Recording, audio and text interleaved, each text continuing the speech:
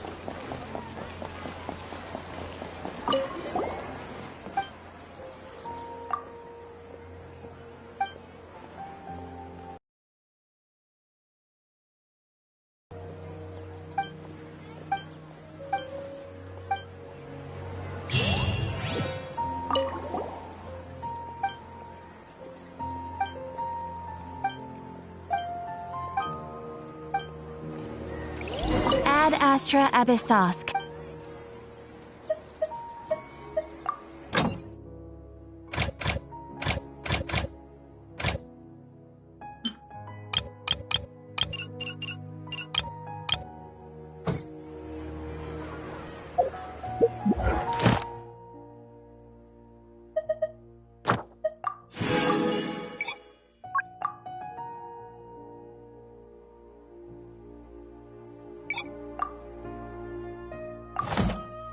Ad Astra.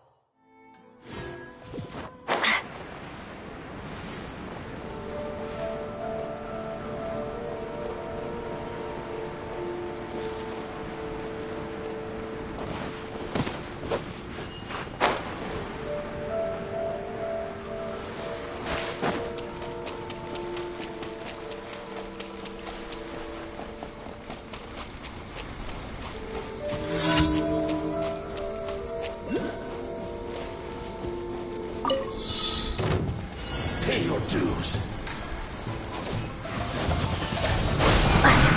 Can't run! Well, neither can I.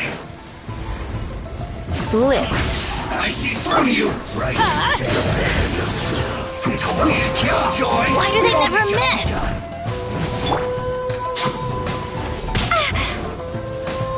Propagate! Germinate! I'm going in! You're in for a little shock. Can't run! This quickly! Yep. Try not to enjoy this too much. Went too far.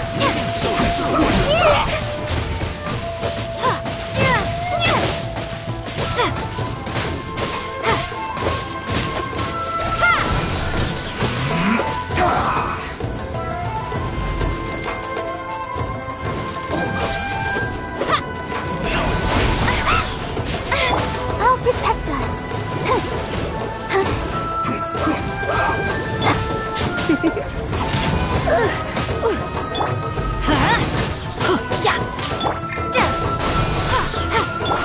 end this quickly.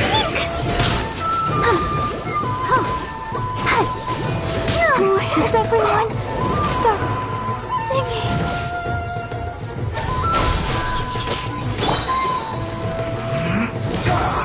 Out of the way! You're in for a little shock.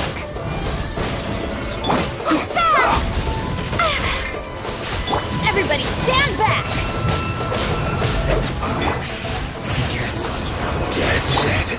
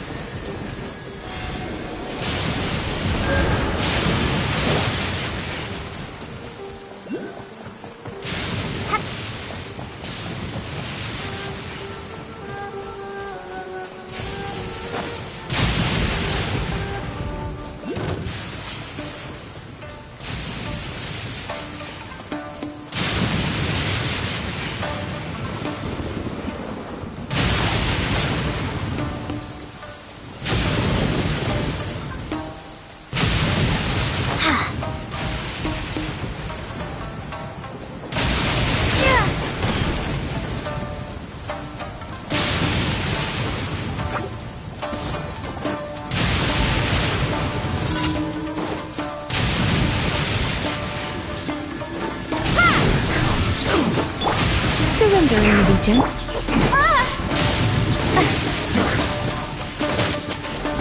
Propagate!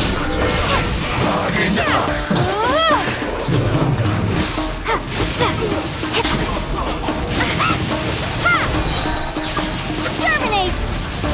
No escape. Let's dance. Get out of here! Take cover! Can't run from death. Let's move.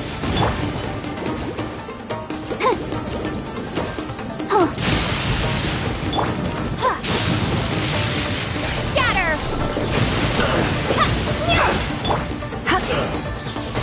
Come a little closer. You've been a naughty boy. Teamwork is dreamwork! An unfortunate fault.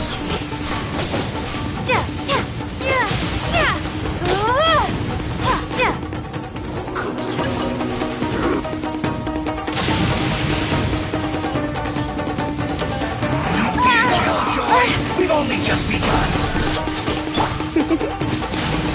Let's talk things up. I see through you. Well, all you got? Killjoy. We've only just calculated. Let's end this quickly. Let's light it up!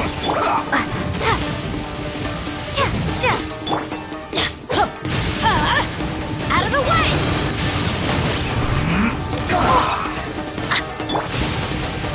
Scatter!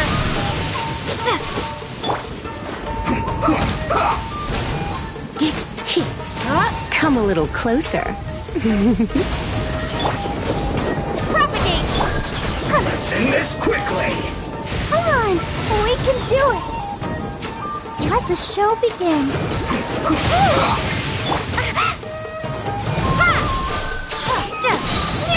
Spring forth! You're in for a little shock. You've been a naughty boy. Try not to enjoy this. Everybody stand back! Propagate!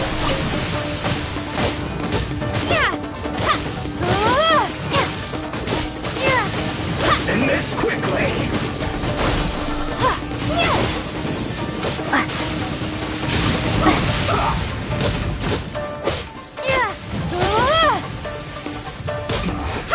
This isn't good.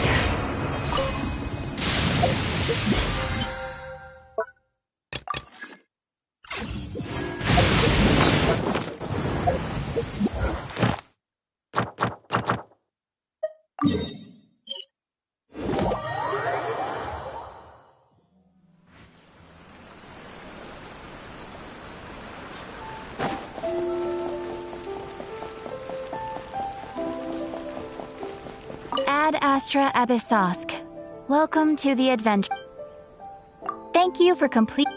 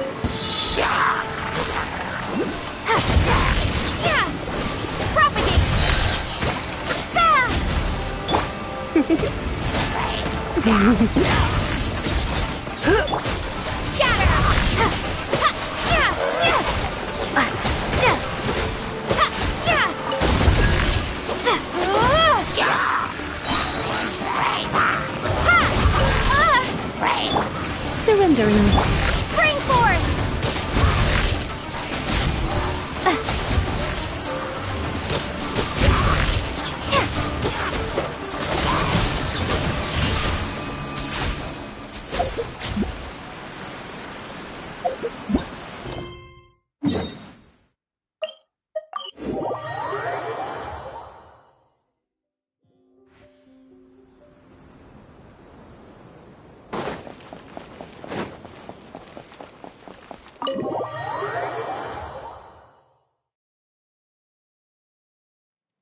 We're back! You must be tired. You should rest and take some water. What's the situation? Who's this? Unfortunately, somebody who's too young to take on the role of Isak's grandfather. Nevertheless, he's one of the people we're trying to find.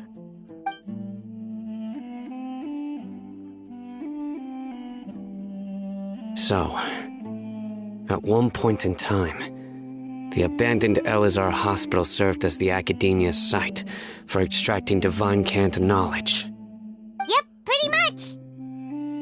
Their plan must have been implemented at some point before we arrived at Aru Village, since divine cant knowledge has been in circulation for a while now. Yet, they fled once we were headed to the village, almost as if they knew we were on their trail. Why is that? Yeah, why is that? We may have a mole in our midst. One of us could be secretly revealing our whereabouts to the Academia. Huh? Are our friendships that shallow? Looks like none of you have realized wherein lies the issue.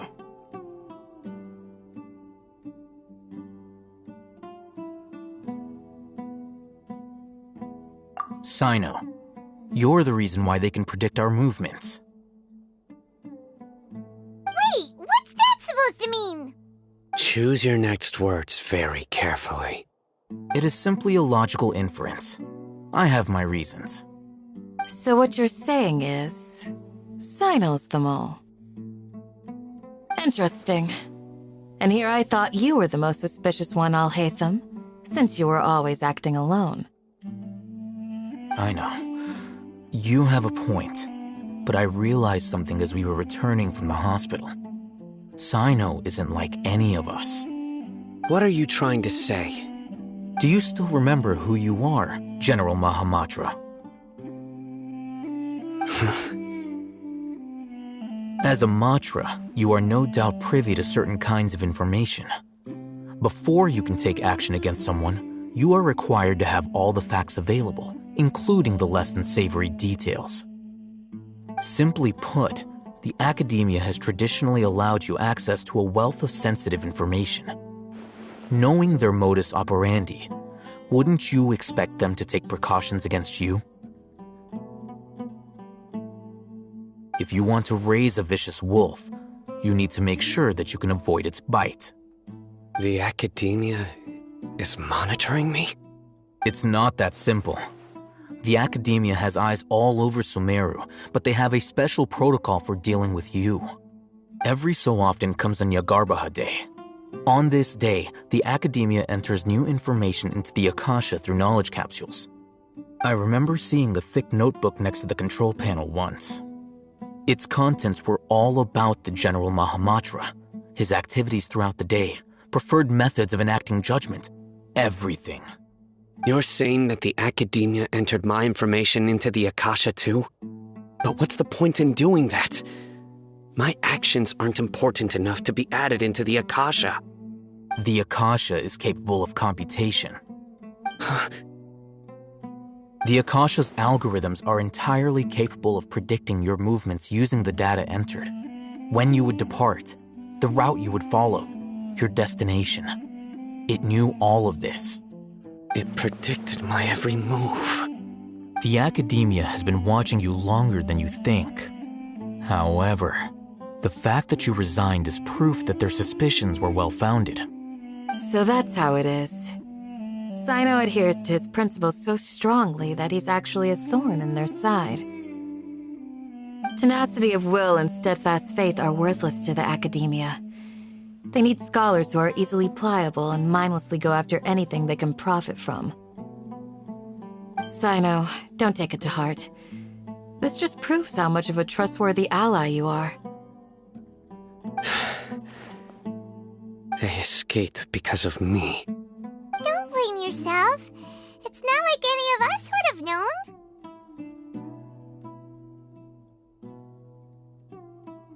I have an idea. If they predicted my movements, then I might be able to guess where they went. Whoa, you bounced back fast. There is always an opportunity for safety after danger passes. Oh, so that's how it is! Paimon gets it now! If the academia is trying to avoid Sino, then the safest place would be...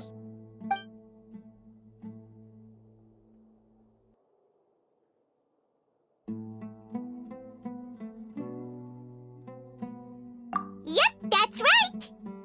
They'll want to proceed in the direction opposite of where I'm going.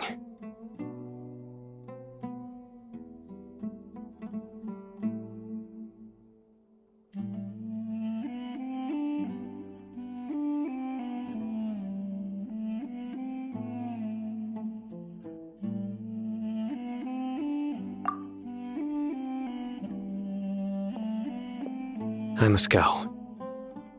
There's also something I want to investigate. Let's go, guys!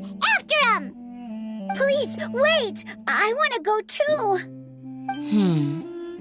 You want to go too? If so, you have to promise you'll stay safe. I want to find Grandpa. I promise I'll be careful and not cause any trouble. Everyone, I leave him in your hands. Yay! Let's go! Remember to pack some food with you. Paimon feels like we're missing someone, though.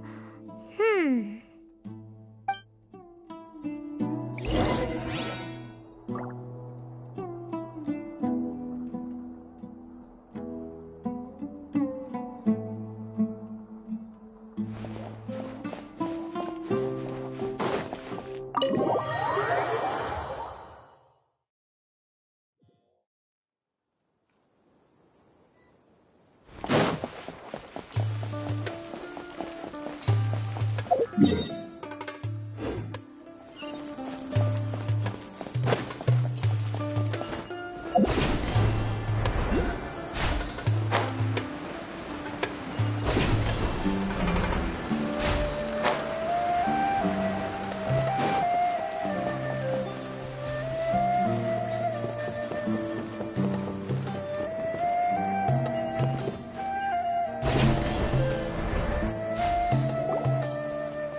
where do we go from here?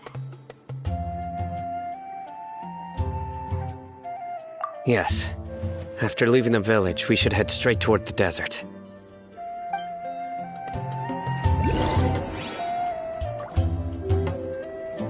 I know the desert like the back of my hand. Is that because you play here a lot? Yep. One time, Grandpa almost got lost in the desert. But I was the one who brought him back.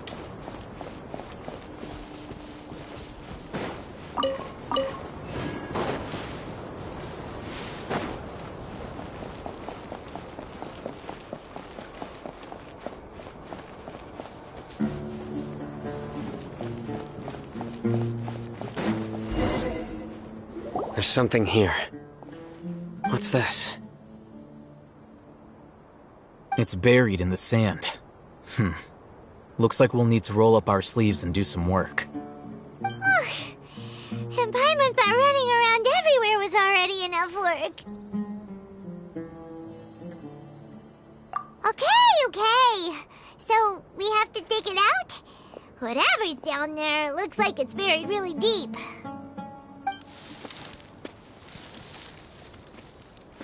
These are likely fragments of an Academia-developed device, something akin to a headset. Looks like there were more than one village keeper.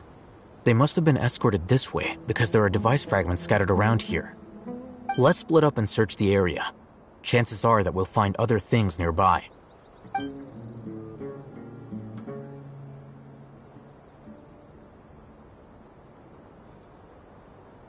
Is this what we're searching for?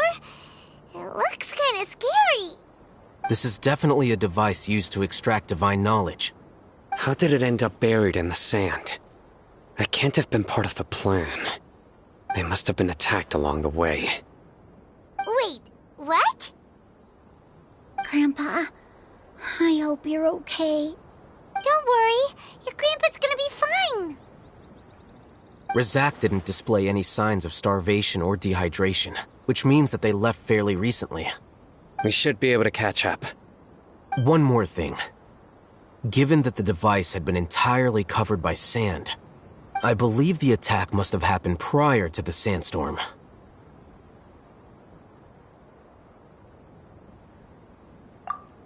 Let's keep going. They can't have gone far.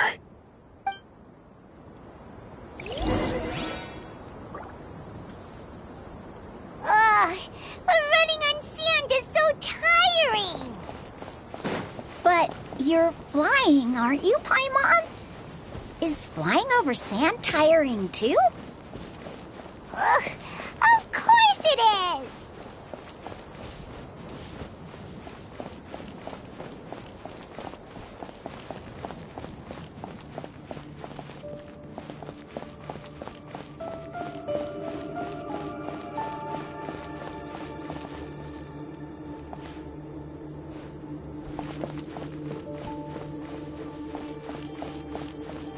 Voices, over there.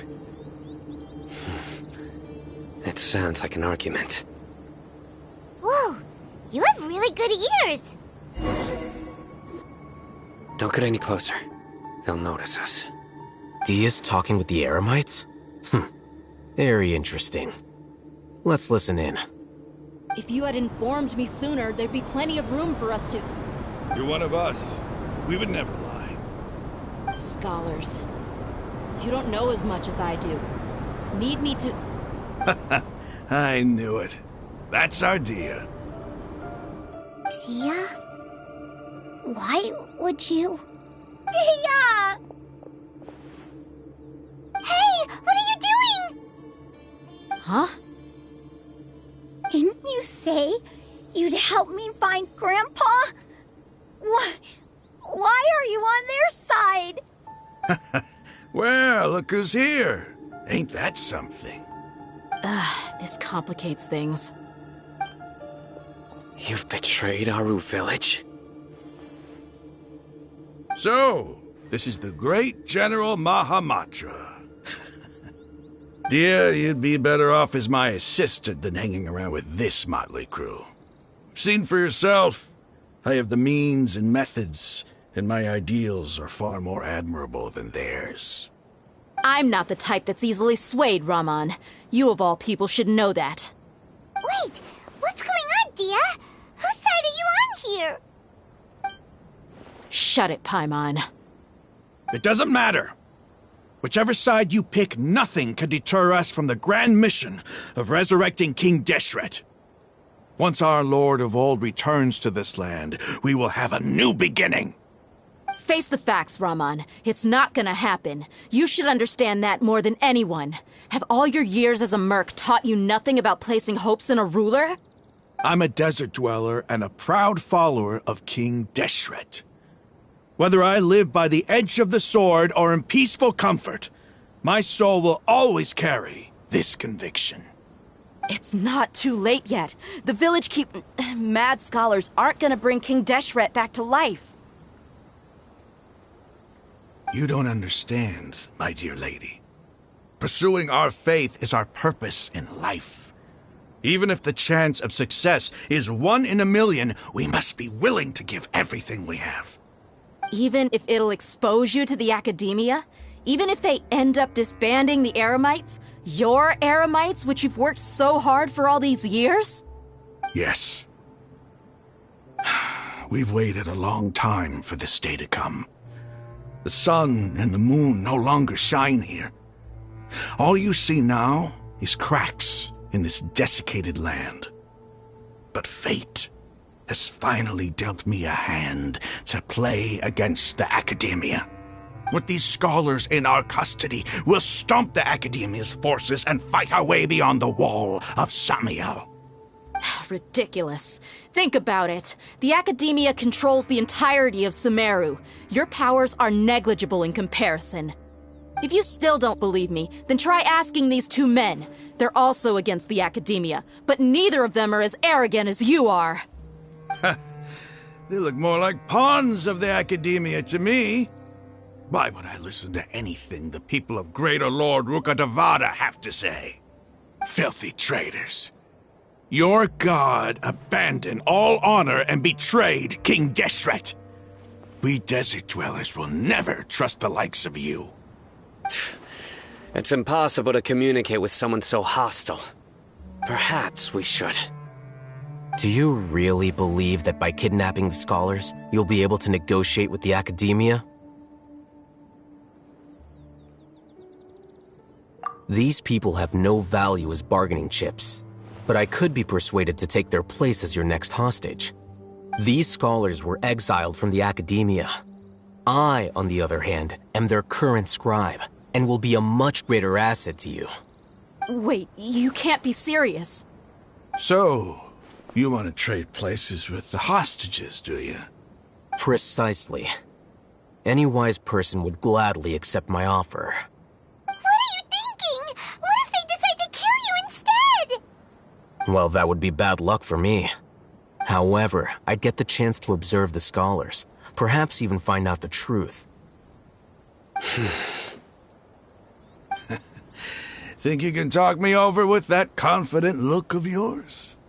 I'm not trying to persuade you. I'm using this as a means of joining forces against the Academia. You are the scribe. What do you have against the Academia? Not all desert dwellers believe in King Deshret, and the same applies to the Academia. Why must all knowledge seekers approve of the Academia's way of doing things? You Academia scum. Every last one of you is nothing but a hypocrite, just like everyone else on the other side of that wall. I've made myself clear enough. I won't listen to another word from the Dendro Archon's people. Not so fast. I'll hate them. Do you stand by everything you just said? I never make empty promises. You know you're making a dangerous decision, right? I do. Good. Raman, hear me out. These people are my friends. Maybe you can't take the followers of the Dendro Archon at their word, but what about me? Do you trust me? We've known each other for years. Of course I do. In that case, I'm willing to vouch for their honesty with my right arm. Come on, Raman, don't be a coward. If you're serious about taking on the Academia, you need to steel yourself. You can't be afraid. An arm from the Flame Mane. You've piqued my interest. But what if you refuse to oblige? What should I do then? No one's a fool here, Dia. We're mercs. And mercs don't tend to live long unless they have their wits about them. You're not wrong, but this is different. I promised my friends that we'd bring back the village keepers together. Let's do it right here, then. Give me your right arm as proof of your resolve. Don't listen to him! He's not even trying to negotiate! He just wants to make things more difficult! That's fine. Are you crazy? We came here to save lives. One arm for that many people is still a pretty good deal, if you ask me. Raman, I'm holding up my end of the deal here. You'd better not let me down. Sure. Go ahead and cut off her right arm. No!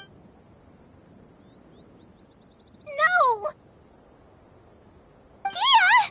What are you gonna do? Think of something! You don't have to go this far. That's not for you to decide. Do it!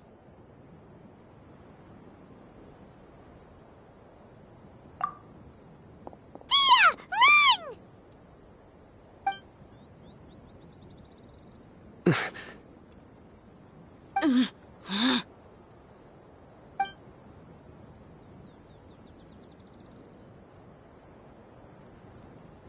Run!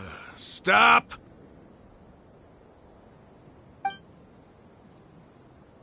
What's wrong? Can't do it? Flame Mane, you and I are both desert folk.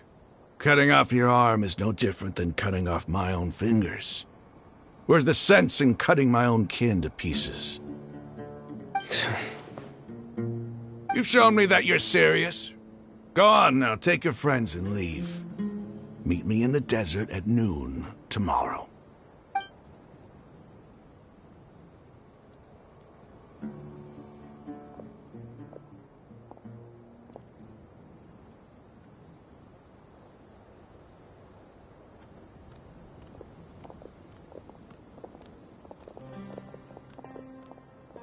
Phew.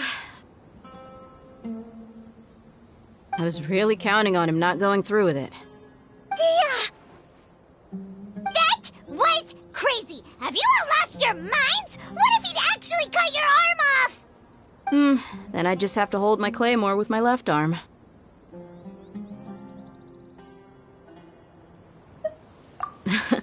Okay, I'm sorry. But sometimes when you're out on a limb, you gotta double down to seal the deal, you know? Don't ever make a promise like that again. I can deal with the likes of them. If it came down to it, you would not lose to them either. I don't doubt it, Sino. But this is about more than me and them. There's a lot more where they came from. Even if we got rid of one bunch of radicals, there are others out there. Wiping them out would do more harm than good. As you wish. I'm sorry, Dia. I should have stayed put and listened. I should have trusted you. It's okay. I promised you I'd help find your grandpa, so I'll do whatever it takes. Whatever it takes? You just might be scholar material. Huh? Are you serious? The Eremites once said that I was a lunatic. Perhaps a little madness is essential to be successful in research. Why does it feel like he's using his praise for me as an excuse to brag about himself?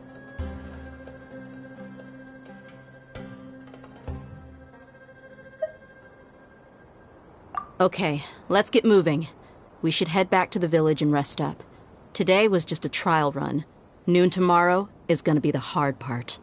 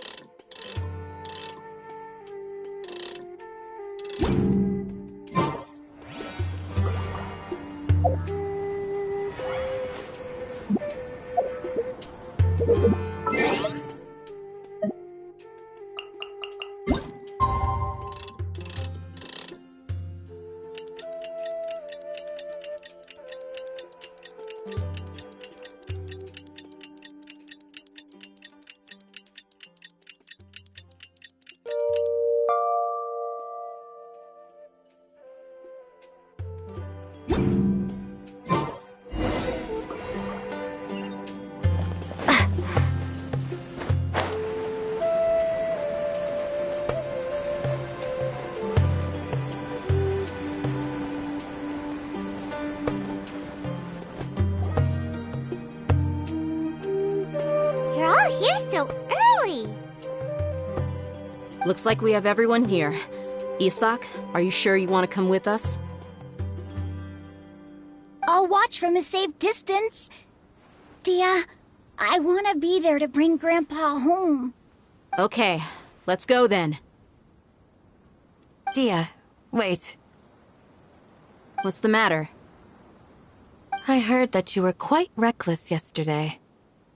No more of that today, understood? Or I'll be very upset with you. Fine.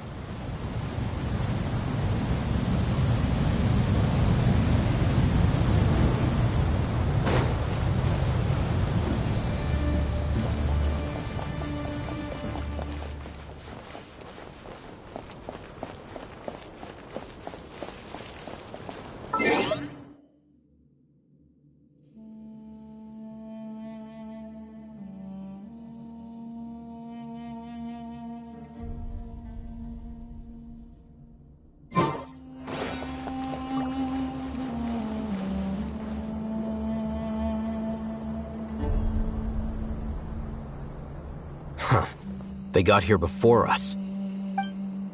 Uh-oh. Is it because Paimon overslept by 5 minutes and held everyone up? Is everything ready? Absolutely. Although, you brought fewer people than I imagined. Bring him over.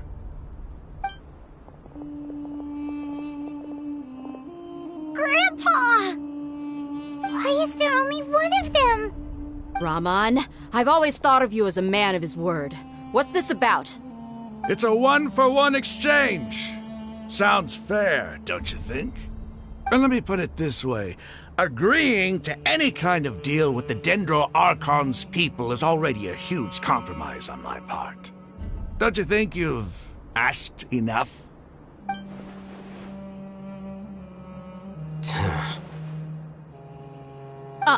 You stay right there!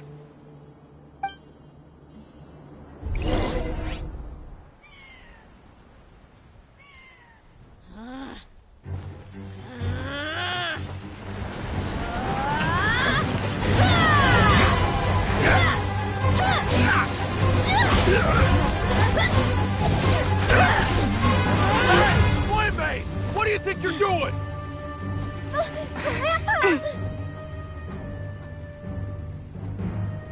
Don't you see this blade here? You coward! Why are your hands shaking? Wait a second! It's a earthquake!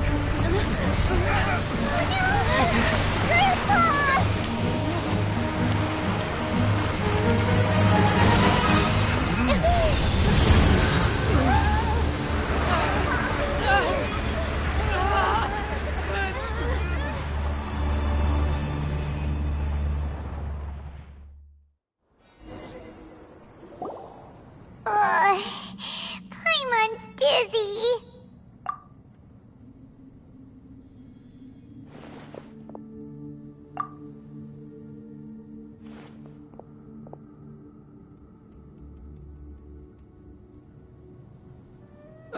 This day's going just great. What a nuisance. The sand dune collapsed. I saw an energy field. The village keeper protected us. It glowed green with dendro. Just like you said, it may well have been the remains of Lesser Lord Kusanali's power inside the scholar's body.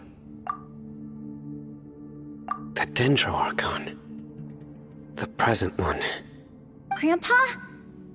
Grandpa? Oh no, he's getting confused again. Hey, look around you. Did there used to be a temple here?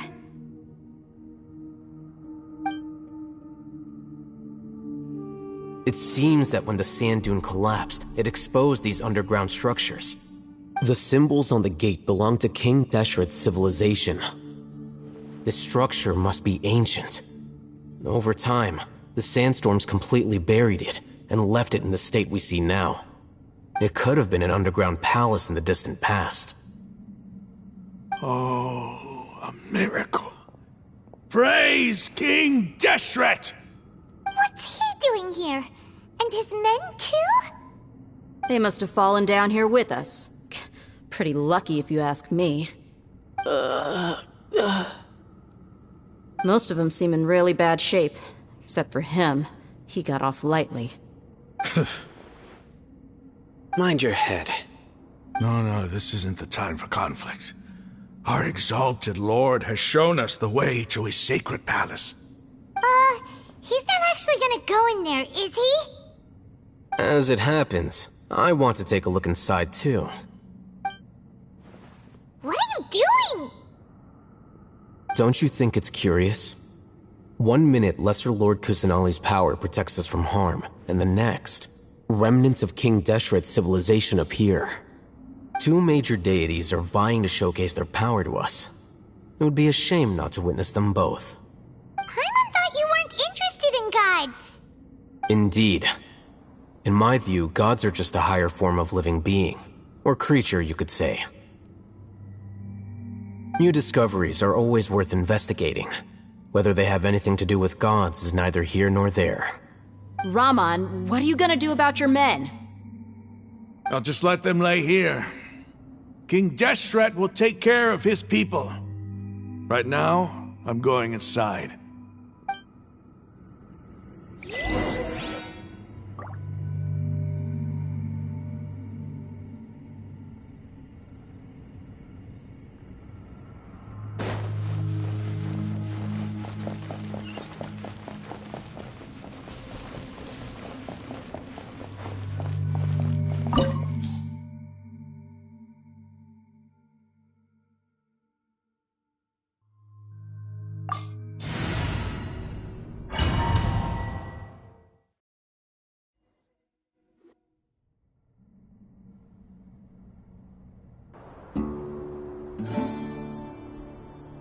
It's full of life here. This defies comprehension. It looked completely desolate from the outside. Yet, it flows with energy inside. Yeah, and there's so many plants. It's so pretty. Sir Raman. Huh? Me? Do you see another Raman here? Are you mocking me? What do you mean, sir? Interpret it however you want, but there's something I'd like to draw your attention to. While this structure is clearly left over from King Deshret's civilization, the energy that flows in here is that of the Dendro Archon. Whatever you say. It's not like I have a vision. There's nothing to be angry about. Think of this as an academic journey. It does seem kinda strange. If that's true, then we might have to explore this whole area to find an explanation.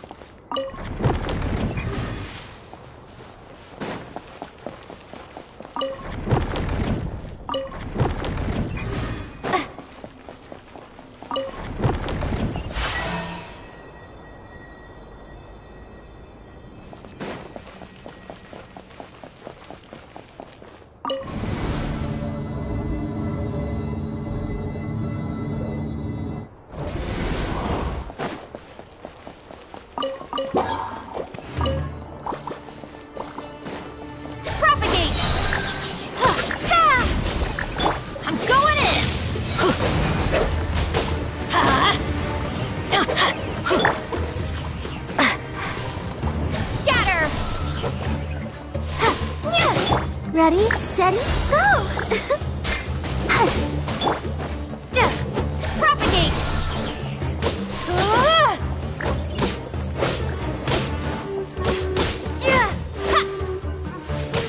Scatter!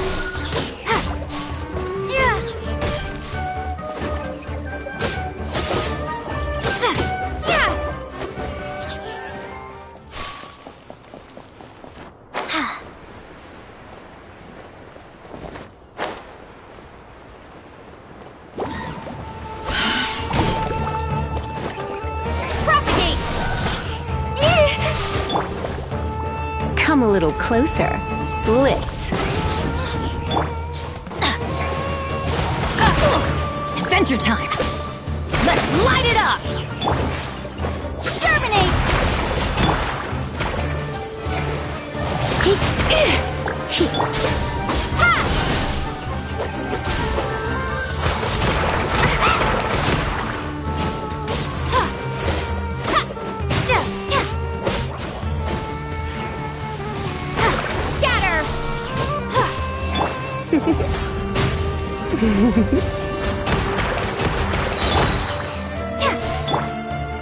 Get out of here! Out of the way! try not to enjoy this too much. Teamwork is dreamwork!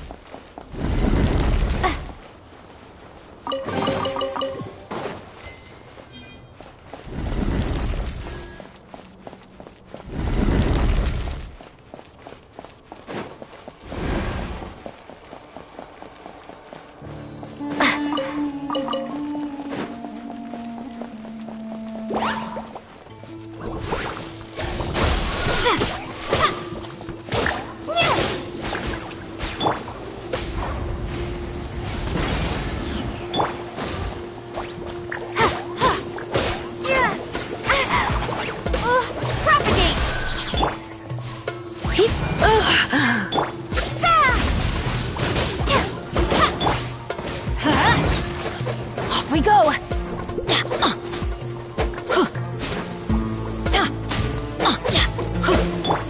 Scatter!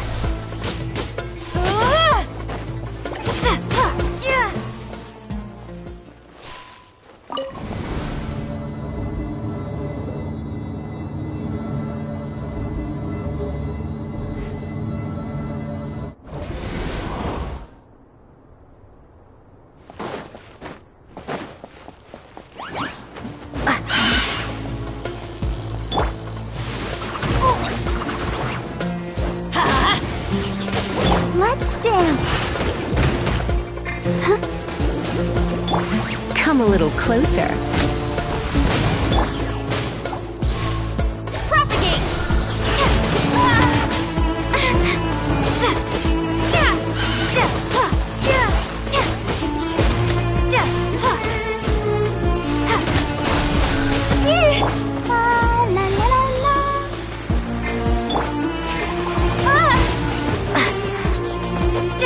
Scatter! Germinate!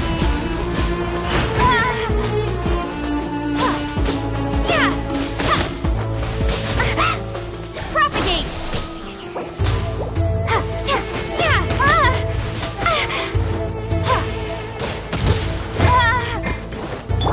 Let's spark things up a little. Everybody stand back!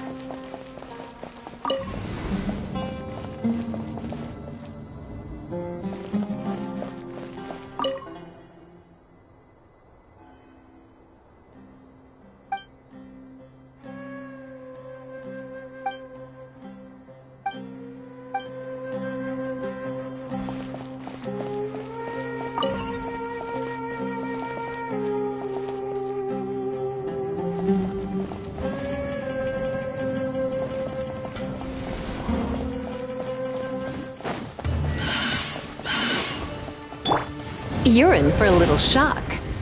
Don't be such a...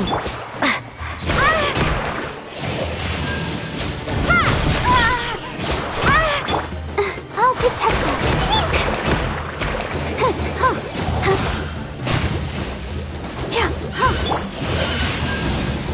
I don't know if that's gonna hurt in the morning.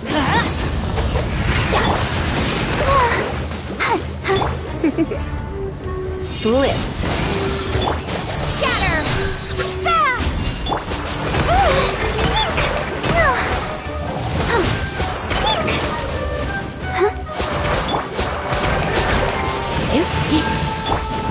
Ow! Light it up! Why do they never miss?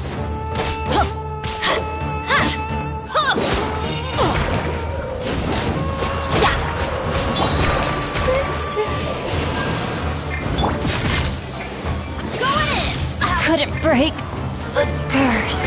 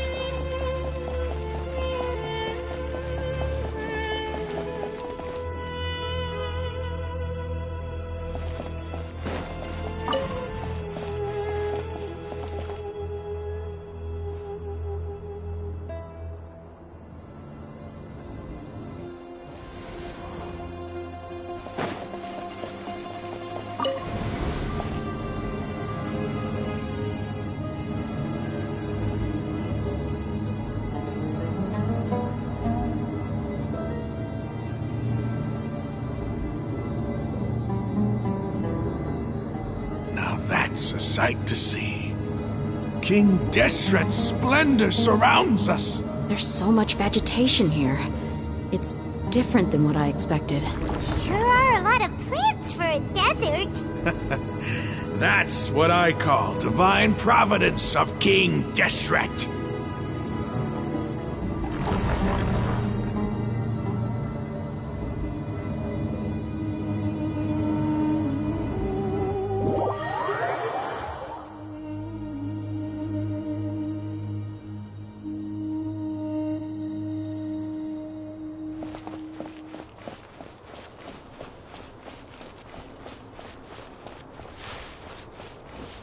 It's getting brighter! Oh, it looks so beautiful!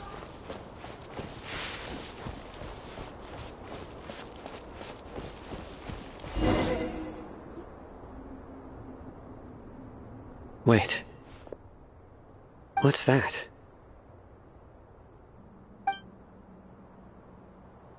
A load of flowers. And it looks like there's something among them.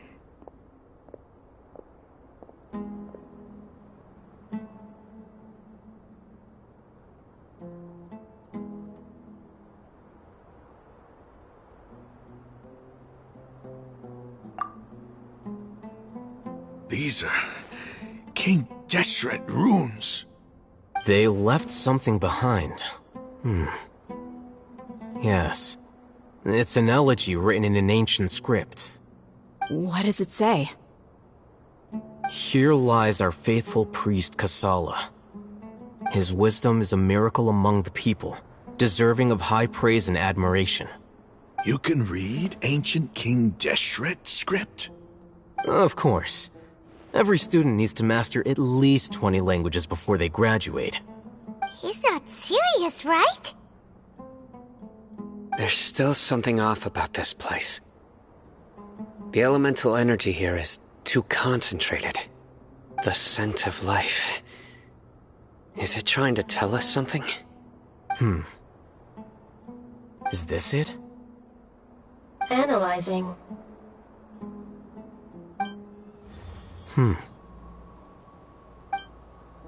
There seems to be a hidden message among these skeletal remains. Excellent. There's a device from King Deshret's civilization in this gravesite. I'll transmit the information over and project it for everyone to see. Isn't sharing knowledge against the Academia's rules? Yes. However, under the circumstances, I'd prefer you to see this for yourself. You'll understand after watching it.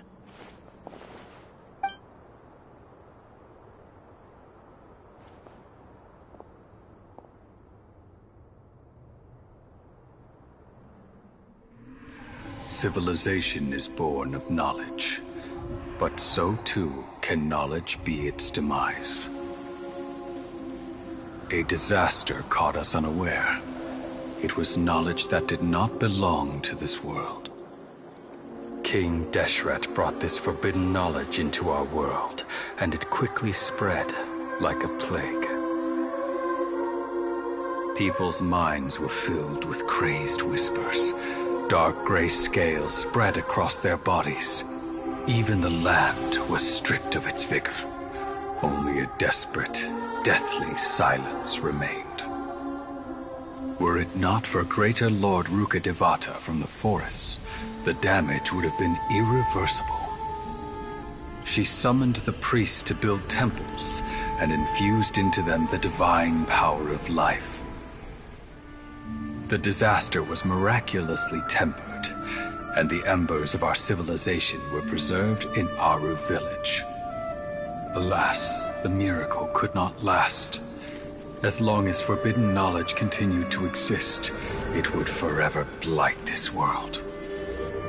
In the end, the proud king of the desert, my eternal lord, chose to sacrifice himself. I have spent my whole life since guarding one of these many temples. But now, my duty is coming to an end.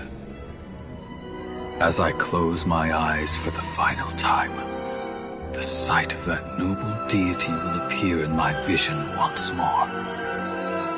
In helping King Deshret to eradicate forbidden knowledge, she exhausted her strength, and her form became that of a small child. How strange. Now that I think of her, I no longer have any fear of death, for I sense that the spirit of life will abide with me during my eternal sleep. Children of the desert, cling no longer to past grievances, but hold tight to the memory of this act of benevolence. What was that? The priest's memories. No, impossible. Greater Lord Rukkhadevata. So the former Dendro Archon and King Deshret were never enemies at all. But this doesn't make any sense. The Dendro Archon's followers, they're clearly... Was that the former Dendro Archon? She became so tiny in the end.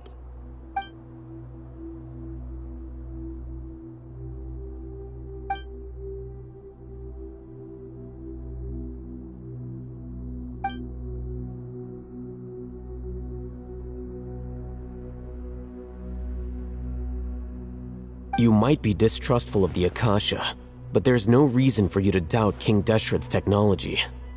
You've just witnessed his priest's last words.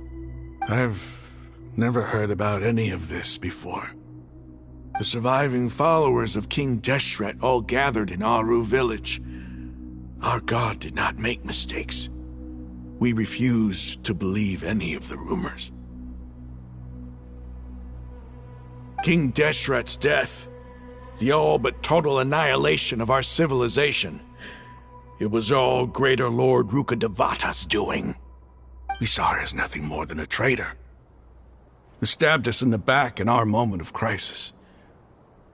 Just like us humans. Fighting, feuding, double-crossing each other to survive in the desert. You were blinded by your prejudice.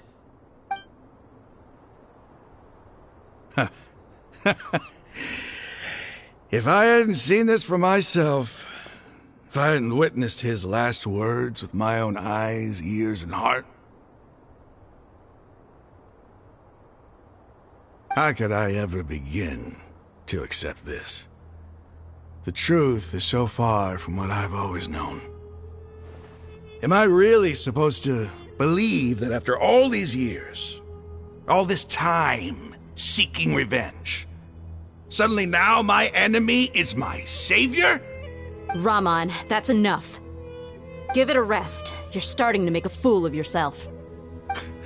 Dia, tell me, my Eremites and I, what are we even fighting for?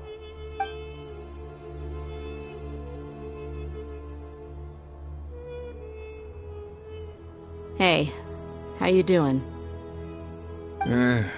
I'll live. Thanks. I should probably go. Can't just stay here forever. What's your next move gonna be? Oh, I know what you're going to ask. I feel deeply ashamed of everything I've done. You'll get everything you're asking for.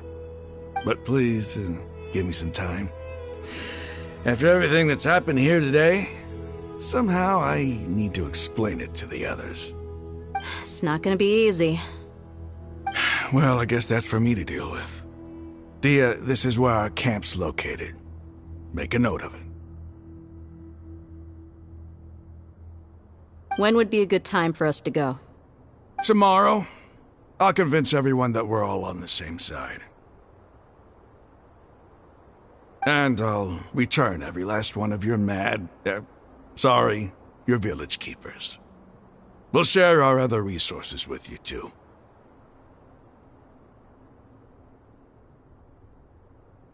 You seem to finally understand that our true enemy is the sages. Yes. The gods never gave up on anyone. It's the people responsible for all this that need to face the consequences of their actions. That must have been rough, but he seems to have figured things out now. Raman's no fool. Being the leader of your own faction in the desert is no easy feat.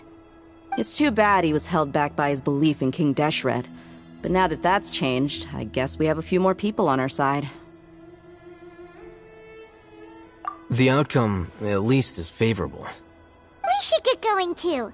Let's head back, have a proper meal, and a nice, long sleep. We'll need all our energy tomorrow.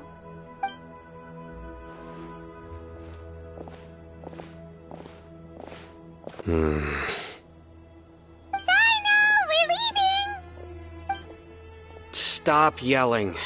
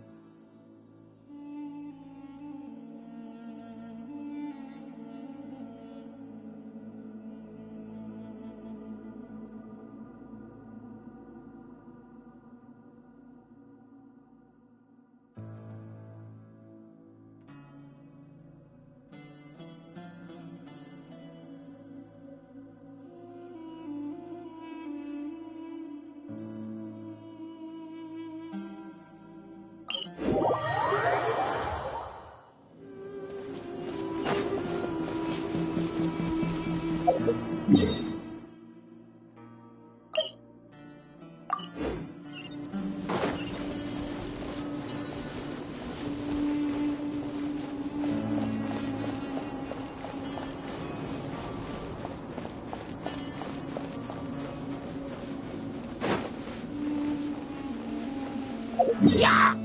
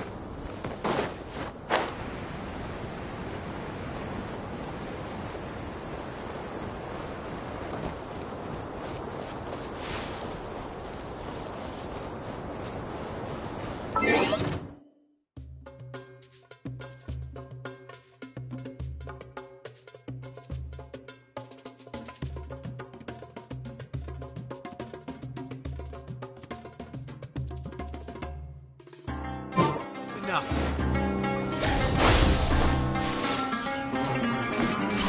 Take that!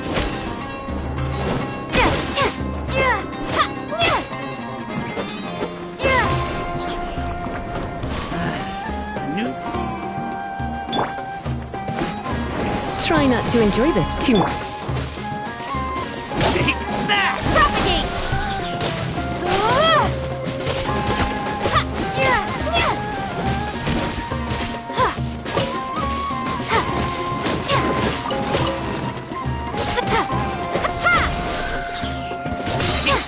Spring force!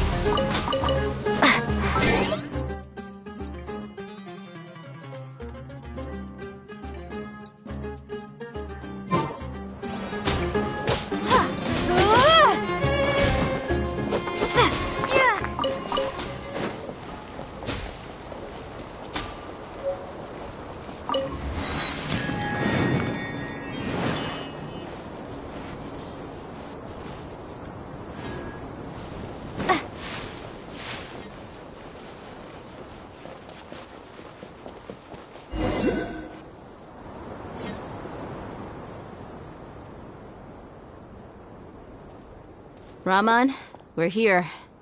Everything's been arranged. Someone will bring the village keepers back to Aru village shortly. I guess all I can say now is thanks for agreeing to help. Ah, don't mention it.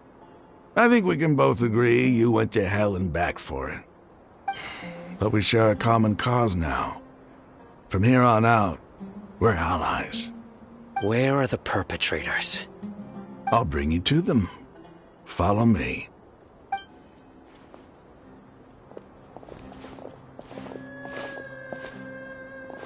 So these are the people who kidnapped the village keepers.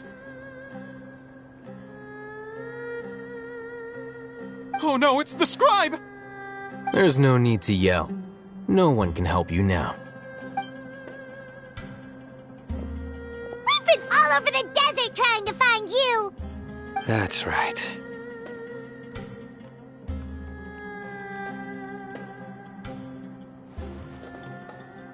General Mahamatra? No, no! Make it quick, please! Swift and painless! Whoa. The moment they set eyes on Sino, they turn pale like they've seen a ghost! You should have known that I would be coming for you. Wait, we were just following orders! You know what I'm talking about, right? There's no way we could have done all this by ourselves! No, not Sino! He's gonna tear us limb from limb! I could do worse. Please have mercy! Start talking. Otherwise, I'll have to resort to other methods. So, your superiors have kept you quite busy recently. Why? What are they trying to accomplish? They wanted to extract canned knowledge. Don't play dumb. You know what I'm really asking. They extract divine canned knowledge. Then what? I really don't know how to explain it. Well, you better start talking or you'll be sorry! You don't want to make things any more difficult for yourself, do ya?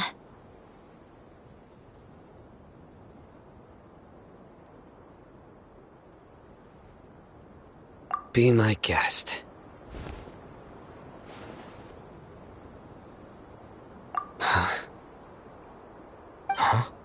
Uh-huh. That sure didn't sound like a fancy metaphor or anything. You're serious, aren't you? How did you know? There's no use hiding it now. Yes, you're right. The Academia is working on an important and potentially world-changing project. They are creating a new god. A god that will belong to them and to the people of Sumeru. It may seem as if Sumeru's academics are thriving, but ever since the death of Greater Lord Rukkhadevata, scholarly breakthroughs have been few and far between. The withering of Irminsul has been getting worse recently. The sages have tried everything they could think of, but nothing's worked. I'm always hearing them say things like, if only Greater Lord Rukkhadevata was still with us. Continue. And then, someone from the Fatui showed up. They called him the Doctor. He brought a gnosis and said he wanted to borrow the Academia's research facilities. The doctor was previously expelled from the academia. At first, the sages looked down at him in disdain. But when he said those words, everyone's expression changed. He asked them, "Do you wish to create a god?" This is what the arrogant ignorance at the extreme end of academia looks like. First, the academia spent a long time constructing a divine vessel, which was based on an exquisite humanoid puppet. After that, they harvested dreams via the Zeb-Zerus festival Samsara, maximizing the Akasha's output. With the doctor's help, and the Akasha now functioning at maximum efficiency, they were able to use it to extract the power from the Gnosis and convert it into a divine core. Next, they decided that their new god needed to possess divine wisdom. For that to happen, they needed a huge quantity of divine canned knowledge. It adds up. But how do you determine whether the knowledge extracted is of divine origin? Call it an educated guess? The academia has been trying to figure out the exact source of the scholar's madness for centuries, but to no avail. Nobody can explain the cause of this phenomenon. Surely you can see what that implies, Scribe Alhaitham. If it's knowledge no mortal can comprehend, then it must be something only gods are able to decipher. In other words, it's the source of the God of Wisdom's omniscience and omnipotence.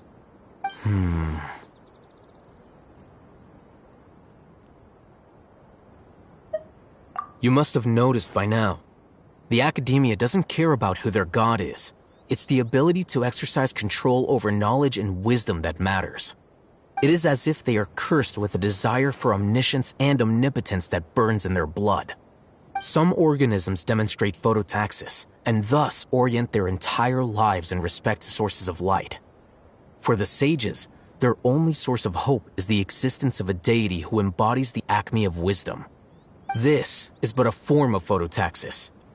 For many scholars, the absence of a god of wisdom means stumbling in the darkness for the duration of their lives. Then what does Lesser Lord Kusanali mean to you? Is she not a true god present in this world? If you already have a new god, why try to create another one? From the beginning, the academia has never treated her as a god. When the academia first discovered Lesser Lord Kusanali, the newborn god of wisdom, the sages hoped that she would be as wise as Greater Lord Rukkhadevata. But upon evaluation, they found that at the time she possessed no more intelligence than any ordinary human child. The sages never had a ruder awakening. This forced them to accept that Greater Lord Rukkhadevata had indeed passed away. Not to mention that Lesser Lord Kusanali's Gnosis had been used to power the Akasha this entire time. By herself, she has neither an Archon's raw power, nor the spectacular insight expected of a god of wisdom. Slowly but surely, people began to forget about her existence. So, this is the path the sages have chosen.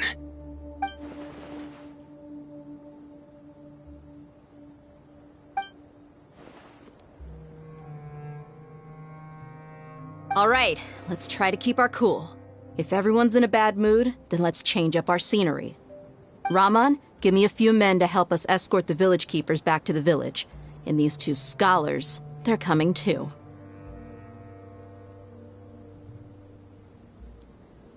Sure, as you wish.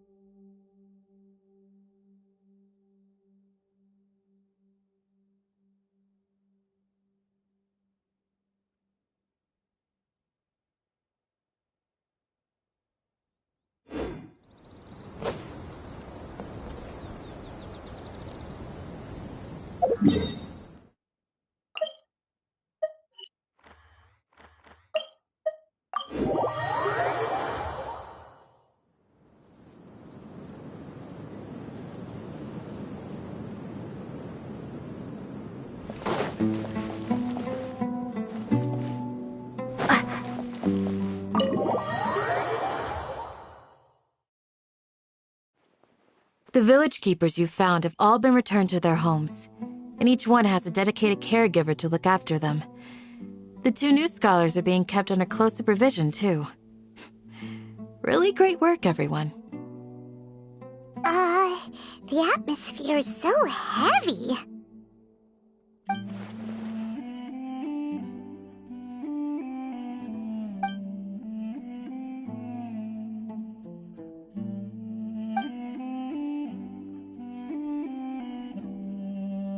Hey! Say something! Stop spacing out! Come on, is there nothing left to talk about? In that case, let's all get some water and try to think about something else. Or I can go fetch some snacks. Oh! Paimon's so coming with you! Do you have any plans, Traveler? Gods above, you're not talking about work, are you? So you were still withholding some information?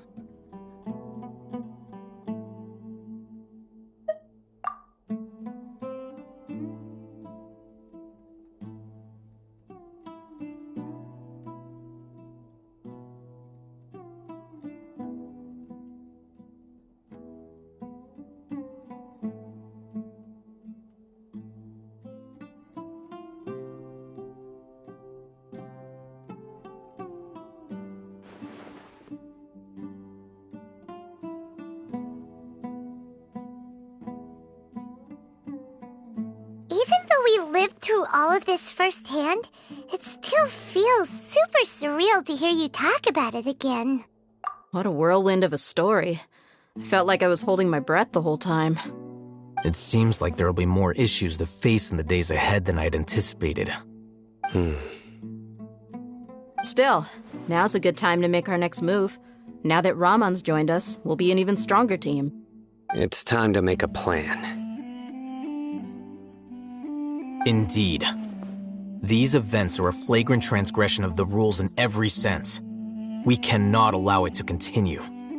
So, everyone, are we on the same page?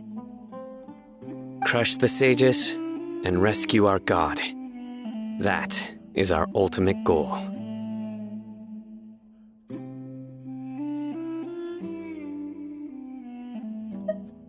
Well, let's brainstorm a little more about what other resources we can draw on. The next time we gather here, we must have a solid plan. Yep, it'll work out for sure.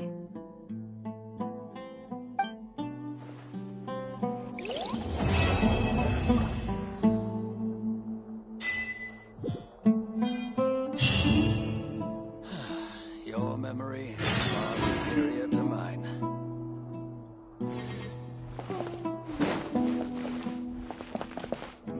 By the way, do you still remember?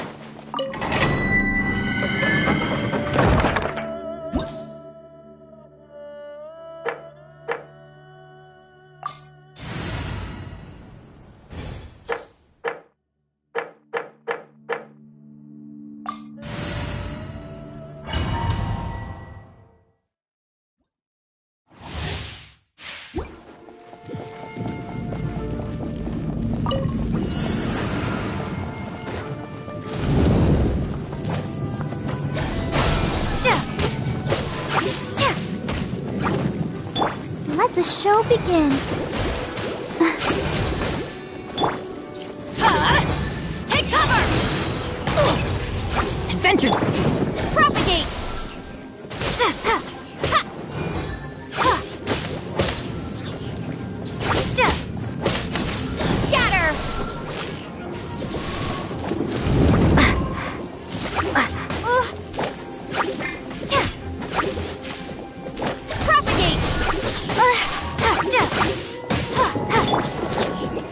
Get out of here!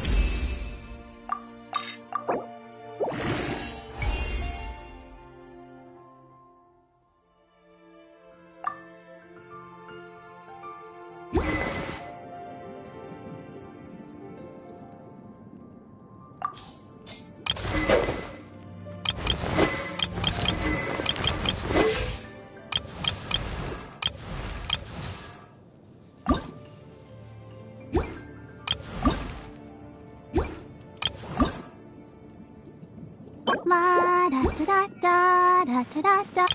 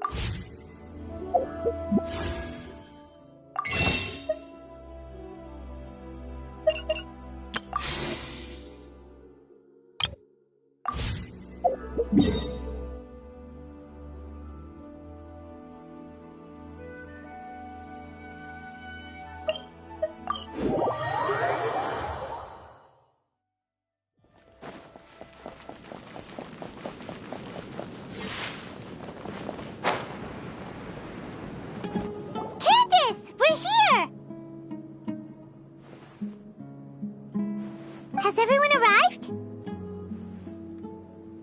Everyone is already waiting inside. Well, what are we waiting for? Let's join them! Please, wait a moment.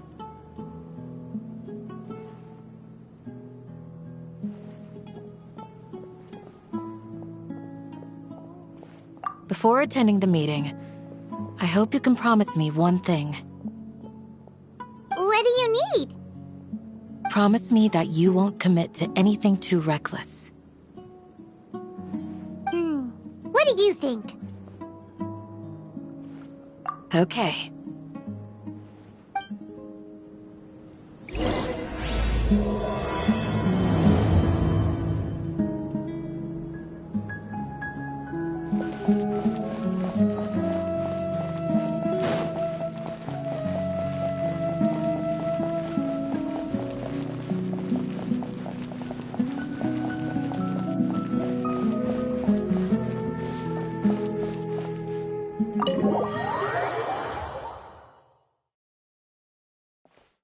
Everyone's here so early! But why isn't anybody talking? We already discussed things a bit. Hey, where have you been? I've missed you too. Are you ready?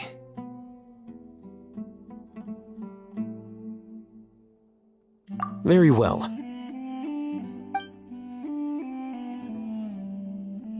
Are you sure this is gonna work?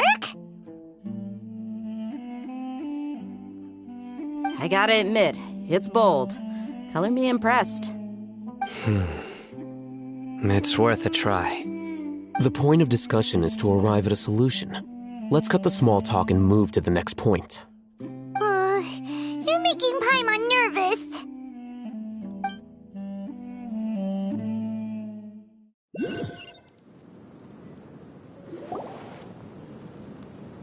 You're finally done. I have some other stuff to take care of. Catch you all later. Come on, don't give me that face. I know what you're going to say. I'll be careful. That's what I wanted to hear. Take care.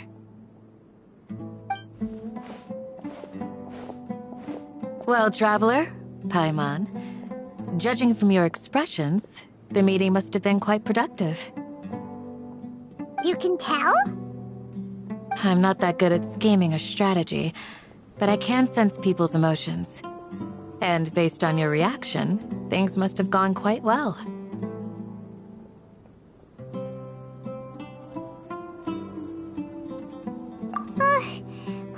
a little worried. Hopefully nothing will go wrong. To be honest, I feel the same. But you're already some of the most capable people I know. So you have my trust. Candace gave us a compliment. Your deeds speak for themselves. Candace, we stayed behind to tell you that, although you won't be coming with us, we'll be sure to remember your words. I'm very glad to hear that. I've said the same thing to everyone here today as I said to you when you arrived. Your safety is the most important thing. Only when you're safe can the plan be successful. So please, you're welcome. And thank you for taking my advice. Good luck with everything. I'll be here in the village praying for you.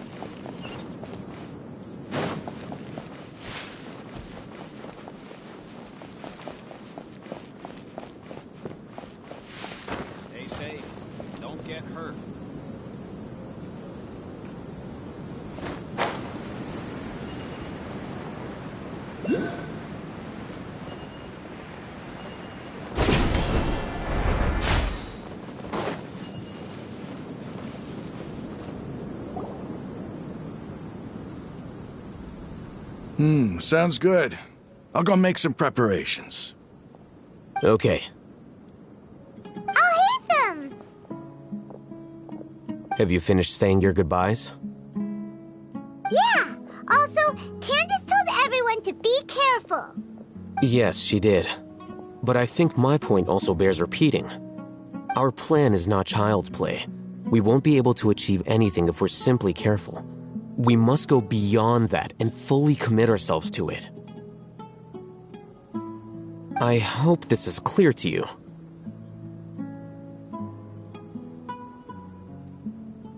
Huh?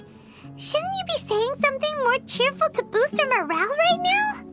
Didn't we already do that during the meeting? You can never have enough words of encouragement. In that case, Candace can cuddle you to your heart's content while I continue to remind you of the seriousness of our situation. We all have our jobs to do, after all. It's like how some people can be put in charge of logistics while others will fight on the front lines.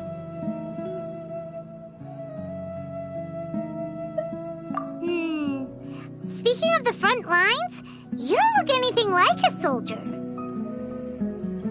Of course. Compared to the mercenaries, I'm merely a feeble scholar. But the advantage of not being a mercenary is that I get to stay in a safer place and offer my strategic insight. Just think about that mercenary who lost his mind. Mercenary groups are facing constant danger every single day. Well, being a scholar is also a high-risk occupation, and you are a scholar! I'm not like the rest of them. Even among members of the same species, some will exhibit far more potential than others. This guy. Paimon still remembers when those mercenaries in Port Ormos called you a lunatic. All intellectuals are lunatics in the eyes of fools. I'll take that as a compliment. That reminds me. Do you remember the record we saw in the King Deshret ruins? It mentioned forbidden knowledge.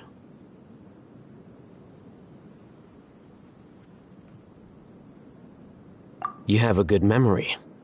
Forbidden knowledge has the power to drive people insane, but this fact has never been shared with the public.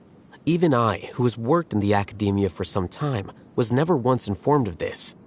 I think those mad scholars and mercenaries we encountered may have all fallen victim to the corrupting qualities of forbidden knowledge. But the academia has always held a different view. They have always believed that symptoms of madness are a side effect of human contact with divine knowledge as mere mortals. Come to think of it, perhaps the academia has also never understood the true nature of forbidden knowledge, and thus always approached the issue from the wrong direction. The Withering, Elazar, and the sandstorms. Don't you think what is happening right now across Sumeru is rather similar to the forbidden knowledge pollution that occurred in the desert thousands of years ago? But Paimon thought that Irminsul's disease is what caused the withering in the sandstorms. At least, that's what Tainari told us. Wait a second. Could it be that... Ah, you've connected the dots. The cause of Irminsul's illness may precisely be the pollution from forbidden knowledge. But if that's the case, what should we do? This is huge!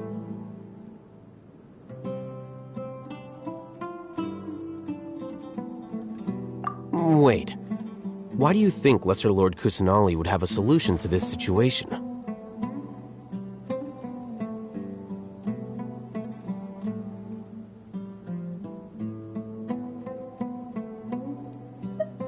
You mean, it's related to the scene you saw when you passed out in the Avidia forest? That whole, the world forget me thing? In that case, it's imperative that we rescue Lesser Lord Kusanali. Only by working with her to save Irminsul can we completely resolve the problems Sumeru currently faces. To make sure we're still on track, I would like to check on the state of some of our preparatory work. Where are we going? To an Eremite base.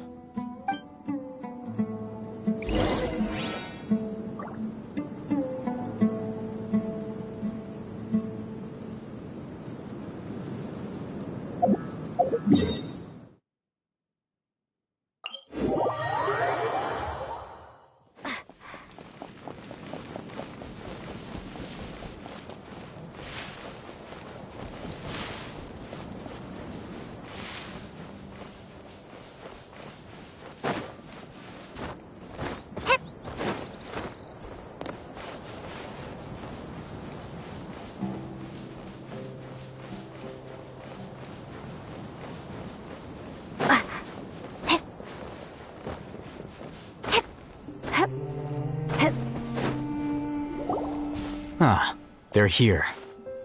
Huh? What are they doing here? I gave them some technical work to do. Ah, it's the scribe. And is that the traveler I see? How's the work going? Ah, yes! We have fixed the devices according to your instructions. One of them is already ready for use, while the others are still under repair. Aren't those devices for canned knowledge extraction?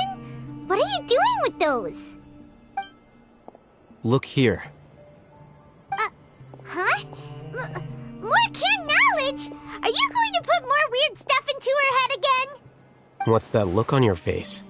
Are you scared? Paimon's a little scared, but very, very furious! That's an interesting response. Anyway, we're not going to use this just yet. As I mentioned during the meeting, this knowledge capsule contains a decree I drew up in the past. The academia should also have their own copy. And according to the plan we just came up with, Traveler, I want you to record something into this capsule.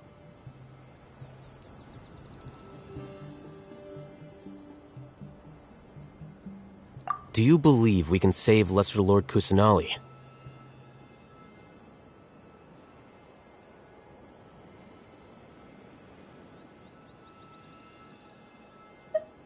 Good. Conviction is the most important part of all of this. Now, please get ready and put on this device. You want us to record our conviction into the knowledge capsule? Yes.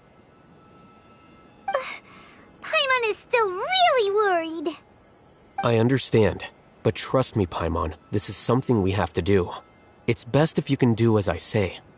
Because To achieve this impossible task, it sounds like you'll need to fool your own heart first. Although it may feel like a trick, self-encouragement may be the most important tool we have. Paimon can see the point you're trying to make.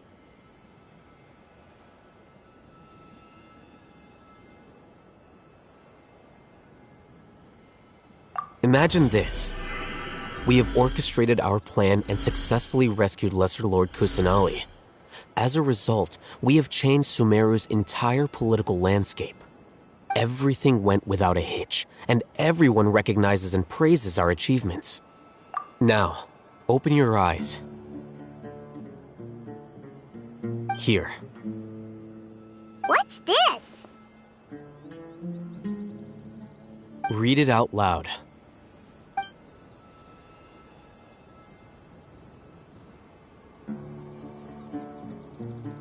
It's done.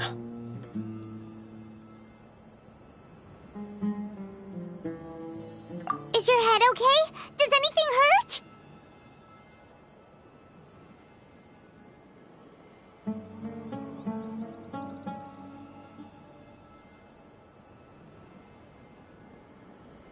It's just a recording. There should be no negative effects. But what was the point of doing this?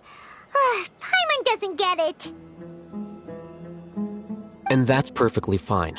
In any case, these capsules aren't meant to be used by you. Huh? What do you mean? Have you forgotten? Our plan needs to account for those who have long relied on the Akasha. You may find it hard to believe, but for those people, everything the Akasha transmits to them is nothing short of absolute truth. Imagine if you've been using a device like the Akasha since the day you were born, and this device has always supported you during times of need. After all that time, what do you think you'd become? A fool? A machine? A slave to orders. And that's why rules are so important. In addition, those who understand the rules can delineate boundaries and identify gray areas. But why would you need to identify the gray areas? You could say that those kinds of ambiguous zones can be very interesting. One might even say they're advantageous in the right hands. The things you're interested in are really out there. Are all Sumeru scholars like this? Anyway, that's enough chit-chat. I'm going to take those two to work on some small projects. You can head to Caravan Rebot and start preparing for the next step. Small projects?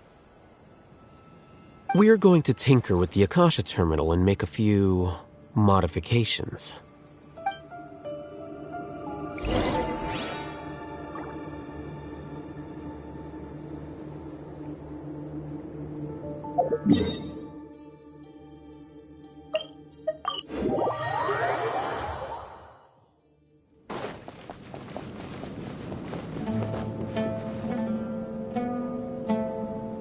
I thought we agreed on a plan. How can you go back on your word? The plan is too radical and carries a high risk for casualties. I've given it a lot of thought. And in the end, I still can't agree to it. But it's still the best plan we have. As a former Matra, you of all people should be able to see the bigger picture and recognize the innate advantages of our plan. I did. And that's how I saw the danger behind these so-called advantages. Al-Hitham's plan is even more radical than I imagined. Huh? Why are you guys arguing? My friend, you're just in time. Why don't you help me persuade Sino?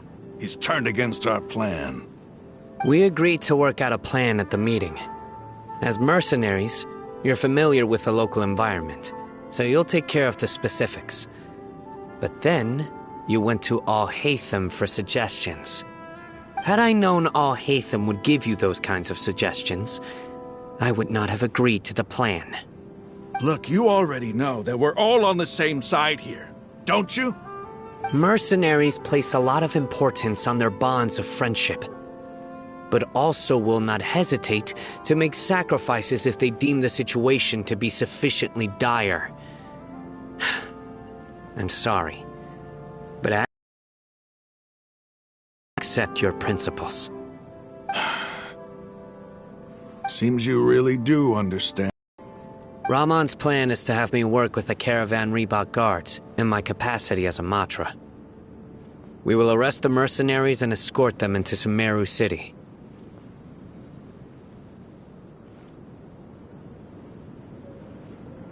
Wait, how can we work with the guards? We can't get through that wall easily, remember? Caravan Reebok would never let so many unregistered members of the Eremites enter Sumeru City. My plan will clear us of any possible suspicion, and also let us enter the city as a big group. There is no better way. That also sounds like something Al-Haytham told you. Am I right? Doesn't Al-Haytham know how dangerous this plan is? Of course he does. He told me, there is no perfect plan, but this can get the job done. He also said that with the help of Sino and the Traveler, our chance of success would increase significantly. I never blindly trust anyone, and I've always had a good eye for people. I think he made a number of valid points. It's my own choice to trust you. If I make the arrests alone, I can control myself and prevent you from getting hurt. But I can't guarantee that kind of discipline from the guards. To make the whole thing more convincing, you'll need to resist to some degree. Casualties are inevitable once push comes to shove. I'm okay with the deaths of enemies. But now that we're allies, I'm against the meaningless loss of our own. I can't believe a Matra would actually care about us. I've lived a hard life, and I can say that people like you are hard to come by. I've always treated my allies with honesty and respect. They have the right to know important things like this. Now you're making this hard for me. Hey, is there something we can do to help?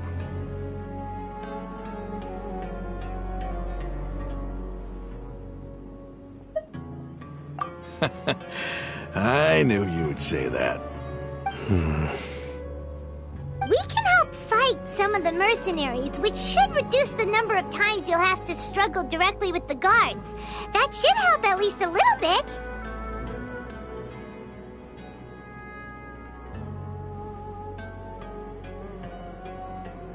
Sino, on behalf of my people, I thank you for your kindness. But this is a mission we cannot turn our backs on. We strongly value the lives of our friends, but the goal we are about to achieve is even more important.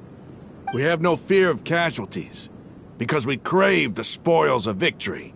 So please, lend us your support. We will show you the determination of us desert dwellers. Well, now that you've put it that way, I can no longer refuse. But remember, you need to follow the plan and not do anything reckless. Candace made it very clear that we can only achieve our goals if we can ensure our safety.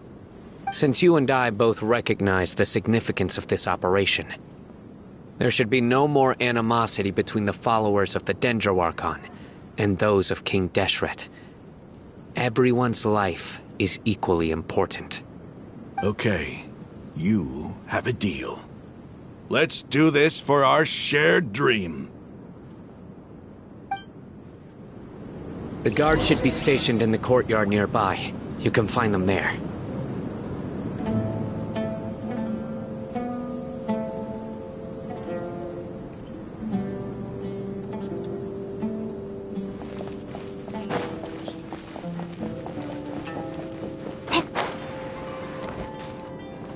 There must still be traces of King Deshret's familiars in the desert.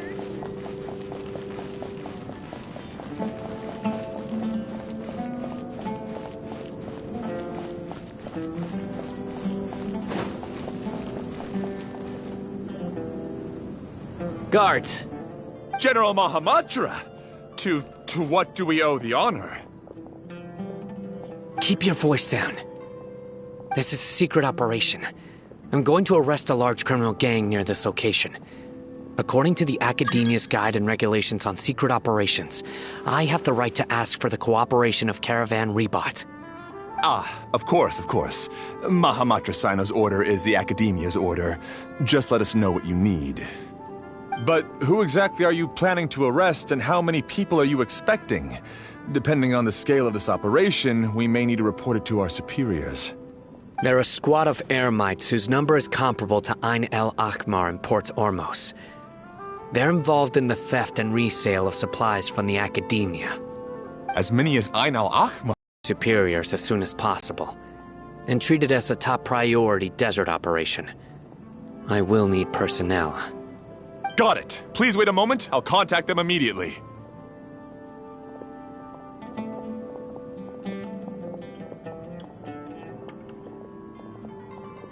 Because this is work.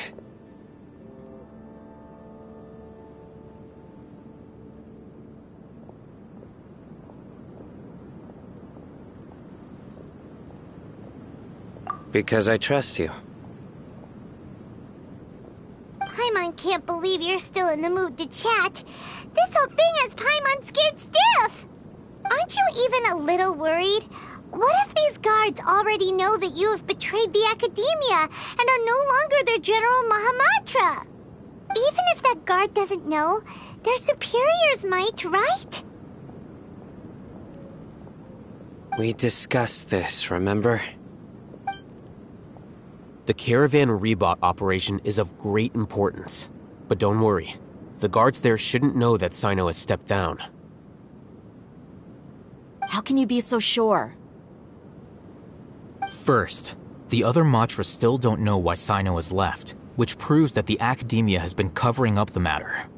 Second, this is a crucial moment for the Academia's God creation plan. If something were to happen to the General Matra, seem interested in sharing the news of Sino's departure. A reasonable inference. I agree. Which brings us to our next issue. I'm sure some of you have been wondering if the prediction function of the Akasha will affect our operation. The Akasha is still in operation, so I must remain on high alert. Actually, considering the power of the Akasha, it's quite strange that it hasn't already tried to interfere with my actions. I've given that a lot of thought. For now, I don't think you'll need to worry. If you remember, when you first came to Aru Village, all your actions and routes were predicted by the Akasha. It even gave that information to those who kidnapped the village keepers. But things like that never happened again after we met up with the Traveler. That's true. But why? Look at it from a different angle. Why do you think the Akasha will predict your actions? Because my personal data has been entered into the Akasha. That's true, but the key to this question is, how well can the Akasha make predictions about a person? Haven't you ever thought about it? Just how can it do this in the first place? Because the Akasha controls the entirety of Sumeru. The Academia firmly believes that all human actions can be explained through logic. By sorting and analyzing entered data, the Akasha can derive behavioral logic and predict the actions of those who fit an existing logic model. However, at the risk of sounding like an advocate for fallacies, can everyone truly be considered logical at all times? Emotions are part of our behavioral logic, but can you guarantee that every experience of the same joy or pain would be equally intense? How can our feelings and opinions be predictable down to the letter in every single instance? Sino, in the past, you've always worked alone. In the absence of another person who could sway you or your thoughts, the Akasha could produce predictions that were similar to your real-life behavioral principles. Decisive and principled, you were used to solving problems alone. That's why the Akasha could figure you out. But now, you've joined a team. And I believe the Akasha hasn't yet figured out the full composition of it. Our thoughts and logic have intermingled and weaved themselves together to become a complicated, chaotic mess. Any one of us could potentially disagree with another. The Akasha lacks data on these interactions, and it's impossible for it to predict your actions in the future based on your decisions in the past. After all, there's probably a limit to just how much we can be modeled or controlled by data. So, in my opinion, you're probably safe for now. Makes sense to me. I agree. The Akasha is not alive, and I don't think we can be completely controlled by something without a mind of its own. Is that so? I guess there are things that even the Akasha cannot calculate, and people will not be forever trapped by the past. Whew! Paimon's so glad that this is settled. Next time, pay attention during our meetings. Will do.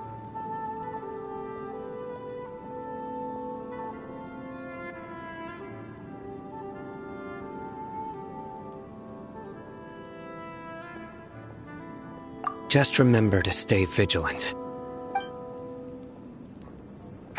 Footsteps!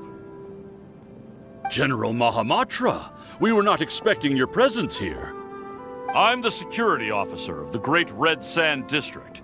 My name is Luxembarbo. This is my assistant, the Traveler. She will be working with me.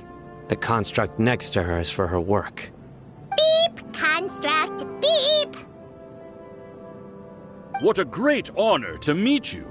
Your golden hair is as bright as the sun. And, is this the latest technology from the Academia?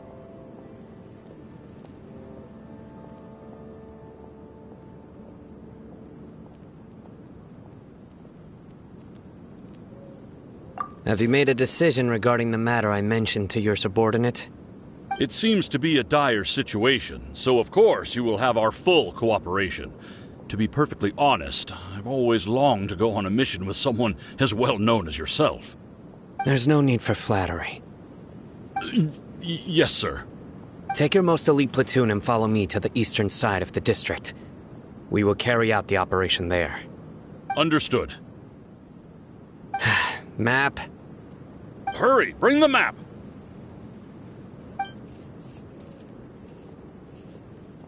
In 2 days, we will engage Rahman's Eremites and capture all of them. Any questions about the time or location? None at all, sir. Good. See you then. Yes, sir.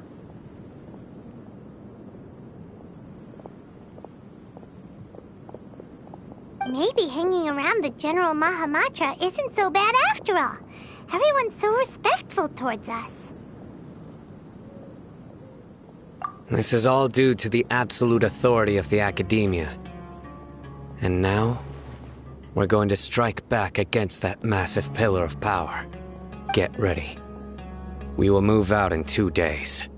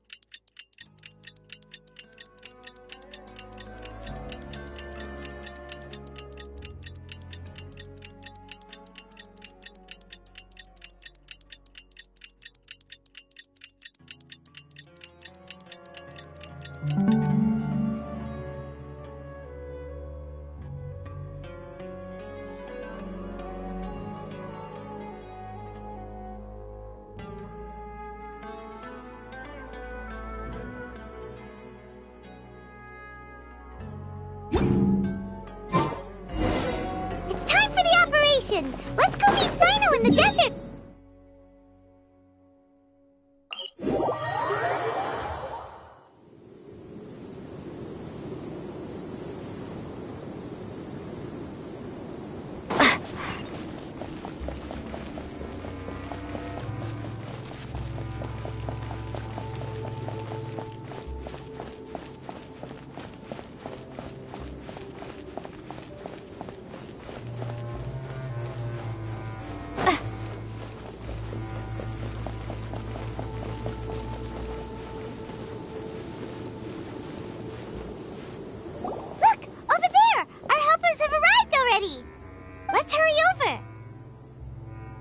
Wait a moment.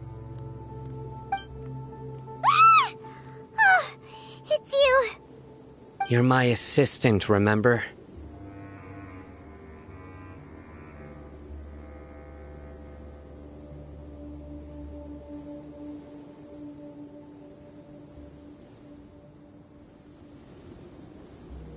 Being my assistant, you must stay with me. Now let's head over there. It's General Mahamatra and his assistants. We meet again. Huh. You're here early. It's to show how important we think the operation is. Since this is a big case for the Academia, we are prepared to give it our best. I'm glad to hear your sense of resolve. Remember, we must capture them alive. They are our only leads for the case. If they die, we will be unable to continue the investigation. Understood. Everyone! The Eremites are approaching from the west! Make preparations and be ready for combat!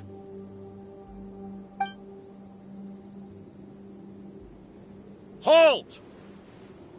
Oh? What a warm welcome! What do you want? Judging from those shiny weapons in your hands, it seems like you're not interested in a deal. Rahman, the Academia has caught wind of your smuggling and illicit sales. If you value your life, I advise you to surrender. Who are you supposed to be? A Matra from the Academia? I can't believe you came all this way just to catch us. I'm not here to talk. Oh. Nobody's given me this much time of day since I became a mercenary. Brothers! For that slight, let's wash our blades with their blood. Let's show them we Eremites are not to be messed with.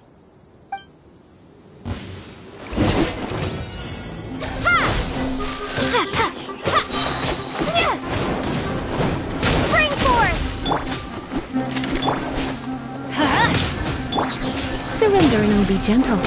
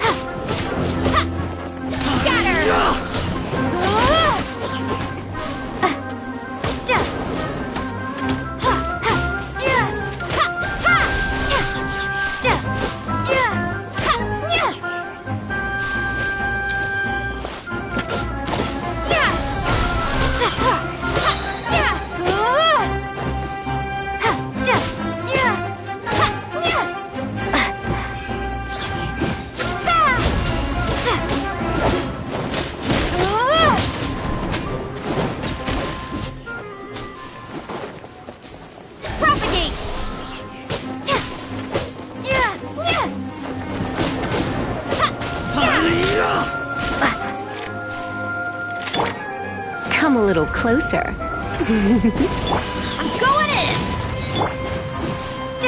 Scatter!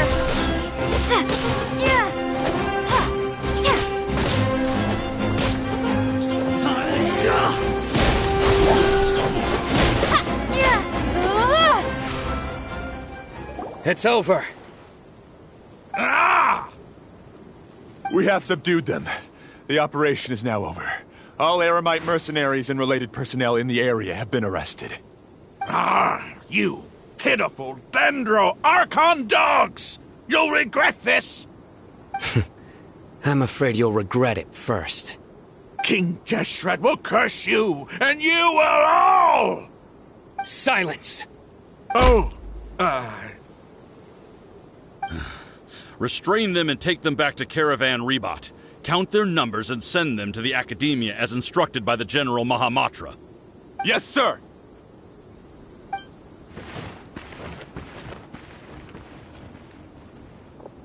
Mahamatra Sino, I will now take my leave. If you need further assistance, please come to Caravan Rebot and ask for me. Understood. You are dismissed. There they go. Let's talk elsewhere.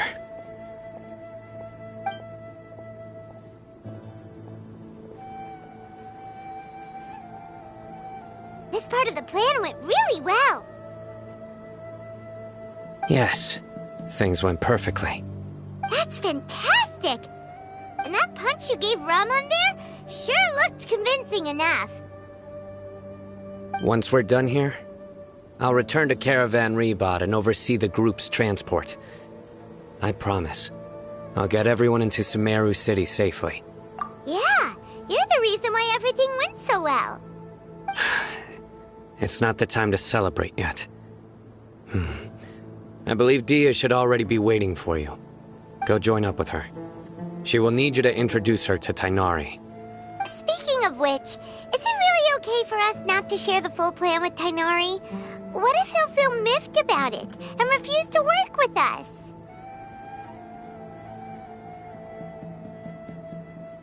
I have a very close relationship with Tighnari. Given how well we know each other, I believe my message alone should be enough to bring him to our side. He knows I won't make jokes about things like this. If we need help, Tighnari is the best option. Get ready for the next phase of the plan. Don't keep them waiting.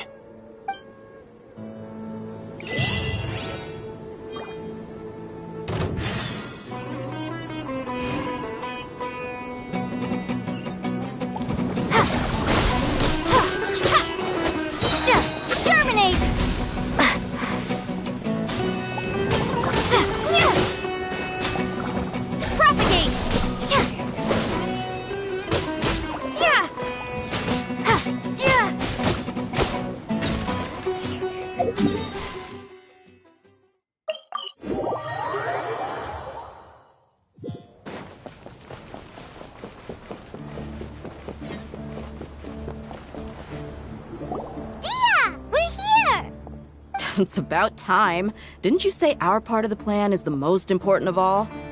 And here you come rolling in late. In the time it took you to get here, I already did 5 laps around the place, downed 7 drinks, and even did some clothes shopping. Sorry. We didn't mean to keep you waiting. I just wanted to fix your attitude and rub it in a little. After all, you took your sweet time getting here, and we've got important stuff to take care of.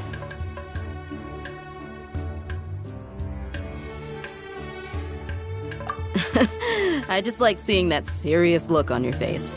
Alright, I'll stop. All joking aside, I'm glad you're here. Let's get moving and take care of this as soon as possible.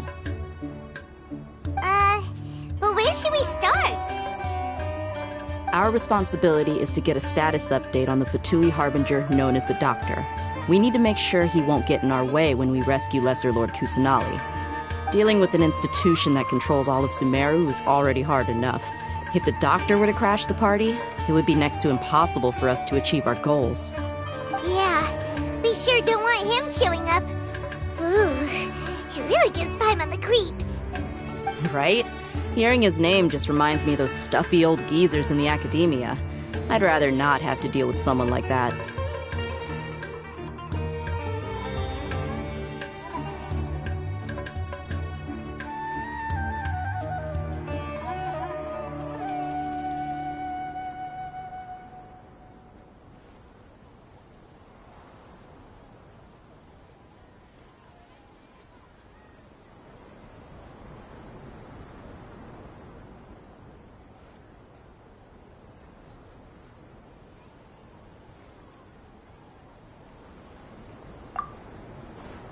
According to the plan, we should first go to Pardis Di and ask for Forest Watcher Tighnari.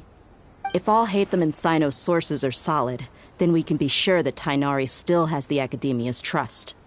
So, we'll find Tighnari and convince him to get us the latest intel on the Doctor. Then, depending on what we learn, we'll make any necessary adjustments to our plan. The sages have placed spies everywhere on the other side of the wall. I'll follow you as a bodyguard.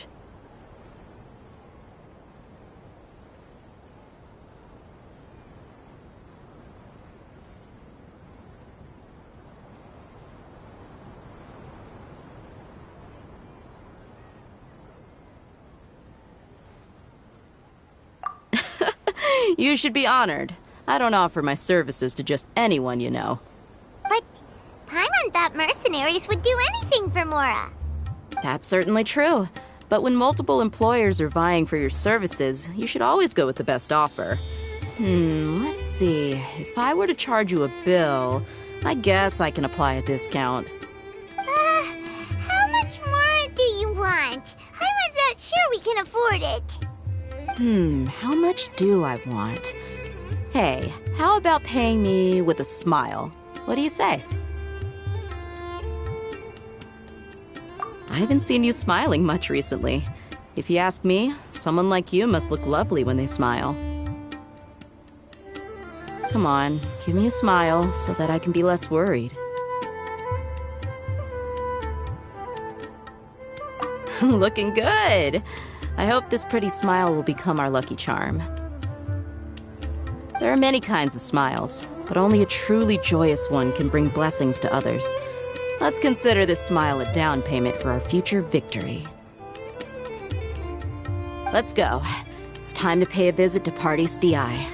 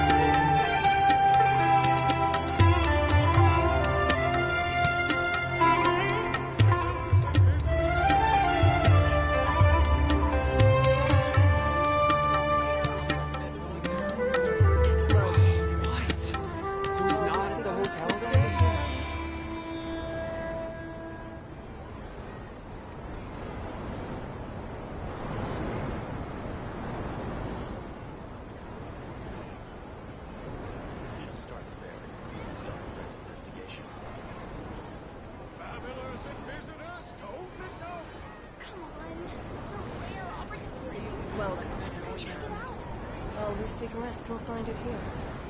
Oh, what? So he's not at the hotel today?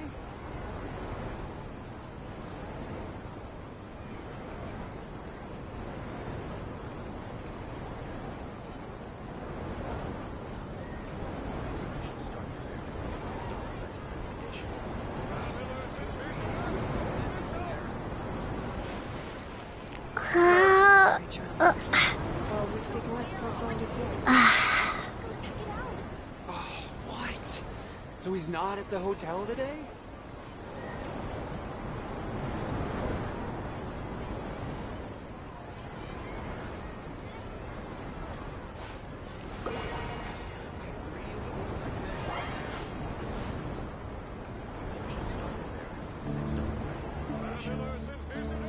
Welcome, merry travelers. All who seek rest will find it here.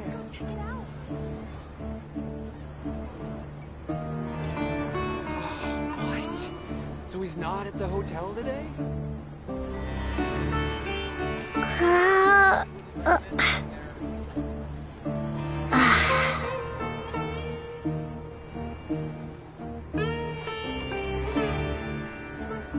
Welcome, merry travelers. All who seek rest will find it here.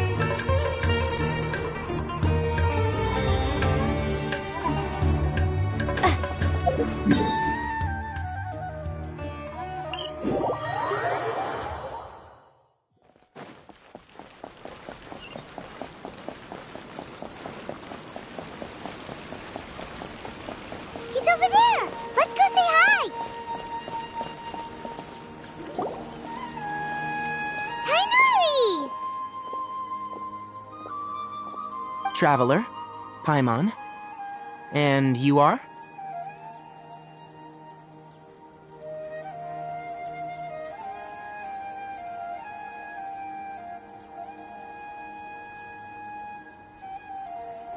Hey there. This is our friend Dia. She's an Aramite mercenary. A mercenary? You must have some big news for me.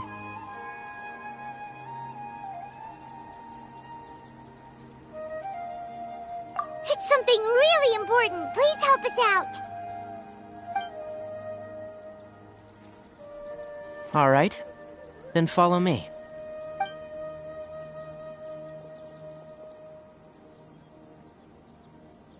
This place is better. We won't be disturbed by any passerby. Okay. What is this important thing you want to ask me?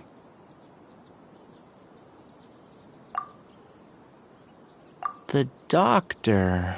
He's that strange-looking Fatui Harbinger with the mask. Paimon thinks he has blue hair. Yes, I know him. Actually, he left Paradis Di just a little while ago. Yeah, he came looking for me. Can I ask what it was about? Sorry to ask you like this after having just met, but your answer is very important to us. For now, all we can share with you is that your friend Sino is working with us. Sino, you say?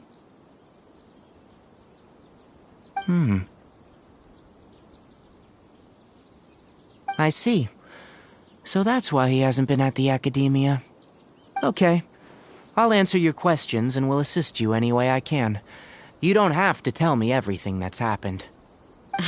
Sino's name really does work wonders. You're not even a little worried that we might have made it all up? Despite having just met you, I can sense that you're the serious type. Between you, the Traveler, and Sino, none of you strike me as the type that would conspire to deceive me. You don't need to tell me anything you don't want to. I'll also get straight to the point.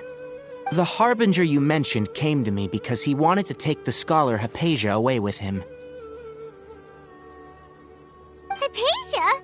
Why would he want her?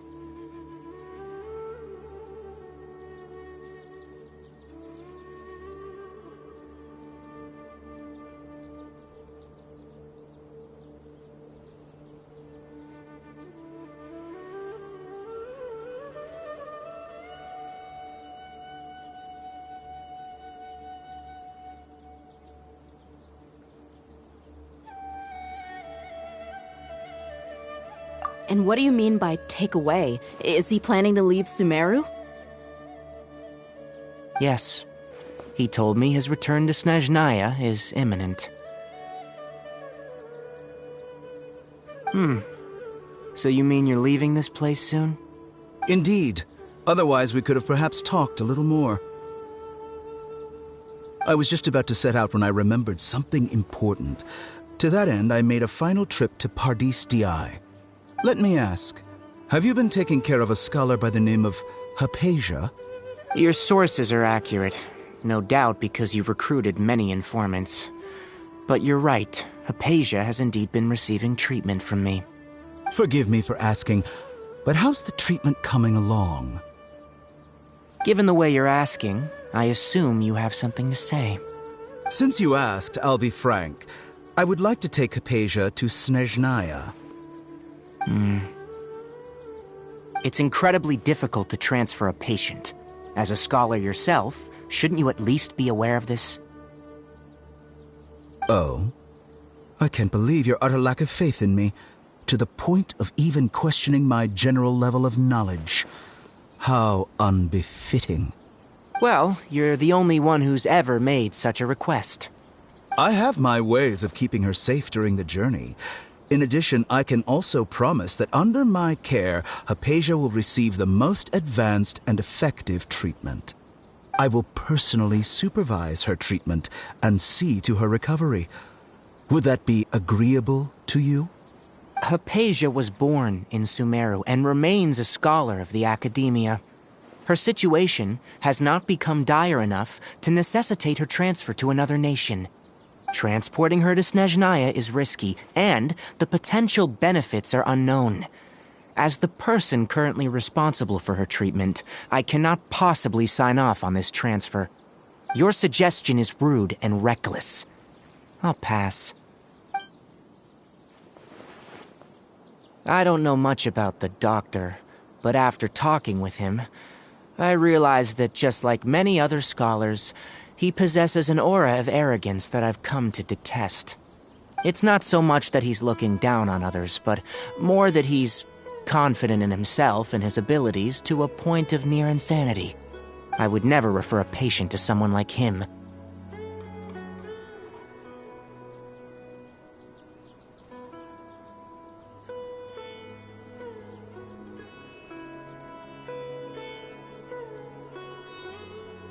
I prepared myself for a protracted battle of wits, and was really surprised to see him just give up on the topic. Still, his reaction really concerned me.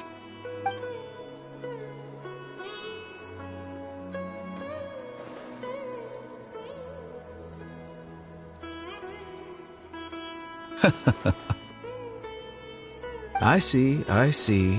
Of course, your opinion makes perfect sense. You're still young, but already quite stubborn. I must say, you are not like what I had expected. Under normal circumstances, I wouldn't just let you off the hook like this. But unfortunately, I'm in a hurry today, what with Her Most Noble Majesty the Tsaritsa calling for our return. Luckily, there is still some time left for me to take care of everything before I leave. It's just as the Academia said. You're a responsible and gifted scholar. Sadly, even with all of that, you're still lacking a bit of shrewdness. And that's also why people like you can never realize that sooner or later, everyone must pay the price for what they've learned.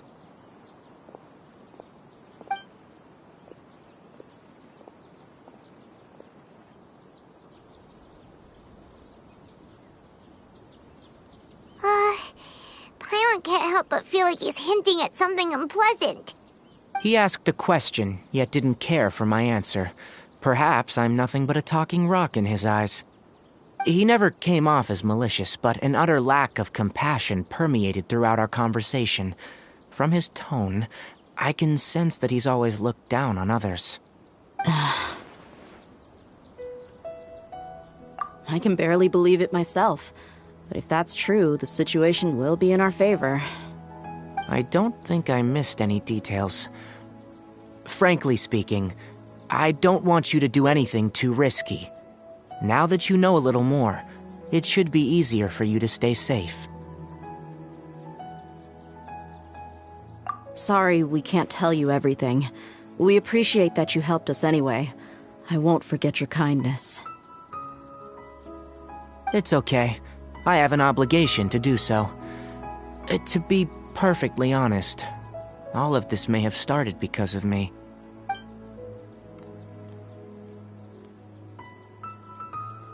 Recently, my master wrote several letters to me, asking me to return to the Academia and assist him with his research.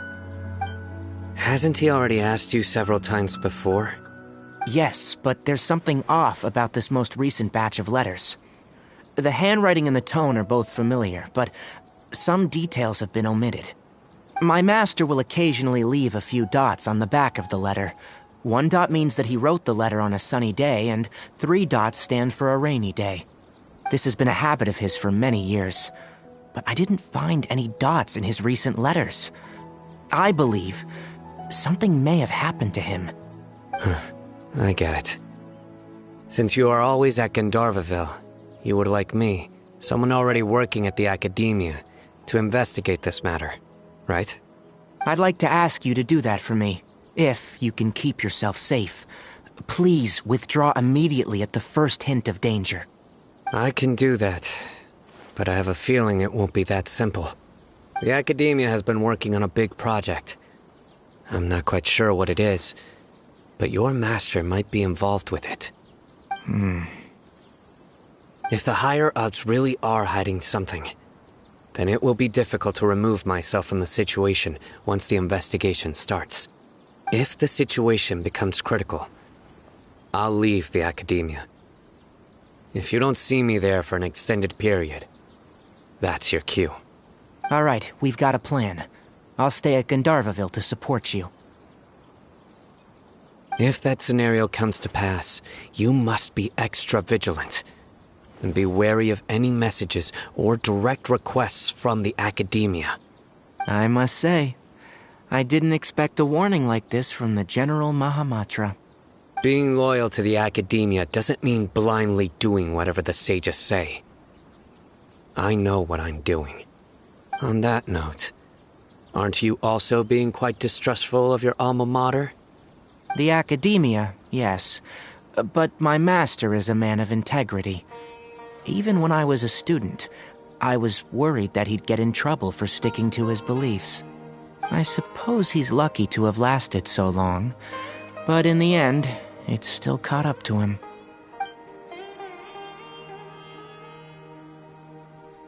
I see. So you noticed something was up with the academia from the very beginning. This may well be how Sino became involved in all of this. In which case, I must keep my promise and help you however I can. Also, if you run into Sino again, please help me pass on a message to him. Trust your own senses and experiences.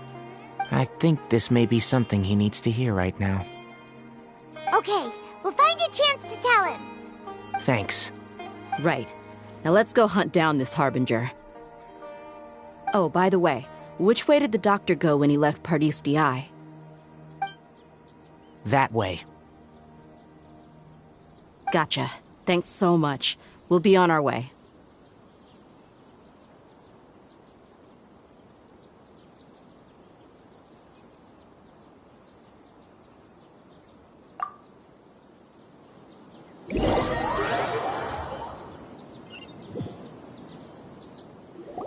According to Tainari, the doctor is leaving Sumeru soon. I want to check if the doctor was actually telling the truth. He also said that he'll take care of everything before he leaves. What did he mean by that? We need to be extra careful when dealing with a person like him. Just to be safe, let's chase him and see what we find. But we have no idea where he went! How can we start chasing him? We'll do it the mercenary way. I'll find leads as we go. All you have to do is just follow me. That Harbinger may have tried to cover his trail, but he still left some traces. Or perhaps he never even thought about concealing his whereabouts. Maybe that's just how arrogant he really is.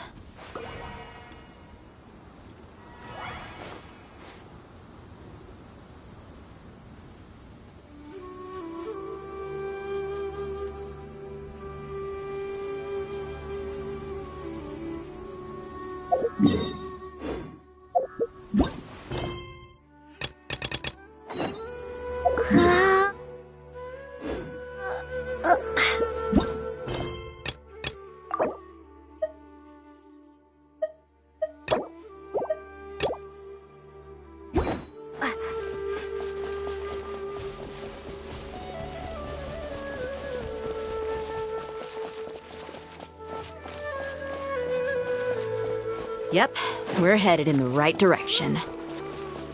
The traces are still fresh, but there's no sign of his entourage. Clearly they're in a hurry.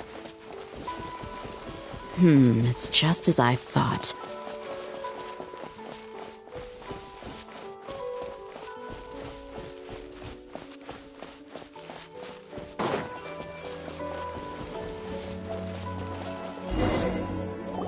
We can stop here. I think I know where the doctor went. To the south of here is Port Ormos, which seems to be where they're headed. Port Ormos? They're going to leave by boat? That's right. Let's go to the port and have a look for ourselves.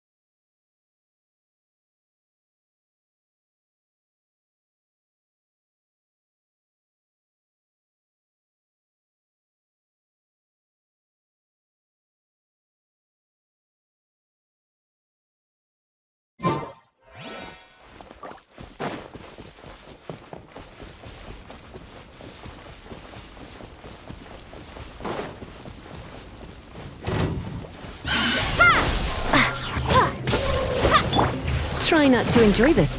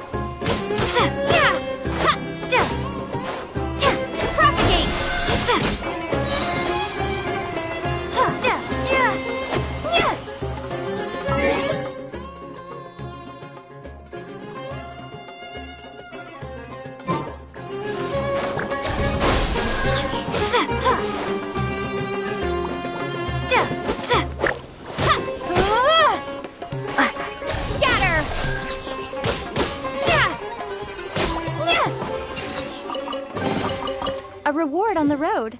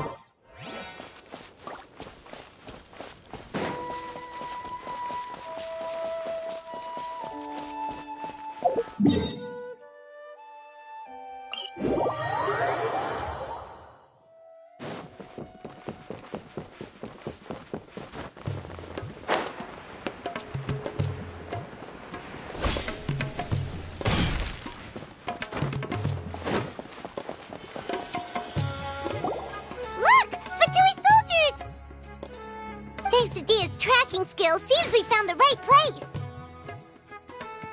Shh! Don't draw their attention. The port is crawling with Fatui soldiers.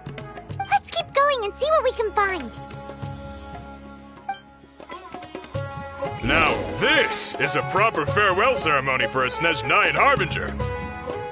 The Lord Harbinger is leaving. I've still only seen him.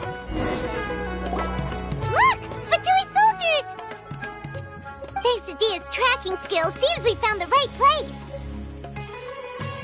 Shh! Don't draw their attention. The port is crawling with Fatui soldiers. Let's keep going and see what we can find. Now this is a proper farewell ceremony for a Snezh Knight Harbinger. The Lord Harbinger is leaving. I've still only seen him.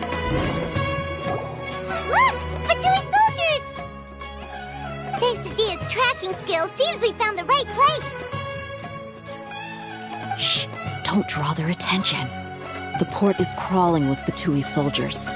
Let's keep going and see what we can find. Now this is a proper farewell ceremony for a Snezh Knight Harbinger. The Lord Harbinger is leaving. I've still only seen him once or twice. I used to hold a position in our homeland, and back then, the doctor spoke in a very different way.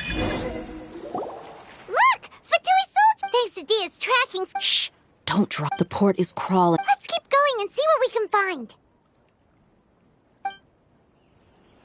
Now this is a proper farewell ceremony for us.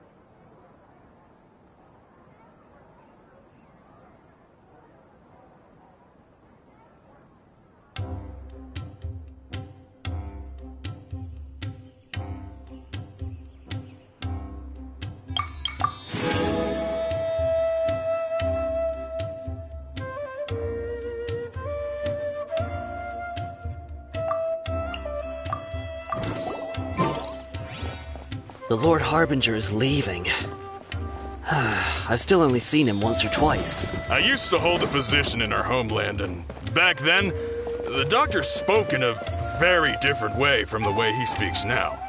Maybe the way people talk in Sumeru has rubbed off on him? It's always like that when you spend too long away from home. When he gets back to Snit...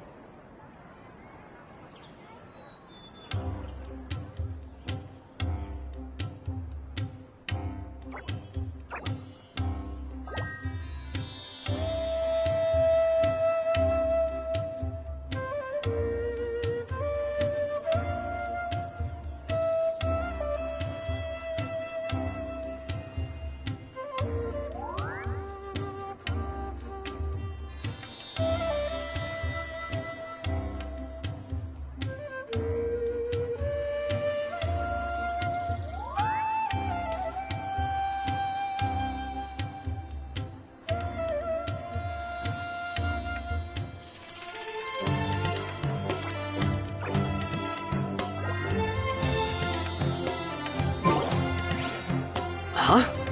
But, sir, that can't be right. No, I remembered like it was yesterday. Both his expressions and tones are now very different. Nobody's supposed to look happy when they're on a business trip.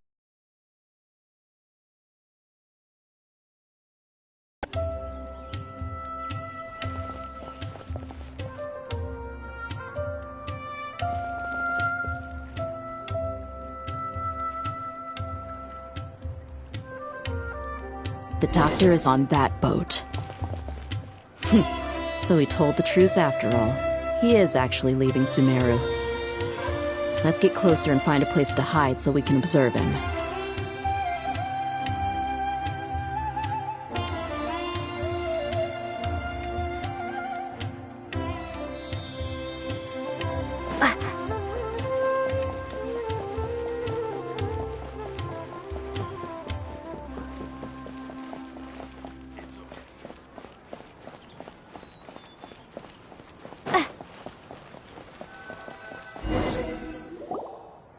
This place'll do.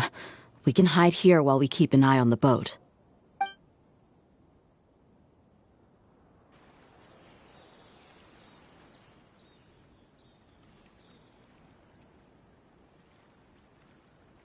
Uh-oh.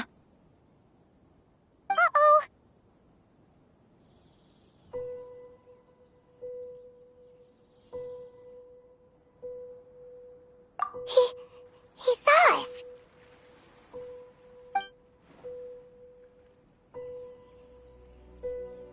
Huh?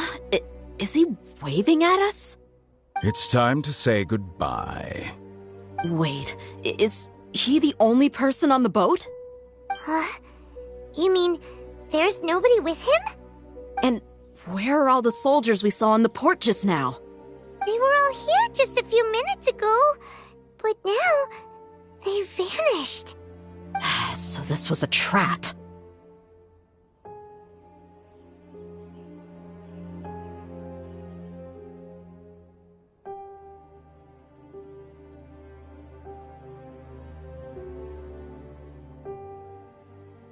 Wait, don't tell me that.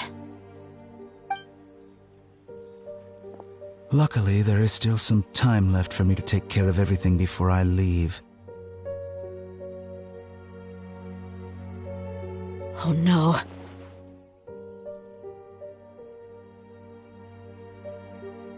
They might be after Hypatia. Let's get back to Party's DI.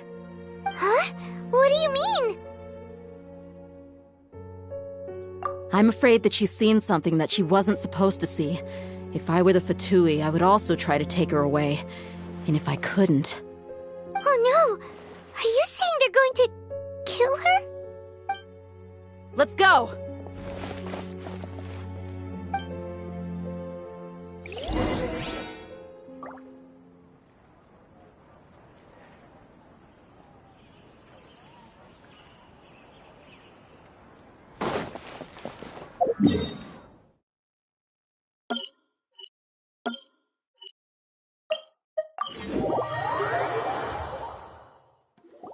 Pardis DI is not a place you Fatui can just show up and do as you please. I believe we've already made ourselves quite clear. Our superior gave us permission to search for and collect medicinal herbs in Pardis DI for research purposes. But you've been in Sumeru for some time already. I find it coincidental that you chose to only come here today. Even the Grand Sage himself may not have the right to question our research, much less an ordinary scholar like yourself. I've done my duty to inform you. Don't make things difficult for yourself. It would seem that my words have fallen on deaf ears. You can keep trying to deny it, but coming to Pardis DI now, I'm pretty sure you're not just looking for herbs. With all due respect, your baseless speculations will only lead to unnecessary trouble. Well, you only have your Harbinger to blame. He knows nothing about keeping a low profile. I may be staying at Pardis DI as a scholar, but that doesn't mean I'm no longer a forest watcher. It is still my duty to protect the peace and safety of the scholars who have contributed so much to Sumeru. Then it seems our conversation has hit an impasse. No one will lay a hand on you, Hypatia. Not on my watch. I'm fine. These Fatui have really crossed the line. Time to teach them a lesson.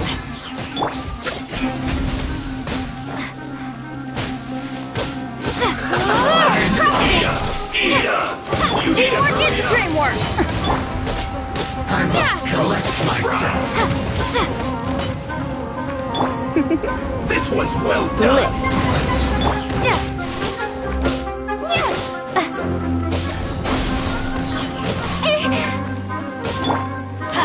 Hurry up. That's what to work.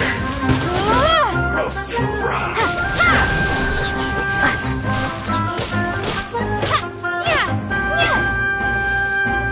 You need to hurry up. This was well done. Spring force! Ready, steady, go! Scatter! You're in for a little shock. You've been a naughty boy. Cover. This was well done. Let's spark things up a little. Roast and fry. Scatter! Well done. Maybe I wasn't meant for this work.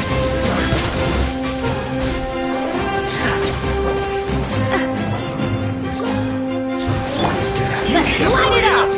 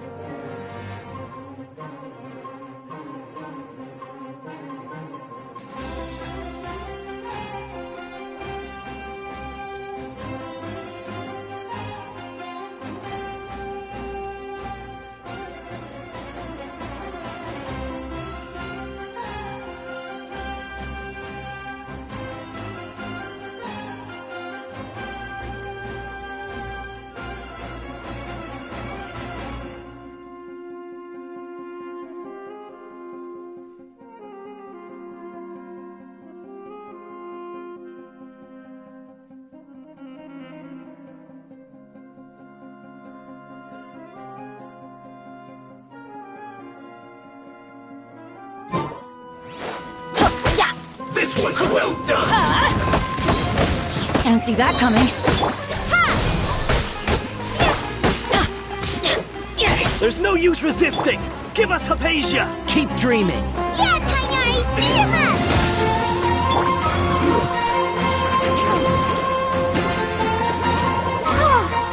Go, Barbara, go! Everybody stand back! Scatter!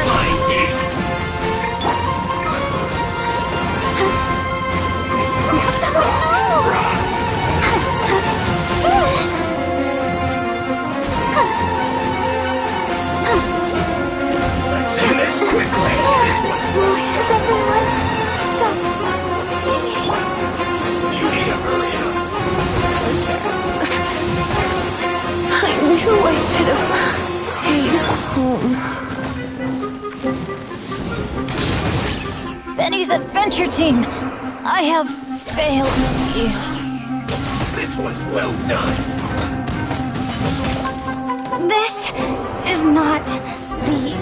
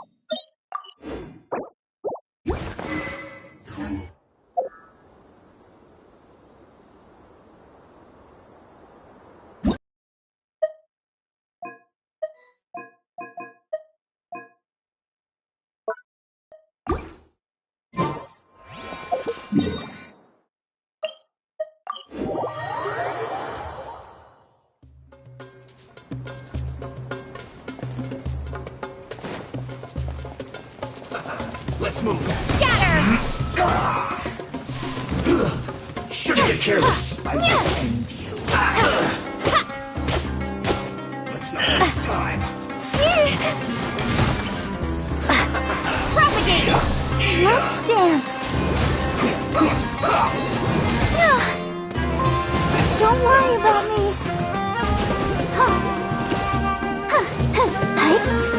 Let's end this quickly.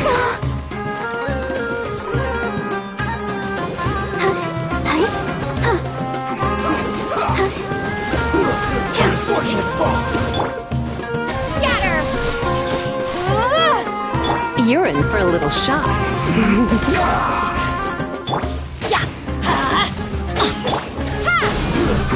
Shouldn't get careless. Have a load of this.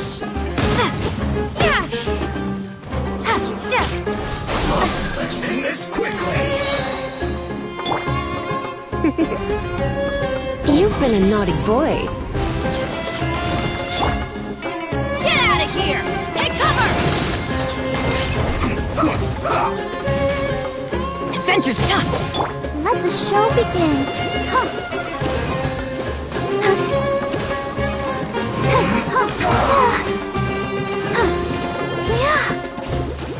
Let's not waste time. Oh, no! Go, Barb!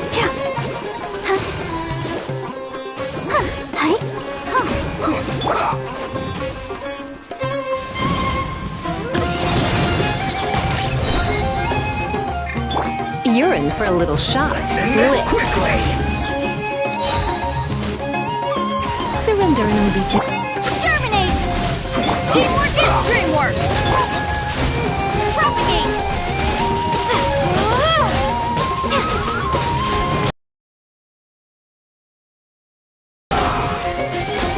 Scatter!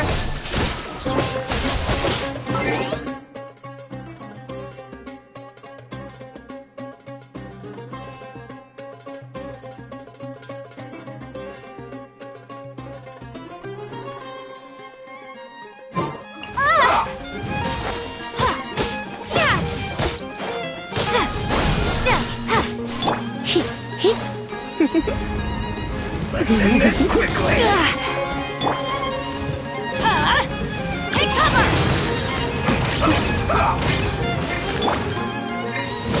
Propagate!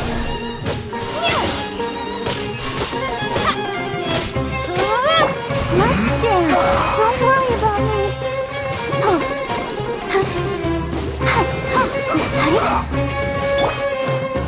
Get out of here! Take cover! That's gonna hurt in in the morning? You're in for a little shock. You've been a naughty boy. Spring force! Get out of here! Take cover! This time. Go in! Scatter!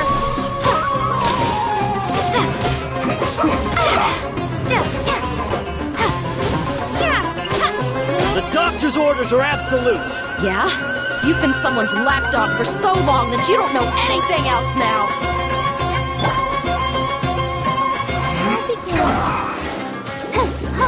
I will end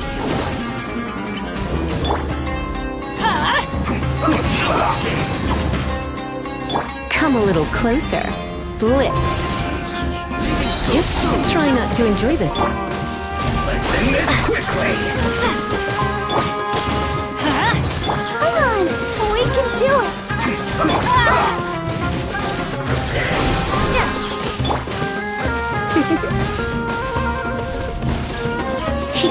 Let's light it up!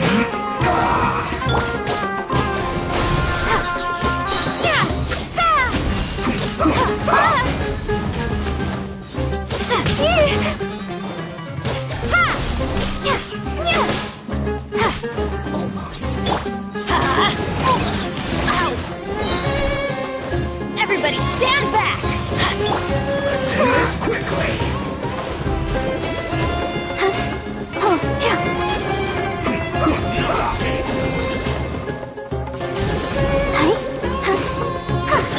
We go! Get out of here! Out of the way!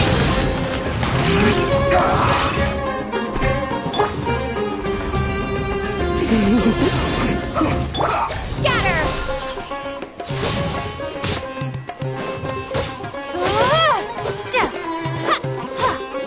Let's end this quickly. Propagate! I'll protect us. Can't run from death.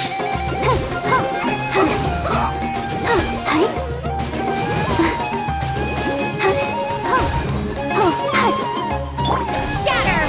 You're in for a little shock. Surrender and be gentle. Germinate!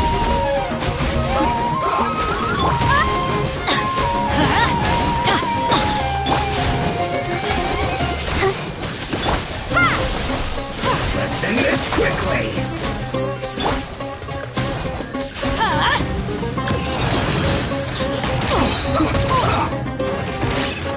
This is just my...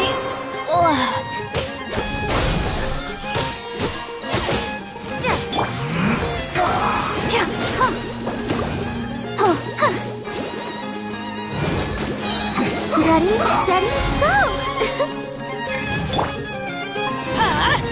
Out of the way! Let's end this quickly.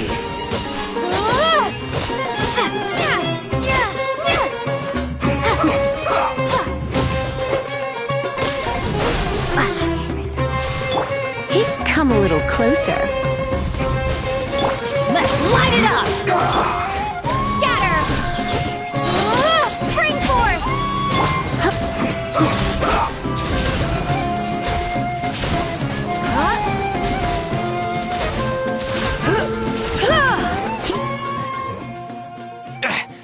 We're not getting anywhere. Traveler, Paimon, please go to Hypatia. We need to make sure they don't try to sneak around and attack from behind. Got it!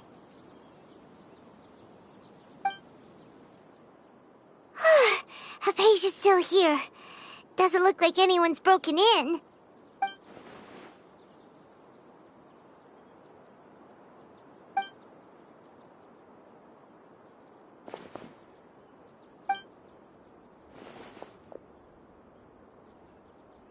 Well, how is she? Oh, that's good.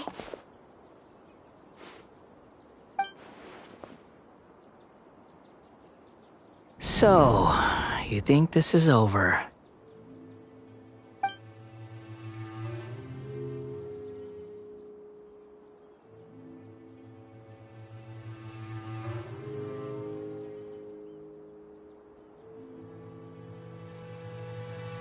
What? The Balladeer is here?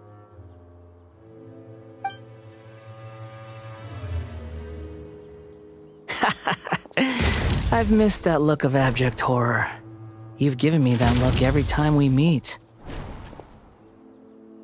But, where is he?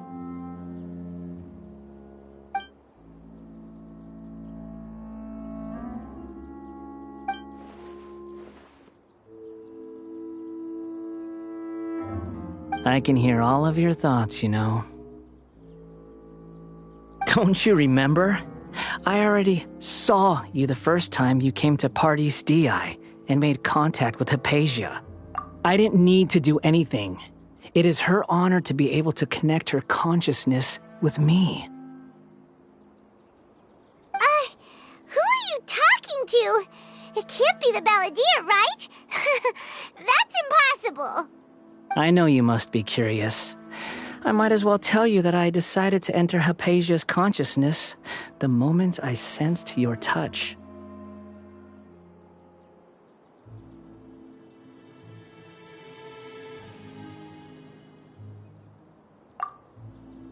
I wanted to observe you on a fool's errand. Hey, Traveler! What are you doing?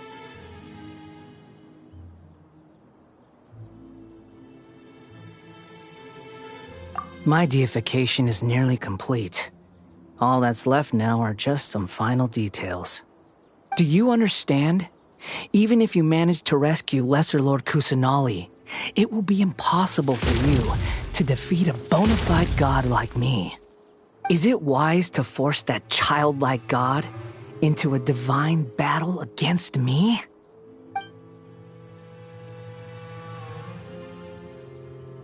Scholars consider the God of Wisdom to be the sum total of their faith. It's how they can justify reverence for a god as they construct it. But this also shows that humanity's worship of gods is a combination of blasphemy and exaltation. It's truly laughable.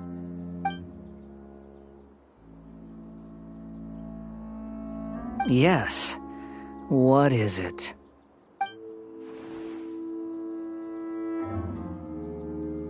Yeah, I'm in a good mood, which is why I'm talking to you like this.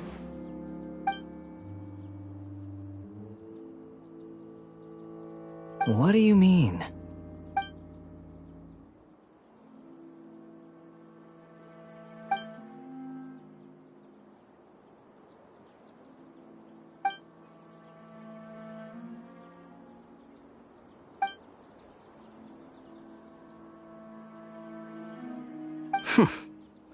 Those words almost make you sound like a friend who actually cares.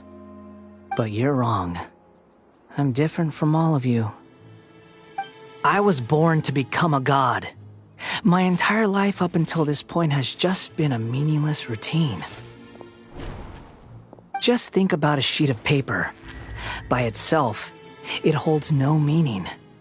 The content recorded on it is what gives it value. All I had recorded down before were some painful memories and boring human feelings. Such senseless drivel should have been erased a long time ago. Indeed, to me, the sight of you fools in your futile struggles is far more amusing. Tell me, just what has this world done for you to protect it with such zest and conviction? I'm connected to your consciousness, so I can hear what you're thinking and sense the depth of your determination. This is a good conversation we're having. So here's a word of advice. Let go of your misguided guardian complex. You know nothing about the truth. It'll be for your own good, as well as everyone else's. Humans are a species that can only find bliss in ignorance.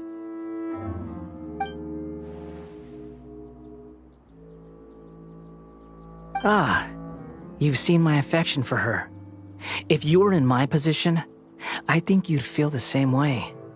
She peered into my consciousness and saw my past. Someone like that is qualified to become my first follower. All gods need followers. So Hypatia has been chosen.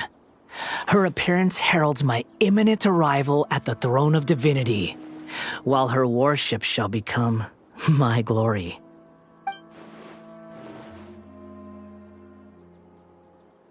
You're doubting me again? No matter. Soon, you'll know what kind of authority you're challenging.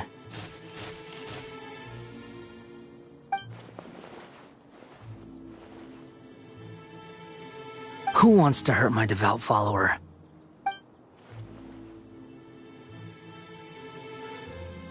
The doctor wants to hurt my first follower?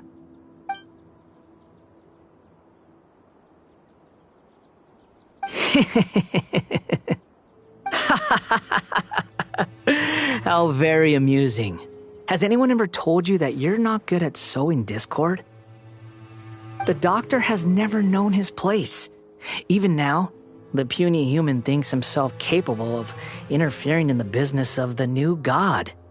You're still too naive if you think a few words will be enough to convince me to destroy the doctor.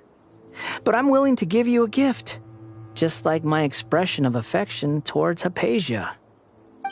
It is an honor for you to be able to stand here and speak with me. As my listener, you will be rewarded.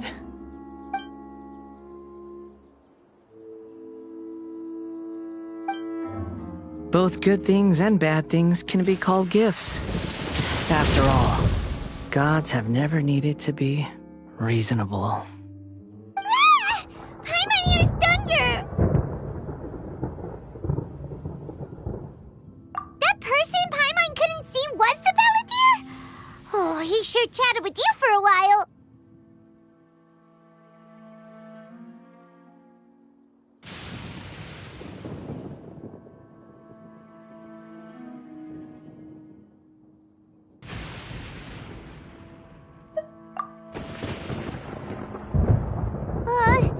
Where is the storm headed?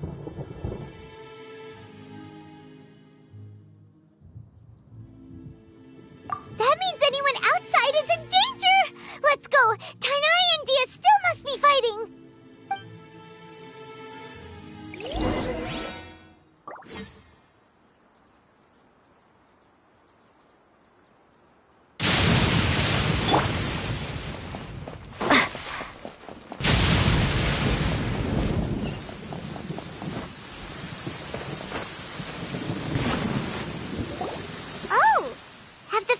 Retreated?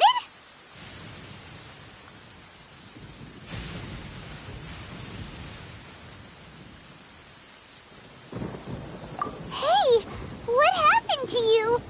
He's hurt. I'm fine. Ow! Don't move. I've seen eremites get struck by lightning before. You need to rest. Struck by lightning? We were fighting, and just as things started looking grim, the weather suddenly became extremely strange. Lightning started attacking everyone, almost as if it were alive. Luckily, there were only two of us, and both of us were nimble enough to dodge most of the strikes. There were a lot of Fatui, though, and they were being torn to shreds by the bolts of lightning. With that, all the Fatui soldiers were forced to retreat.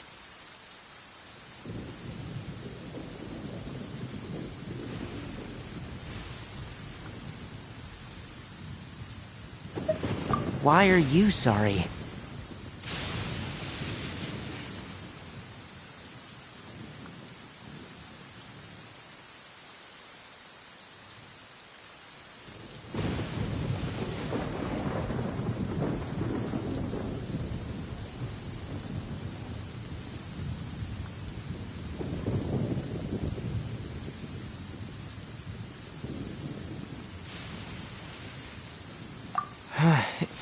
It's all right.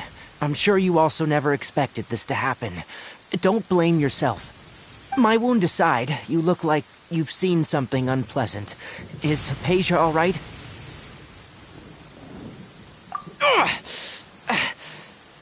Hey, didn't I tell you not to move? Just in case. Let's go to Hypatia's place and talk about things there.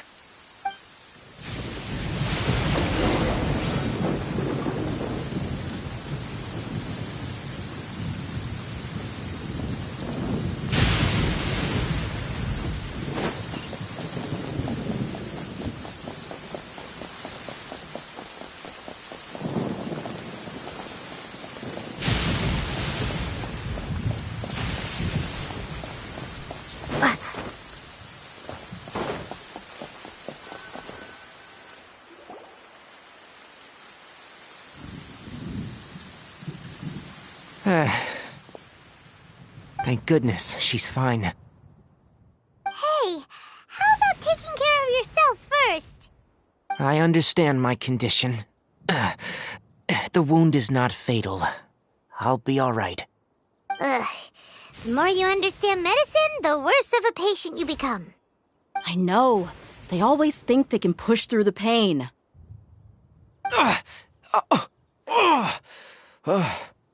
Oh, he sat down. Let me rest for a bit. Sorry, traveler. Now you may start.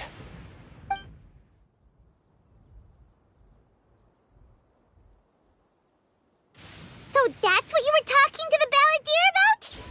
Oh, Paimon can't believe what he's thinking. The Academia's God creation plan. How ridiculous. That sounds, ambitious, I guess? Anyway, this is all way beyond me. As long as I can enjoy every day with a drink in my hand, tasty food in my stomach, and a good night's rest, that's enough. I'll only work when I have to. I must be the least ambitious person who's ever set foot in Party's DI. Don't say that. I haven't even thanked you for your help back there. Don't mention it. Well, if nothing else, all this proves that the doctor really did have some urgent matter to attend to and left Sumeru in a hurry.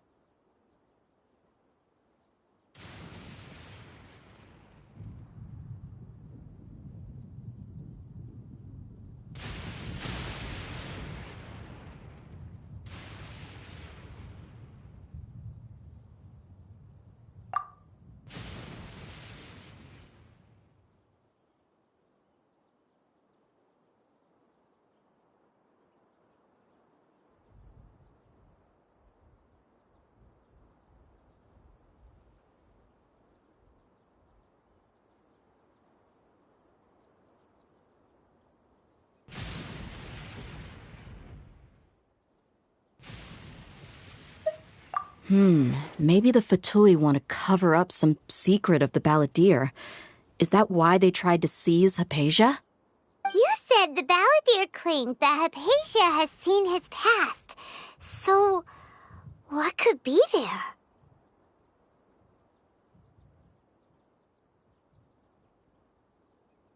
Have you noticed? The balladeer is not happy with the doctor's actions. He thinks the doctor has no right to consider himself as his equal. So, if the doctor was to show up again, would the balladeer zap him with lightning?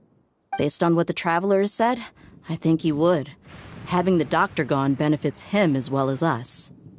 In other words, we've successfully completed this stage of the plan. The doctor is out of the picture now. Yay! That's a big accomplishment! I'm also happy for you. Thank you for the help, Tainari. Make sure you rest up for now.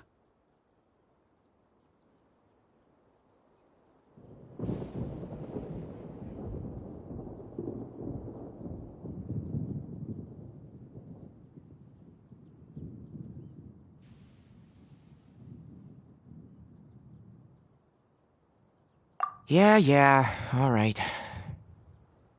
Okay, that wraps things up for us here at Party's DI. Traveler, it's about time we rendezvous with the others at the Grand Bazaar. Let's continue to keep a low profile. You can head there once you're ready.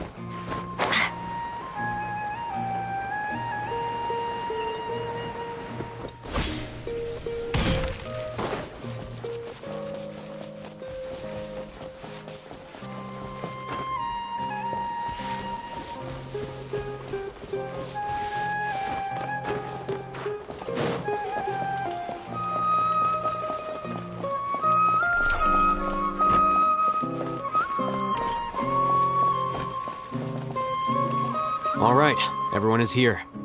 How did everything go? Any luck with your missions? Let's report back one by one. I'll start first. We've made the necessary modifications to the Akasha terminal. In addition, the props required are also ready. I'll go next. The Traveler and I went to Party's DI. The situation was a bit complicated, but we found Tainari. Unfortunately, he was wounded during a fight. Who was behind it? Well, that's the tough part. What should I say, Traveler? The Fatui or the Balladeer?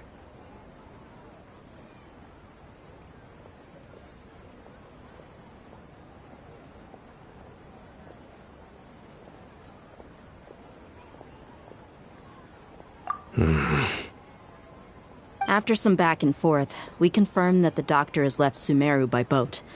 He has something urgent to attend to back in Snezhnaya.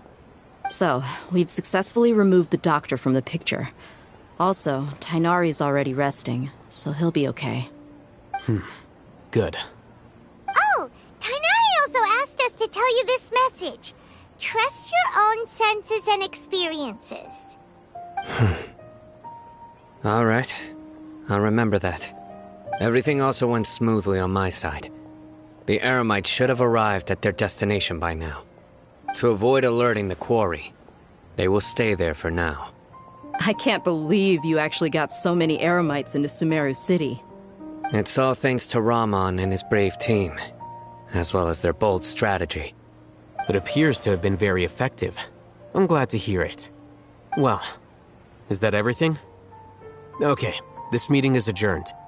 Huh? Wait, you mean that's it? Well, what else is there to discuss? Shouldn't you end with some words of encouragement? You know, to fire us up now? Personally, I'd rather we all go home and get some rest. I'll hate them, you... Ugh. Oh, and if you wanted someone to say something to that effect, then I must reiterate that I'm here to strategize and not to lead. So you should find someone more suitable to do that. But I thought all of you Academia big shots were great speakers. Then I should remind you that I'm the scribe. I know that. So what? A scribe is responsible for recording meetings, not speaking. Fine, whatever. Well, Sino doesn't seem to be much of a talker either.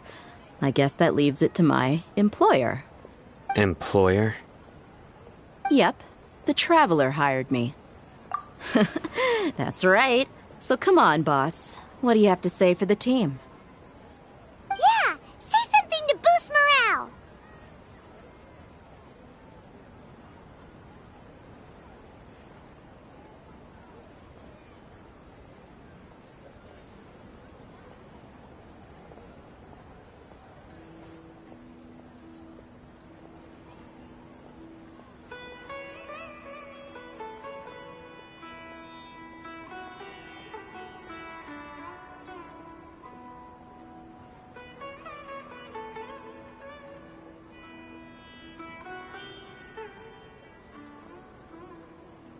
Huh?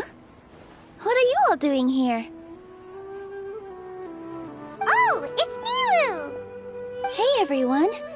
I'm not disturbing you, am I? Not at all. I was actually just about to go find you. Judging from the group and all your serious faces, you were discussing something important, weren't you? But you also look like you're up to no good. Seems pretty interesting. Welcome, Nilu. Would you like to join us? Huh? Join you? You mean you also want to discuss something important with me? Yes. Something very important. Nilu, are there any breaks in your performance schedule in the upcoming days? Huh? Wait, you're seriously inviting me?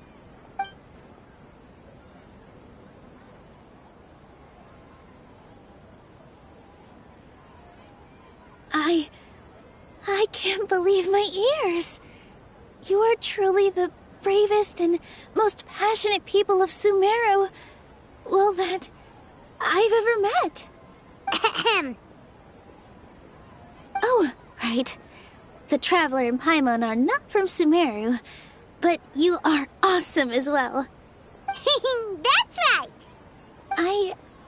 I must admit that I'm a little scared, but I'll try my best for Lesser Lord Kusanali. If I can somehow use my abilities to help you, then count me in. Remember, believe in yourself. Okay, I'll get my friends at the Grand Bazaar to help us tomorrow. Just remember not to say too much. Be discreet. Yep, you got it. All the preparations are done. Now, can we finally conclude this meeting?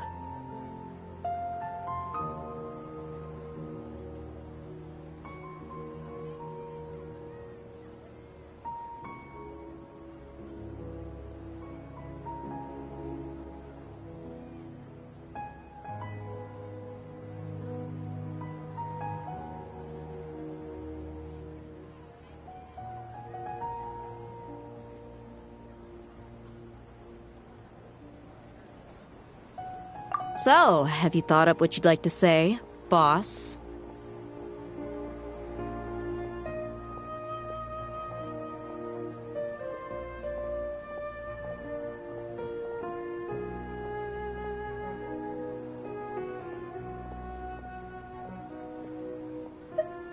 Yep, it's a grand plan and we're all super awesome!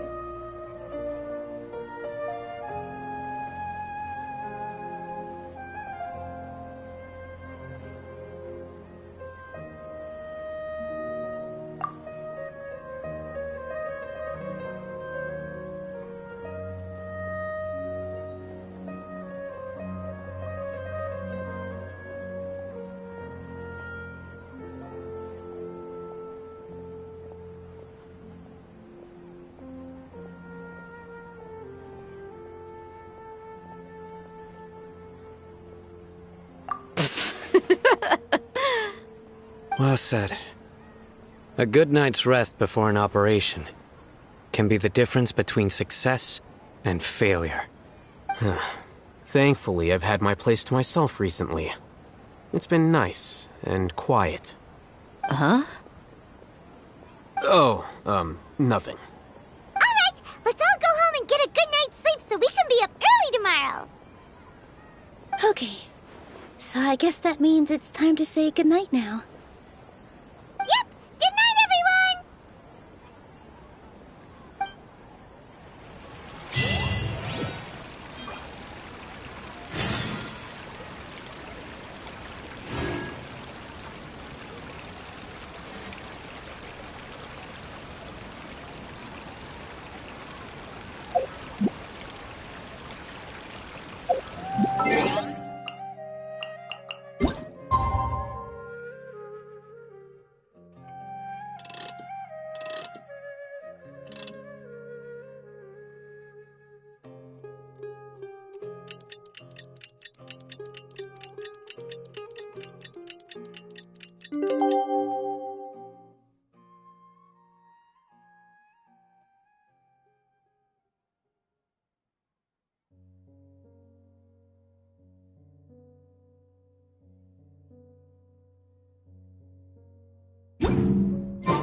Today is the Academia's Nia Garbaha Day.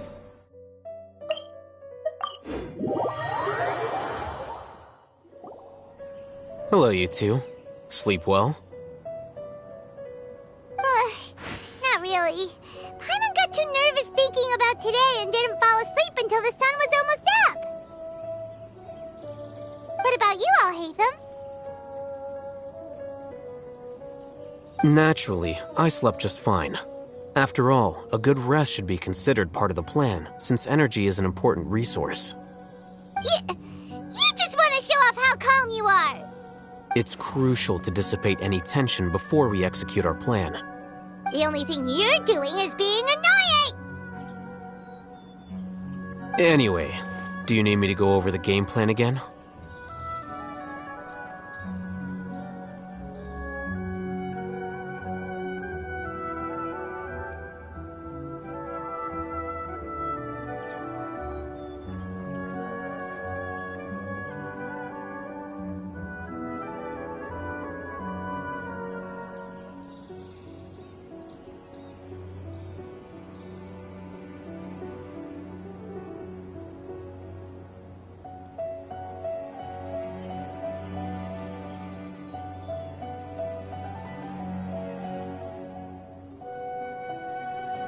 Our target is Grand Sage Azar's office.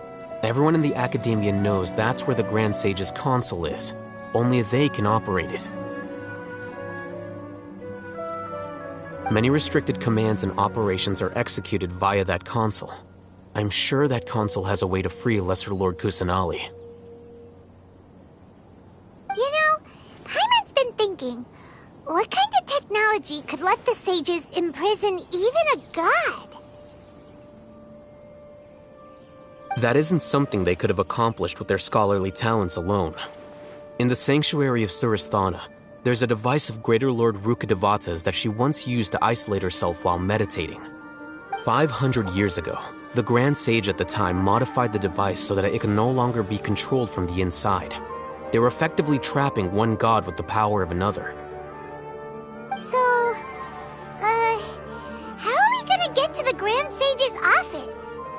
Don't forget, today is Nyagarbha Day, arguably the most important day to the Academia. The sages and core Academia personnel are busy loading the latest batch of research developments and legal decrees into knowledge capsules so that they can be entered into the Akasha. All the Darshan's researchers have their noses to the grindstone, and the Academia's grounds are flowing with all sorts of people. It's the perfect time for an infiltration. When the Grand Sage leaves his office to supervise the entering process, that's our cue to access the console and free the Dendro Archon.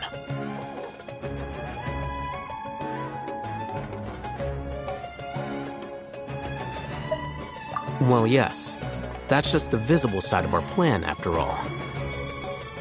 If precedence holds, the Academia should have already started preparing for Nyagarbha Day.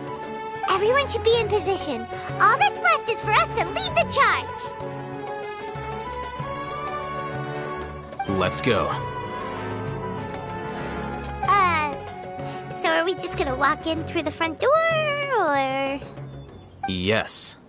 Were you expecting a stealthier approach? Paimon can't think of a good comeback. Alright, it's all on.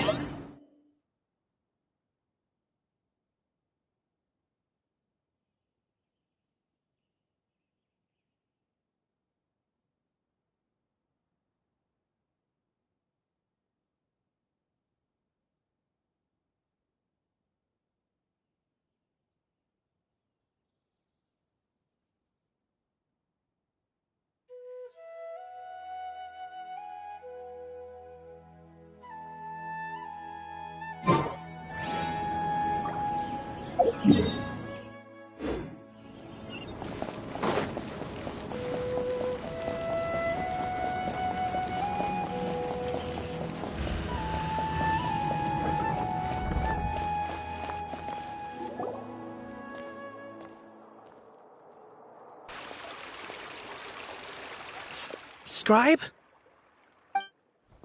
Please, wait. Are you Scribe Alhaitham?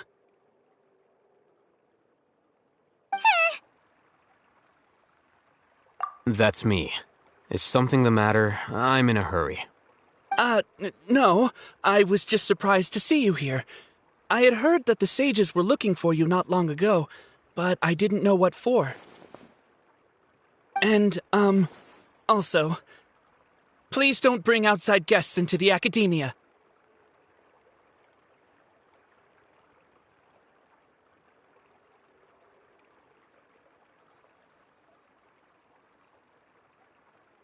Outside guests?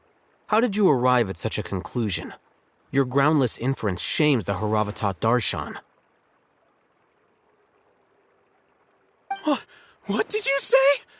I'm the top student in Haravatat, and I earned 3rd place at the last Inter-Darshan debate. Don't look down on me! That wasn't my intention. As your Haravatat senior, I just assumed that you possessed a greater aptitude for critical thinking. Look, based on what you already know, the purpose of my return and the reason they're here should be obvious. Is that so? Wait a moment. Let me think. Don't tell me the answer. The sages search for you. A blonde-haired traveler. Outside guests.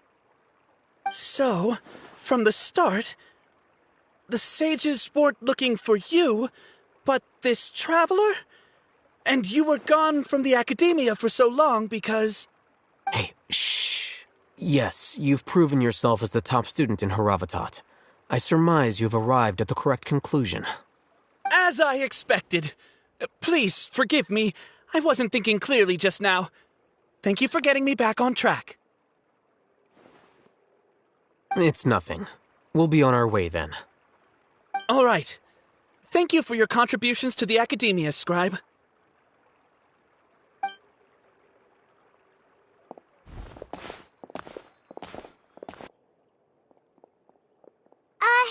What the heck just happened now? What did he just guess? I'm afraid I don't know either. You have no idea? Mm-hmm. He convinced himself of whatever truth he came up with. That is the so-called pride of a scholar. If someone questions their academic facility, they will instantly feign understanding to keep up appearances. Nowadays, the academia is rampant with this type of scholar. Their obvious farces of intellect only serve to highlight themselves as fools. Wow, so there are special ways to deal with smart people. We don't even need to make up our own excuses. We shouldn't waste any more time. It would be problematic if we missed our window of opportunity. Let's go.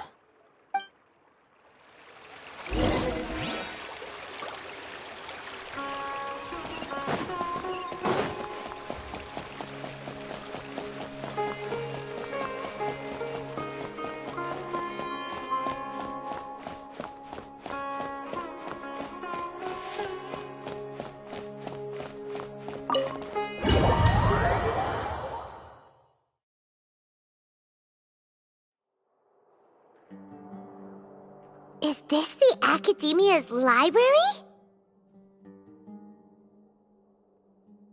Indeed. Known as the House of Dana, it is quite possibly the most extensive special collections library in Teyvat. There are a lot of students going through here. Is it really okay just to waltz right in?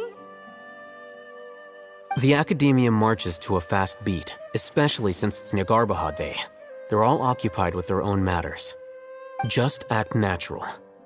Now, hurry along.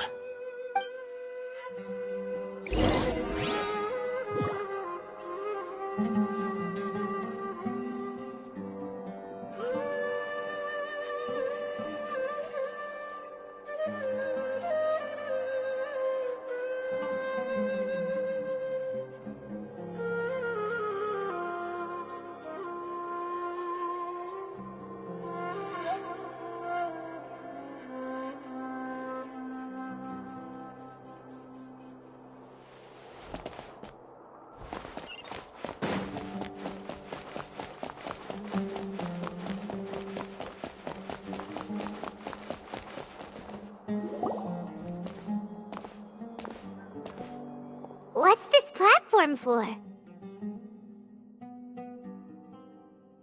It's a lift that Academia personnel use to access higher floors. Are we gonna take it then? The Grand Sage's office is up there somewhere. No, not right now. We can't guarantee that we won't run into the Grand Sage.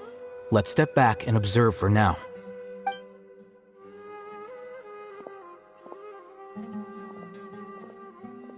You think the Grand Sage will exit from there? And after he does, we'd sneak past him? Oh, Paimon thinks that's really dangerous. Who knows? However, if we can confirm Azar's current location, our operation will be much safer if we... Allow me to offer you a hint. If you wish to know his location, look behind you.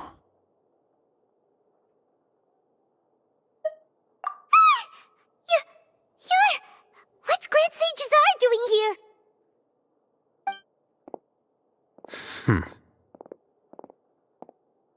Do not tell me you believed the Academia would not grow suspicious of you after such a prolonged absence, Scribe. An eyewitness had informed me of your whereabouts, so I came to personally welcome you. Grand Sage, I didn't expect you to care so much about me. I'm truly flattered. I'm sure, but compared to you, I am far more interested in these two unexpected guests. You are the Traveler and Paimon, correct? It's a pity that only now have I been afforded the opportunity to formally meet two of Sumeru's most esteemed guests. I do apologize for my lack of decorum. Excellent. You immediately initiated discussion instead of attempting to prepare some perfunctory excuse. You clearly understand the situation at hand, and have no intention of making a reckless stand. The foot traffic here renders this place unsuitable for discussion. Please, follow me to my office.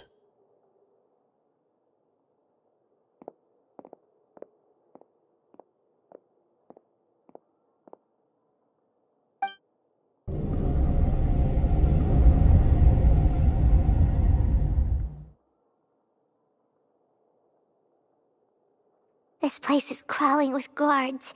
There's no way out for us. All right then, Traveler. What did you wish to discuss with me? Today is Niagarbaha Day, so I still have many responsibilities to attend to. There is little time for idle chit-chat before I detain you all.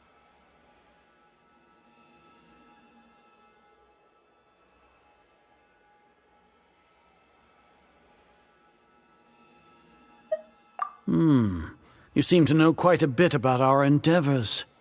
If that is so, then you should be praising our great work, rather than using your trivial misgivings in a futile attempt to sway me.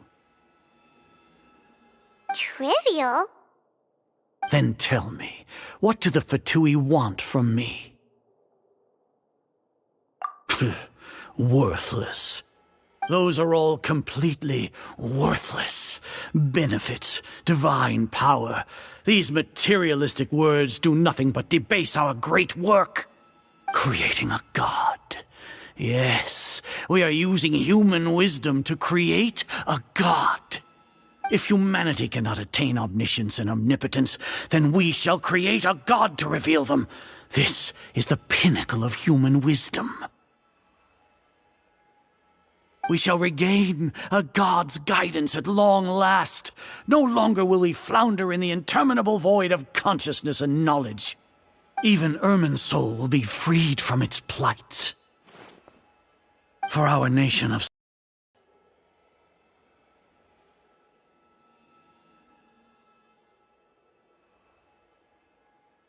You will never understand the rapture of having a god be born within your very hands.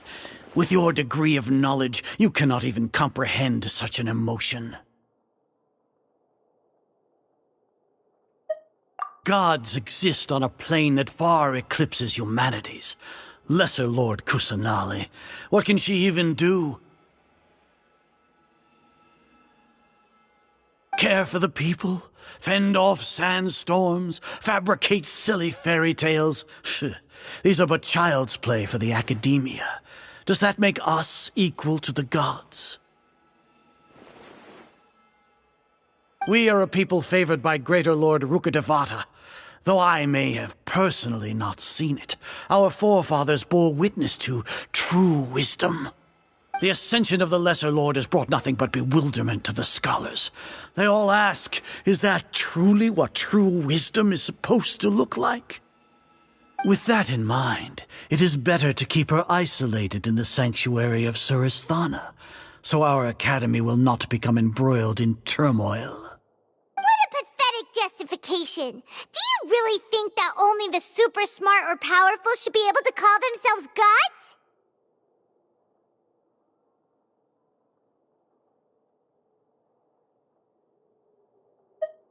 As per your judgment, Grand Sage, they are indeed dangerous individuals. Not only are they acting against the academia, but their ideologies have the potential to lead scholars astray. Looks like there really was merit in my assignment. Hatham? Are you talking about us? Anyway, I've brought them to the academia as ordered, but it took some time and trouble. Oh, that reminds me. Here's the investigation report you had requested. It's a summary of my time spent with the Traveler, an array of information about her ready for your perusal. Oh, Hatham! So you're still on the Academia side! We finally started to trust you!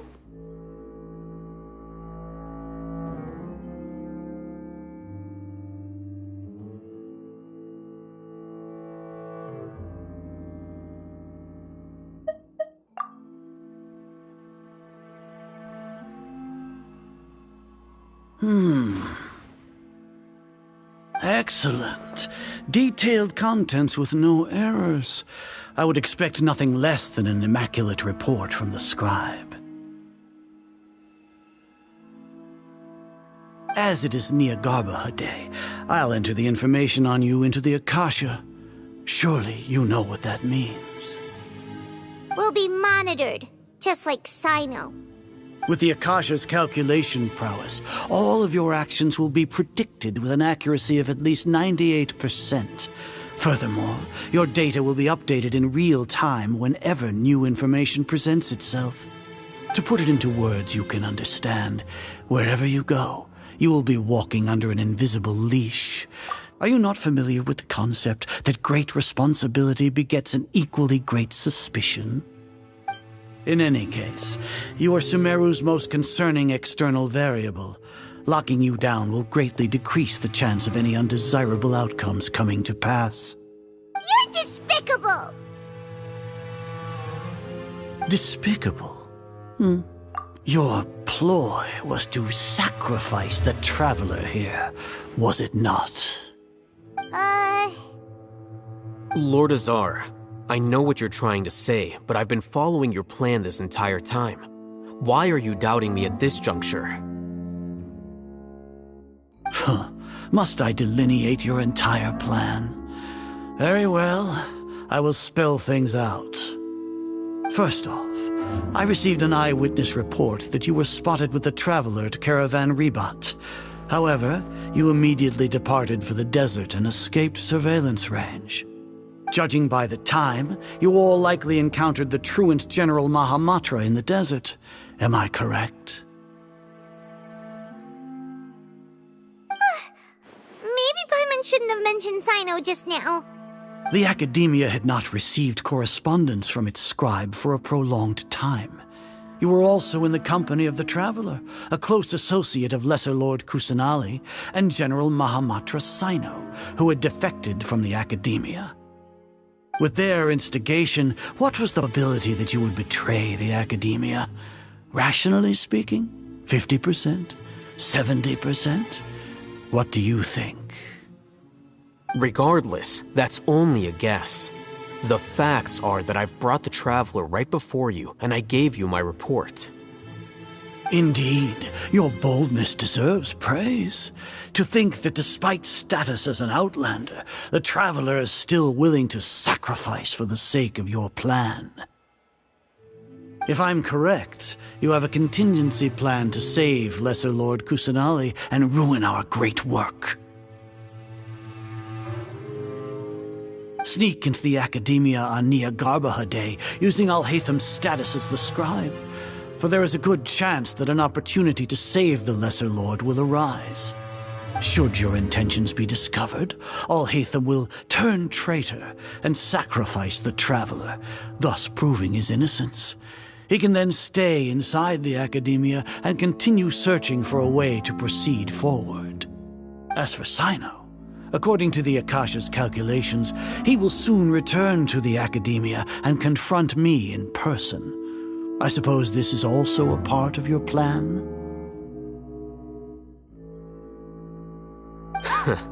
You'll see me as a traitor regardless of what I say, no?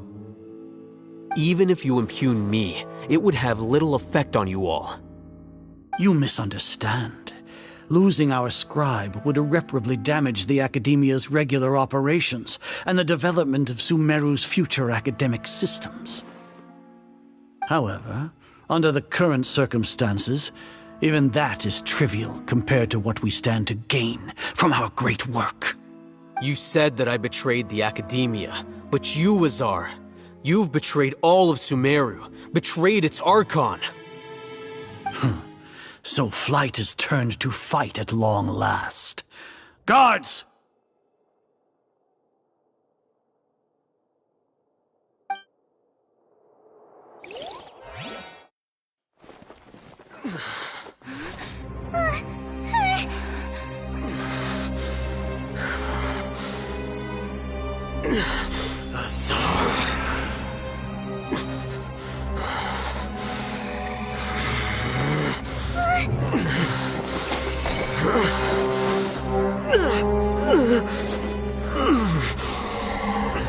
Well, what do we have here? So you stole that divine knowledge capsule. Traitor! You traitor! Even the most rational scholar will yearn for the power of a god in a moment of desperation. Aren't you doing the exact same thing as me, Alhaitham? Unfortunately for you, no god will lend you their power.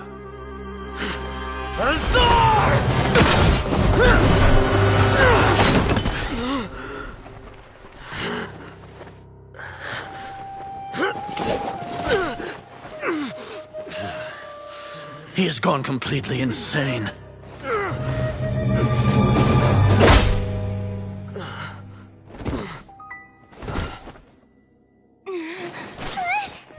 Take him to the Matra and exile him to Aru village. Then find someone to take these two to the confinement room. I'll deal with them later. Grand Sage, we've finished all required preparations for Nyagarbha Day. We may begin to enter the capsules now. Excellent. You may begin.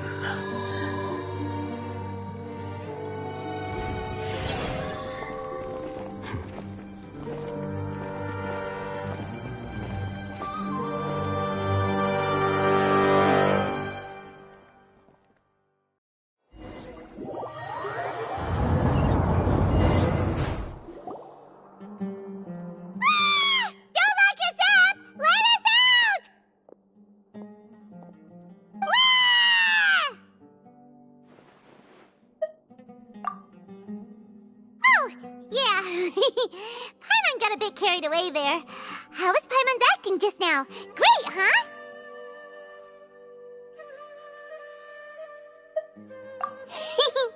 Everything's going according to plan so far. We made it into confinement, and Alhaitham's probably done with his part too.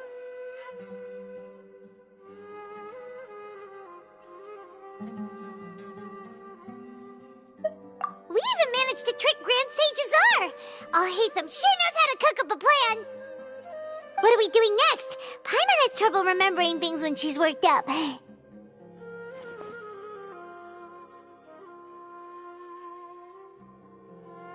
Right! Paimon thinks it went something like this. Apart from that, we still have yet another goal in the first stage of our operation, which is to send the Traveler to the confinement room. What? Why do we want to get her locked up on purpose? She's always been the person the Sages are most afraid of, as well as the greatest obstacle to the successful implementation of their plan. They are very aware of the risk she poses to them. Once the Traveler is imprisoned, the Sages will likely think that everything is under control. And with their guard down, the next phase of our plan will have a much higher chance of success. I can already see the pompous looks on their faces. Oh, that's a super tricky plan. But Paimon still thinks it's not really worth it. That isn't the only reason, of course. She has a more important task once she's in confinement. According to the Academia scholars in Ramon's custody, Lesser Lord Kusanali has sealed off her consciousness in the Akasha ever since she was captured by the Doctor. That way, they can't pry any more information from her. Even if we break into the sanctuary of Suristhana, it will take time to awaken Lesser Lord Kusanali's consciousness. We need to do that in advance. So our job is to wake up Nahida! Okay, totally worth getting thrown and jailed for. The confinement room is inside the Academia, close to the sanctuary of Suristhana. It's a completely enclosed space, and you won't be receiving any visitors. I'll work with Ramon's scholars to make some modifications to your Akasha terminal. Once you're in, get as close as you can to Lesser Lord Kusanali and try to connect to her consciousness. However, as for whether she'll actually wake up, that will depend on our luck.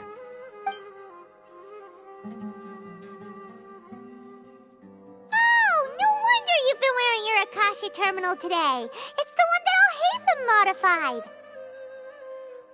Paimon thought they'd take our Akasha terminals when they'd locked us up in here. Were they being careless?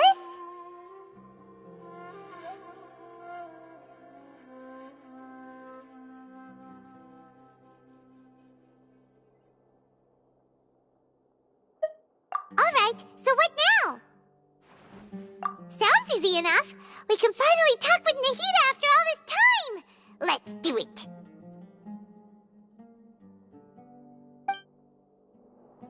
There's a light flashing on your Akasha terminal. It's almost like... the faster it blinks, the better the signal!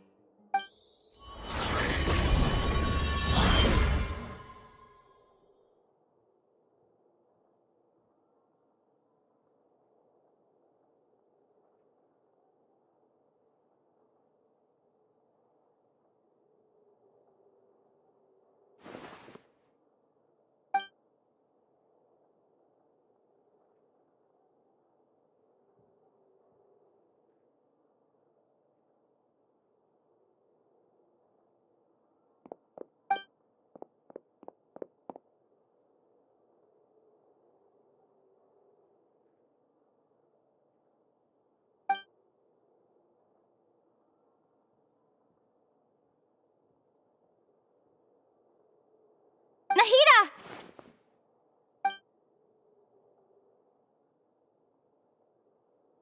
Hey, Nahida!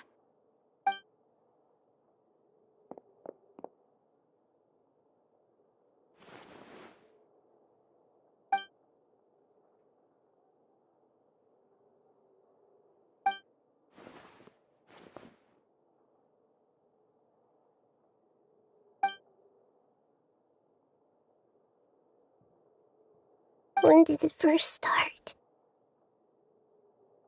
Oh, right. It started from the moment I was born.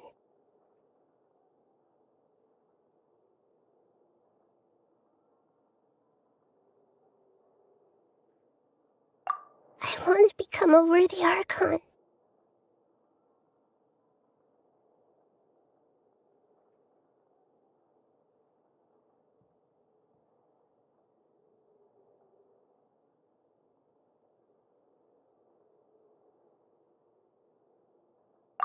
So I've kept studying.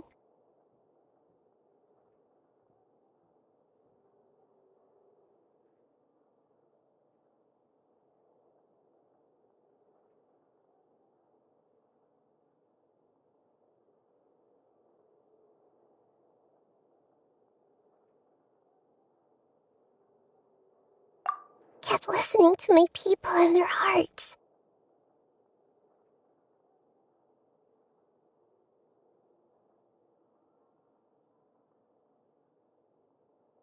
Kept looking for a way to save Irminsul.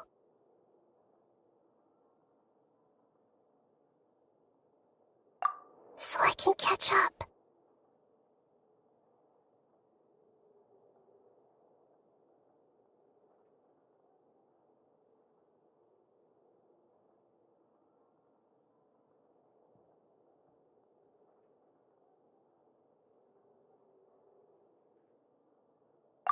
catch up to Greater Lord Rukkhadevata.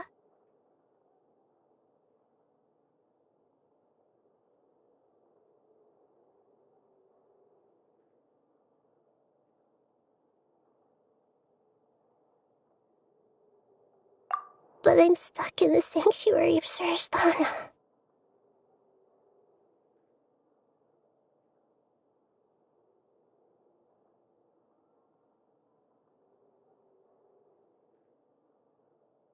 The sages are creating a god to replace me.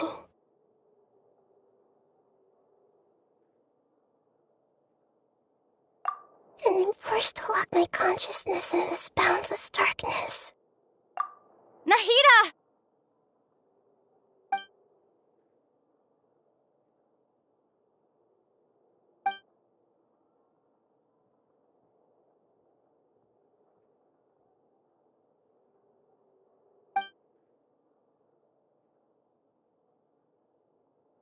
Nahida!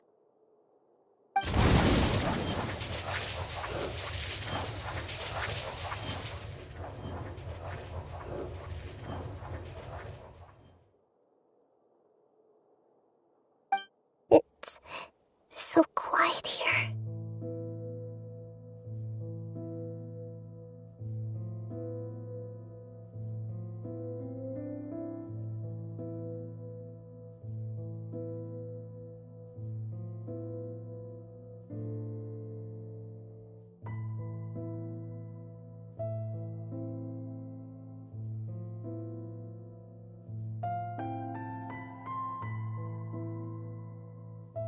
Now that I think of it, I don't think I've ever... Do Archons have them? Should Archons have them?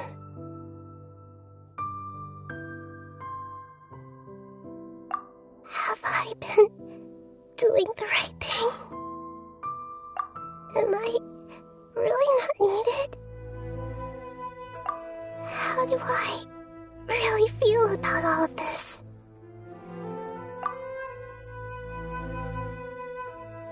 It's so quiet here. Since you're the god of wisdom, you've known the answers to all these questions since the very beginning, haven't you?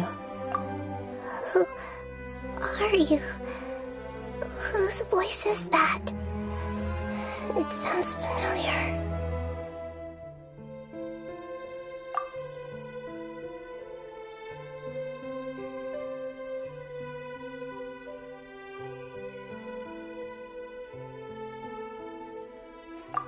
You're right, though.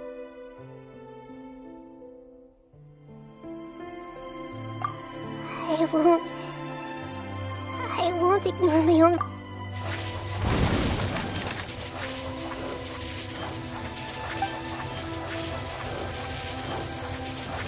Nahida!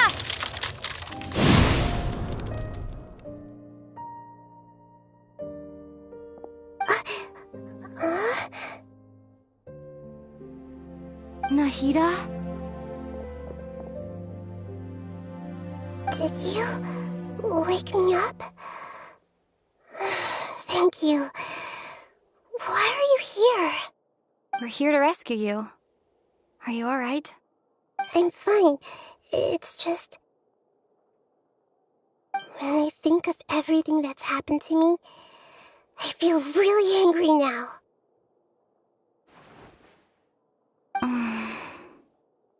You should have been angry ages ago.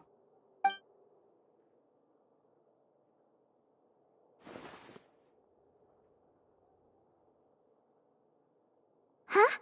Oh, you're back! How's everything?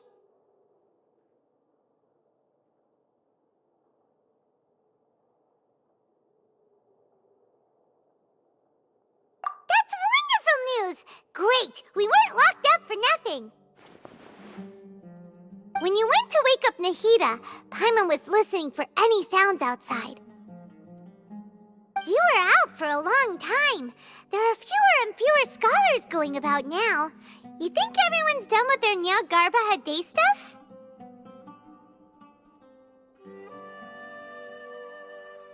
Yep, So that means our next act is Nilu's performance!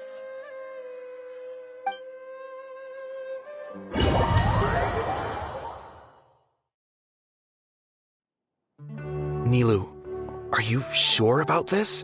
You're taking such a great risk for them. I'm sure, and I'm going. You know that I don't like to pass up any opportunity to dance, and this one is especially important. All right. You seem to have a lot of trust in them, so I won't say more on the subject. But if anything happens, the few of us here may not be able to help you. Don't worry. They've been through worse. Everything's going to be fine. All right. You know, if you really do get arrested, we'll do everything we can to get you back. Be careful, even if it's only for our sakes. Thanks, Mr. Zubair. You're so very kind.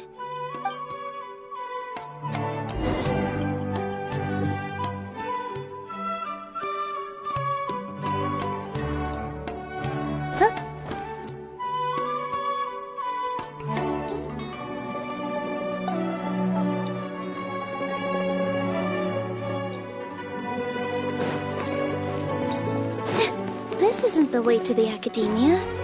Better stick to the plan.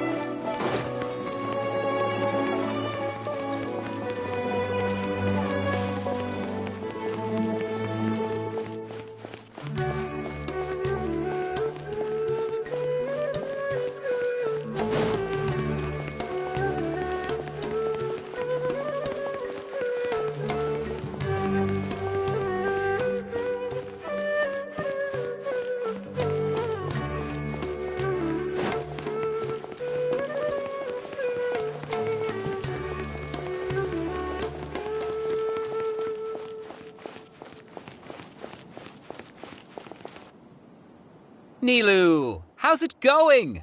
Nervous? Definitely more than usual. But it's because I'm worried I won't dance well enough. It's okay. Just focus on your performance. We'll take care of everything else. You sure know how to talk. Taking all the credit, even though we came here together to help out. Well, thank you both. I'll have to treat you to a meal after all this ends. I really, really appreciate all of your help. Ooh, that sounds great. Huh? How can we say no to that? All right, let's get back to business. Nilu, we'll be here to keep people from going to the Academia so they don't interrupt your performance.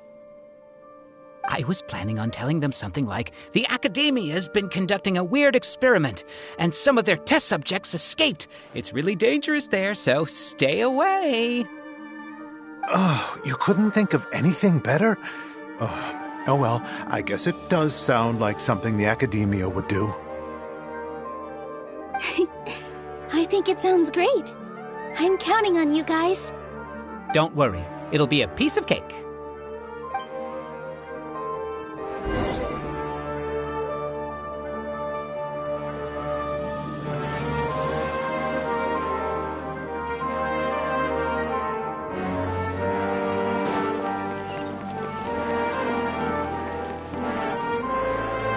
Hey, Nilu!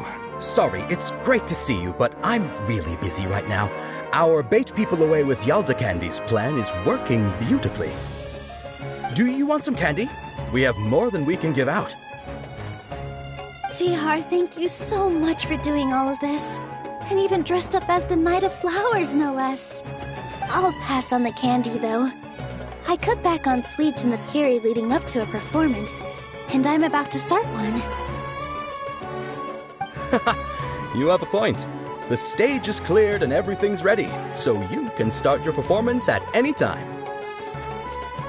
Yeah, thanks to you. I'm really grateful. All right, time to hit the stage.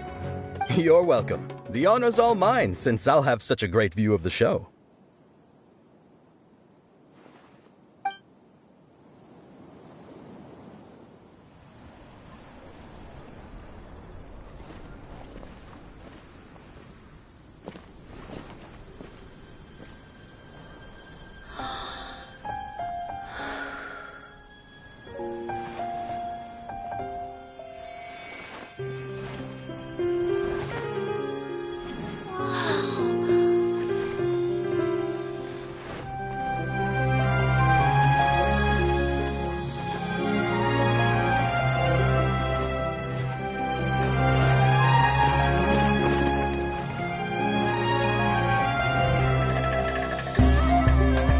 I've never seen a performance like this.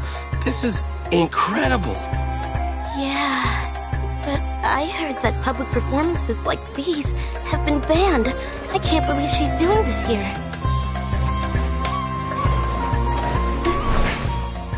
Grand Sage, there's some commotion outside. How uninteresting. Issue the new Prohibition Act from the Akasha to the guards. They'll know what to do. Do you think we should, stop her? Let's just watch for a little bit longer.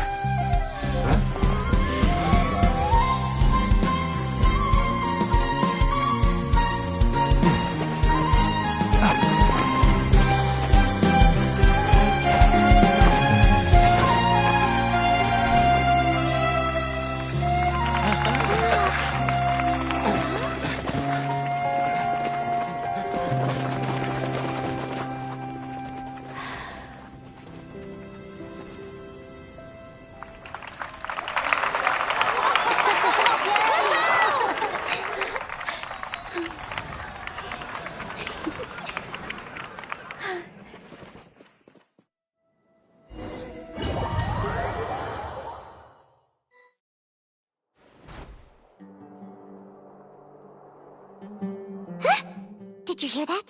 It sounds like a lot of guards just ran by. Does this mean the plan has moved on to the next stage?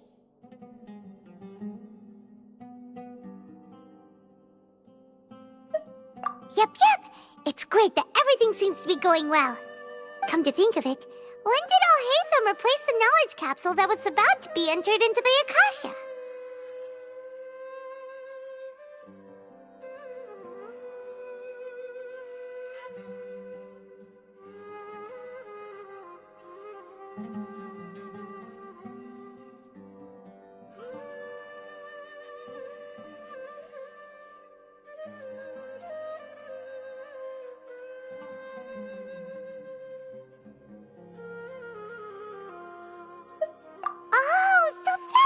Did it!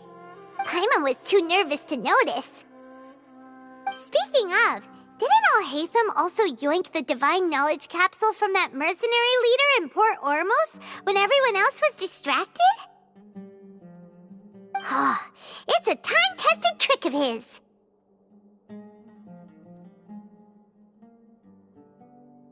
Why are we complimenting him? Yeah, he's smart and all, but he still makes Paimon's blood boil. Let's review our plan for this stage again. It's not like we have anything else to do right now anyway, and it'll help us feel more confident. Paimon remembers that Nilou's task was supposed to go a bit like this. Now that Lesser Lord Kusanali's consciousness has been forcefully sealed, the core figures of the Academia and their guards have started to wear their Akasha terminals again. With the Doctor's technological support, they think they have nothing to fear. How despicable of them to rely on such a person. But this is also our chance. I was originally asked to draft the knowledge capsule for the Artistic Performances Prohibition Act when I was still at the Academia. It should be on the Grand Sage's desk right now, and will be entered into the Akasha during the next Nyargarbaha Day. Are they really going to stop all artistic performances? That's horrible! I'll make an identical knowledge capsule, but this time, I'll smuggle some misleading information into it. We only need to find an opportunity to switch the capsules. Once it's been entered into the Akasha on Nyargarbaha Day, if someone were to be seen performing in public, the sages would definitely use that opportunity to announce the ban, and so the misleading information will be disseminated amongst the guards. Sure sounds complicated, but it seems like if everything goes well, we'll be able to get rid of all the guards in the Academia without any effort. That's pretty clever, getting right into their heads. I just have one question. Even if we manage to get the misleading info out to the guards, how can we be sure that they'll believe it? People who are used to relying on the Akasha become less inquisitive, and their ability to distinguish truth from misinformation is significantly reduced. They will view everything the Akasha releases to them as the unequivocal truth. The Akasha will turn humans into machines. I've seen it happen many times. Yikes.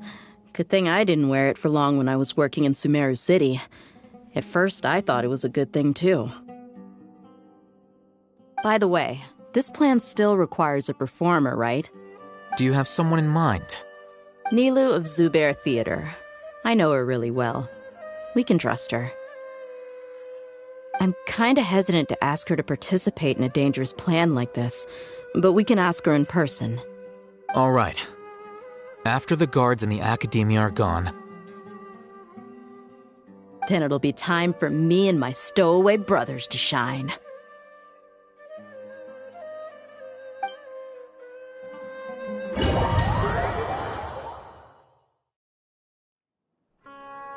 Here they come. Did you see that, Raman? They came out from the Academia in droves.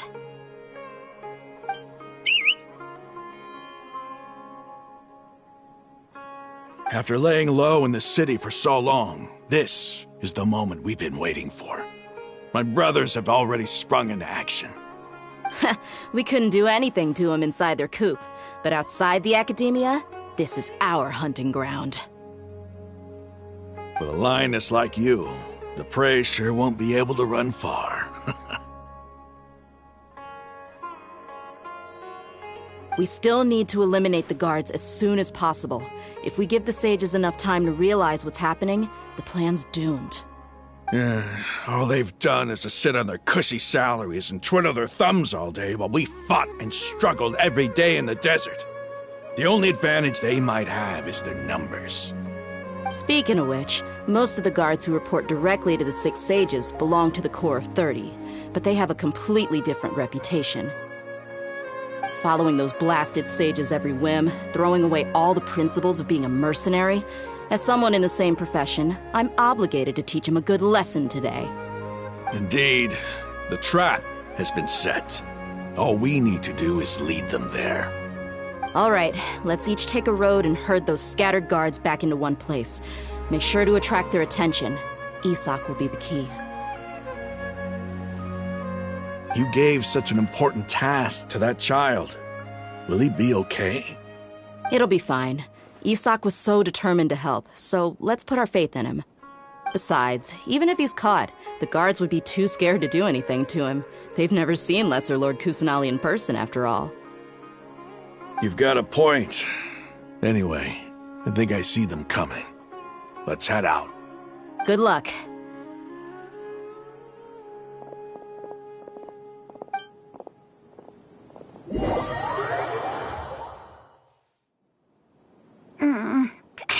This outfit. Hey, do you remember what you need to do, Isak? When the guards get here, you'll pretend to be Lesser Lord Kusanali and run away from them. Oh, yeah, I remember. Of course I do. I'm just a little nervous. Relax. Don't think about getting caught.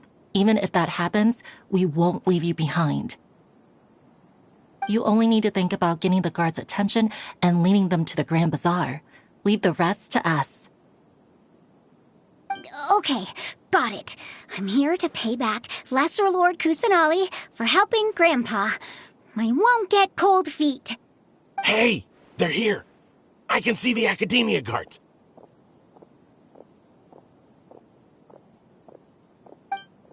All right, it's time, Isak. Take a deep breath and go. You can do this.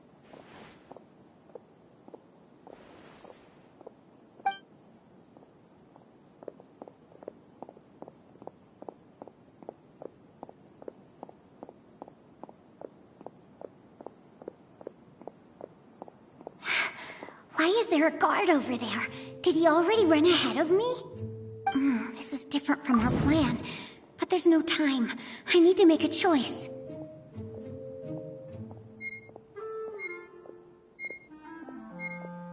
Hey, stop! I saw you! Don't try to run!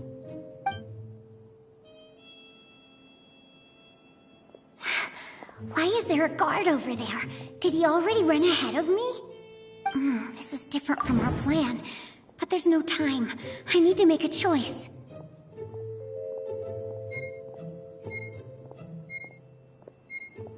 Hey, stop! I saw you! Don't try to run!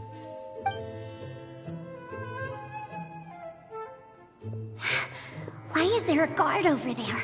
Did he already run ahead of me? This is different from our plan, but there's no...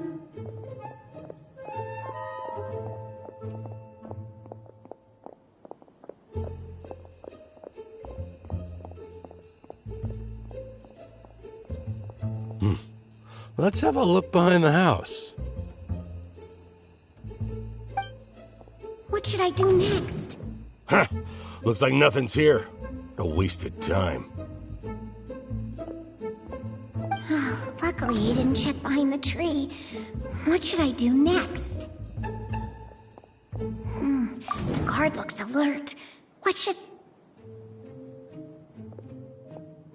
Doesn't seem like anything unusual's around here. Looks like the guard finally left. I need to go.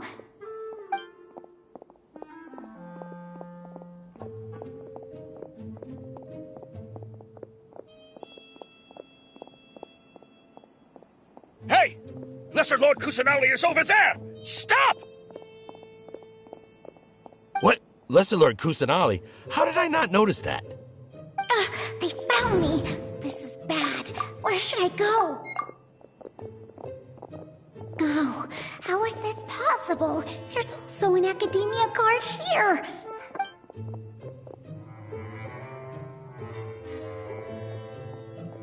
Hey! Lesser Lord Kusanali is over there! Stop! What? Lesser Lord Kusanali? How did I not notice that? They found me. This is bad.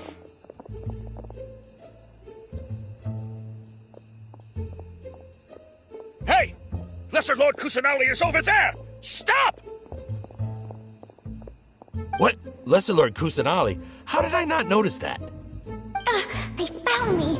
This is bad. Where should I go?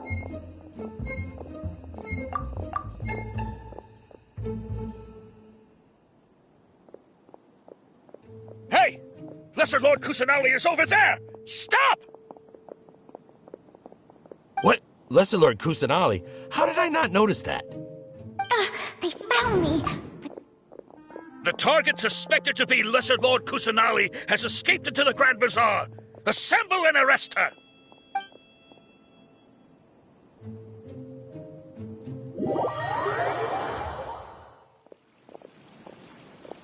Where did she go? How did she disappear? Did we lose her? Hurry up and find her! Hey, why is your team here? Didn't we say to split up our search? Hurry! Hurry! This place is... Why are you all here? Yeah, isn't it one heck of a coincidence? Everybody's here. What on earth is going on? I suppose that's all of you? Who are you? Did you set us up? What are you planning? Phew, that was rough. I almost got caught. Little brat! So you're not actually Lesser Lord Kusanali. Who exactly are you all? Eremites from the desert? Just some colleagues. Think of this as a business competition, or a personal grudge. After stepping into our traps, stop thinking of yourselves as hunters. Behave like the prey you are.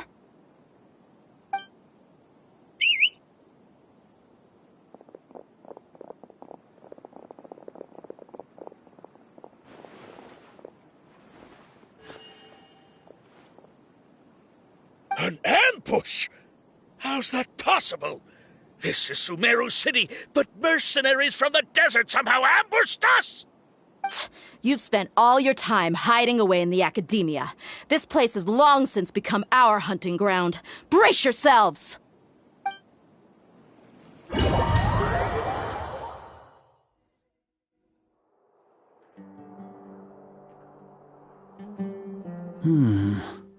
This is odd. The academia has quieted down after the conclusion of the Nyagarbha Day ceremonies, but it's much quieter than usual. Where are the guards? Why have I not seen a single one? Guards? Guards! Grand Sage, how may I be of assistance? I called for the guards. Why did you come? My apologies, Grand Sage. Right now, all Academia guards have entered the city to perform the ordered arrest. I thought you knew. Arrest? Who is there to arrest? I have an ominous feeling. Arrest Lesser Lord Kusanali, right? Is that not what the order was? Lesser Lord Kusanali? You mean she has disappeared? Yes. I wouldn't dare make up something like that. Right now, everyone is in a panic, and many are saying that Lesser Lord Kusanali will take revenge on us. What happened? Just what is going on? Lesser Lord Kusanali somehow escaped? Was it Alhaitham and his party that freed her? That's impossible. The Academia is heavily guarded today, and any order to release Lesser Lord Kusanali would be strictly confidential. Besides, Alhaitham and the Traveler are already in our hands. What manner of trickery did they employ? How could Lesser Lord Kusanali disappear into thin air? Disappear? Wait. How was the arrest order distributed to the guards? It was issued by the Akasha earlier today. Only you have the authority to send messages like that, so I thought it was your order. Let me check.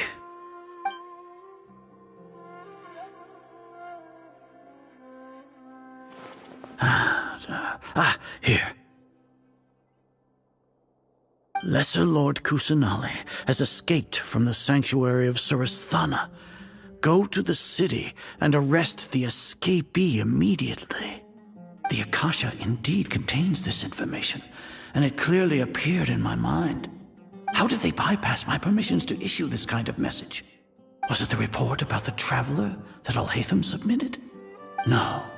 I specifically checked that knowledge capsule before entering it into the Akasha. Could that have been a red herring? Well, even if I figure it out now, it won't make any difference. The important thing now is to confirm Lesser Lord Kusanali's status. Have you been to the sanctuary of Surasthana to confirm that Lesser Lord Kusanali has indeed escaped? Confirm? No, I haven't. It may be a bit offensive to say this, but Grand Sage, what you're saying doesn't make any sense. How can the information in the Akasha be inaccurate? What the Akasha decrees is fact. That is common knowledge to all of us. If we have to confirm the information and knowledge from the Akasha ourselves, then how is that any different from us learning that information ourselves? Wouldn't Greater Lord Rukkhadevata's legacy lose its meaning that way? In the beginning, it was I who asked you to believe in the Akasha, to believe in the legacy left by Greater Lord Rukkhadevata.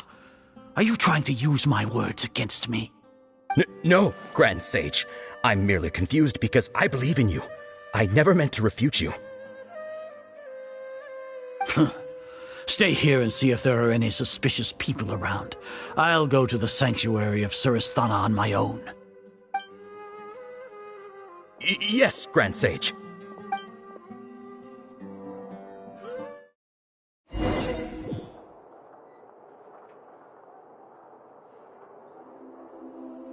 Lesser Lord Kusanali has escaped from the sanctuary of Surasthana.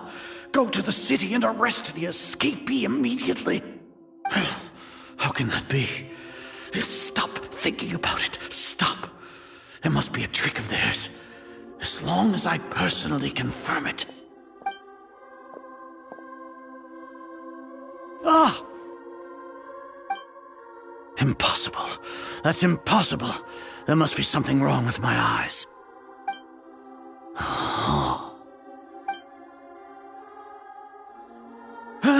She really appeared again? What is the meaning of this? What a comical sight, Azar. Once the Akasha has put certain thoughts into your head, even the Grand Sage can no longer see what's right in front of him. You all can only see the world in your mind, the one you think you know. And precisely because of this, You disregarded Lesser Lord Kusanali's existence. She has been a wise and worthy Archon. Sino, have you been waiting for a chance like this? The Akasha predicted that you would return to the Academia to confront me, but I didn't expect it to turn out like this. I was careless. No, you were blinded. Your faults stem from your reliance on the Akasha. You're still the same as always. I truly did not expect a proud person like you to cooperate with Alhaitham and the Traveler. People change, Azar. Admit it. The Akasha can't predict my actions anymore. Then tell me, what have you found during your investigation? You want to buy time? This is the sanctuary of Surasthana. Under your own regulations, even Academia staff are forbidden to come here. No one will come to save you.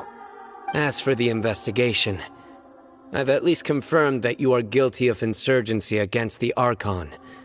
A serious crime. So what? Did you do all of this so I would plead guilty in front of you, General Mahamatra? No.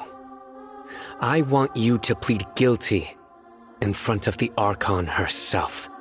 You once said that I had no standing to judge you. So now, how about judgment in the name of a god?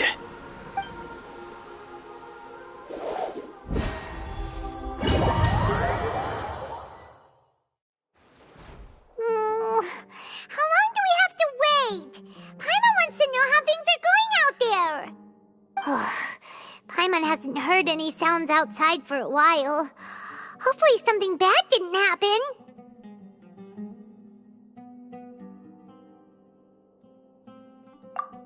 Yeah, but aren't you scared that we might be locked up in here for the rest of our lives? Thinking about it, at least Paimon has you. We could still chat like this. When Paimon thinks of Nahida being imprisoned alone in the sanctuary of Surasthana, Paimon can't help but feel sorry for her.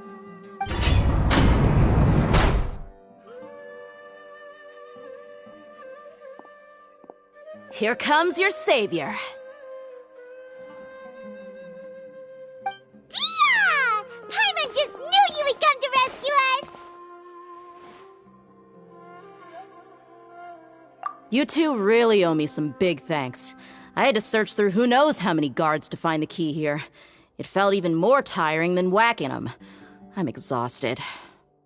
Thanks a lot. Need Paimon to rub your shoulders? No, that's... What are you afraid of?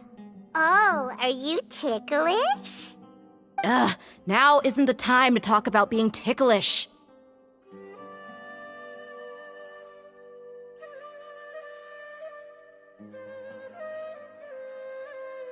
Things in the city and on Sino's side are both going well. The guards that stormed out of the Academia are all taken care of. The Corps of 30 is in charge of the city's defenses, but we already talked to Asfand. They've been fed up with the sages bossing them around. As long as it doesn't break their employment contracts, they'll turn a blind eye. That's probably because you've been super great friends with them for a long time. So, how's Sino doing? The Grand Sage is in his custody. Even I know how terrible it is to fall into Sino's hands, so he probably does too. Sino forced him to release Lesser Lord Kusanali. He has no choice but to obey. So, hurry to the sanctuary of Surasthana. Assuming nothing weird happened, we should have already rescued our Archon.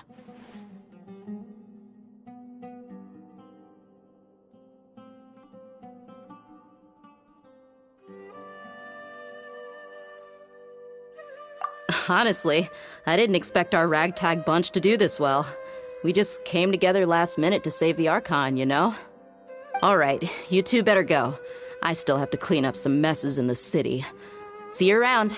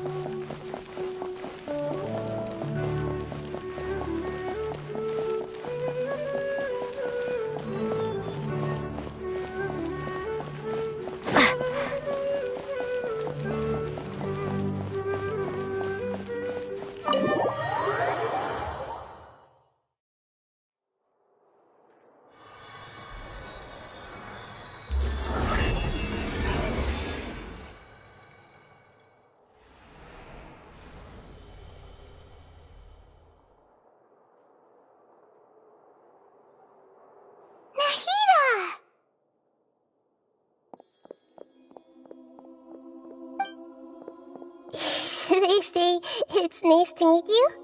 This is the first time we've met in real life. Before, we've only met in dreams, consciousness, or when I would thank you so much for coming to rescue me. But I also need to apologize. During this time, I did some self-reflection. My sense of inferiority and yielding to the academia led to all of this, and created so much trouble for you all. Exactly! We're here because you're a good Archon and one of our friends! Thanks, you too.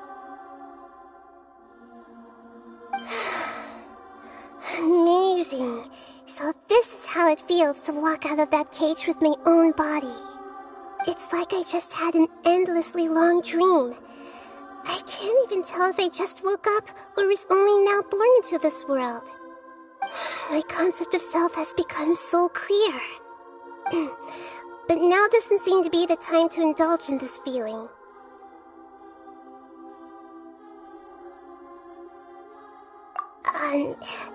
This is really embarrassing. You all just rescued an Archon, and now she needs your help to save her country, and even the entire world. It's okay. With you here, Paimon's sure that everything will work out. There's one more thing. What is it? For all the things the Academia did to me, and for all the folly it committed in the name of wisdom, as their Archon, I will make them pay. Ah! Wow! That's the spirit! You're finally standing up for yourself and not letting people walk all over you! I understand now. To be a better Archon, I first need to better myself. If you haven't even figured out how to be a caterpillar, how can you be a butterfly?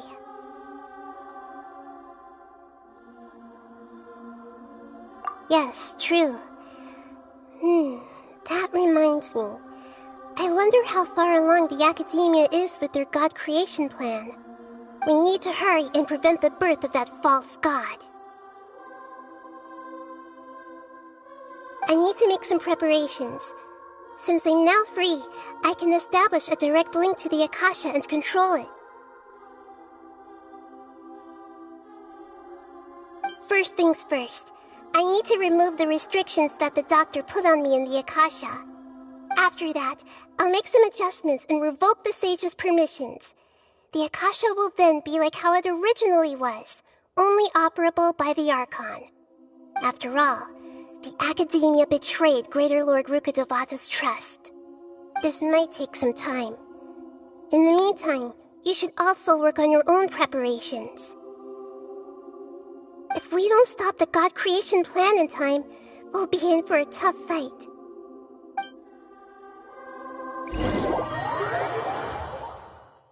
Might as well prepare for a fight. When we're done, we can take a walk around. After all, we missed out on a lot of stuff when we were locked up.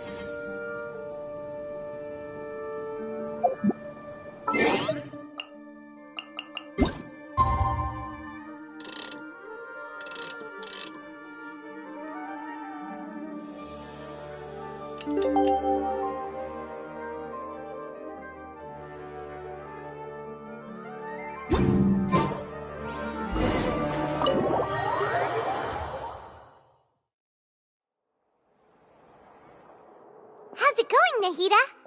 I'm done with the parts that needed my involvement to complete. Although it's my first time working with the Akasha like this, its internal structure and operation procedures are easy for me to understand. Greater Lord Rukkhadevata's design is truly brilliant. Oh, also, this is for you. Huh? What's this little floaty thingy? It's a small device I put together just now. You can think of it as an upgraded Akasha terminal. You may not need it right now, but it should be helpful in certain situations. Wait! This thing has the same characteristics as Paimon! We're both small things that float! Oh, all the things that make Paimon from now on, people won't remember Paimon because she isn't unique and... It's alright, Paimon. It can't replace you. It's only a flying device, but you're the Traveler's irreplaceable friend. You're so good at comforting people, Nahida. If only the Traveler was as smart as you.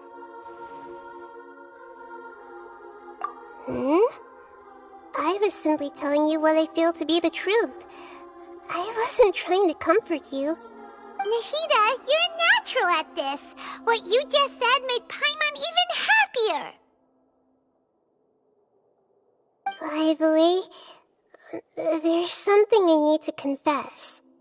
Even though I'm the Archon and in control of myself again, I'm not very good at fighting.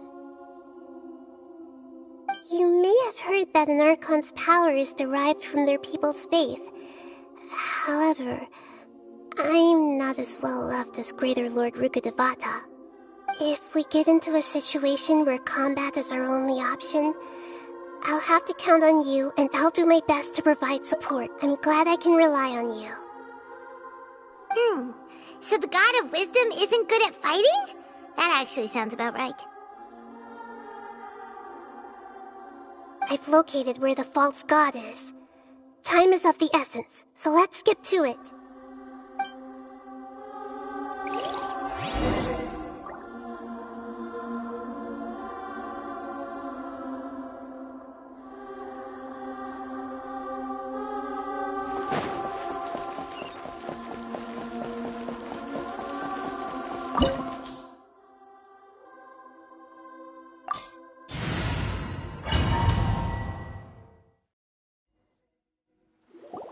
What is this place? Is this really the way we need to go? Wow. Who would have thought there'd be a place like this hidden right slap bang in the middle of the city? The sages wanted to realize their god creation plan without being discovered. The safest and most convenient way would be to build within the academia itself. That's true. They were already hiding one god, so why not two? Judging from the structure here, the project is a huge undertaking. The sages really saw the god creation plan as their ultimate goal. But this place doesn't look like it could have been constructed by the academia alone. The Fatui under the Doctor sure didn't hold back. They provided a lot of technological support.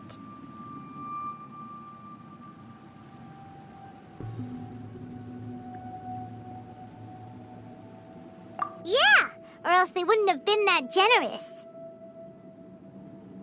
Is that it, though? I've always felt that this doctor is different from the academia sages. He doesn't seem to share their sense of urgency.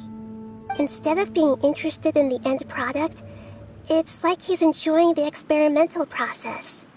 The Fatui Harbingers are all such weirdos. So, the doctor being weird is...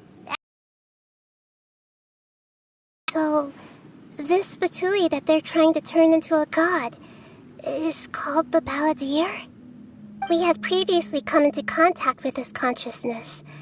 He harbors particularly strong obsessions. One is the desire for a gnosis, since he was created to be the vessel for one. The other obsession is probably related to his past. I can't quite explain it. Paimon knows that he was a prototype puppet for the Raiden Shogun before he became a Fatui Harbinger.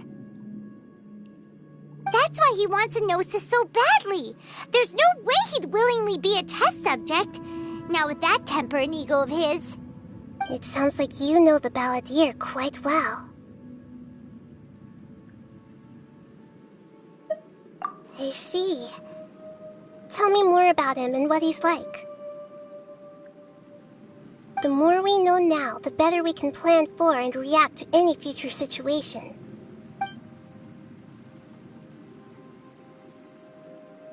Ah, I see. How fascinating.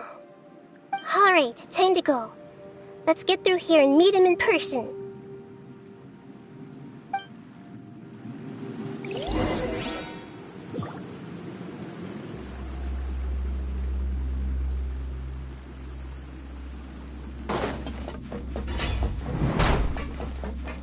Time to work.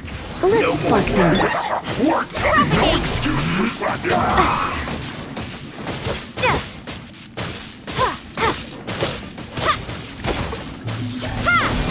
Time to fulfill my duty. Get out of here! No Out of the slacking way! off. Teamwork is dreamwork! Let's end this quickly! Let the show begin. It isn't time for a break yet. Propagate!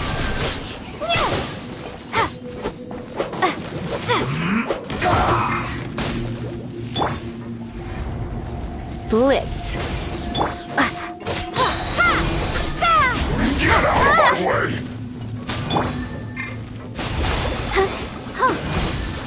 Adventure time! Fun. Get out of here! Out of the way! No slacking off. Let's end Scatter! I'll Not protect breaking a us. sweat. My work finished. Stay right there. Go, Barber, go! Ink! Oh, no!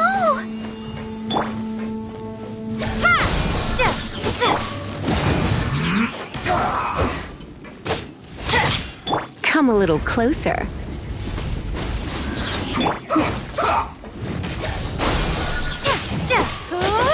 I'm going in! Surrender and I'll be gentle. Let's end this quickly! Spring forth!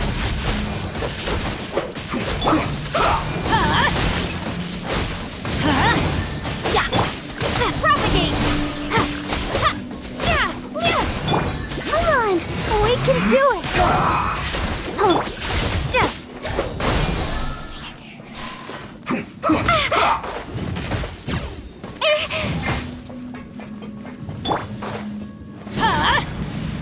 Let's end this quickly! You're in for a little shock.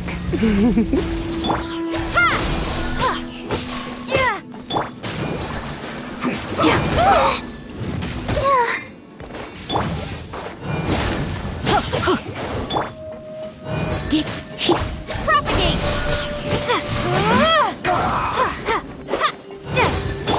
Let's light it up! My. Blitz. Scatter! Germinate! End this quickly! Everybody stand back! Off we go! You. He. Propagate! Let's dance! Let's not waste time! Get out of here!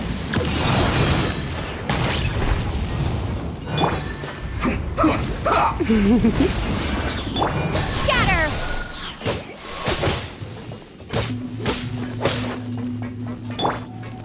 Let's end this quickly! Get out of here! Out of the way!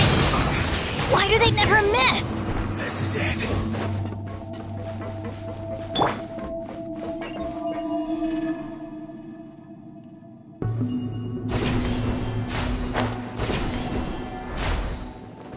It looks like we can climb up these pipes.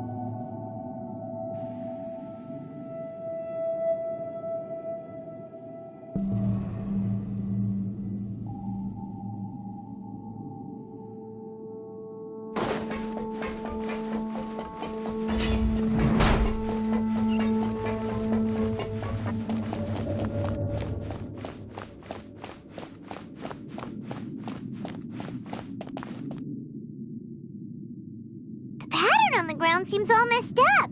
Let's go around and see if there's a way to fix it.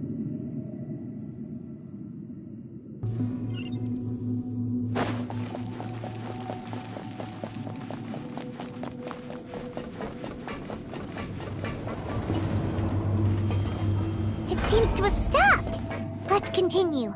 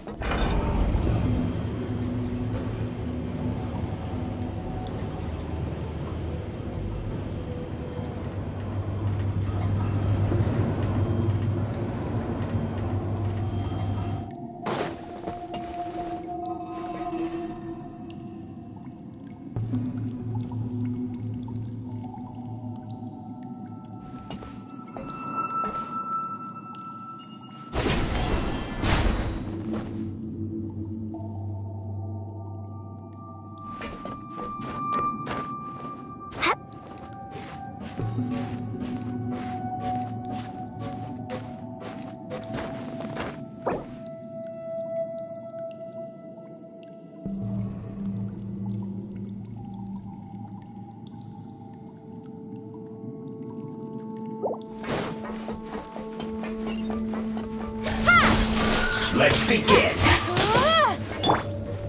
Get out of here! Let's end this quickly.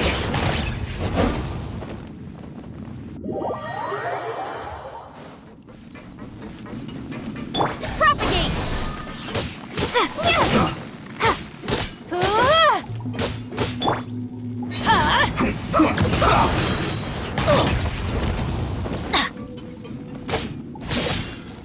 Let's end this quickly.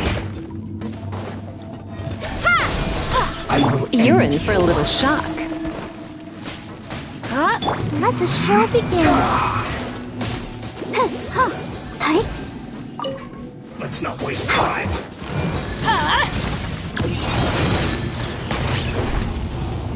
Come a little closer. Blitz. Propagate!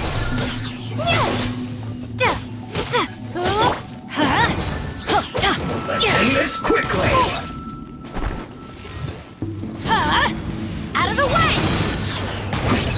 I'm going in! You're in for a little shock. You've been a naughty boy.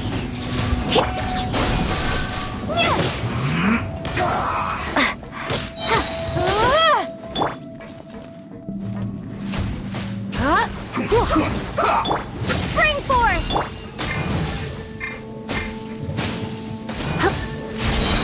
Let's spark things up a little. Let's end this quickly. Get out of here! Out of the way! Propagate! This isn't good.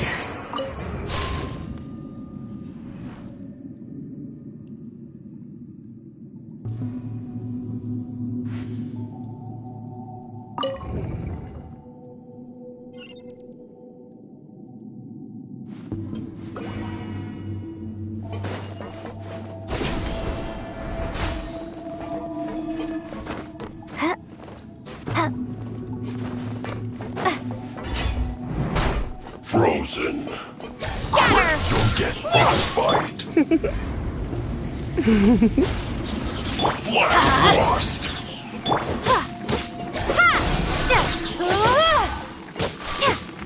It's time for a flash. Get out of here!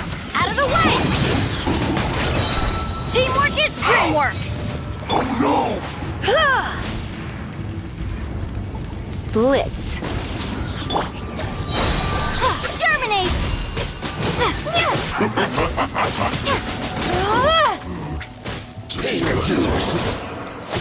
Propagate!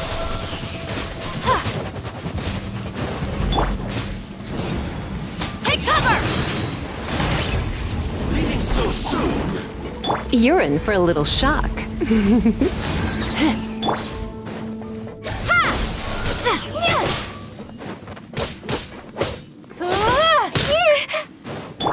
Adventure time! Get out of here! Take cover! Shoot! I can't afford any more bandages! I'm going in! Surrender and it'll be gentle. Ready, steady, go!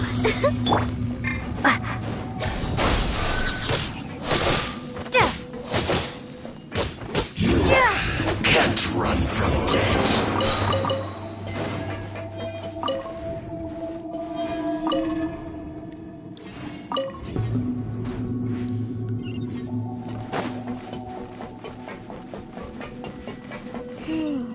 The cart is stuck. Maybe there's something wrong with the tracks. Let's try adjusting the direction of the device to clear the tracks.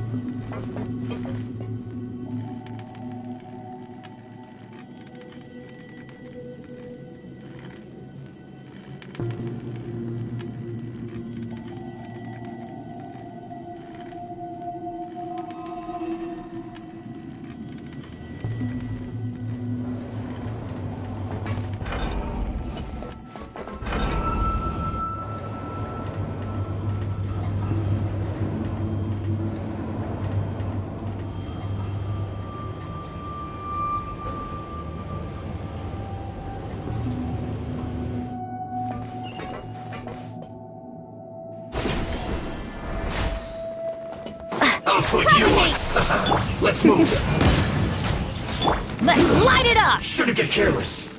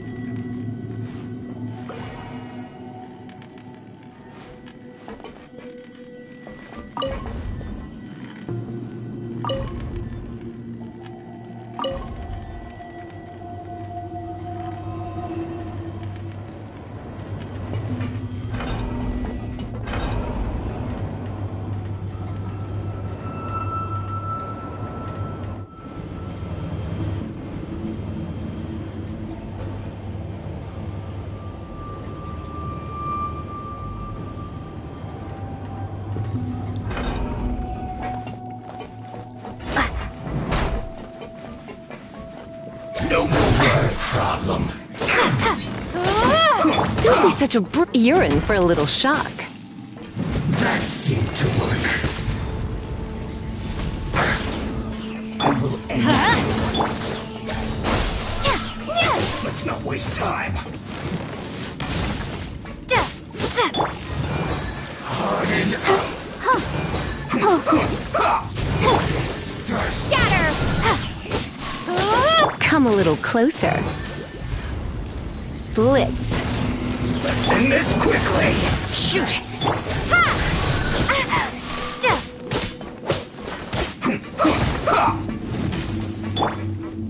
Get out of here! Take cover! Propagate! Everybody stand back! You're in for a little shock.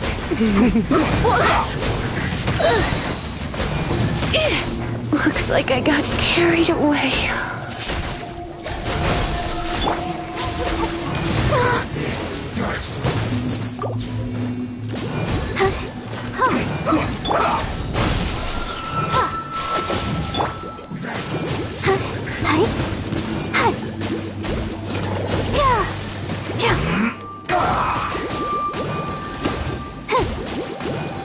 Use this first.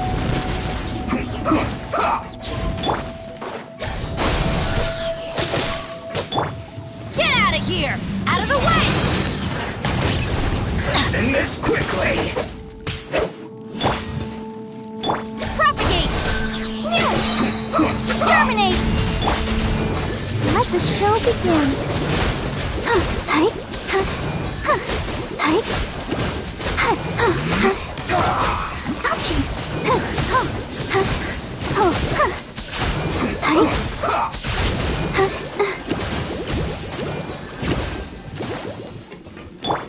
Get out of here! Come a little closer. You're in for a little shock. Get out of here! I'm going in!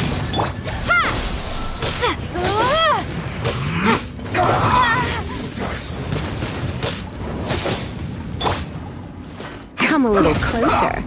You've been a naughty boy. Propagate! Let's end this quickly.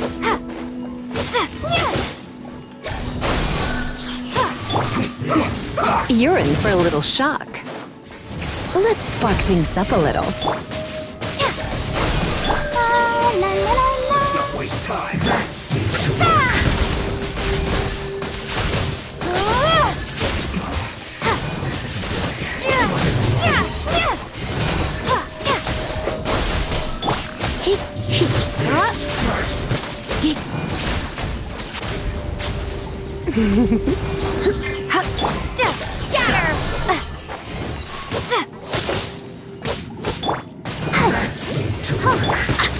Let's light it up! Propagate! Get out of here!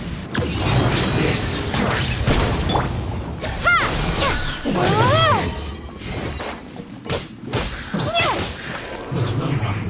Come at me. Death. Don't be a killjoy. We've only just begun. Scatter! Exterminate! Blitz. Let's move. You can't run. Well, Teamwork is dreamwork! don't be a killjoy. We've only just begun. I'll protect us.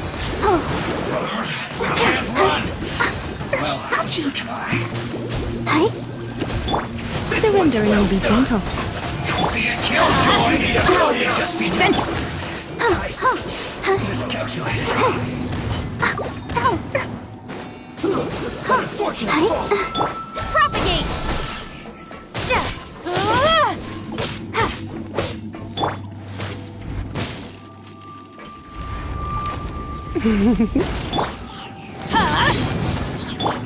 Let the show begin. Have a load of this.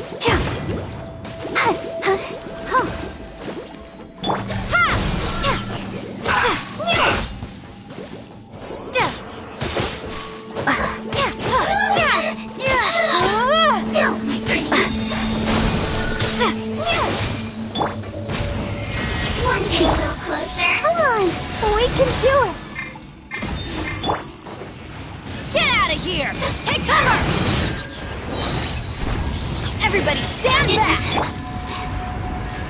Blitz. Scatter! Spring forth!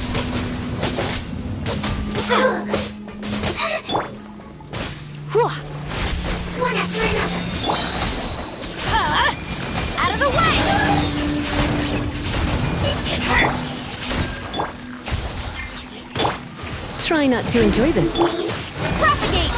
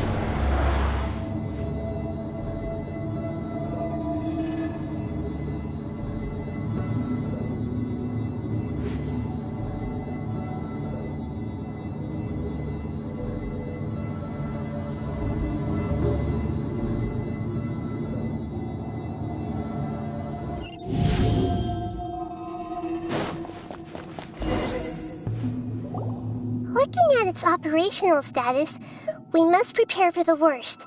The god they wanted to create is likely close to completion or already completed. Oh no, what should we do? Paimon can't imagine how hard it would be to fight against a Fatui Harbinger with a Gnosis. Are you nervous, Paimon? If you really want to know, of course Paimon's nervous. Aren't you too, Nahida? Yes, I am. This is probably the first time I faced with a calamity of this degree since my birth. I feel not just nervous, but curious as well. Curious? Curious about what? Curious about our fate.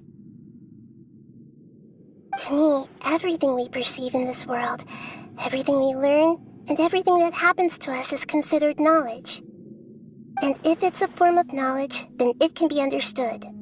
However, only fate is about that which has yet to occur, so it has always drawn my curiosity.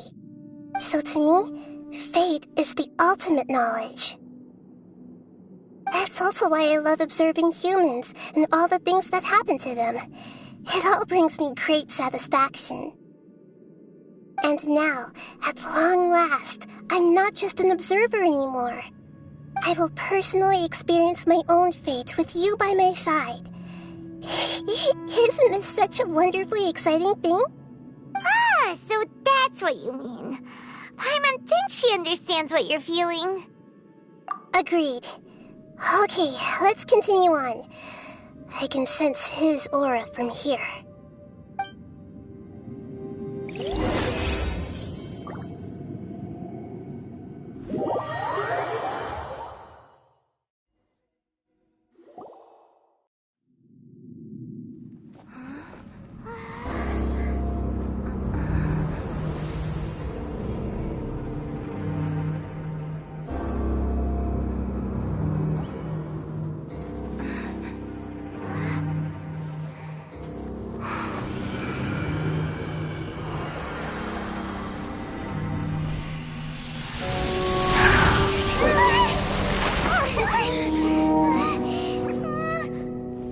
Who would have thought the world would be so eager for my birth?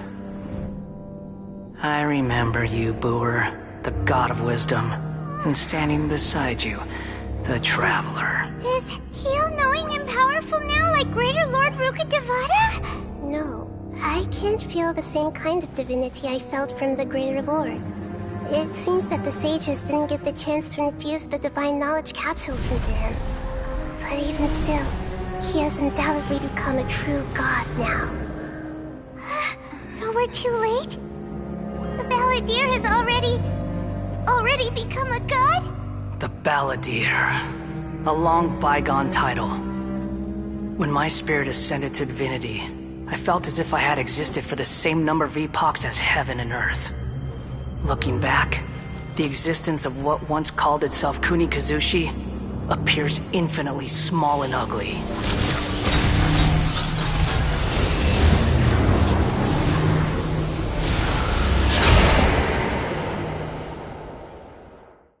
This imposing aura, it really feels like the gods! A body that capitalizes on the Balladeer's original construction as a mechanical puppet, with the Gnosis serving as a constant power supply. How much effort and resources did the sages put into this? From a purely technological perspective, it's a commendable achievement indeed. It's no exaggeration to say, this is the culmination of human wisdom. You sure are something! Dishing out compliments at a time like this? But I don't think he's reached the spiritual height of a god.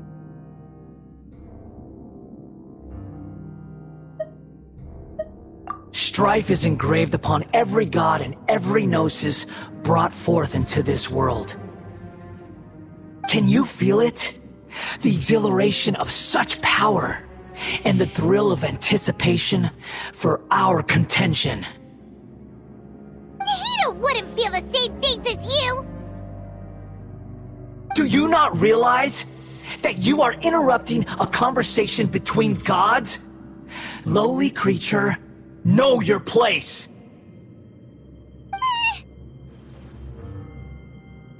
The strife engraved upon a gnosis. You're talking about the Archon War. Tevat's current peace was not easily won. I didn't personally participate in the Archon War, but the way I see it, all those losses were meaningless, driven by the demands of the laws. There's no point in bringing it up again. Is that so? Yet I am deeply disappointed that I was never allowed the fortuity to personally participate in the Archon War. This is a first. Encountering a god in this world who does not crave power. No wonder your own people have abandoned you, God of Wisdom. Your judgment is as your existence, unsubstantial. This is where everything ends, Booer, the God of Wisdom. You should know that wisdom cannot solve every problem. Like now, where your only option is to face me in combat.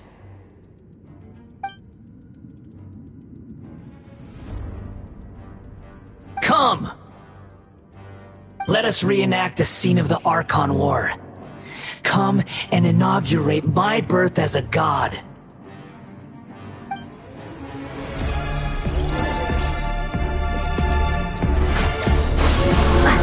Churn!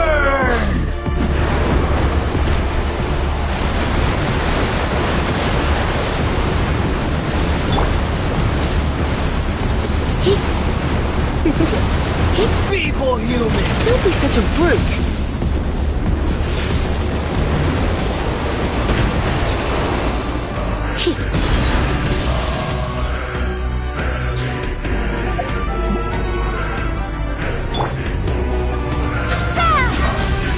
I'm going in! At my command, you shall fall!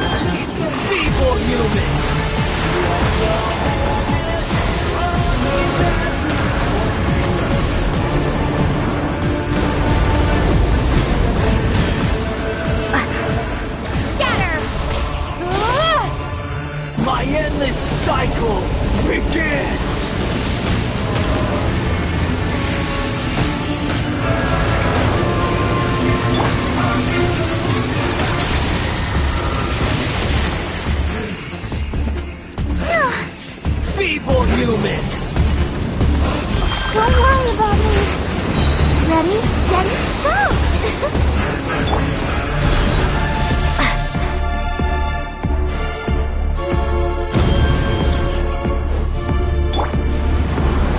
Sure! Take cover! Teamwork is dreamwork! Ha!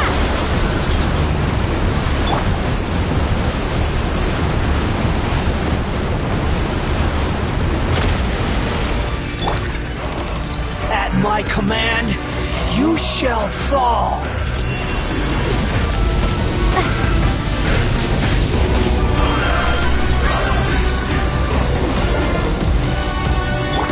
Go, Barbara, go!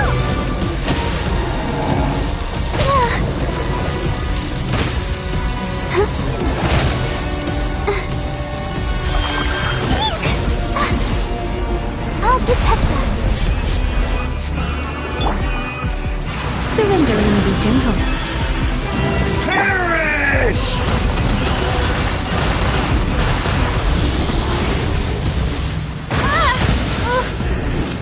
Insignificant pest!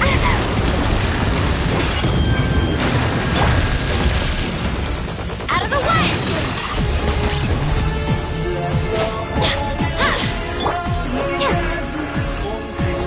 My endless cycle begins!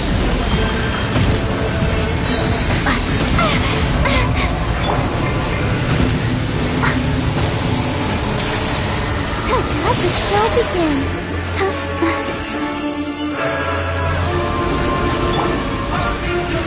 Perish!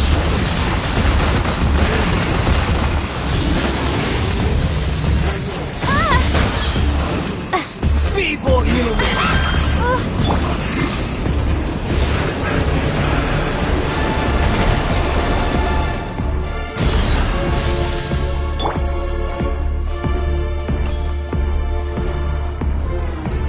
Insignificant.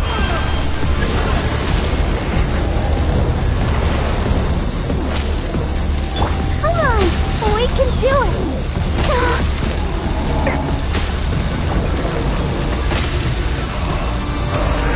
Go, Barbara, go! Let's dance. At my command, you shall fall!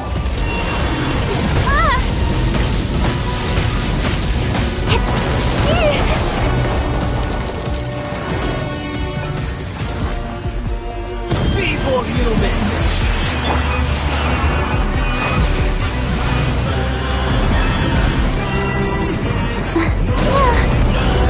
Everybody stand back! Insignificant pest! I'll protect us.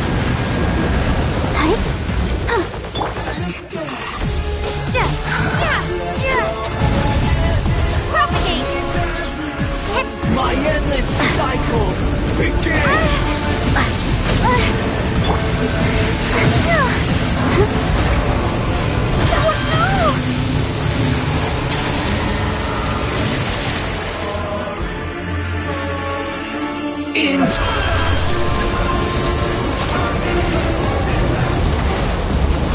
The show begins.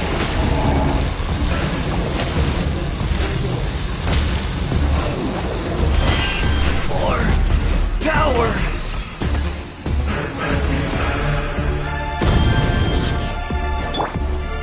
Let's spark things up. Out of the way! Ready, steady, go! You cannot defy me, mortal!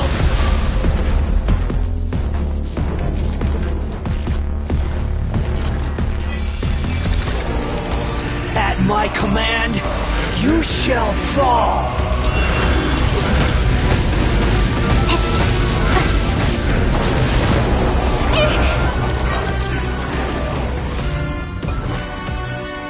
Feeble human!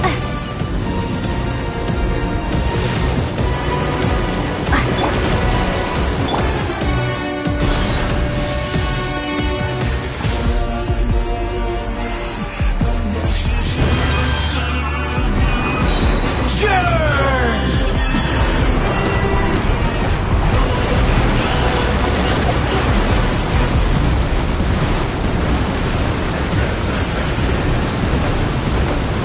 endless cycle begins!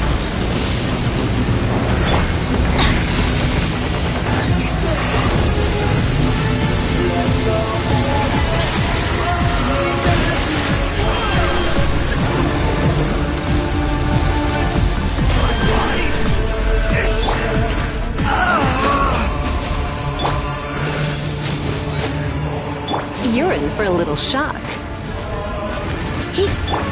Propagate!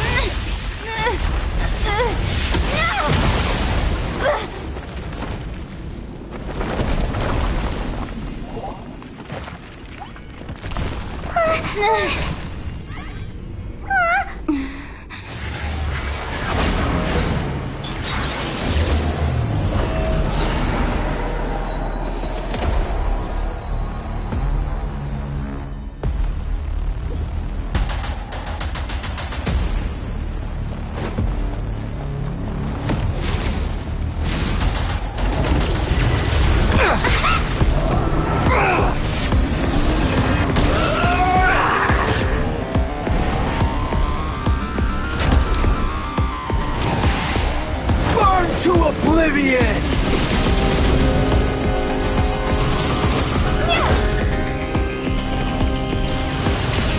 Kneel!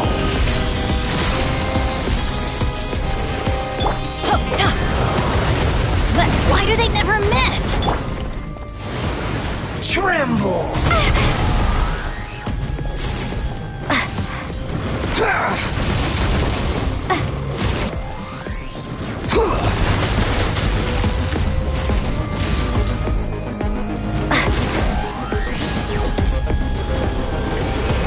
Reality is pain!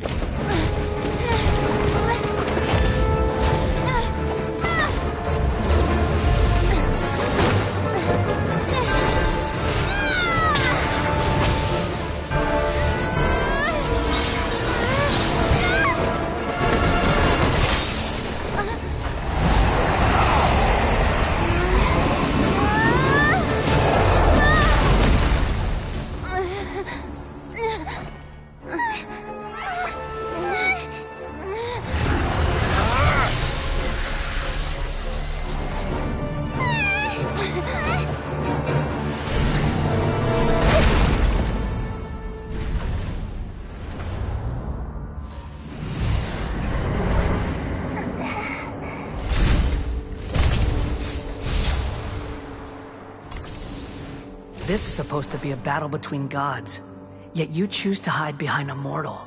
And now, you're acting like you'd sacrifice yourself for a human. Are you having fun proving a false sense of heroism to yourself, Booer?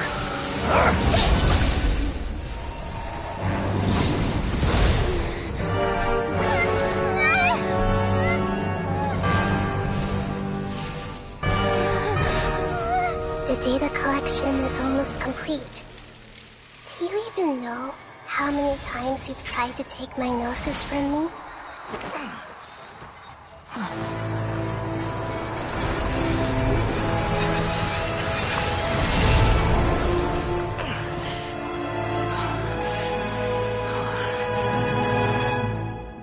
We just concluded the 168th loop. Did you know that in the effort to create you, the people of Sumeru were forced to live through the exact same number of Sub-Zerus festivals and Samsara cycles? The power of dreams. When did you use it on me?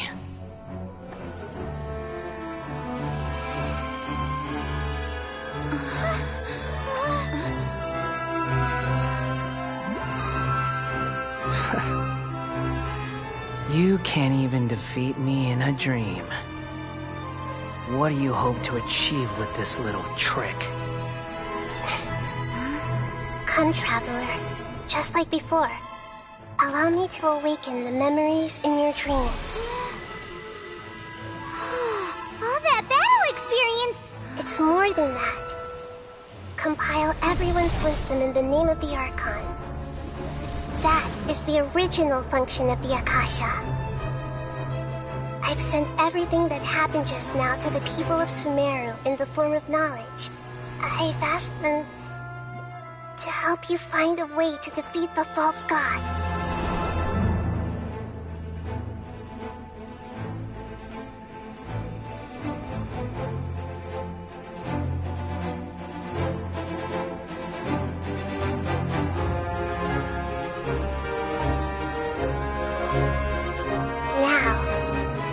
Sumeru's wisdom is at your disposal. Meaningless tricks won't save you.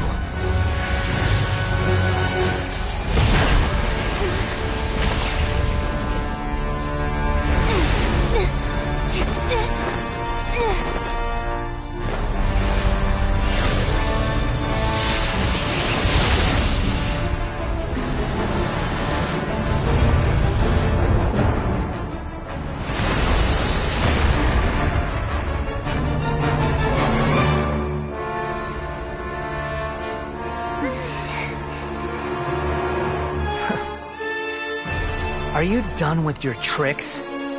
Can I finally take this as a real battle between gods? I'll leave this to you, the first sage of Boor.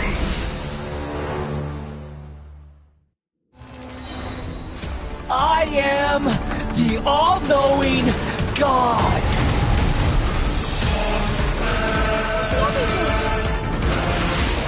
Burn to oblivion!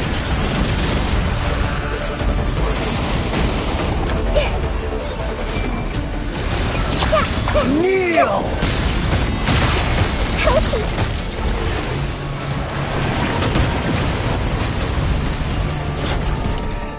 Share my knowledge!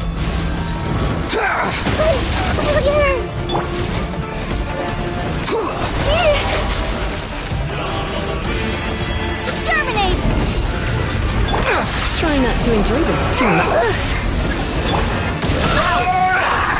Teamwork is dreamwork! Everyone hold hands! Reality is pain!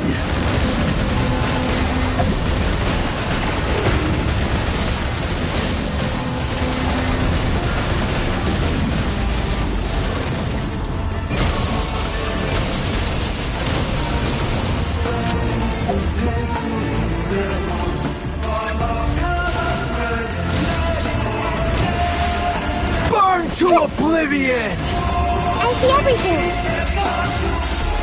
Good riddance, cruel world.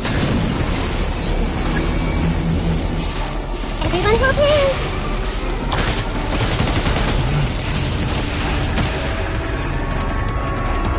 Hey!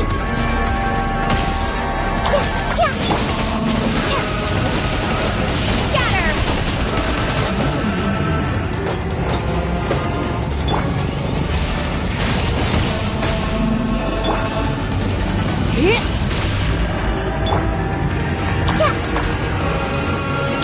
Everyone hold hands!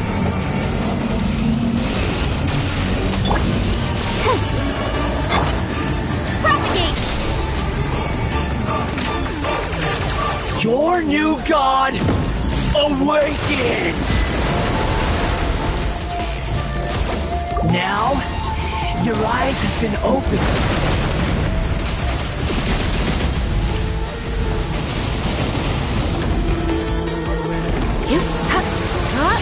Kneel! Don't be such a brute.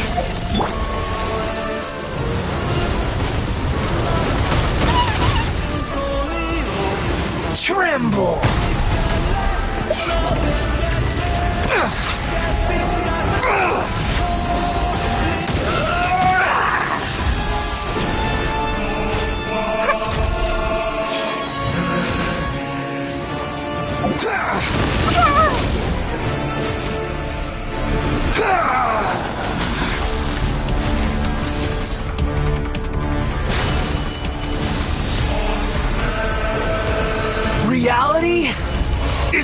insane!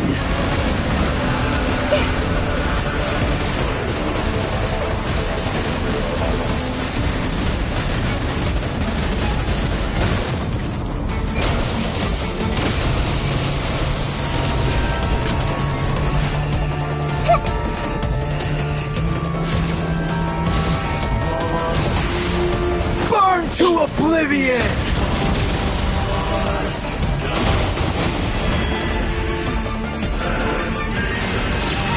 Kneel!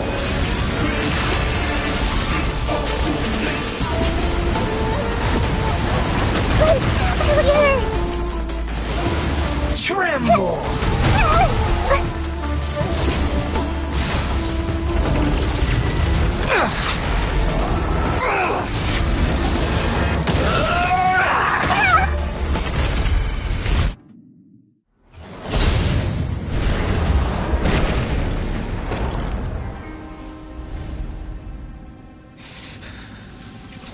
Humans. Filthy humans.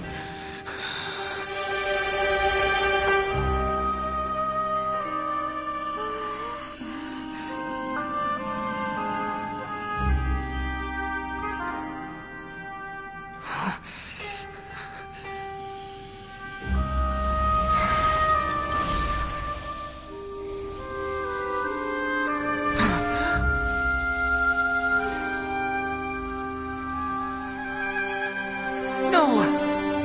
Wait! Please! Anything but the Gnosis!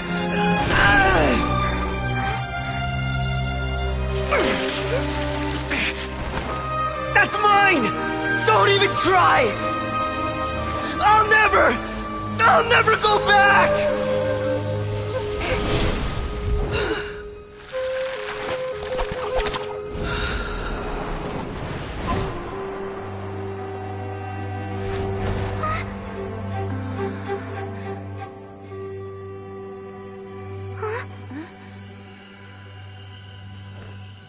We haven't yet found the answer to the most important mystery. Irminsul is still waiting to be saved. With the power of another Gnosis, we may now finally understand the last memory of Greater Lord Rukkhadevata.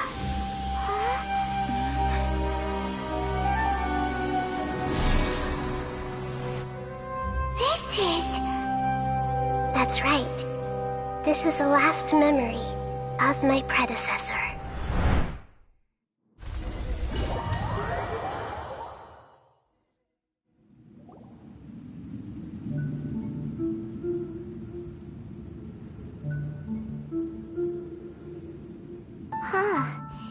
This sure seems very different from what Paimon imagined. Shouldn't Irminsul be in this realm of consciousness? Yes, that is our destination.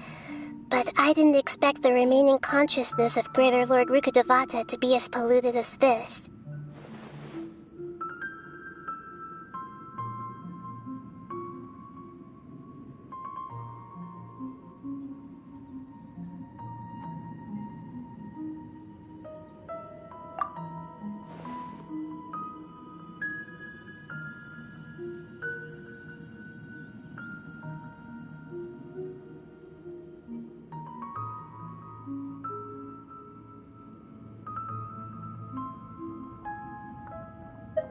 Forbidden knowledge? It seems you know about a concept that even I don't completely understand. Could you tell me what you know?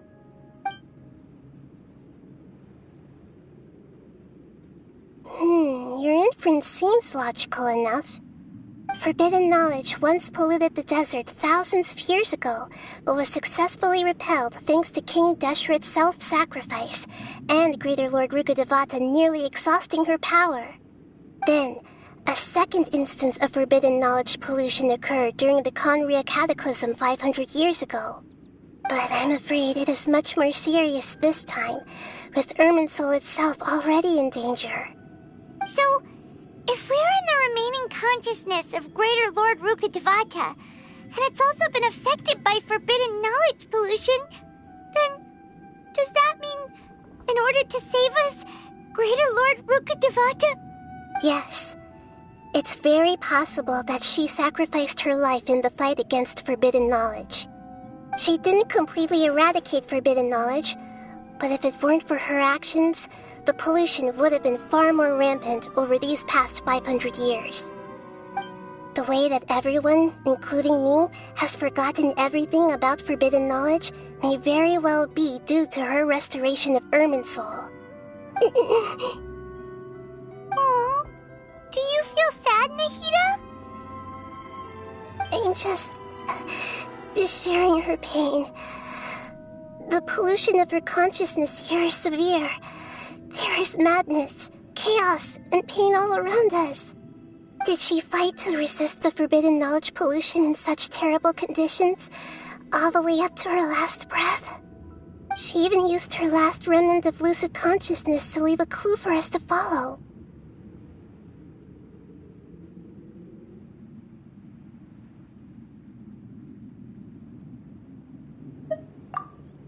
Yes, her words were distorted by forbidden knowledge, so that's all we could hear. But now, we have a chance to find the answer to this mystery. We can cross the polluted consciousness until we found the right path to meet with her lucid consciousness. And then, we'll let Greater Lord Rukkhadevata tell us the truth in person.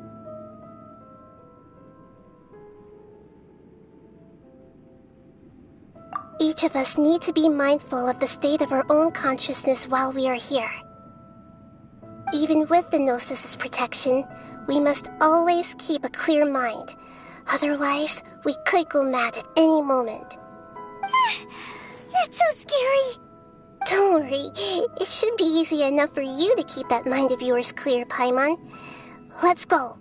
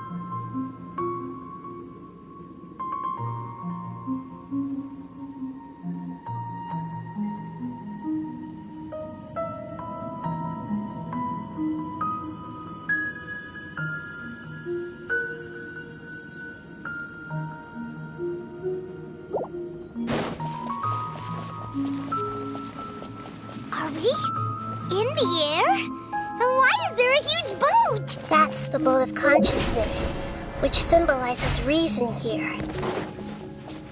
Wow. What are these? The monsters seem to have been affected by them.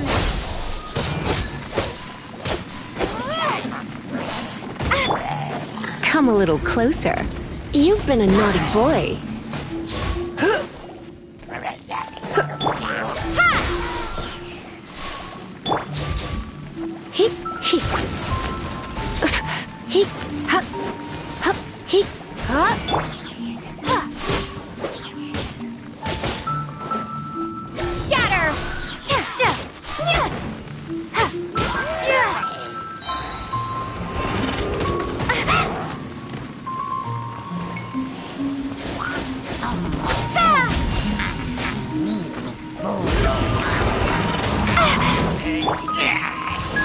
spark things up a little.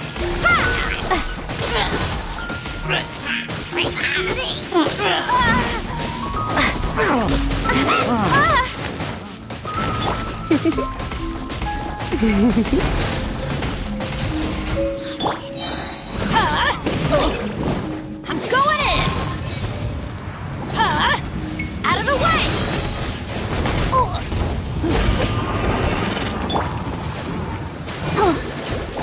Don't know!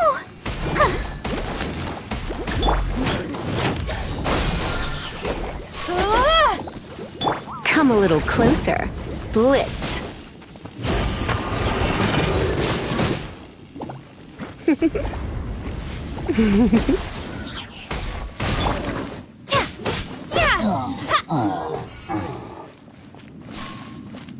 Propagate!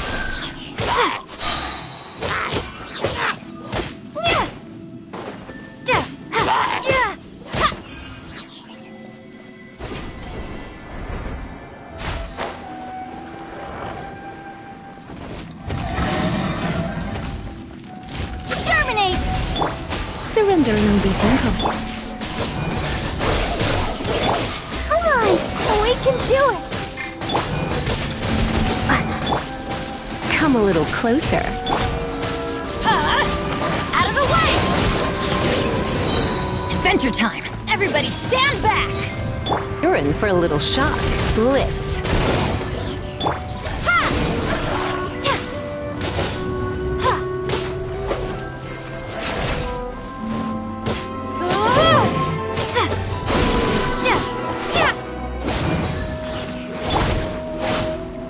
Come a little closer.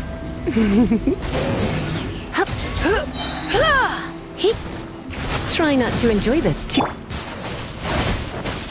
Scatter! Spring force! Out of the way! Don't worry, I got this. Teamwork is dreamwork! Propagate! I'll protect us. Oh, look! 4-leaf sigils have appeared in the sky!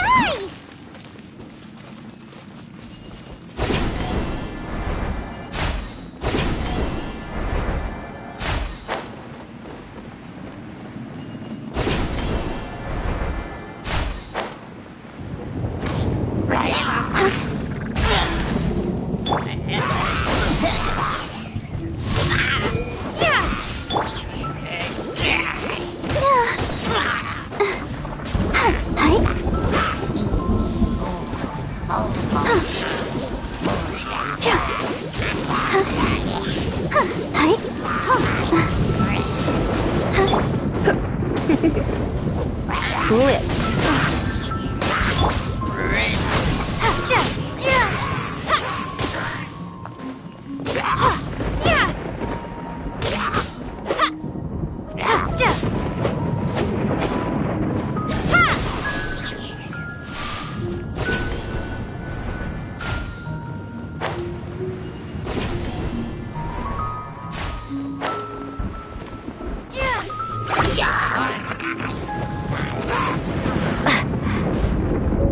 Scatter! Germinate! Ow! Get out of here! I always bounce back. Just watch me. Off we go! Ready, steady, go! Let the show begin. Ouchie! Ink!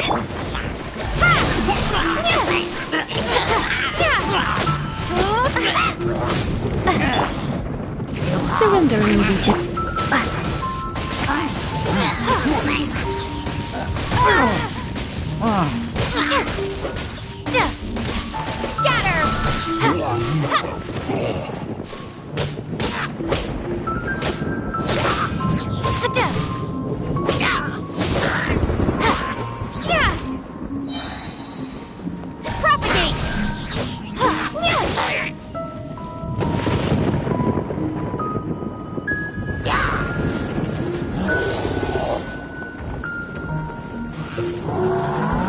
Spring forth!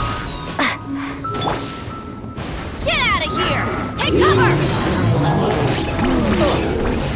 Everybody stand back!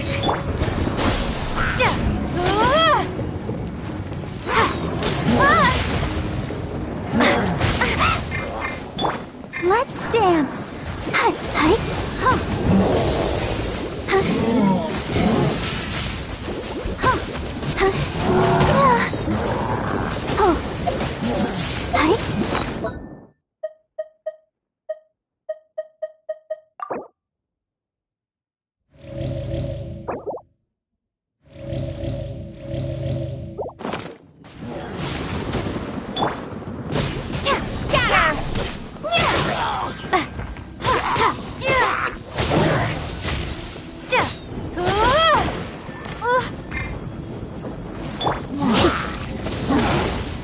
You're in for a little shock.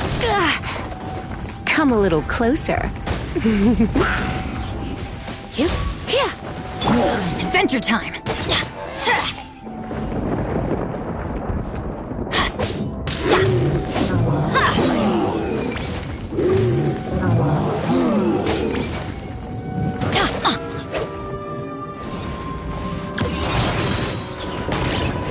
Off we go! Going out is tiring.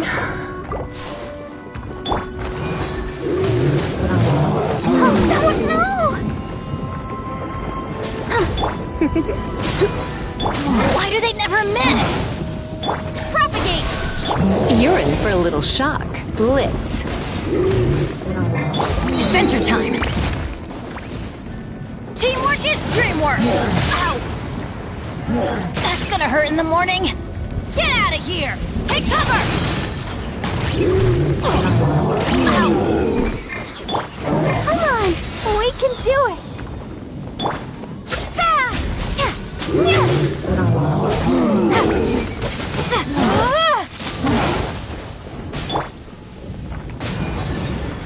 Take cover!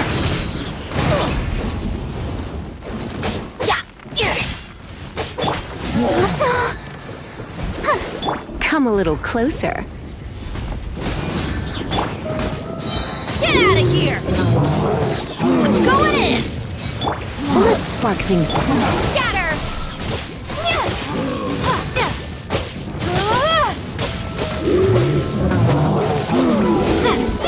To control the boat of consciousness, we need to find the helm first.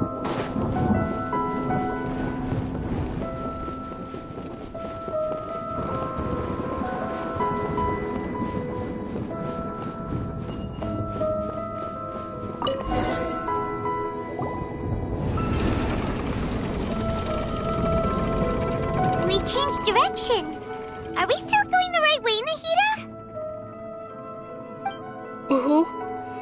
Judging from the current route, the boat of consciousness will soon take us out of here.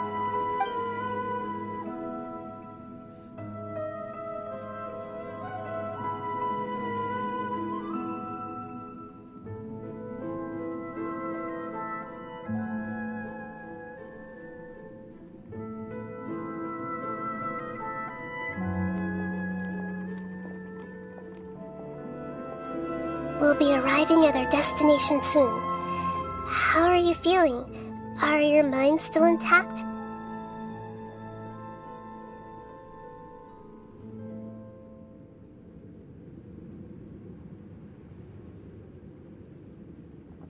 Huh? But everything's been completely normal for Paimon. Hopefully there won't be any more interruptions. This time, we should be able to meet Greater Lord Rukkhadevata. Are you saying you've never met Greater Lord Rukkhadevata before? No. It seems that my birth and her death took place at the same time. Otherwise, I think she would have given me a little more guidance, and I could have done a better job. Hey, you've done a great job, Nahida. Let's get out of this creepy place and go meet her.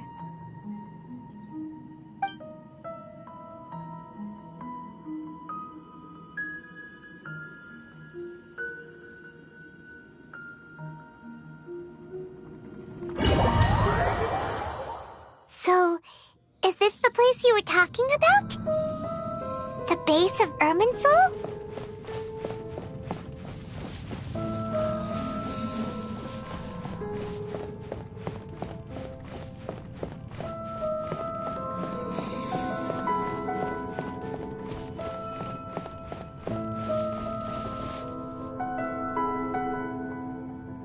Well, this is the place. We're here to find Greater Lord Rukkhadevata, right?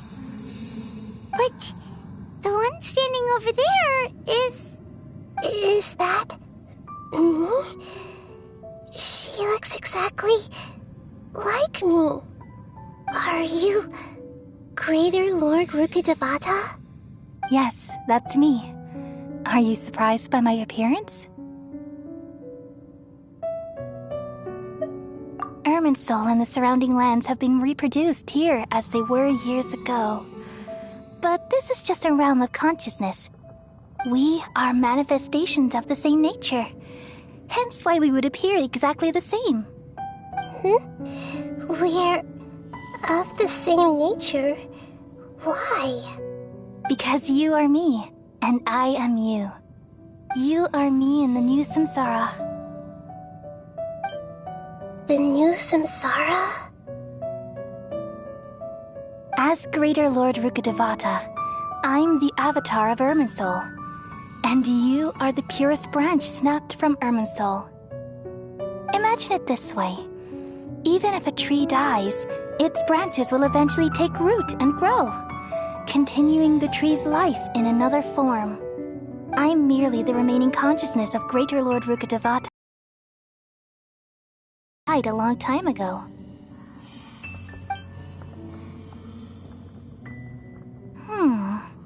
Judging from your appearance, I've probably been dead for 500 years.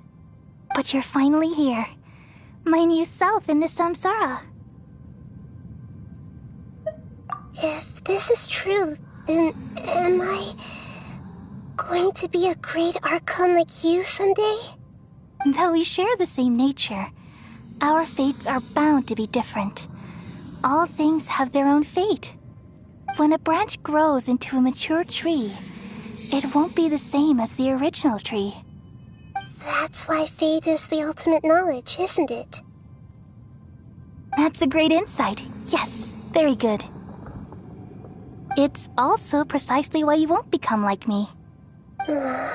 Really? But perhaps you may become an even greater Archon than I. I already see a determination in you that I didn't possess in my time, and the future that it leads you to will be yours alone. Along with the blessings from your past experiences. Don't worry. The growth of wisdom is like that of a plant. You only need to wait quietly for the flower to bloom.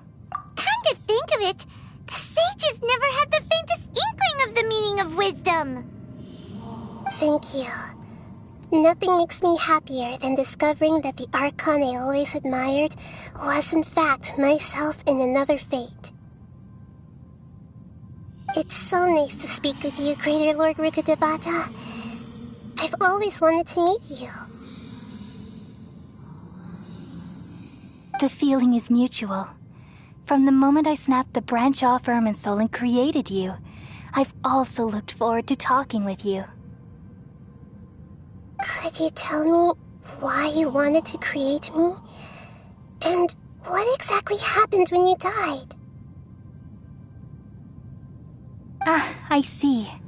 You're here seeking answers, right? Everything that day, even the sky itself, changed into a color like this. At that time, the seven were all summoned to the nation of Conria. Except for me. I had a more important task to attend to. I had to protect Irminsul. The disaster occurred together with the pollution of forbidden knowledge. At that very moment, with my consciousness connected to Irminsul, I sensed something was wrong. The pain started to torment my mind. By the time I reached Irminsul, it was already displaying signs of corruption. Had I not repelled the pollution of forbidden knowledge with King Deshret thousands of years ago, I might have felt even more hopeless and lost. So what exactly is forbidden knowledge?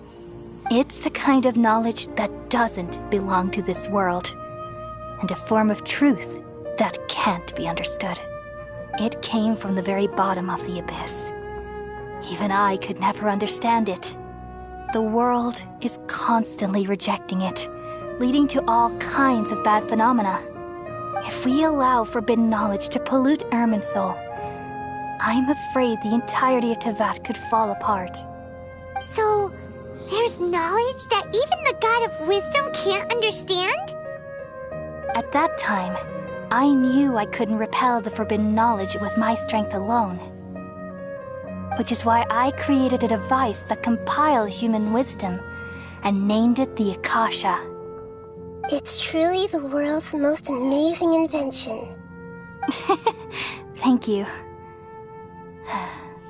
For a long time, I thought dreams were the fruit of human wisdom. Though it was selfish to do so, I borrowed people's dreams using the Akasha. Then I compiled their wisdom and all of my own power. Well, did it work? Thanks to the wisdom of the people of Sumeru, almost all the forbidden knowledge was cleared from Irminsul. But things didn't go as smoothly as I thought. I had a terrible headache, which gave me an uneasy feeling. And then I remembered that my consciousness was also connected with Irminsul. It brought me knowledge and wisdom, but vile corruption as well.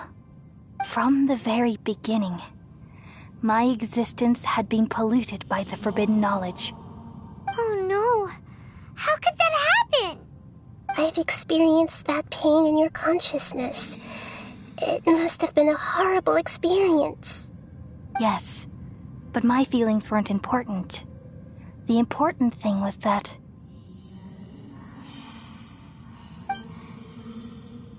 even if I died, my existence and everything related to me would continue to exist in Irminsul as memories and knowledge, meaning that the forbidden knowledge couldn't ever be permanently eradicated. And there's no way for me to eliminate myself. It would be a sort of paradox.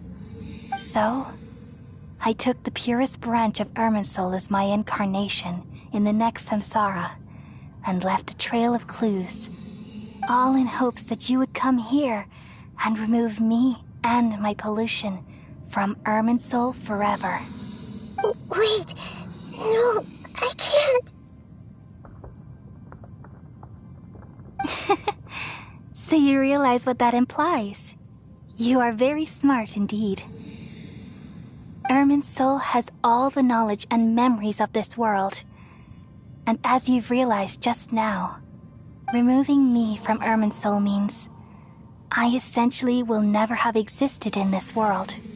But this is the only way to save Irminsul.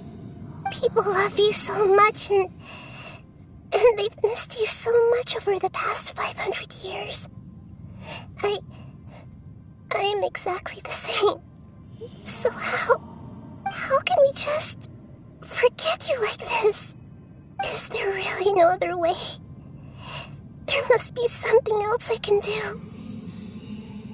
You're the god of wisdom, Boer. You should know that there is no other way. But this is so cruel. I don't want to forget you. No need to feel so sad, Boer. As someone who delights in wisdom, you should feel joy at finally finding the answer. These are the words in their entirety. The answer you've been seeking all along. Let the world completely forget me.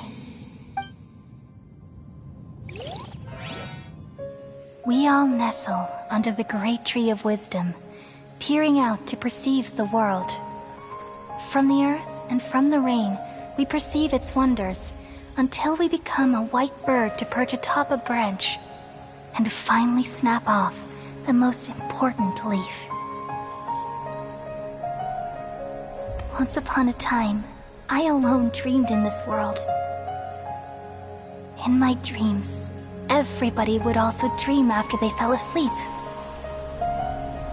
Wild and wonderful thoughts would emerge from their minds. Some tumbled to the ground, and others floated to the sky, connecting all things in the world into one dazzling net. Among a plethora of worlds were numerous smaller worlds, all of fate, finding within the tapestry their brilliant glow. I gradually understood that these indescribable and constantly changing things are the most profound things in the world. Only they can completely repel the madness. Only dreams can awaken consciousness from the deepest darkness.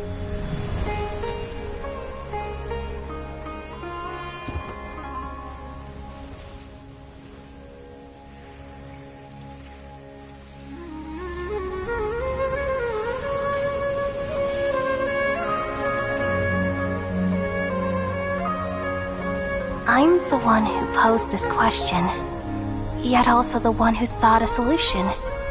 Saving the world with the dreams of the people used to be my answer. And now, you've also found your own answer, and I shall return all the dreams to the people.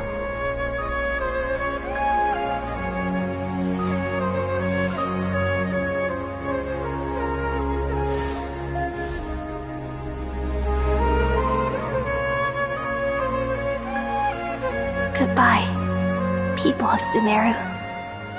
May you be blessed tonight with the sweetest of dreams.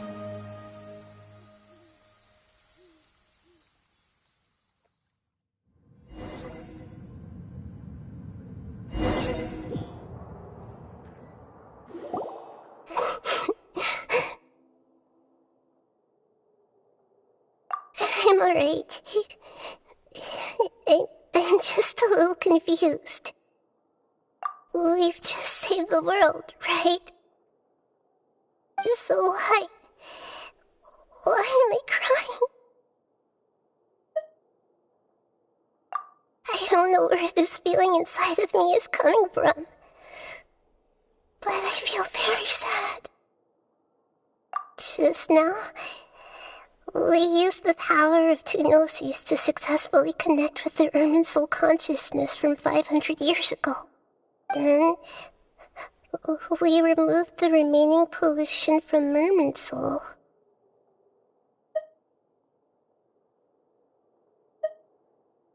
Yeah, what's wrong? Weren't you there just now?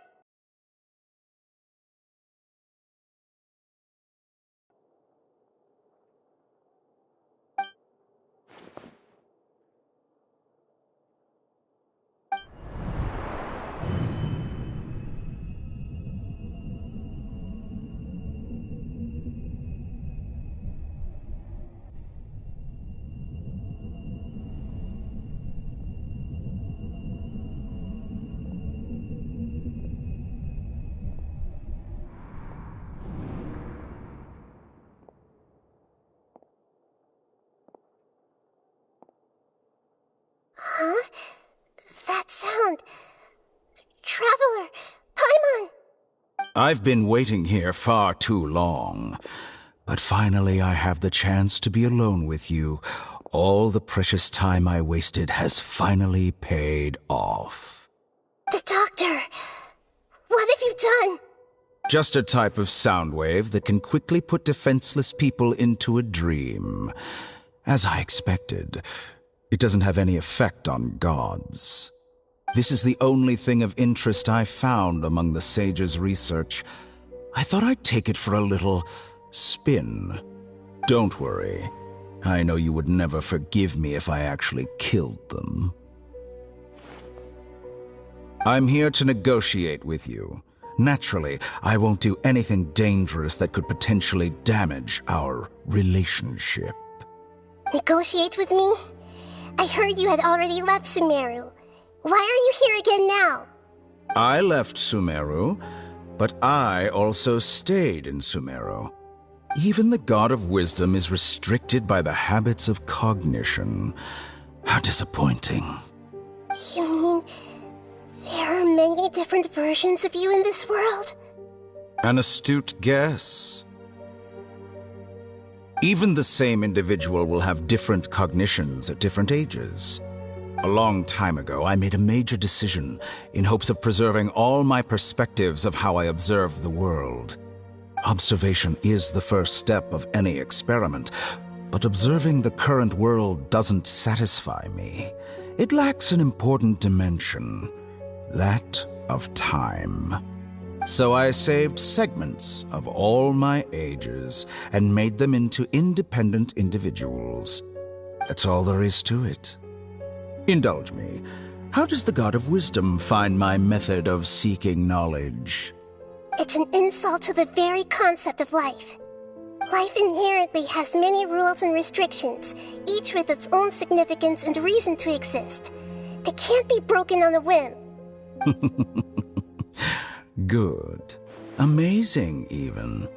Indeed, it's difficult for humans to make peace with themselves, not to mention oneself from a different period. Since you're in the academia, why wait until now to show up? You could very well have stopped us and helped that fake god. Simple. Let me ask you this. Would any staff member ever help the subject in the middle of an experiment? It was my experiment. So why should I interfere with the results? The academia saw the plan to create a god as their ultimate goal, yet you only saw it as an ordinary experiment. You really are crazy. If the experiment succeeded, you would have had a new god on your hands. How would you have faced your own god then? Would you still take the same stance? Would you still hold the same view of yourself? I'm first and foremost a scholar. These results should be left to the judgment of the hypothetical me confronted with that outcome. But you're right. And that's exactly why I'm disappointed with the conclusion of this experiment. As an individual, you don't have any sense of belonging. You seem to have even fewer convictions than a typical scholar. Oh no, I certainly have my own convictions. They just don't fit your standards, that's all. All right, that's enough conversation for today.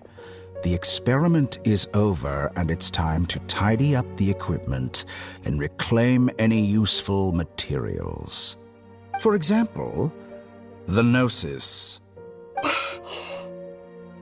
Lesser Lord Kusanali, you're an intelligent Archon. I'm sure you understand the disparity in our combat abilities at this time. Besides, you have no way to use that Electro-Gnosis in battle. Didn't you say you were here to negotiate with me? Somehow, it's starting to seem like you intend to take it by force now. I'm merely stating a fact. After all, I'm also a scholar. Naturally, I hope to show proper respect and dignity to the God of Wisdom. Your hypocrisy is built on absolute confidence. I understand your scheme, but... what if I were to destroy the Gnosis now and awaken the heavenly principles? Awaken the heavenly principles? Do you think that's really possible? The heavenly principles have been silent for many years, but the Gnosis are symbols of their control over Tevat and all the laws. Will the destruction of a Gnosis attract the attention of the heavenly principles? And if so, how do the Fatui plan to deal with the consequences? Do you dare to gamble such a possibility with me? Gamble? How surprising. I thought you would show evidence or use rigorous reasoning to prove your point. The word gamble is the last thing I expected to hear from the God of Wisdom. But this is a clever move. You must have seen through me when I first captured your consciousness. As a scholar, I respect all possibilities. This has always been my principle and is an essential trait as an experimenter. Indeed, I can't ignore this possibility. So tell me then, what are your conditions? This foreign gnosis will only lead to disaster if it stays in Sumeru. But this electro-gnosis is the prize I obtained after defeating one of your fellow harbingers. Now, as the one who initiated this cascade of events, shouldn't you pay the corresponding price? Price? Interesting. What price would you have me pay? How about erasing all your other segments? So this is how you wish to restrict me, the most threatening opponent of the Nation of Wisdom. What you request of me is like plucking out the eyes I have placed in the dimension of time. Segments are extraordinarily difficult to make. They require extremely rare resources and enormous amounts of time and effort, requiring me to destroy them all here and now. Bravo. A suitably wise decision on your part. Yes, how very interesting. Can I assume that you have long been wary of me? Among all the versions of me, this segment you see now is the most selfish. If it weren't me, your idea wouldn't have worked. What did you see when you were imprisoned? You were observing me, and that's how you know I've long grown tired of their doubts and endless arguments. Like you said, it's difficult to make peace with yourself. Being as smart as you are, have you managed to do that? I see. If you think all those versions of me are worth a gnosis, then deal. You sure didn't hesitate much. Is the relationship between all the versions of you really that bad? I don't think there's any need to dwell on that. The surplus versions of me can be exchanged for a gnosis. Do you think anyone can offer themselves at a higher price? Besides, with my abilities, it's only a matter of time until I find better perspectives. Perhaps it's best to say, you're just temporarily ahead. But what I'd like to know is, how can you be sure that I've really erased them? I can see your remaining honesty.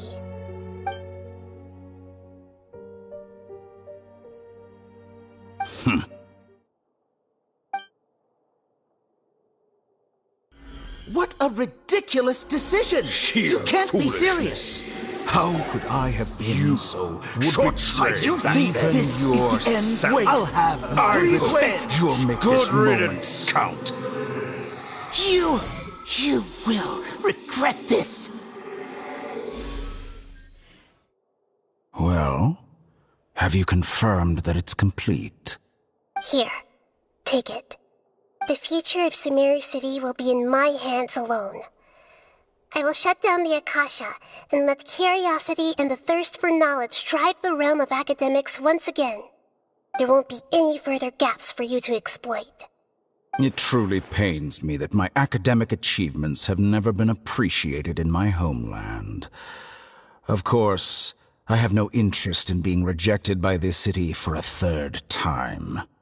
Another chess piece. And where is your dendrognosis? Don't be greedy, Harbinger of Snezhnaya. No, this is a different transaction. If you intend to turn off the Akasha anyway, then there's no further use for the Gnosis of Sumeru, is there? Besides, isn't it the Archon's duty to deliver what's desired of the Seeker? Oh, judging from your expression, you don't seem to find the idea very agreeable. Then let's think of it this way. Since you're the God of Wisdom, how about I exchange some knowledge with you? People exchanging knowledge with the God of Wisdom is the stuff of legends. Yet here you wish to exchange knowledge for the God of Wisdom's property. Arrogant as that is, it has piqued my interest. Let me ask you, have you in all your mighty knowledge ever heard the rumor that the skies of Tevat are fake? Huh? That's the secret hidden by Irminsul concerning the truth of this world.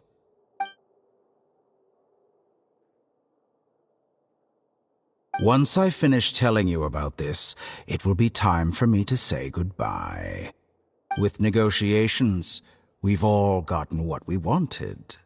I'm very glad I got to meet you like this. Your arrogance may know no bounds, and convictions may mean nothing to you. But I'll still listen to what you have to say.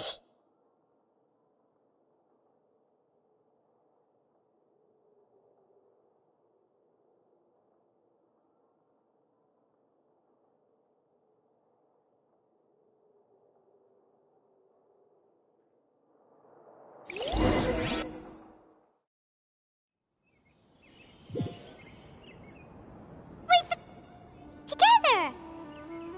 Okay, wake her up.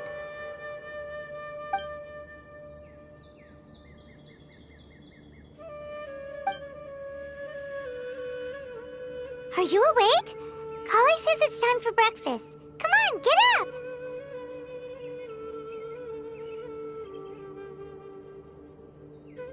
Good morning! How are you feeling today?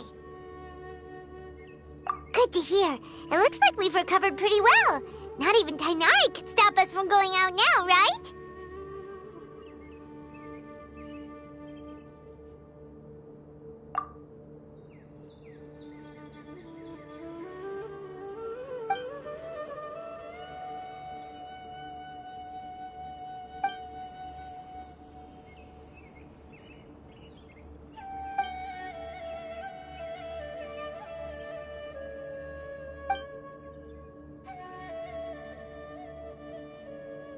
Come on, Traveler, let's go!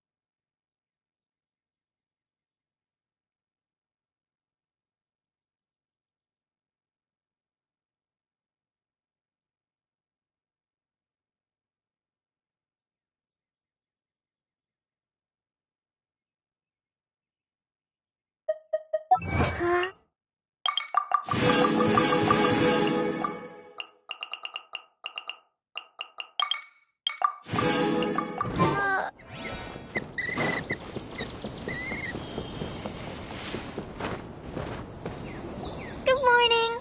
Looks like you're awake. Yep, yep.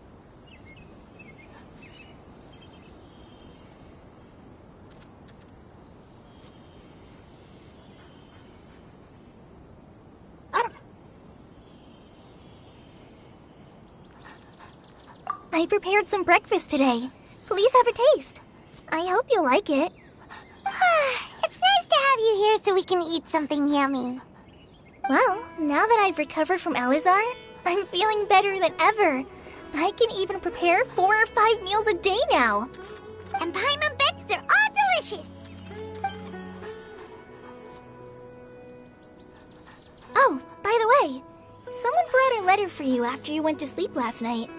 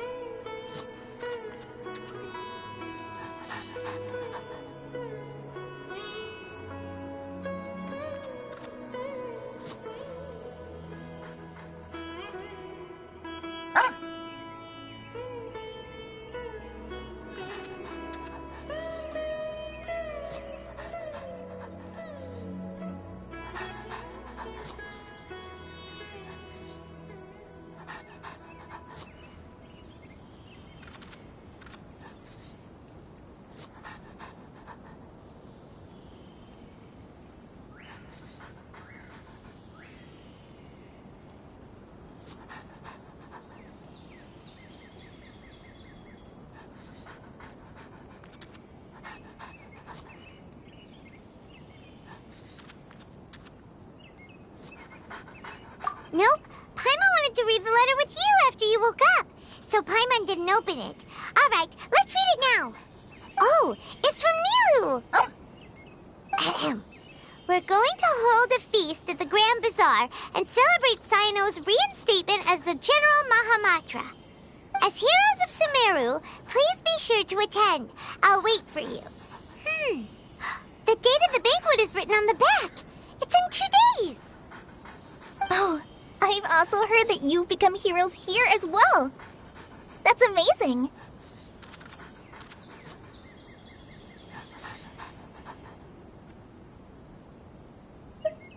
Sometimes I'm really envious of strong and confident people like you.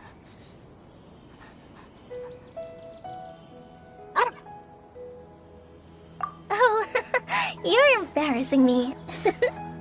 Anyway, let's go to the Grand Bazaar to have a look. Oh, before you leave, be sure to inform Master Tainari.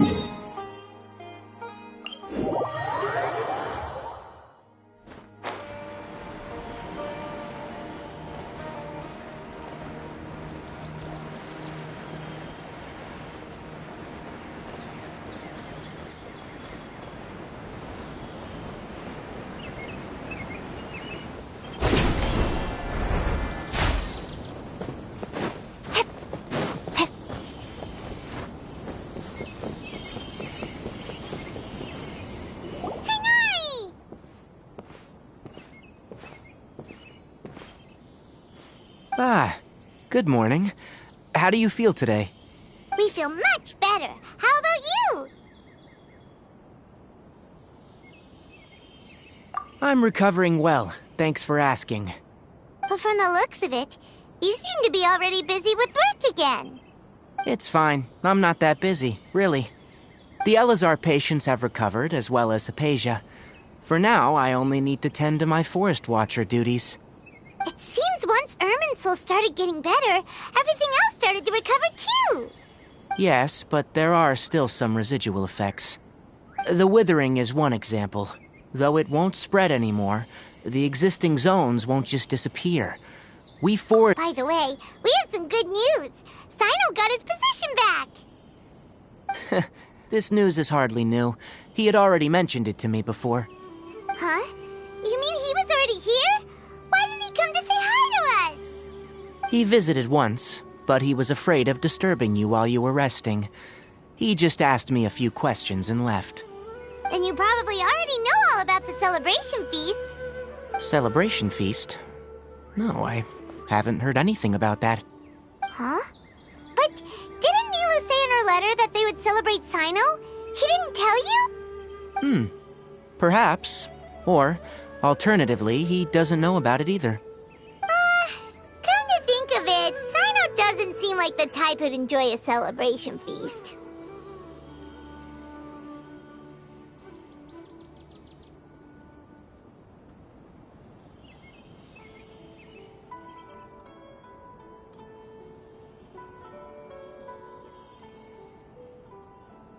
You and Kale are both Sino's close friends. Why don't you come to the feast with us? Kale has taken over some of my tasks these days. I don't think she'll have time for it. Not to mention me. You see, some VIPs have come to the forest recently. Huh? VIPs? Very important Paimons? Well, technically speaking, they are former VIPs. The sages involved in recent incidents have begun their training in the Avidia Forest, and the people they had previously imprisoned have all been released. Huh?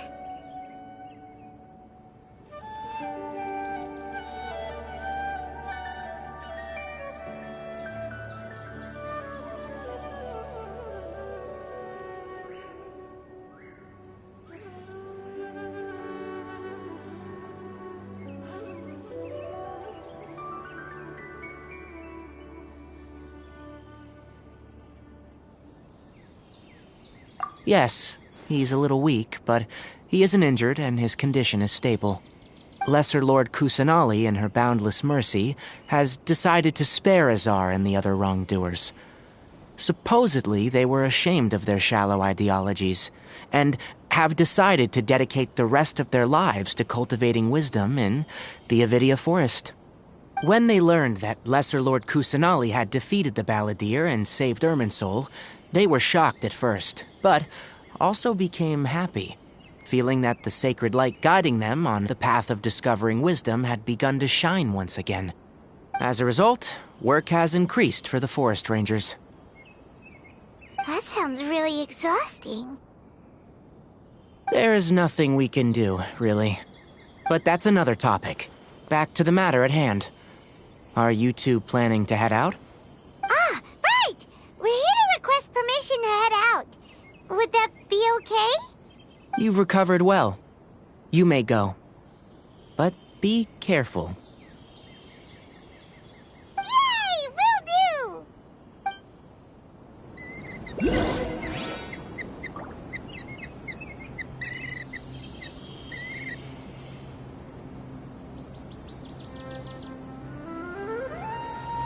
The rainforest is the best place to live. I think I'll start with these.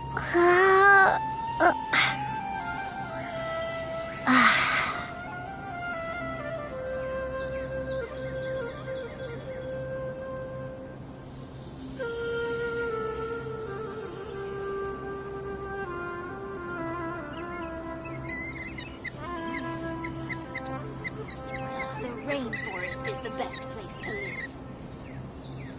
For the next interview, I think I'll start with these questions.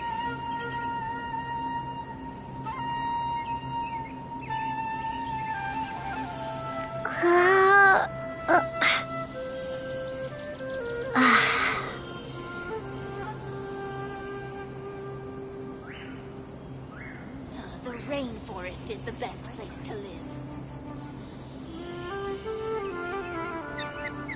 For the next interview, I think I'll start with these questions.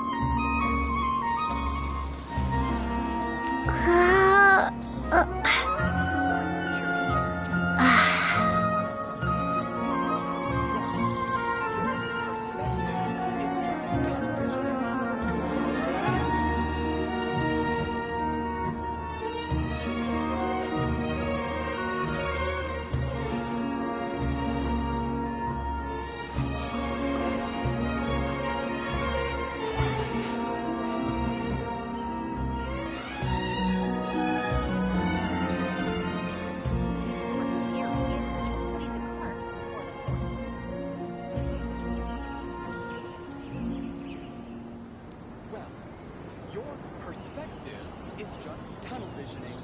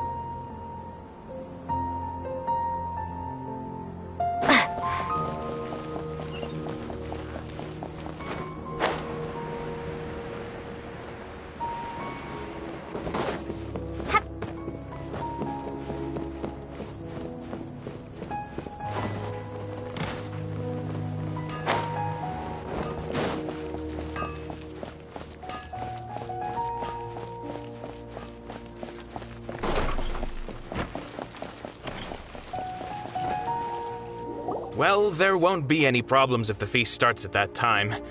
Everything has already been prepared. Mr. Zubair, I finished tallying things up here. Well, except for the guests.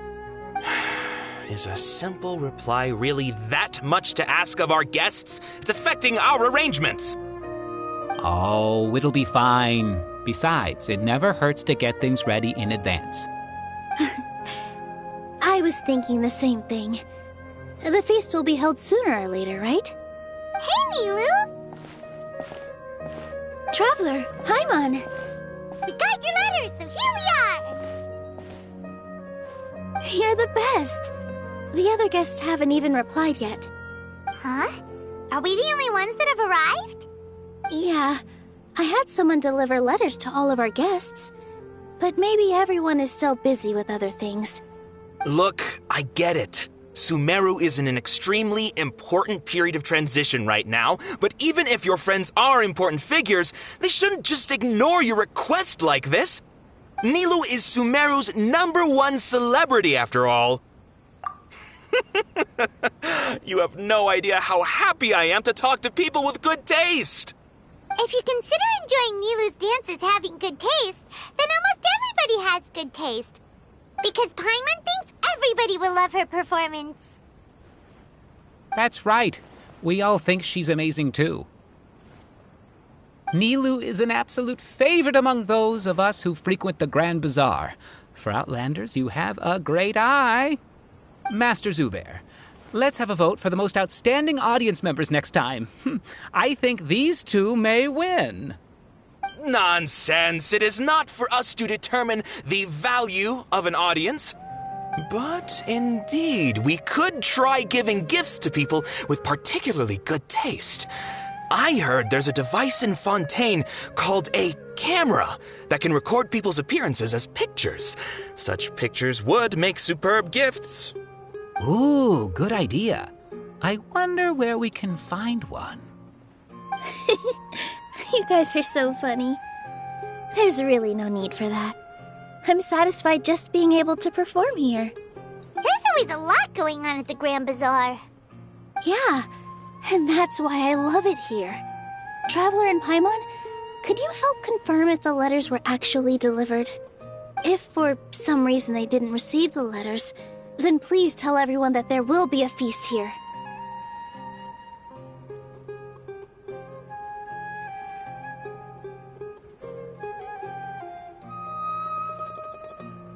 Yeah, we can also check out how everything in Sumeru is going now.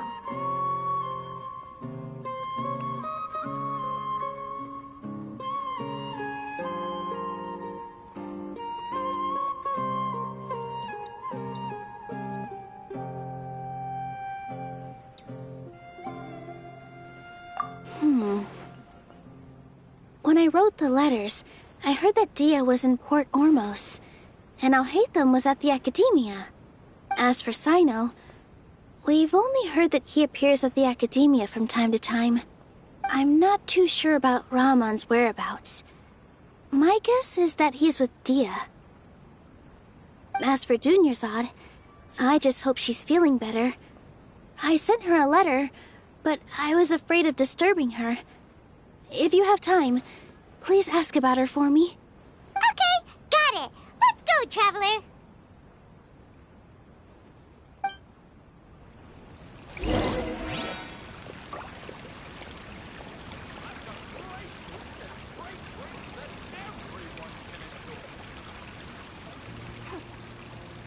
Dad, let me learn to dance.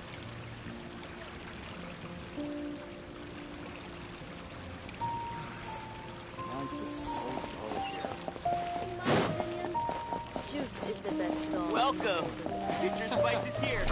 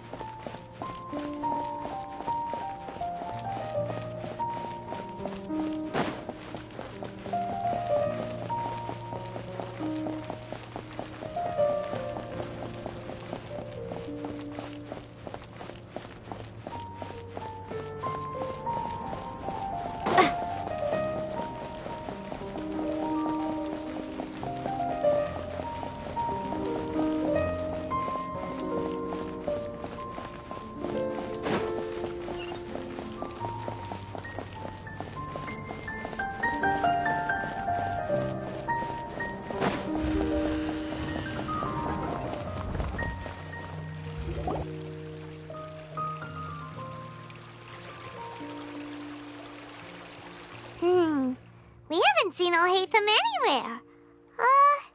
Let's ask that person over there.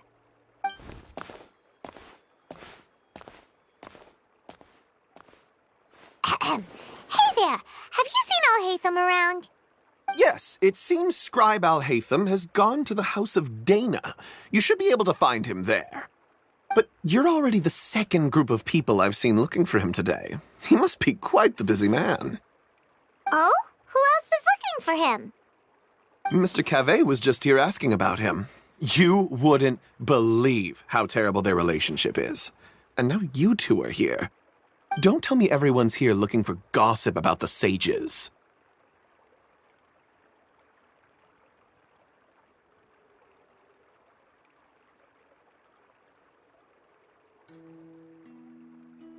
No way! We're strictly here on business. Ah, I see. Sorry, I thought maybe everyone's as interested in rumors about the sages as I am.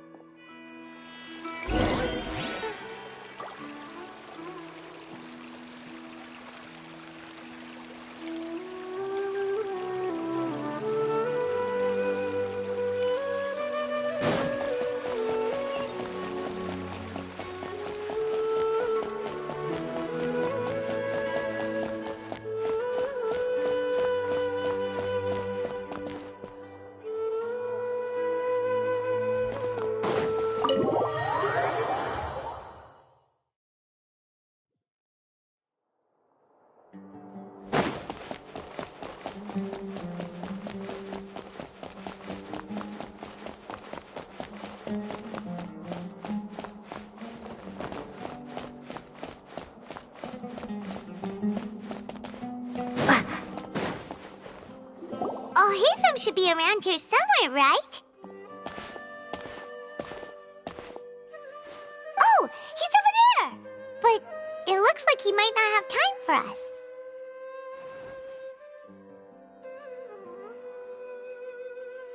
Just put down that worthless book and tell me what happened in the academia.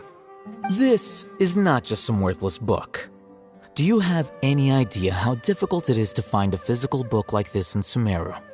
It doesn't matter. It's probably just another thing that you used your authority to get your hands on anyway. Just put it aside. Listen, I came back today only to hear that the sages have disappeared. Oh? You sound surprised. I thought you would already know the inside story. Would I be here asking you if I knew? You're the scribe, not me. So just tell me what you know already. Well, I almost became a sage. Huh? Oh, don't sound too surprised now. You're the renowned Kaveh, light of the Ksharawar. Besides, as a master builder and craftsman, chances are you'll be appointed as a sage too. Why do I feel like you don't really mean it? Huh. What makes you say that? Why would you question my heartfelt sincerity? Maybe it's because you've never said anything good about me before. Yeah, well, I share a similar sentiment, and anyone who knows you as well as I do would surely do the same. Oh, you... See? This is why I hate discussing anything with you. Your ridiculous and arrogant attitude always gets in the way. It seems that you really can't stand my personality. Ha! What was your first clue? Well, then you might as well move out of my house. Are you threatening me? Stooping to a new low, I see. Ugh, and don't change the subject.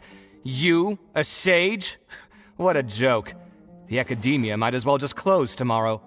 Are they having a fight?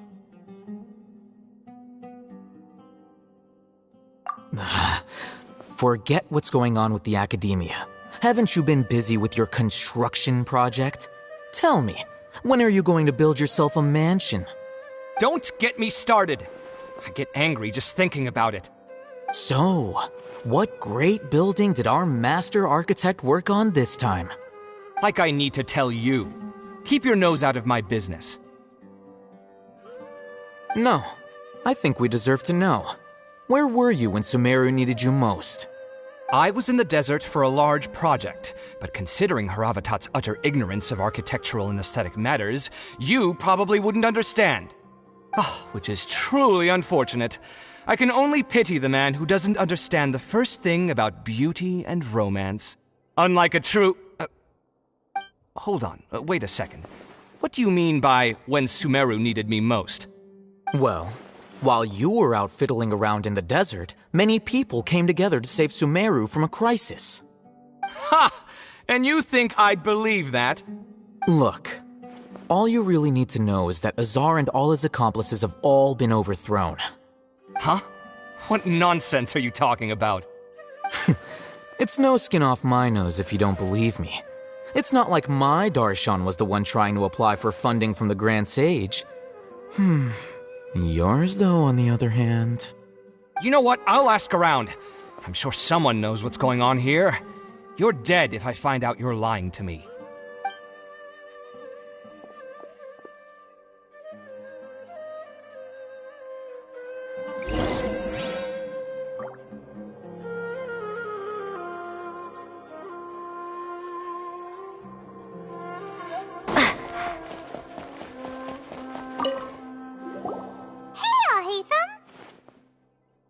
Oh, it's you two.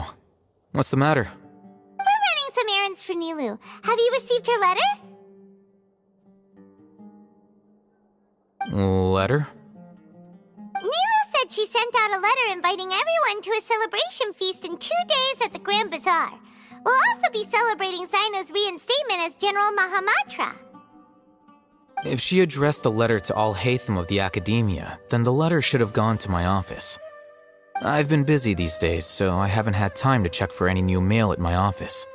I only now have some free time to attend to personal matters. Have you always been so busy with your work? Of course not. I'm only busy these days because several sages have been dismissed recently and the whole academia was practically turned upside down. Kainari told us they all went to train in the Avidia Forest. Apparently they will spend the rest of their lives there. That is already the best possible ending for the likes of them. 4 of the 6 great sages were possessed by their desire for power and attempted to create a new god. In order to pull it off, they even imprisoned the other 2 rational sages. To imagine such things could take place in the academia. I don't know where to begin.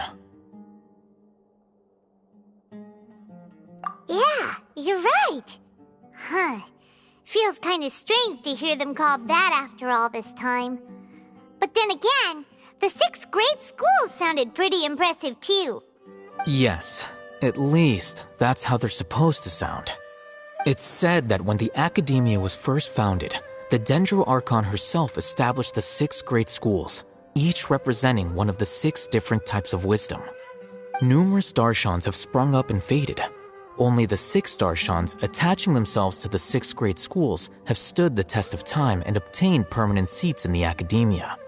Now, the 6 Darshans are nearly synonymous with the 6 great schools, and the leaders selected for the schools are the 6 great sages. Among the 6 great sages, there is one central leader, the Grand Sage.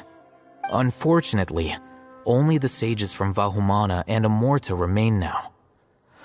They were imprisoned for opposing Azar, and were only rescued after Azar's downfall. So who's managing things in the other 4 schools now? Do they need to find someone new? Yes. Normally, new sages are selected based on a strict set of criteria.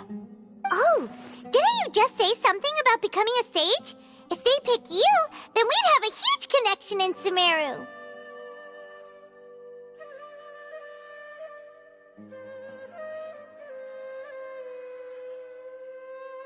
Yes, about that. You didn't let me finish my sentence. The person in charge of personnel affairs nominated me to be the Grand Sage in place of Azar and help Lesser Lord Kusanali manage the Academia. But I refused. Huh? But why? Can't you be a little more ambitious? I'm not even interested in being one of the 6 great sages. Like I said before, I don't like being a leader. Oh, all right. So are you busy these days trying to find others to take the That's not my job either. I'm only responsible for handling important affairs within the academia before the new sages take office.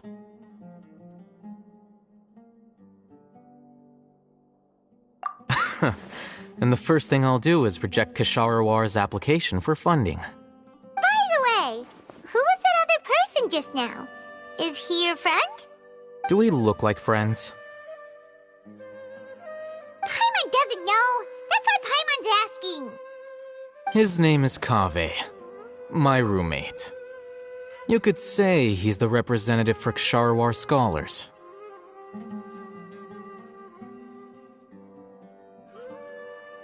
Which is exactly why he always has so many problems. So everything that's happened recently must be a huge change for the people of Sumeru.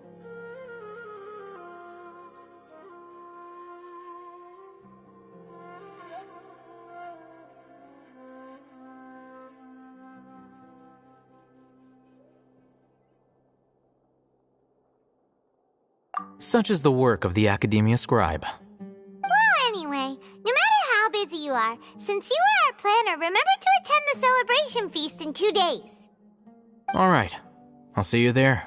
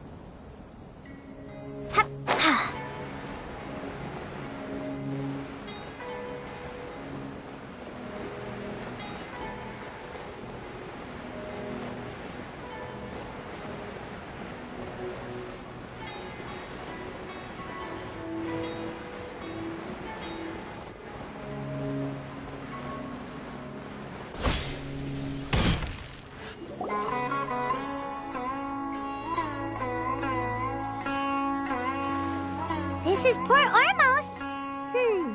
Now where could... Is that Paimon I hear? Huh? Oh, it's been a while. How are you doing?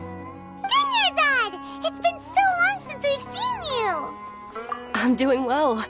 I can go as far as saying I have never been happier in my entire life. I don't know if you've heard, but Elazar has completely disappeared, and all the patients have recovered. You kidding? Knowing them and the connections they've got, I'm sure they've heard about it. Yeah! That's right. My lady is feeling better now, so I'm accompanying her for a walk. Why do you still call me that, Dia? You've already informed my father of your resignation.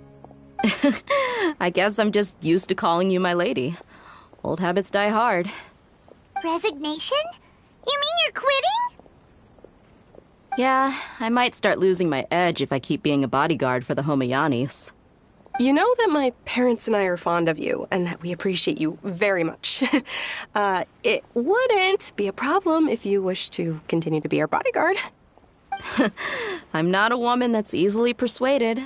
You should know that by now, my lady. When I took this job, I had already decided that I'd quit as soon as you'd recovered. It's time for me to get back out there and chase that horizon. So what are you gonna do now if you're not gonna be a bodyguard anymore? I want to take a risky job and put my body to the test again. Huh? But we literally just finished one of the most dangerous jobs ever. Are you getting bored already? I know. If I hadn't joined in that plan with you, I wouldn't have come up with this idea. I guess I still get fired up by that feeling of going all out in a fight. It made me realize that I'm still a mercenary through and through. Life is short, and I'm happy that I got to be a part of that operation. But the whole thing also made me realize that there are still many problems in Sumeru. And as a desert dweller, I'm still not completely ready to settle down on this side of the wall. Well, I remember a friend had someone bring you a message. You mean I'll hate them? I didn't expect him to still remember that. I thought he was joking. We just came from talking with Alhaitham at the Academia. Did he tell you that he suggested that I come work at the Academia? What? I heard that Azar and his cronies fell from power, and Alhaitham told me that now was a good time to find a job in the Academia, but only if I wanted to. Whoa. Paimon can't see you being anything other than a mercenary. Me neither. But I think Dia would look great dressed up as a scholar. Ugh, forget about it. I wouldn't last 10 seconds in there. Alhaitham probably just liked the way I worked and knew I'm good in a fight, so he suggested I find some work in the Academia. But you know, if you take him up on the offer, Sino might actually agree and let you become a Matra. Because you're super amazing! The Matra have all the talent they need as long as they have Sino. I prefer to be free to live however I choose. In fact, I chose this job from the very start because I knew it'd be right up my alley. Even if being a mercenary means facing all kinds of danger. A lion has to return to the wild sooner or later. If anything, being your bodyguard has been unfamiliar territory for me. I don't want to see you go, but I'll respect your decision. I'm glad to hear you say that. Come on, no need for the sad face. It's not like we'll never meet again.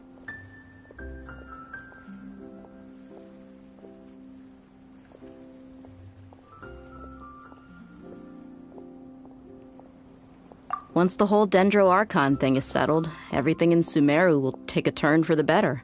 That makes me happy too. But a peaceful society will probably mean less demand for mercenaries like me. Before long, we'll be a dying breed.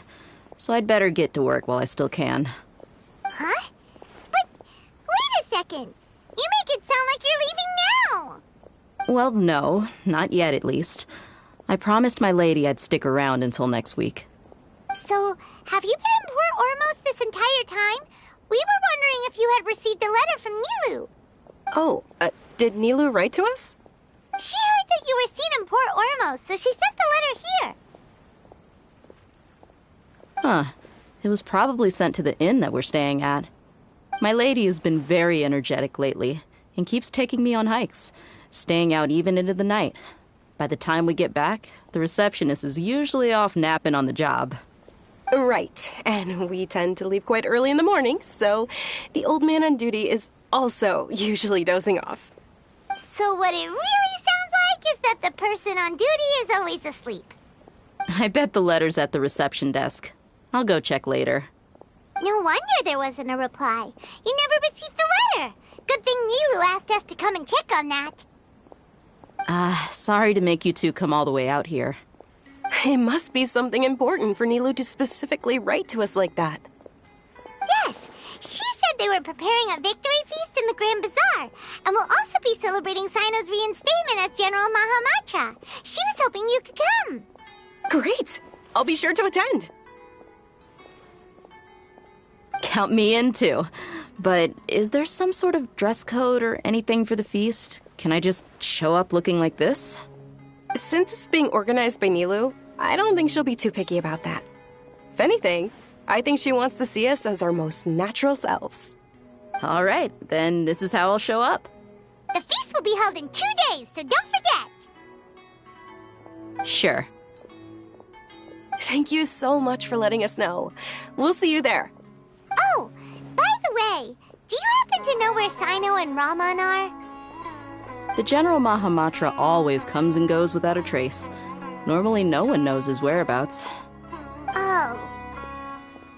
But last time we met, he mentioned that he had something to do in Aru village. You can try your luck there. As for Raman, your guess is as good as mine. I only remember he said that he had something to discuss with Sino. You can ask Sino when you meet him.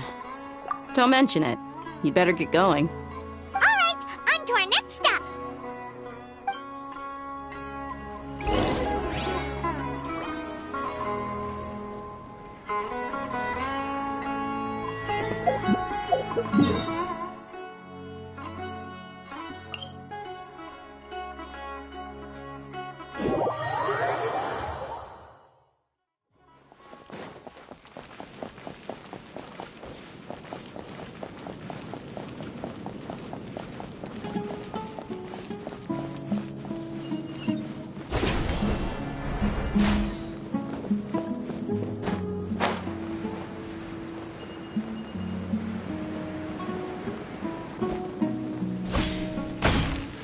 It's been a while since we last visited Aru Village.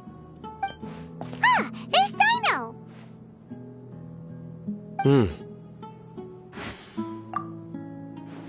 What brings you here? We recovered well, and Tanari agreed to let us leave, so now we're out and about again. It seems Gandharvaville's medical treatment is still as good as ever. Mm-hmm, and Tanari is recovering well, too. That's good to hear.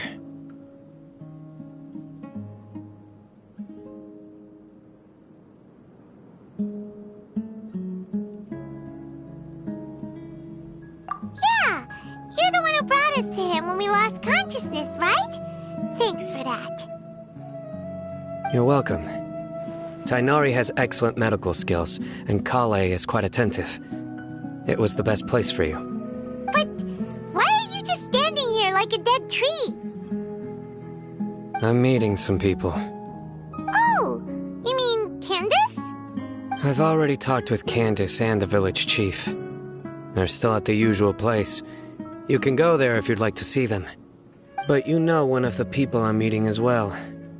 Oh, by King Deshret's blessing, my friend suddenly appears in the desert. Don't tell me you've run into trouble and need us to help now. Roman! And... huh? Sataria? Oh, you know me? Oh, well, you're pretty famous in the academia. Don't worry, these are our friends. No need to be so guarded. I see.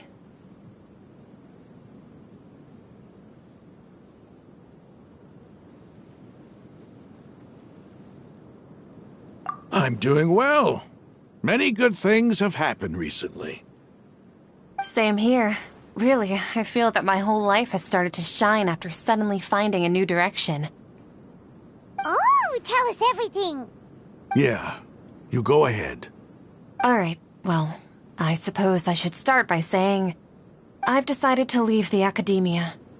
What?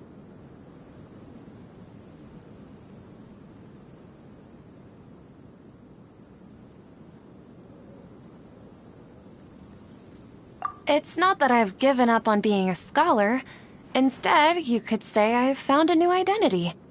I will no longer pursue research like a typical scholar, but I have not completely given up on my relationship to knowledge either. I can see what you're saying now. What do you mean? I plan to leave the academia and return to teach here in the desert. Wow, so you want to become a teacher? Sataria will return to support education here and teach people from the desert.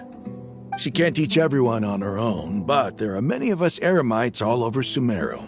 She came to discuss a collaboration with me and hoped that I could bring her ideas to the Eremites. Yes, it's my hope that the Eremites can help me select a group of smart people with the best aptitude for teaching. I'll teach them, and after they've finished learning from me, they can go educate more people. That is the true meaning of education and the spreading of knowledge. The people of King Deshret suffer from sandstorms, exile, and ignorance. Miss Sataria is more than welcome to come teach here. Her arrival is like a star shining in the desert night. The stars have always guided caravans, thieves, soldiers, and travelers who get lost in the night. They lead those in the dark out of trouble and back to safety. Oh, please. Where's all of this coming from? I'm starting to feel a little embarrassed. You deserve these compliments. Mercenaries are accustomed to danger and don't fear death, which is why we recognize extraordinary actions that common people would easily overlook. Sataria's idea will bring much good to many people. At first, I feared it was destined to fail. Everyone knows that the academia doesn't allow scholars to teach in the desert without permission. As you know, all knowledge is under their surveillance and control, and very few desert dwellers are as lucky as me. But what I heard at that time has been haunting my heart, as if there were lightning bolts constantly bombarding my soul. Sataria, you tread a treacherous path, and the longer you ignore it, the tighter the academia's grasp on you will become. Sataria, why haven't you gone home? Never forget that the desert that belongs to you lies elsewhere. Miss. These words sparked something in me, and I knew that I had to bring something back to my people after going home. I gathered up the courage to approach the Grand Sage, only to find that he was no longer at the Academia. Lord Sino told me that Azar didn't belong there anymore. Azar has received much-needed punishment. Though, if you ask me, it may have been too light. You probably have already heard. Lord Sino helped me obtain permission to leave the Academia for the desert, and accompanied me here to discuss collaboration with members of the Eremites. My plan was able to go smoothly thanks to him and Rahman. You're all doing so much for the desert. Aside from that, I also have some other business to discuss with Sino.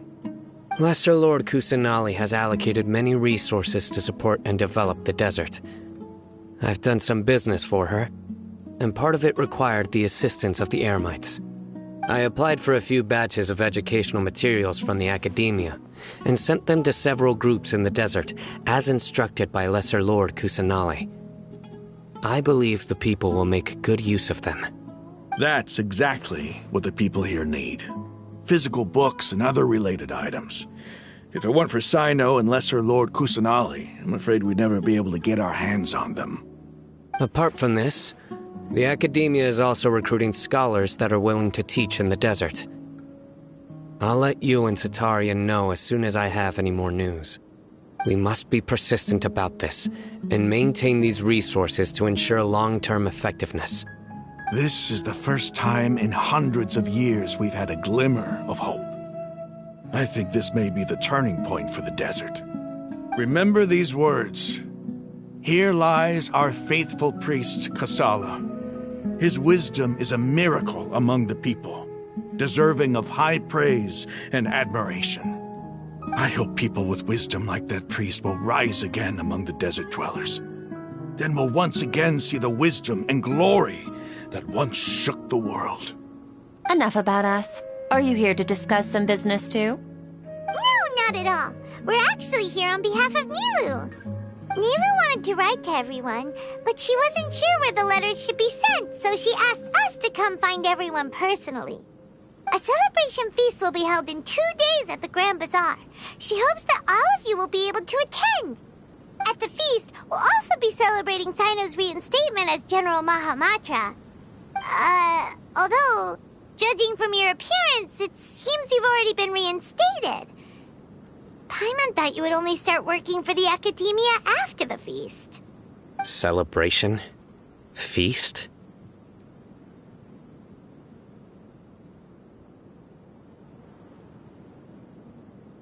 It's the first I've heard of it. Tighnari was right. He really didn't know. This feast is for you, Sino. Sounds to me like you'll have to be there.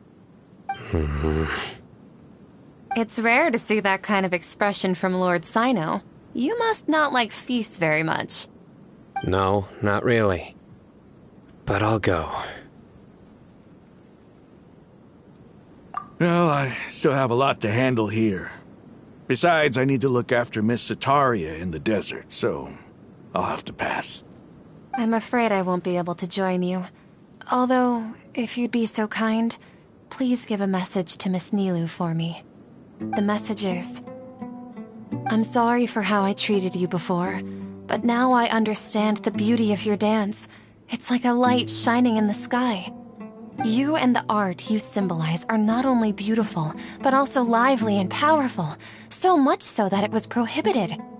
Please keep dancing, and someday I'll be able to appreciate your art in person. Okay, we've got all that down.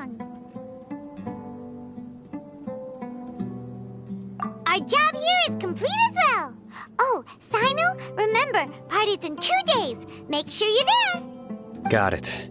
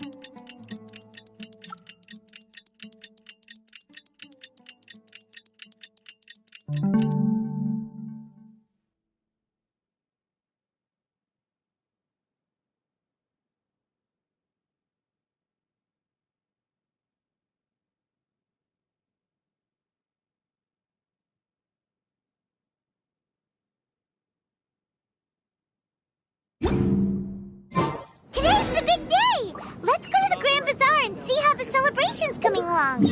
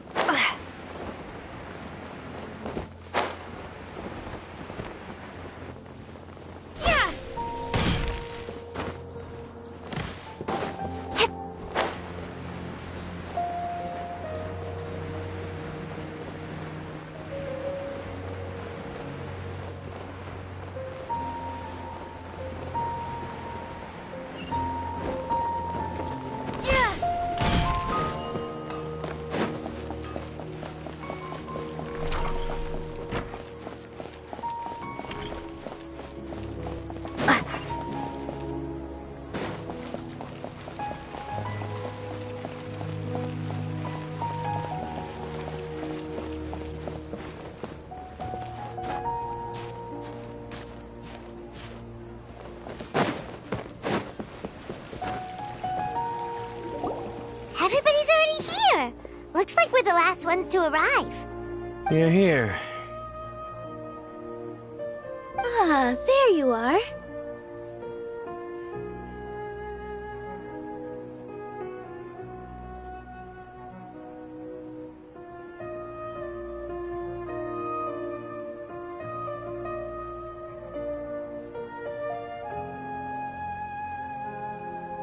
Well, look who finally decided to show up. You look like you came here immediately after finishing up some work. I'm very happy to see you here. But we're not late, are we? It's just that everyone else arrived ahead of time. I propose that the last one who arrived be put in charge of today's speeches. Nah, there won't be any speeches today. Oh, really? Well, even better. Come join us over here. Let's share some great food and drinks, and chat about all sorts of fun things. Everything looks quite good. Wow! Paimon can't wait! Traveler, just look at all the delicious food here!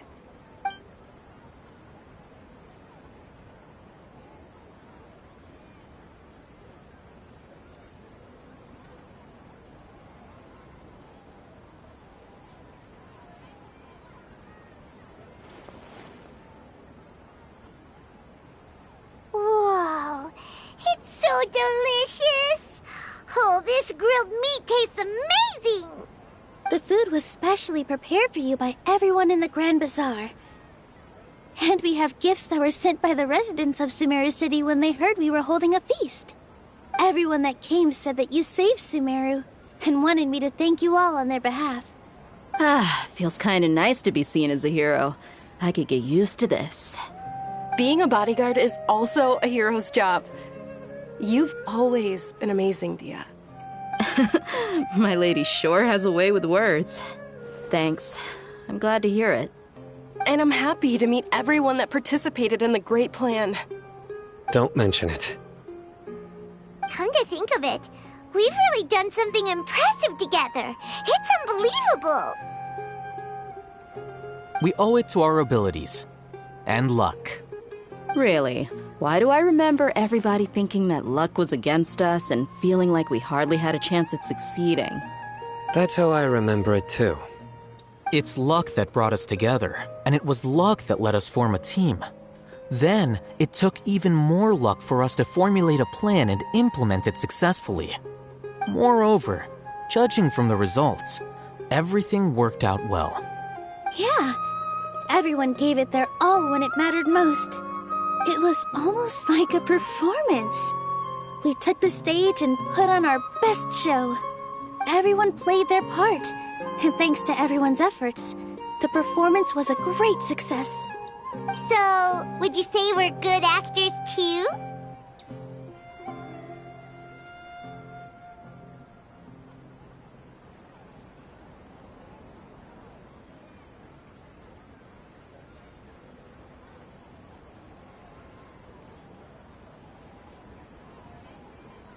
It's such a blessing that Lesser Lord Kusanali was able to return to power at the Academia. Yes, even after being abandoned and... Lesser Lord Kusanali once used all her power in a great disaster, which resulted in her losing all her wisdom and memories of the past. The Academia basically abandoned her because of it. This should be something everybody should remember. Huh? You look surprised. I didn't say anything wrong, did I? No, everything you said is correct. That's good. Something wrong? Yeah, what's with that face? You knew all of this already. Even if those two giants of the Academia are here, I still have to say it. Those sages really have some nerve. 500 years ago, Lesser Lord Kusanali used all her power for the people of Sumeru. And what did they do in return?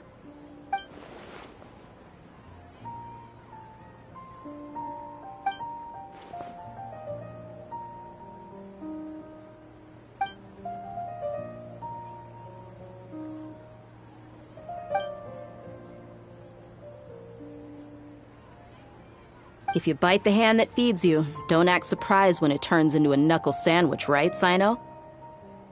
Perhaps I shouldn't say this, but their treatment of Lesser Lord Kusanali calls for a more severe punishment.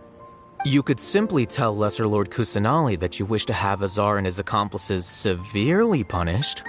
I respect our deity's decision, and won't interfere in any way. While we're on this topic, why didn't you accept the Academia's invitation to become the Grand Sage? Are you trying to say that I'm fit to be a sage? Not at all. But every person handling the selection process has said that you are the most suitable candidate to lead the Academia right now. Why? Because he dethroned Azar from power? Could you try to put it another way? This is a good thing, yet you're making it sound like I overthrew Azar for my own personal gain. But seriously, though, I always wondered if you had some personal motives behind it. I did have my own motive, but it had nothing to do with being a sage. If the rules of our nation were suddenly cast by the wayside, then it wouldn't be long until chaos ensued. I had no intention of letting their dreams disrupt my life.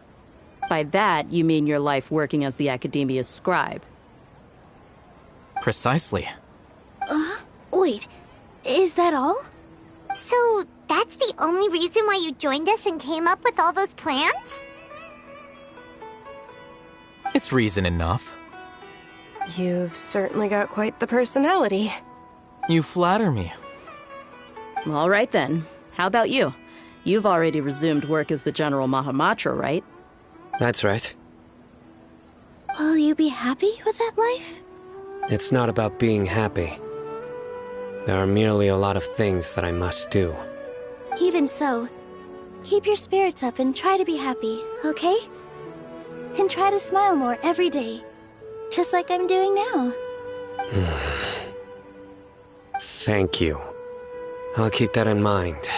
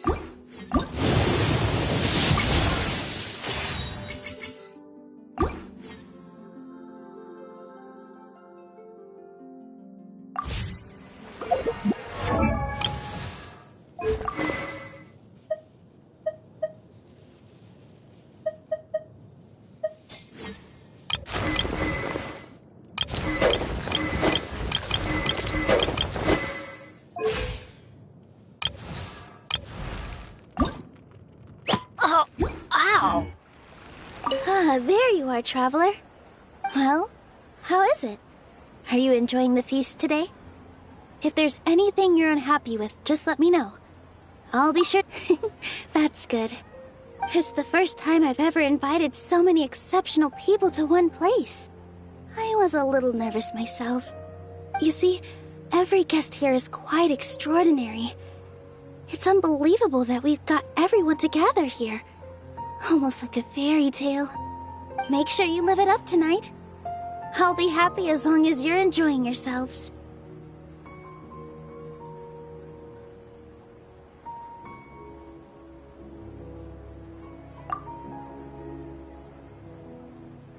I'm honored to have her think of me this way. If I have a chance in the future, I would really like to invite her to one of my performances. I can't explain why, but I just feel elated right now. Thank you.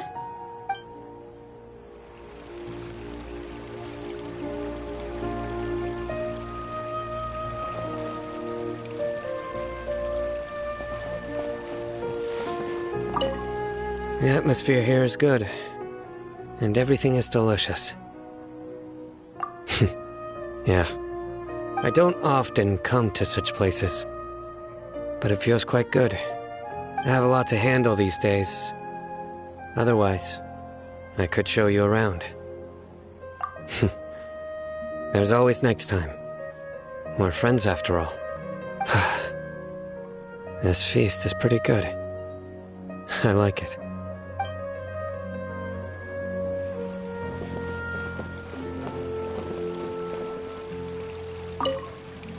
I seldom participate in such lively gatherings, but the atmosphere here is quite good.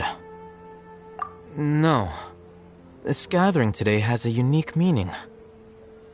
The Grand Bazaar is lively because the people here feel happiness from the bottom of their hearts, unlike the farces at the Academia.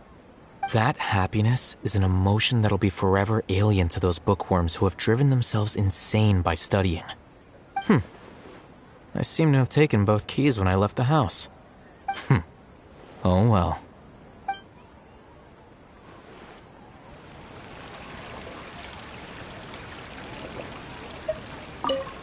My lady, the grilled meat over there is delicious. Have you tried it? Yes, I also tried some fruit just now. Oh, they're very sweet. What an amazing place to relax. No wonder everybody likes to rest at the Grand Bazaar. You said it. Oh, look who else is here. Hello. Oh, I'm so happy Nilu invited everybody. Oh, now I have the chance to meet all the heroes. Hey, less of that polite chit-chat and more eating and drinking. The feast is about having fun, not stuffy formalities.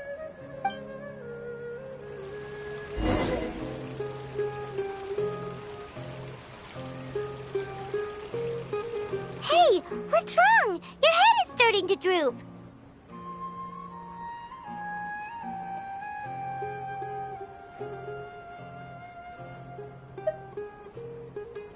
Hey, you can't just fall asleep here.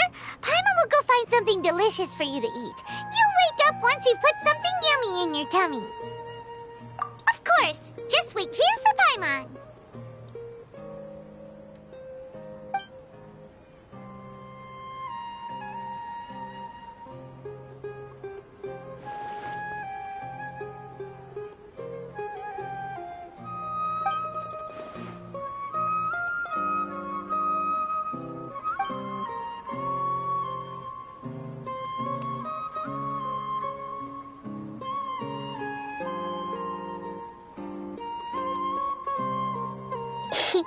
It's me.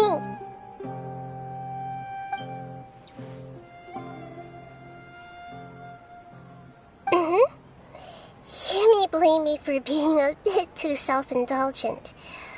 I was thinking about talking with you, and the next thing I knew, I had made a connection with you. The connection between us is amazing. It's like flora and the fence it grows upon.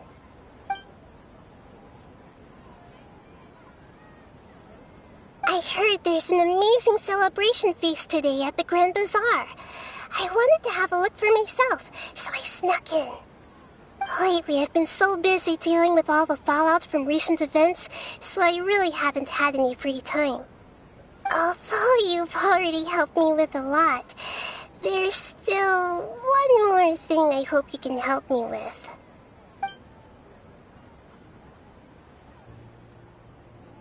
Please say thank you to everyone for me.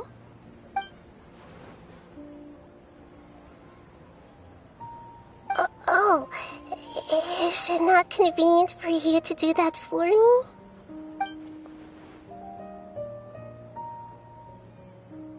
But if I just show up all of a sudden, people will become all quiet and stiff, won't they? What if I end up scaring them and ruining this wonderful feast? That'd be the last thing I want.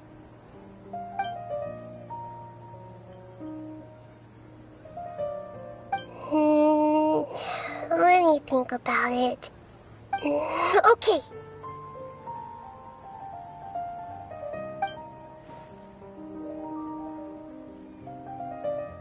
Yes, I have.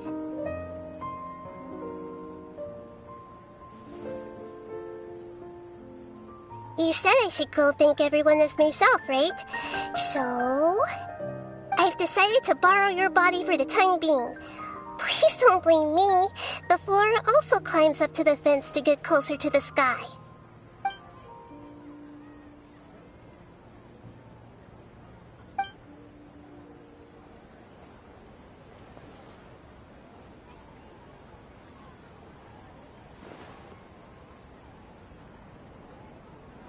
Everyone! Are you awake now? Paimon was just about to bring you the food. It's me. Huh? That voice. Nahida? Hold up. What's going on? I didn't expect to have a conversation with the consciousness of Lesser Lord Kusanali in the Grand Bazaar. Interesting. Is this also a part of the feast? No, of course not.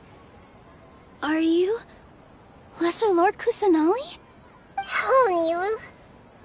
You know who I am? Yes, I already know every one of you. Nilu, Alhaitham, Sino, Dia, Paimon, and Dunyarzad.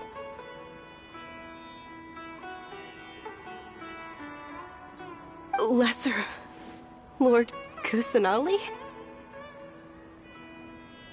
I took the liberty of occupying the traveler's body so that I could thank all of you in person. Thank you so much for rescuing me, even if that meant placing your own safety in peril and taking the risk of becoming enemies with the academia, the sages, the doctor, the balladeer, and even the entirety of Sumeru. Without you, without any of you, I would have been in a much more difficult situation. Had you not helped me to resolve the crisis, not only I, but Sumeru and even the entirety of Tevat would have suffered great misfortune. People refer to you as the heroes who managed to rescue a god. I'm quite fond of this name. It not only explains your identities, but also bears witness to your relationship with me. Please, allow me to present to you my most sincere gratitude. Lesser Lord Kusanali, you have done so much for Sumeru, and I didn't even have a chance to do anything for you. You don't have to do this. Dunyarzad, the suffering you endured during your illness is also proof of you being with me and praying for me. Thank you. You don't need to be so ceremonious. It's always been my duty to protect you. This is how the relationship between the Academia and Dendro Archon should be. We just did what was necessary and set things back on the right path. You're an Archon, but you act so humble. You really don't need to be so polite with us. I'm honored to have been able to take part in this plan. I hoped you liked the dance I dedicated to you. Thank you, all of you. Thank you so much.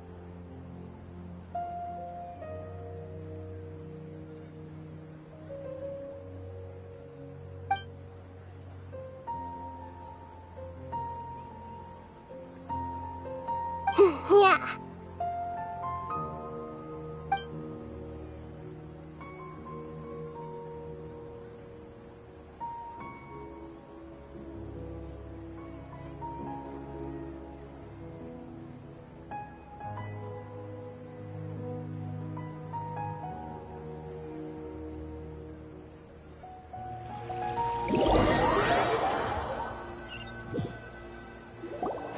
Are you awake?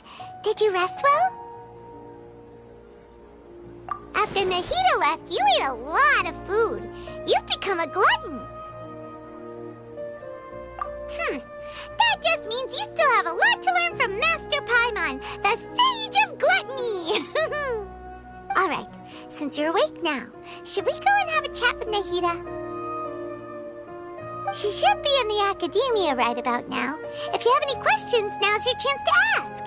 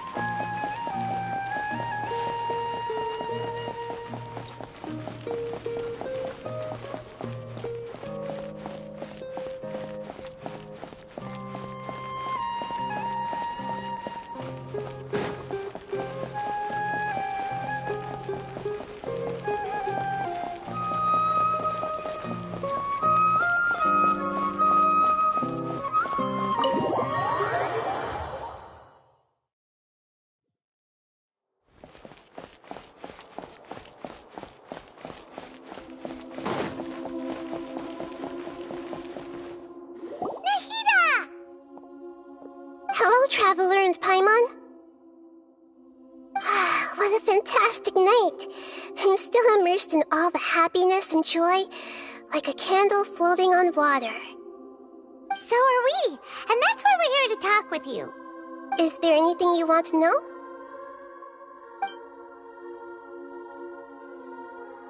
After recent events, the Akasha can no longer function as it used to. I've given it some thought, and have decided to shut it down permanently. But this is definitely not a bad thing. Even from the beginning, I've been planning to shut it down. The Akasha's centralized administration of knowledge has always restrained people's curiosity and curtailed the number of paths available to them. I don't think this is good for Sumeru. Although people may initially feel a little uncomfortable with the loss of the Akasha, they will soon understand that this life is more suitable for them. And as for the future of Sumeru, I'm preparing to regain control of the academia. The former sages have received their punishment, but the new sages have yet to be selected. I will oversee the process personally. I hope that the new 6 great sages will be more focused on academics.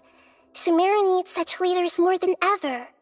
The other big issue is the people of King Deshret. All the residents of the desert, in fact. They have been mistreated for far too long. I've already taken some measures to address this. It will take some time to rebuild everything, But no matter if it's culture, friendship, or trust, we will rebuild it.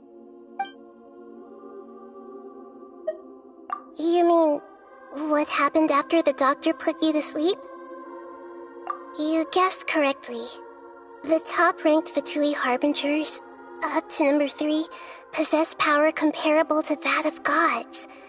I was no match for him in that kind of situation.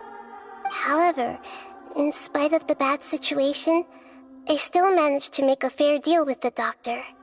I'm sure you remember the entity that changed your fate, the Heavenly Principles.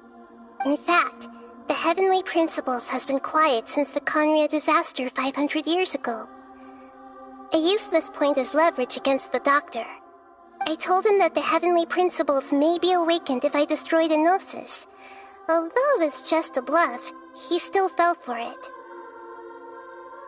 I assumed that the Heavenly Principles wouldn't just stand by and let such extensive damage to its laws take place. And as for what I exchanged for the Gnosis, the exchange served as both punishment for the doctor, as well as a boon of new knowledge that I couldn't refuse as the God of Wisdom.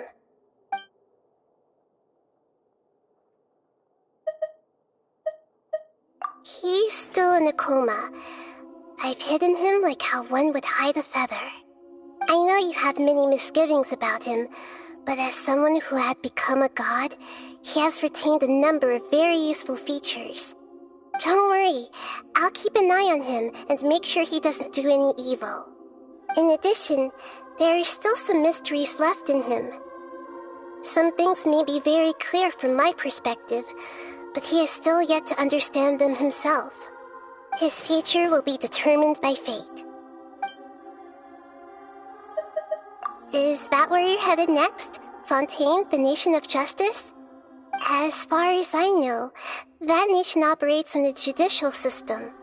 Does their Archon personally judge people? No, there's a Chief Justice in Fontaine. Generally speaking, the Hydra Archon, Focalor, won't preside over individual trials. However, even then, Focalor will still make herself present at just about every trial. It seems that she just likes to immerse herself in that sort of atmosphere. As Archon, she still reserves the right to influence the final verdict. Anyway, let's just say she's got, a very unique personality.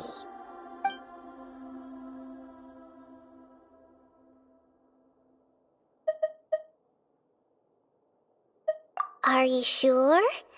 Isn't there something else you haven't asked about yet? Huh? You mean... About your brother. While you were resting at Gandharvaville, I took some time to perform an Irminsul search for information on your brother.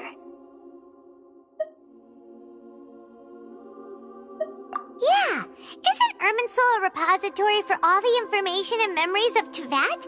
So there shouldn't be anything on her or her brother. This is true in your case. Irminsul indeed does not have any information on you. However, there must be something different about your brother. Because, as it turns out, the world has recorded information on him after all. What? There's only one possible explanation. He belongs to this world.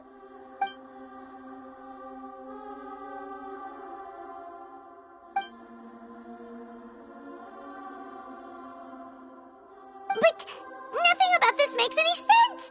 Wasn't this your first trip to Teyvat?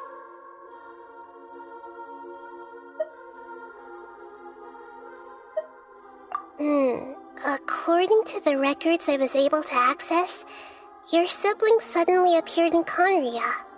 After the Conria disaster, he began his journey through the 7 nations of Teyvat.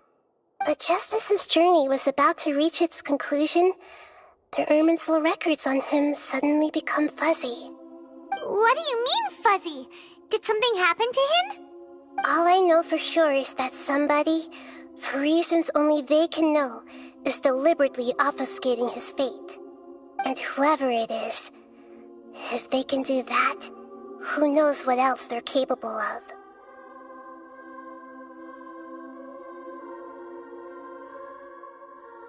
But even that wouldn't explain how he somehow comes from this world. Something else I noticed was that according to these records, the Fatui... What's a descender? Paimon's never heard of it. Look, I'm sure you must be curious about the information I received from the Fatui in return for my gnosis, right? A very important part of the intel was about this world's descenders. External beings, ones that don't belong to this world. Traveler, you are Tevat's fourth descender. Huh? So the Fatui count 3 other descenders before the Traveler, and her brother isn't even one of them? That's right. My current hypothesis is that the first descender was likely what we now call the Heavenly Principles.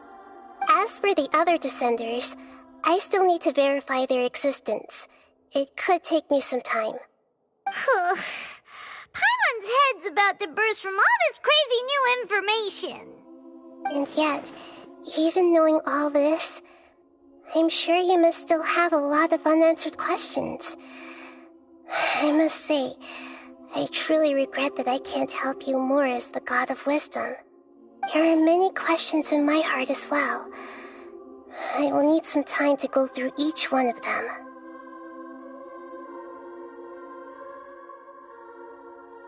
And soon, you'll also begin your journey anew and depart from Sumeru. I'm very interested in your future. It's a journey that can't be observed or recorded by this world. If fate is the ultimate knowledge, then your future will be the ultimate fate. Paimon's sure glad we got to meet you, Nahida. The pleasure is all mine. I can't thank you enough. Alright, that's enough talk for today. If you ever miss me, just close your eyes, and maybe I'll appear in your dreams.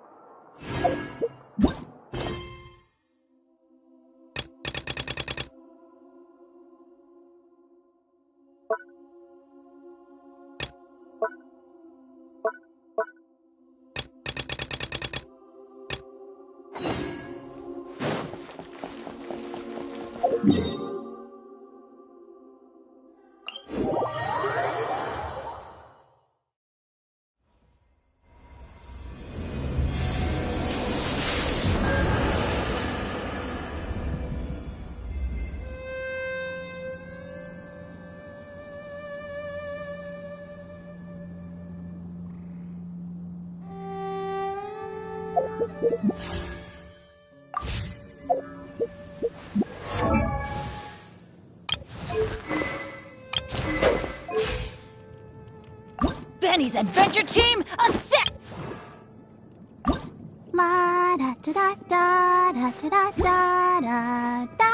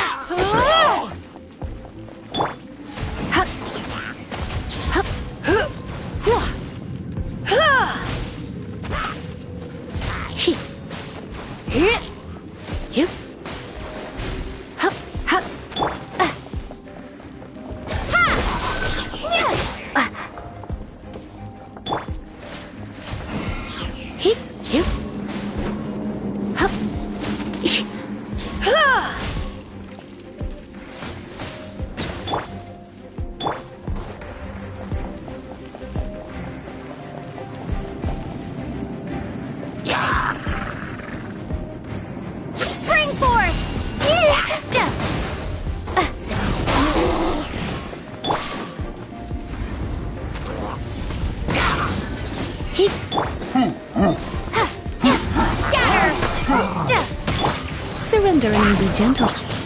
Ready, steady, go! Take cover! Why do they never miss? Teamwork is dreamwork! Propagate!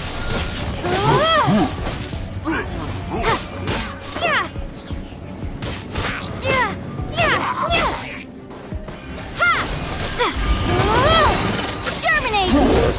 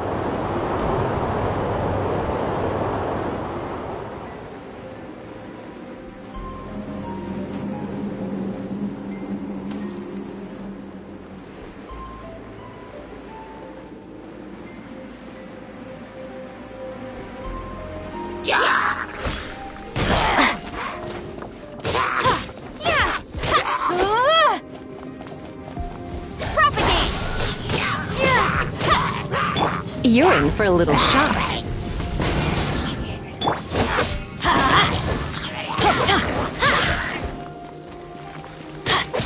Let's light it up! Let the show begin.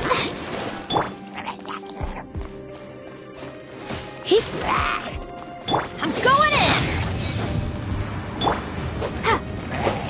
Scatter!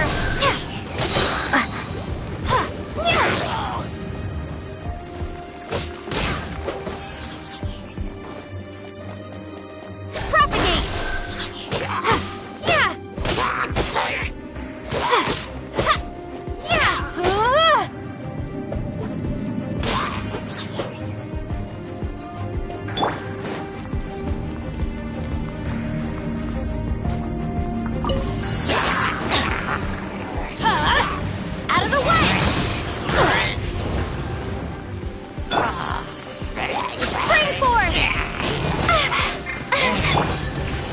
spark things up a little.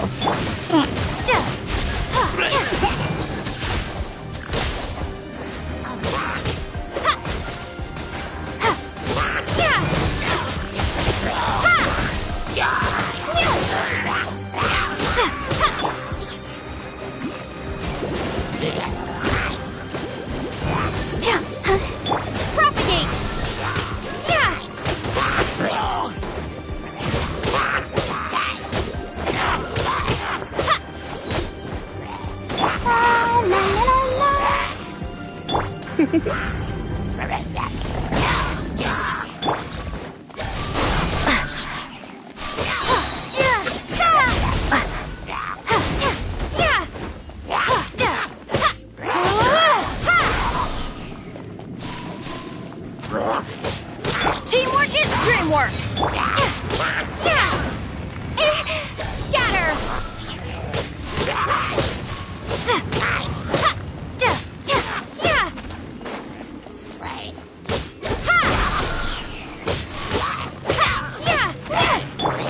You're in for a little shock.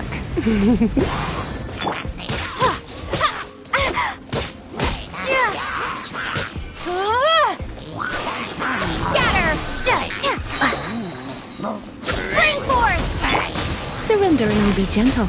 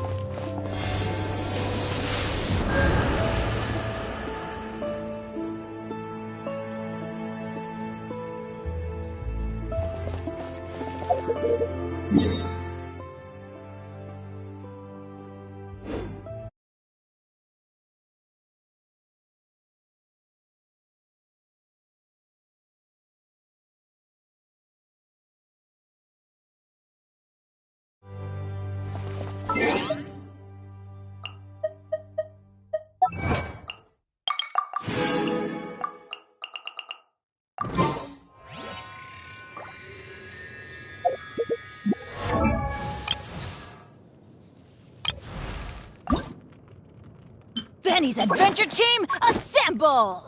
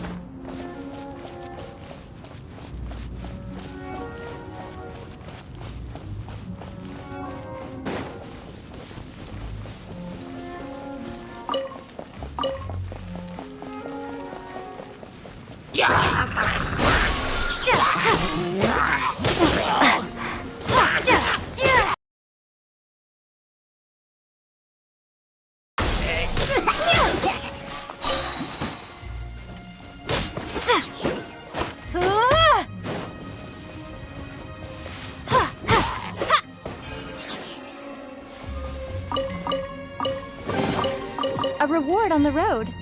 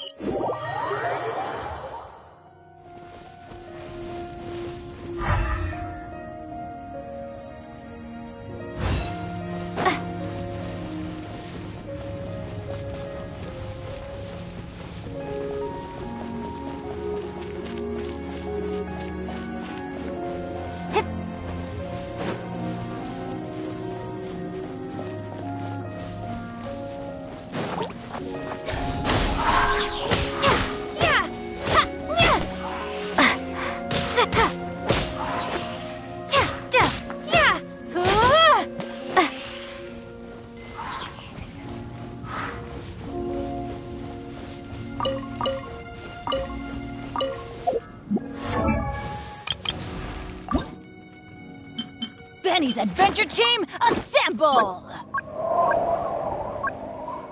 Oh. Oh. Oh.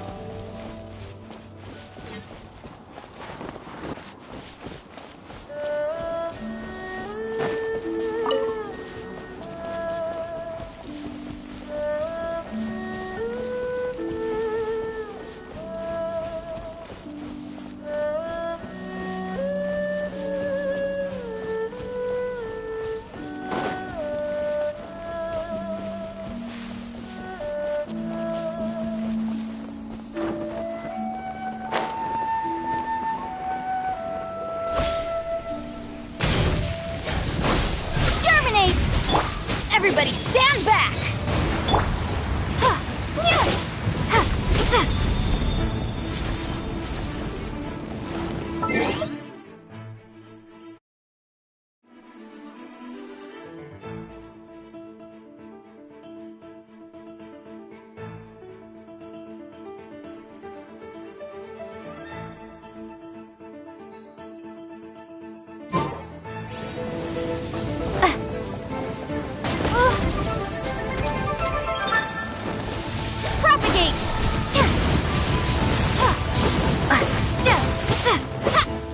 Come a little closer.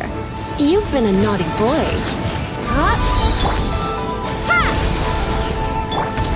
Get out of here! Off we go!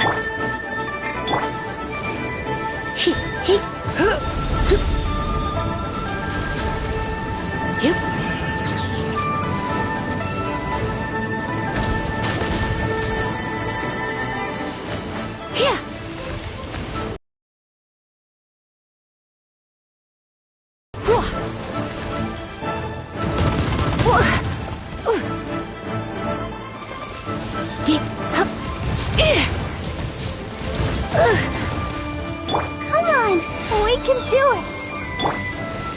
Propagate! Try not to enjoy this too much. Let's light it up! Scatter!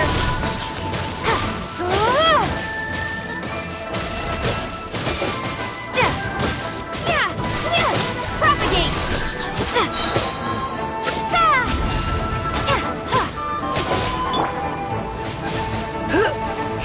You're in for a little shock.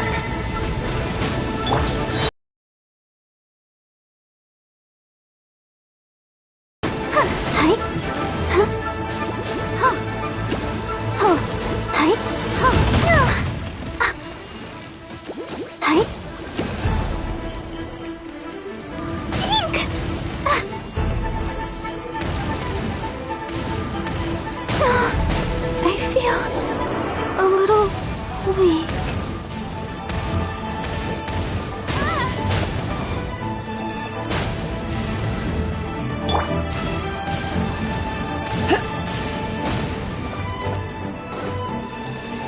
I'm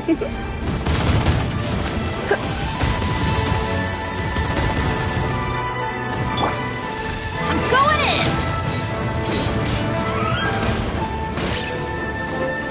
Adventure time!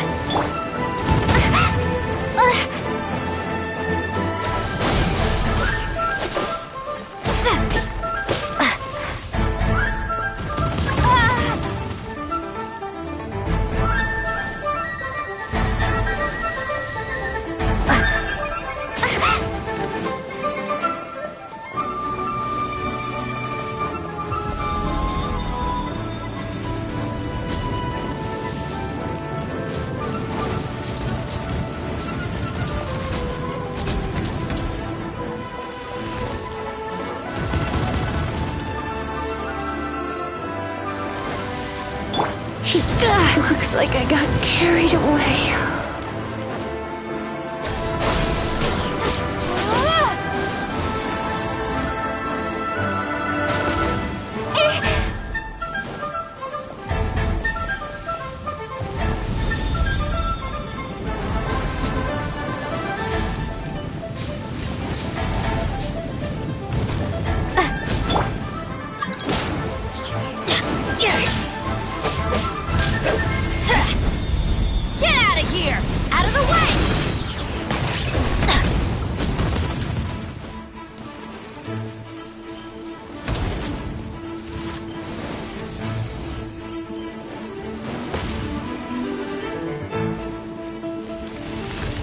Here!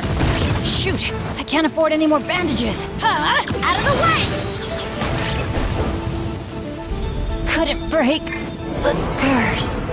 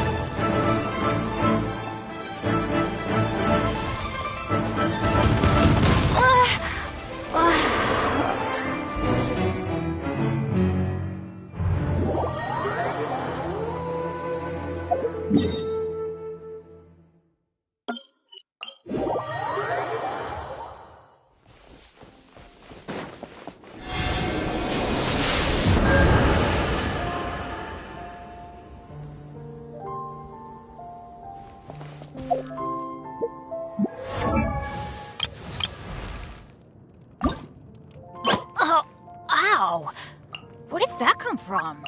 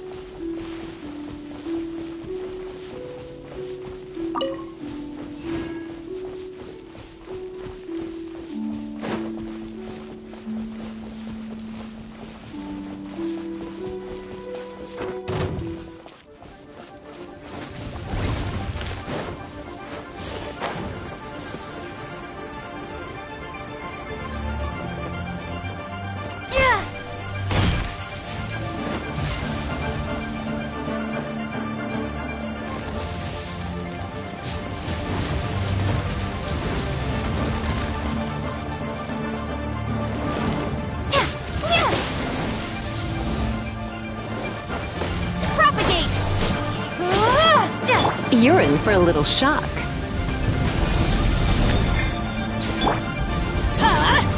Take cover!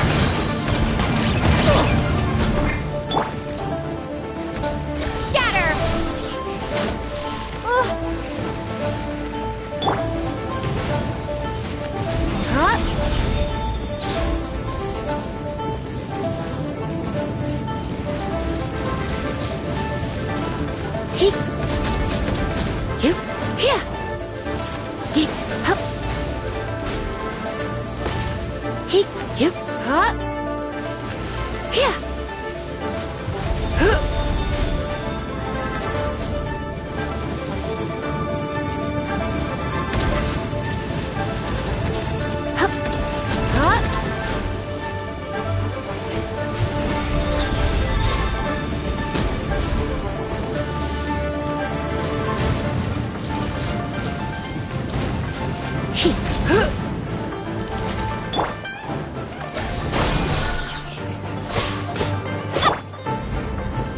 Blitz.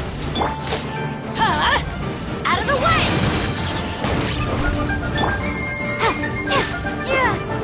Propagate!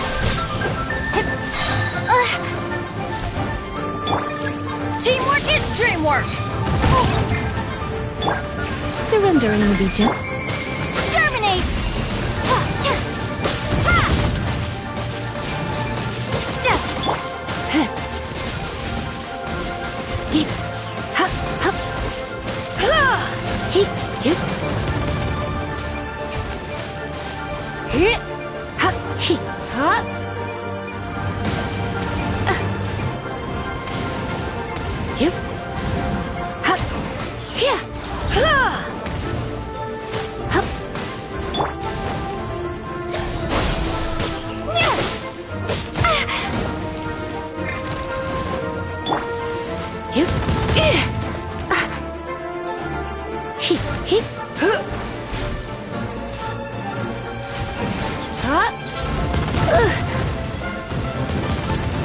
Let's dance.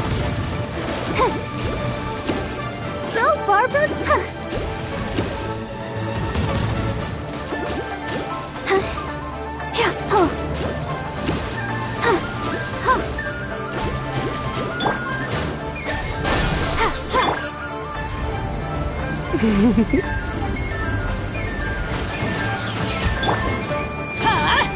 Out of the way!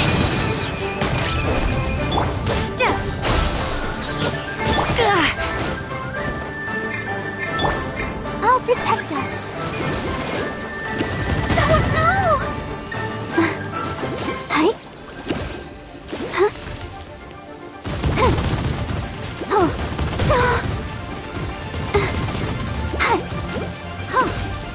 Go, Barbara, go! Propagate! Blitz.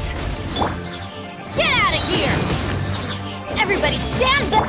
Let's spark things up. Springboard!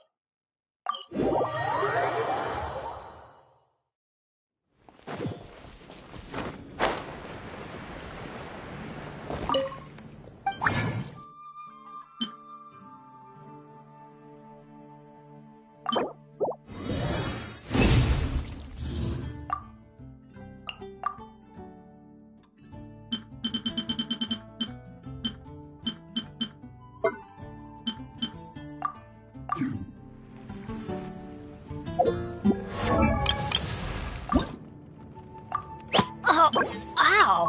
Where did that come from?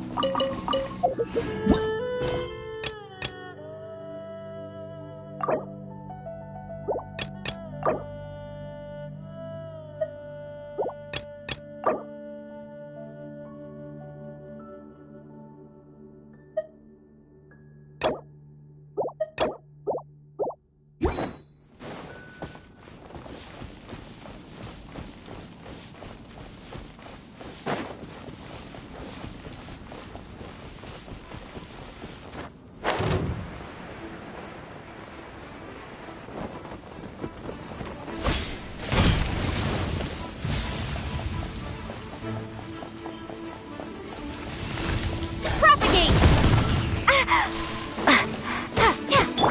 You're in for a little shock. Come a little closer. Scatter!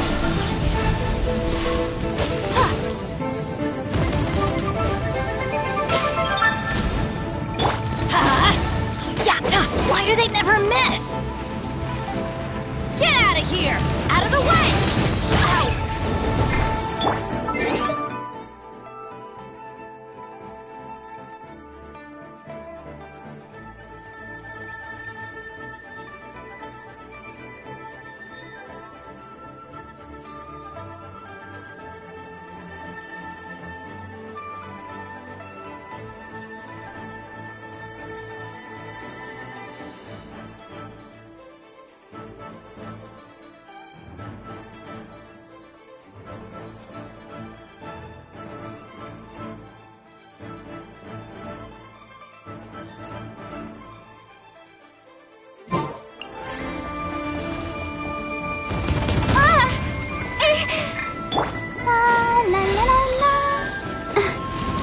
Barbara, go! Let the show begin.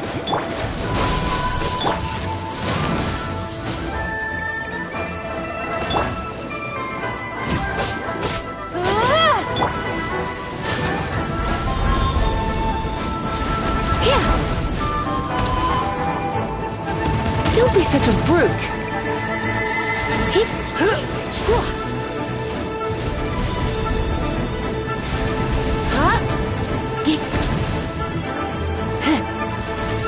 You're in for a little shock. Propagate! Huh? Ah! I'm going in! Yeah! Scatter!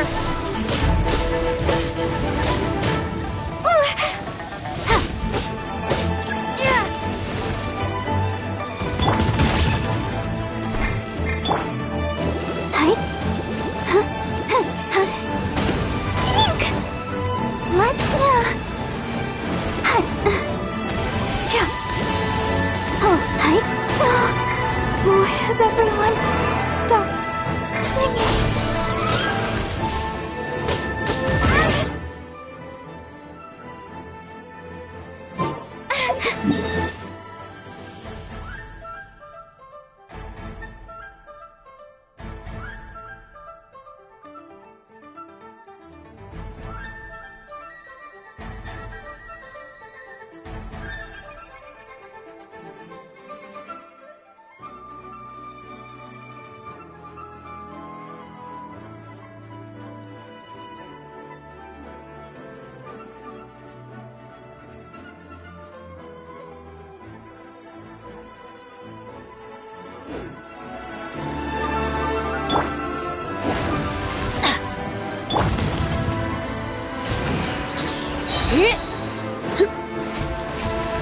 Surrendering will be gentle.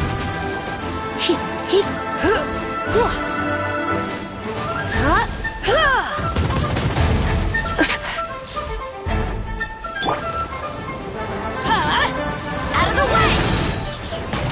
Adventure time! Propagate!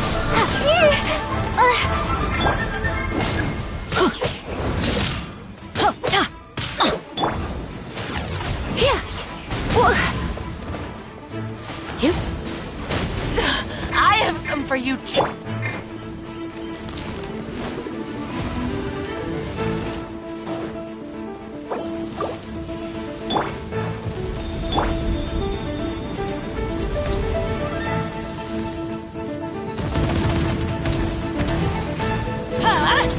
Out of the way!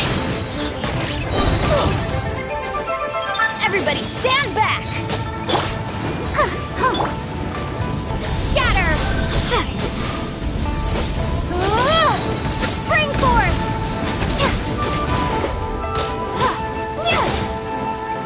Let the show begin.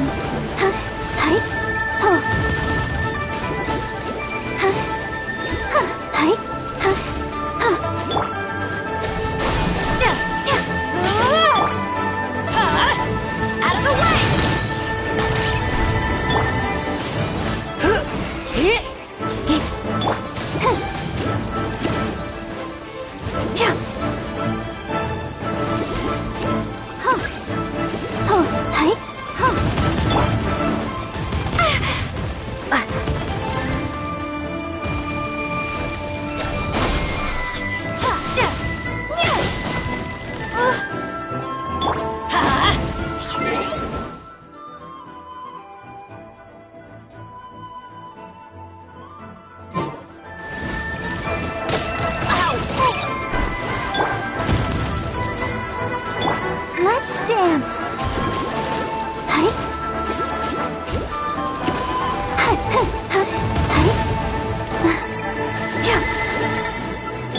Propagate!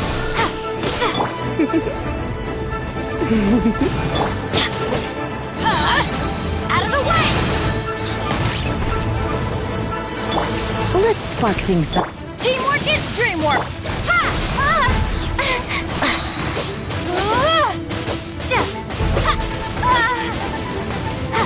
Germinate!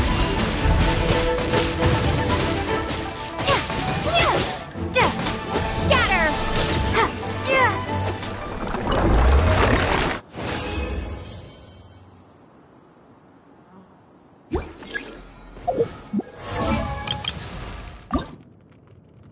Benny's Adventure Team, assemble!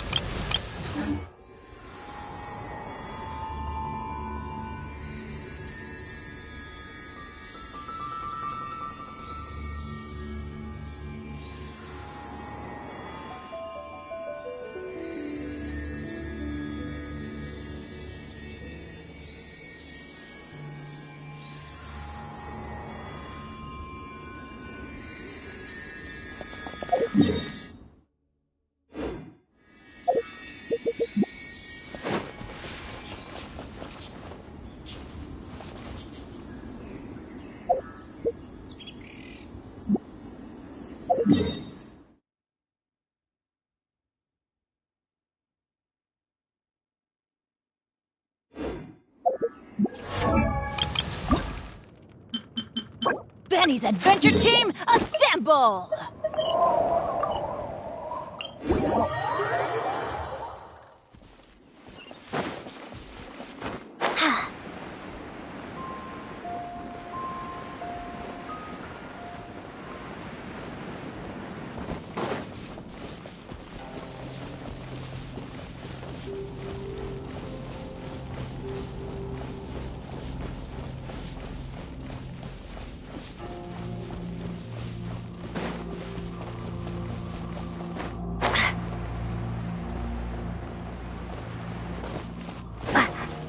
What you got? Propagate!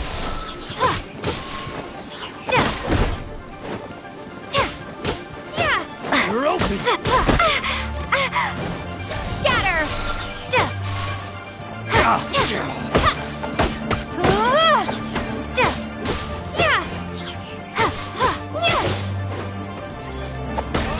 You're open!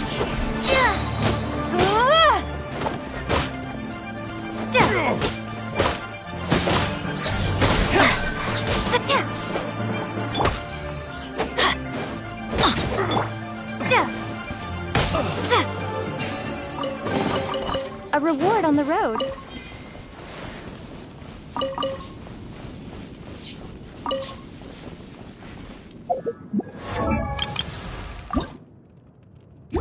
Benny's adventure.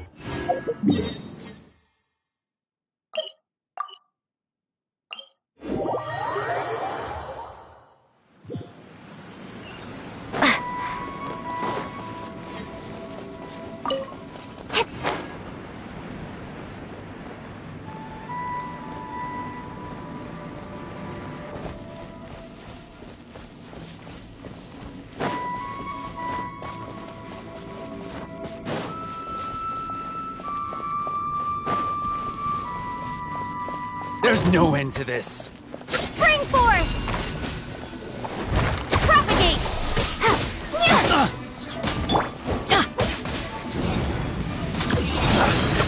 Why do they never miss? We're open. I'm going in! Done.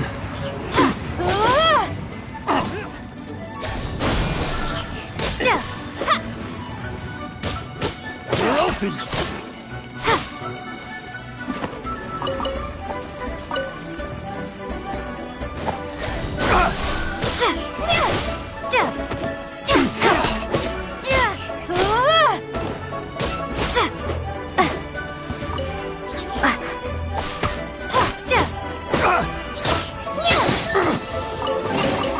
Is this an answer from this world? Benny's adventure team, assemble!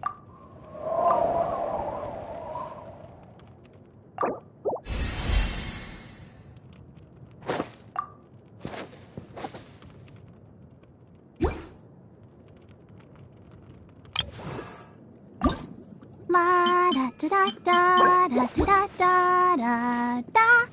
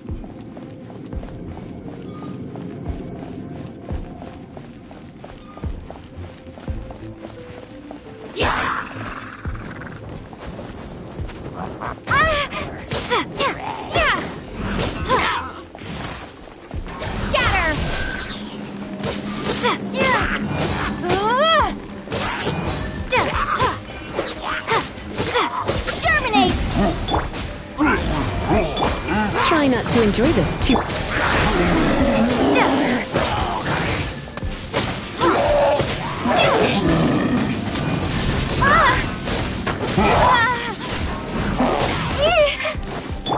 Let the show begin. Come a little closer. Get out of here! Take cover! Teamwork is dreamwork! That's gonna hurt in the morning.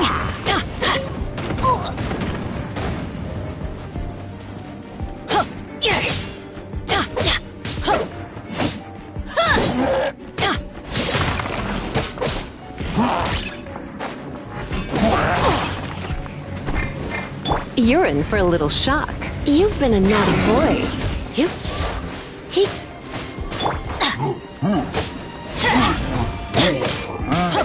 Let's light it up!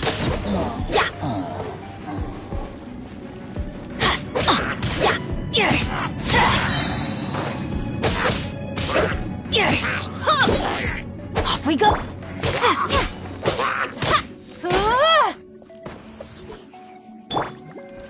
Ready, steady, go!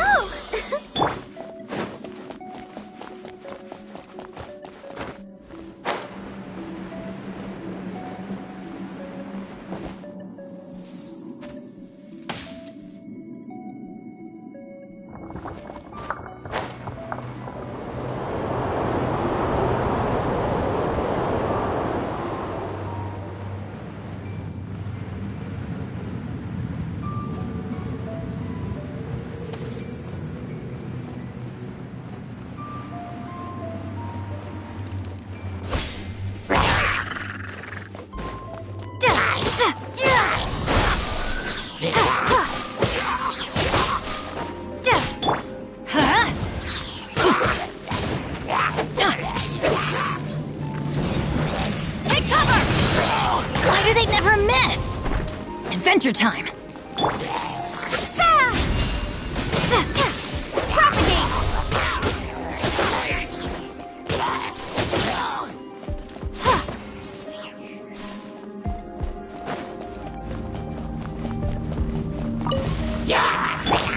Let's spark things. I'm going in!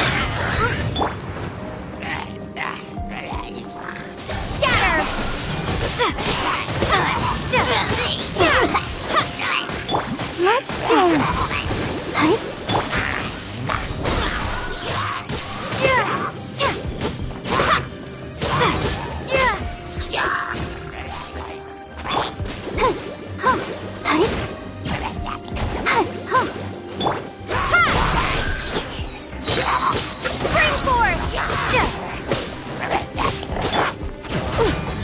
Come a little closer.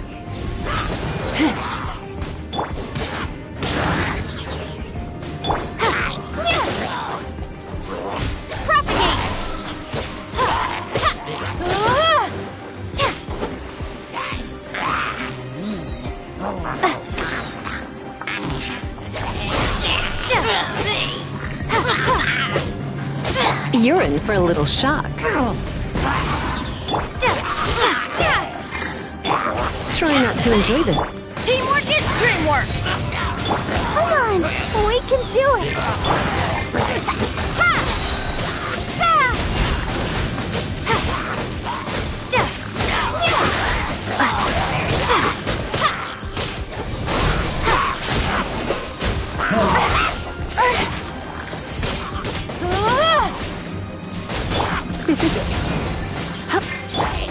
Get out of here! I'll protect us.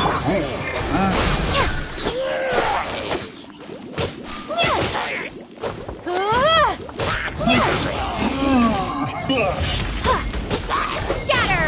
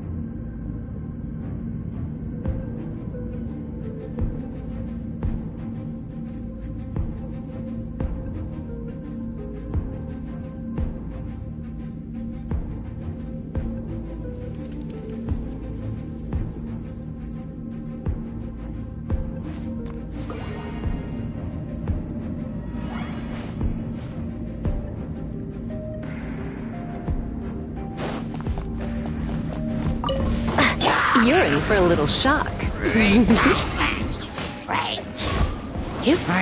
Exterminate! Propagate! Let's spark things up.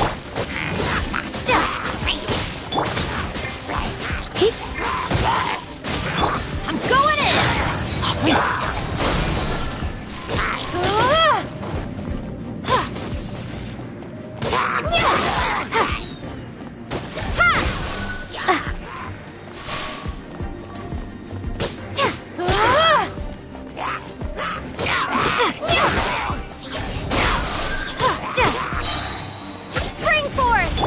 come a little closer. I knew I should have stayed home.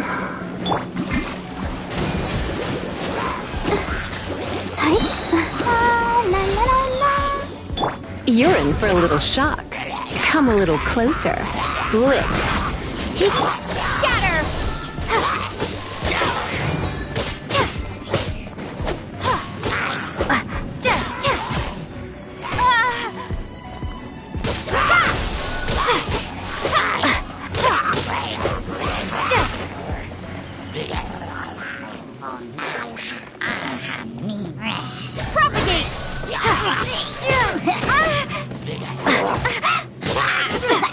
You're in for a little shock.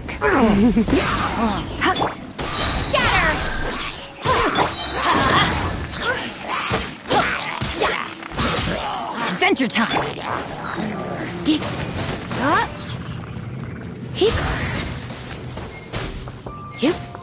Come a little closer.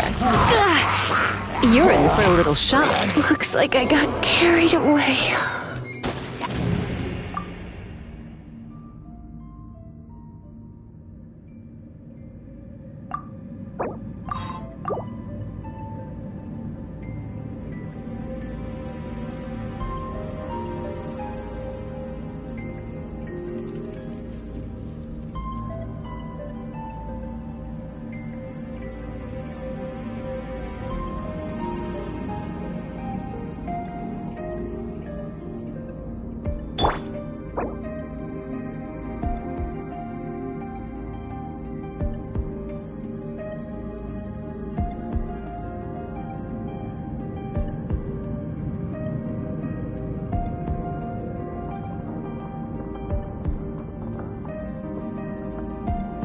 Benny's adventure team, assemble! I'll protect us. Everybody stand back!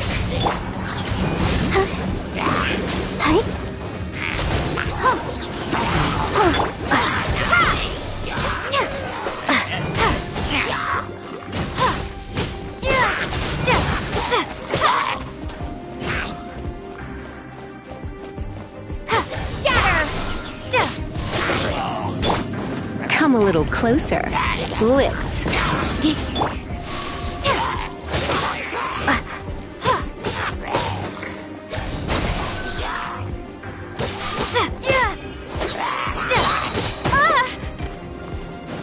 Germinate!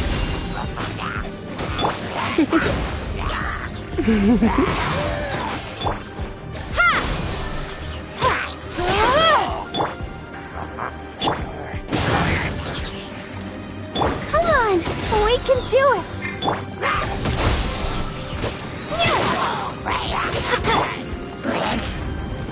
Blitz. Propagate! Surrendering will be gentle. I'm going in!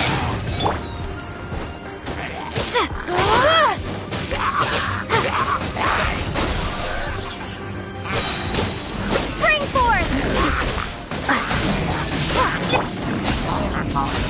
You've been a naughty boy. Scatter!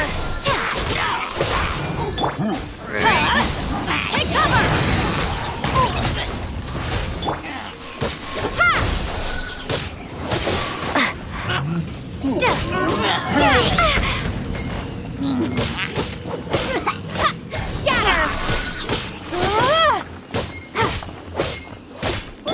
You're in for a little shock.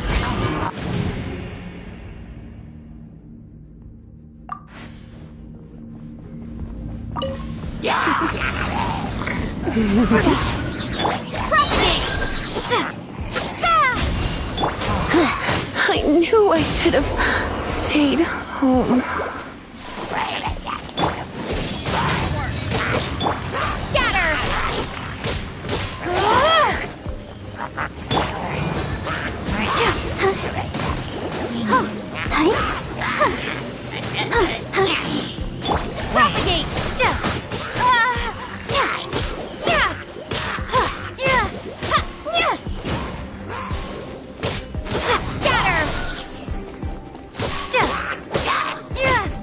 You're in for a little shock. You've been a naughty boy.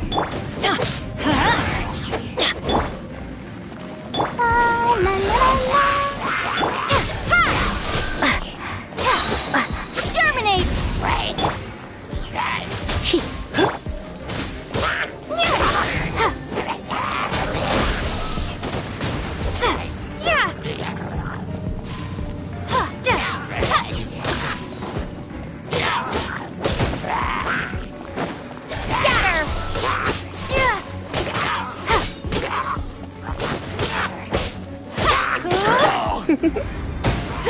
I have some. I'm going in. Let's light it up. Let's sparkle.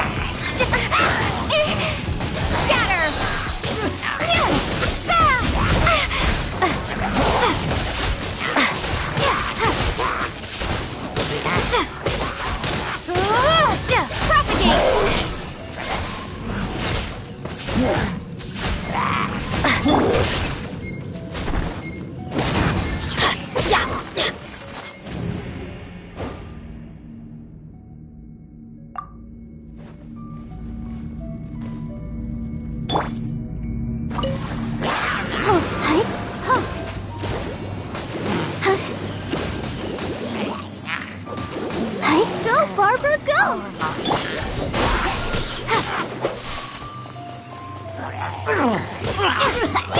Come a little closer.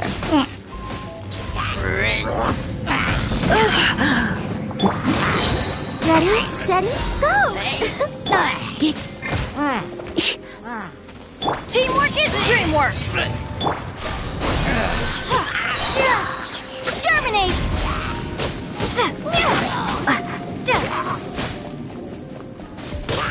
Scatter!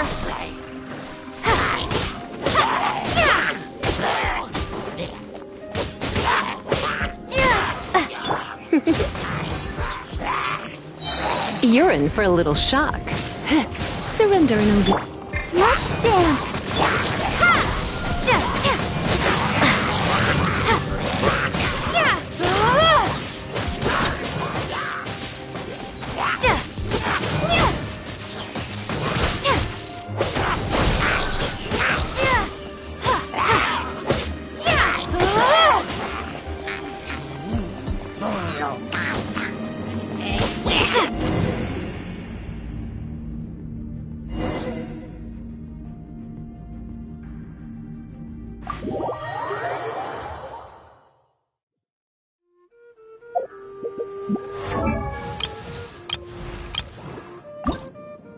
I wonder when I'll be as tall as my big sister.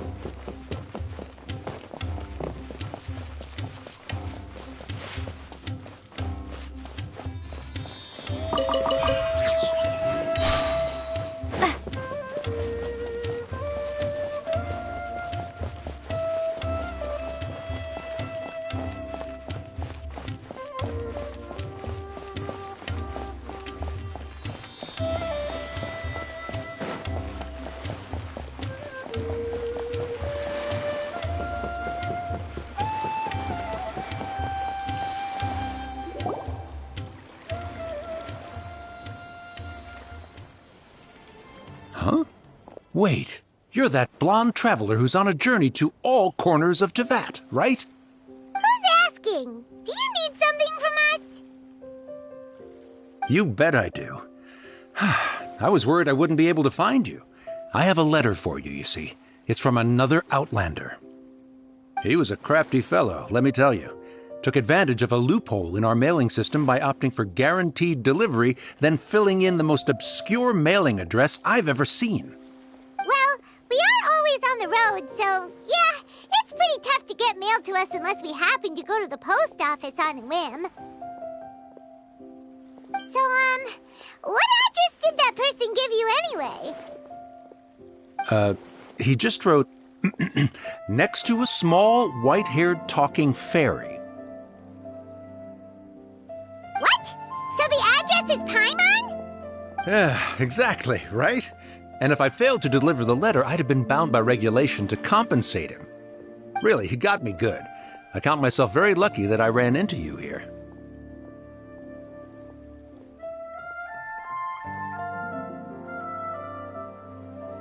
Of course, here it is. All yours. Come on! Paimon wants to have a look too!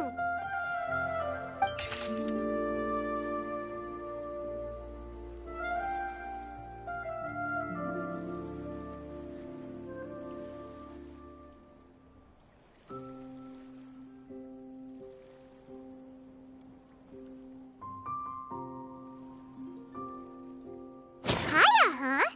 So he's here in Sumeru. Now that Paimon thinks about it, Crafty does describe him pretty well. From what he wrote in the letter, it looks like he didn't think there was much chance of it reaching us. Or maybe he's just being sneaky. Yeah, you're right. It's always nice to see old friends. The letter says that he hangs out at Jafar Tavern every afternoon. Perhaps we should drop in on him then, huh?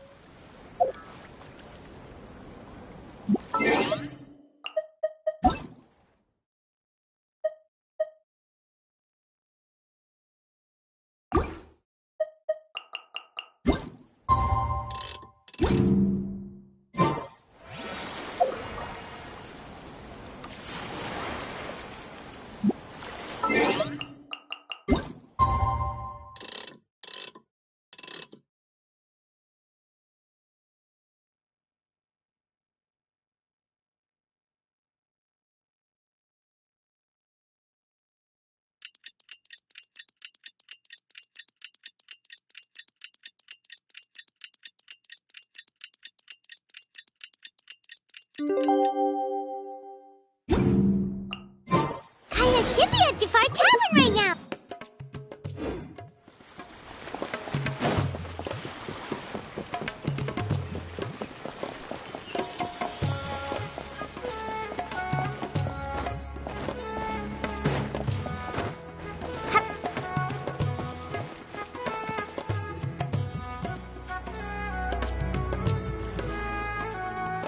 I'll have something I haven't tried yet, boss. Sorry, sir. I'm afraid you've already tried every type of liquor we serve. Oh? Well then, just the bill, please. That's just as well, I suppose. I do have other matters to attend to. Kaya, you're really here! Paimon half thought you were playing some sort of prank on us. Hey, Paimon, traveler. Looks like the gods smile upon me after all. And come now, I wouldn't joke about wanting to see my good friends. Wait a second. You must be here on official business, right? What do you think you're doing spending every afternoon drinking at the tavern? You itching for a lecture from Jean? Not at all. The acting Grand Master positively terrifies me. Why would I ever do anything that might displease her? The truth is, I'm in Sumeru to learn about the alcohol industry here. So despite how it might look, I'm actually at Jafar Tavern for strictly business purposes. Sumeru spices are famous the world over, and it's long been rumored that this fine establishment was where a certain very popular spiced cocktail was invented. That's why the Knights sent me, their foremost expert in alcoholic beverages, to come and see if it is as good as the rumors say. And how did that go? So far, so good. I'm already in talks with some spice merchants in Port Ormos about some potential collaboration. Yeah, that does sound like a great business opportunity. Guess Don Winery and Master D-Luke are gonna make a tidy sum from this one too, huh? Well, let's not get ahead of ourselves. Whether this lucrative opportunity gets passed along to Don Winery or not depends on how nice I'm feeling. Hey! Using your job to settle personal grievances isn't very knightly, Captain! Oh? What makes you say that? Very sharp of you. I wouldn't say I'm familiar, though. I just came here on the sly once, when I was very young. And? Do continue. Do I have to?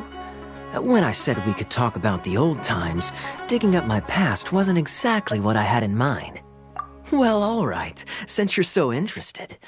Like I said, I was very young then. Don Winery had only just taken me in.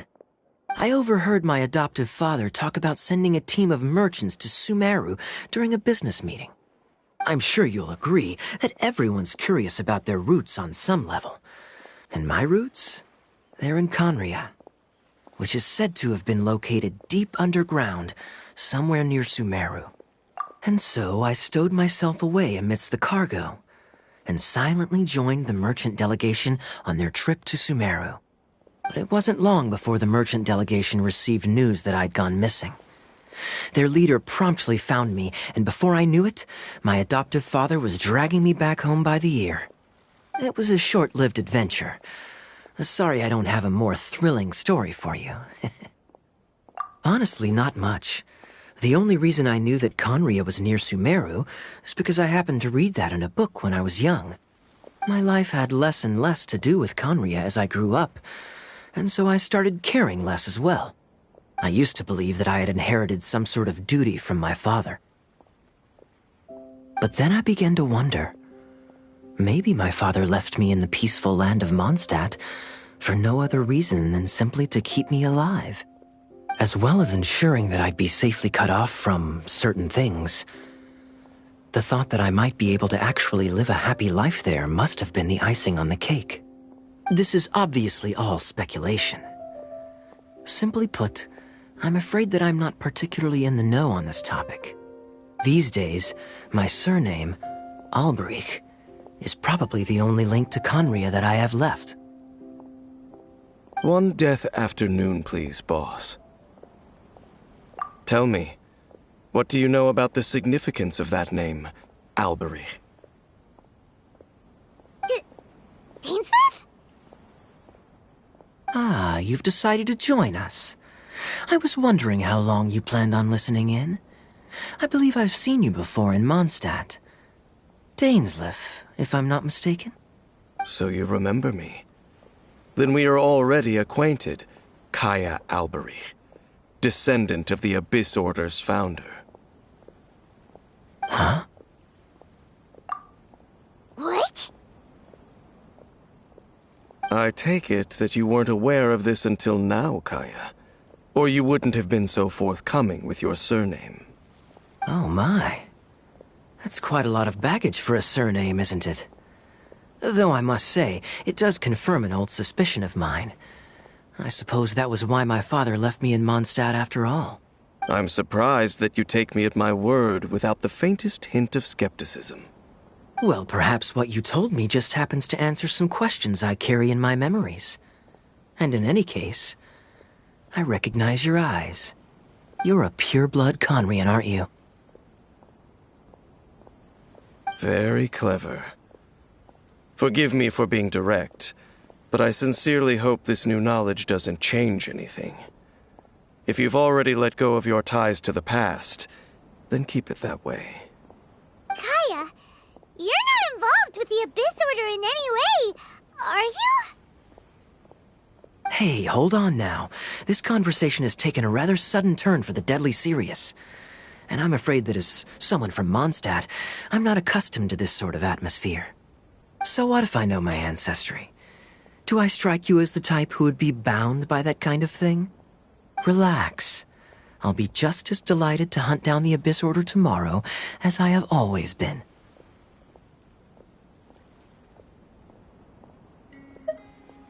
Either way, looks like we're out of time.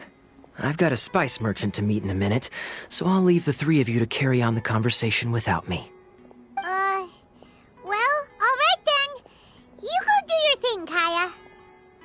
see you around. And Dainsleif, no need to listen in from the sidelines next time we meet. Let me buy you a drink. You don't really trust him, do you, Dane? You're both from Conria, but you get on like oil and water. The fact is, I still do not know him well. It would be meaningless for me to jump to conclusions. But can a person truly be unaffected by their ancestry? This remains to be seen.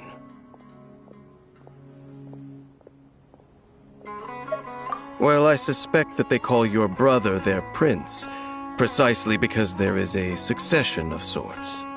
Oh, so if he was the founder, he'd be the king, right?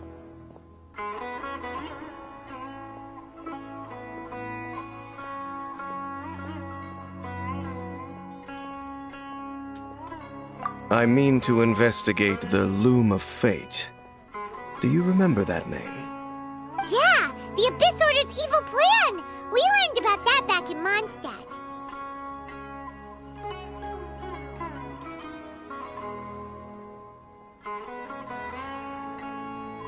Not new. Not exactly. My memories suffer from erosion. But while I was recovering my health recently, I suddenly remembered something. Your brother. He mentioned the Loom of Fate back when we traveled together.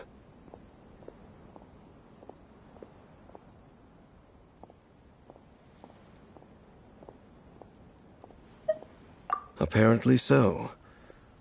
I was also quite surprised when these memories tallied up. I recall that we were traveling to Sumeru when the matter was brought up. So, you're going to the place that he mentioned back then? Correct. At that time, they must have been introduced in one way or another to this concept. If I recall correctly, we were somewhere in Avidya Forest then. Well, what are we waiting for? Let's go! Maybe we'll discover some secret that's lain hidden for hundreds of years! No. Now is not the time.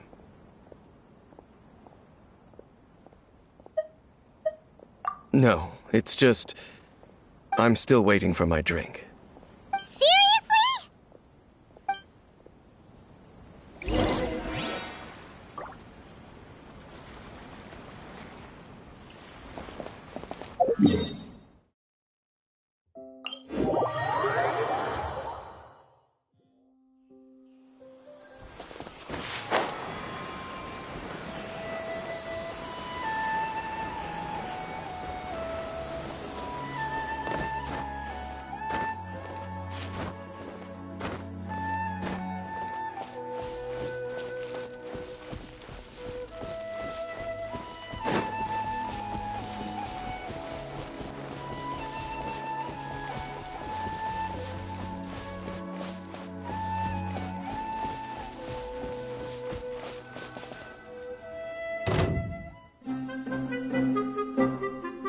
Wait. This place, it's familiar. What about it? It looks pretty normal to Paimon. Was it like this hundreds of years ago, too? Yes. The forest has barely changed from how I remember it. There is very little human activity here, after all. Let's search the area and see what we can find.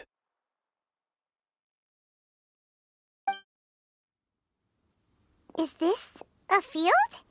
It must belong to whoever owns that house over there. But it looks like it's been abandoned for a long time. You could be forgiven for thinking nothing was ever grown here. Or, wait, maybe nothing ever was grown here. It's an extinguished bonfire. Forest rangers, perhaps? Looks like it's been ages since it was last lit. And clearly they put it out carefully to prevent a forest fire, too. That's responsible. Nothing else stands out in this area. All that's left is that building. Come on. Wait, we're just gonna go barging in? What if someone's home? Unlikely. There are no signs of life in this area. We should be able to enter without incident. If you say so. Well, you lead the way then, Dane.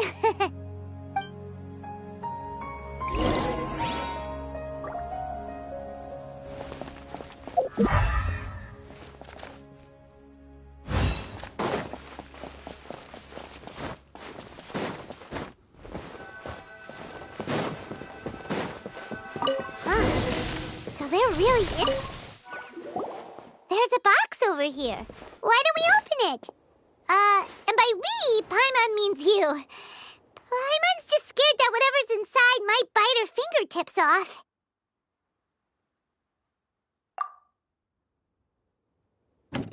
Huh? This is a mirror. It's broken, too. Was this a makeup box?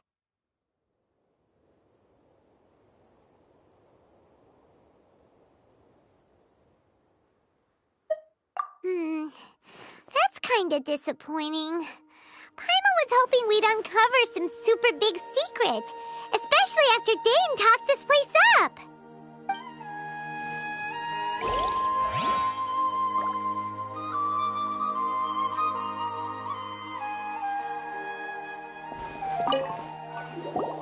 Hey, look! It's a bowl! Guess whoever used to live here liked to cook, huh? Can't you smell it? There's a heavy scent of medicinal herbs in here. Oh, so it's a medicine bowl? Seems you're right. You've got a good nose on you, Dane.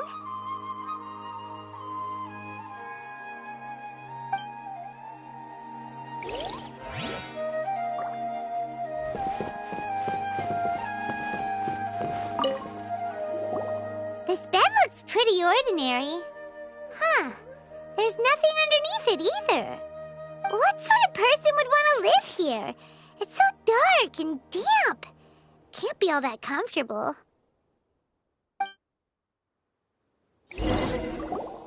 Doesn't look like there's anything else worth our attention here. You sure we're in the right place, Dane?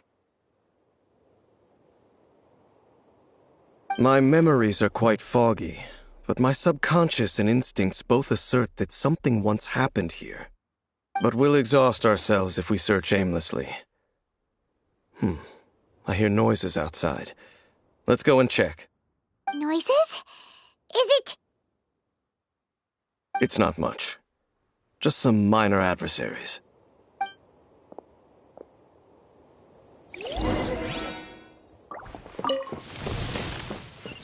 Monsters? Wow, Dane's ears are sharp, just like his nose! Surprisingly good shape for a 500-year-old. Although for someone who's as full of surprises as Dane, it's hardly a big deal. Anyway, let's beat up these monsters!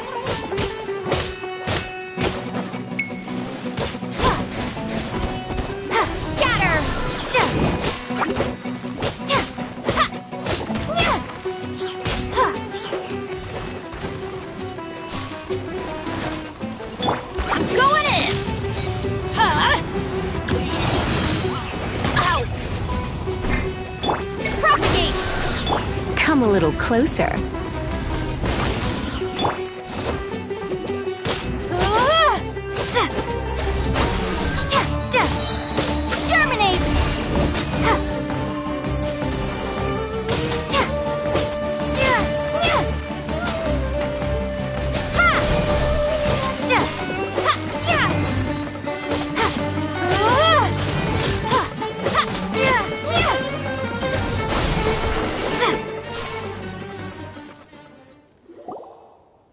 I doubt that the appearance of those monsters was wholly random. There must be something nearby that attracted them. A ley line anomaly, perhaps. But it seems to be more than that. Okay. I'll go slightly further out to investigate any issues with the nearby ley lines. I might be a while. You should wait for me here. What? You're going alone? You better not be trying to keep some secret from us. Your suspicions are as banal as they are unwarranted. I merely think that this house should remain the focus of our investigation, and as such, someone ought to stay here and keep an eye on it. Not to mention that if even forest rangers are capable of investigating ley lines, I will be more than able to handle it alone. Fair enough. Guess we'll just camp out again. Good thing there's a bonfire over there. Let's make ourselves something to eat. All this running around has made Paimon real hungry.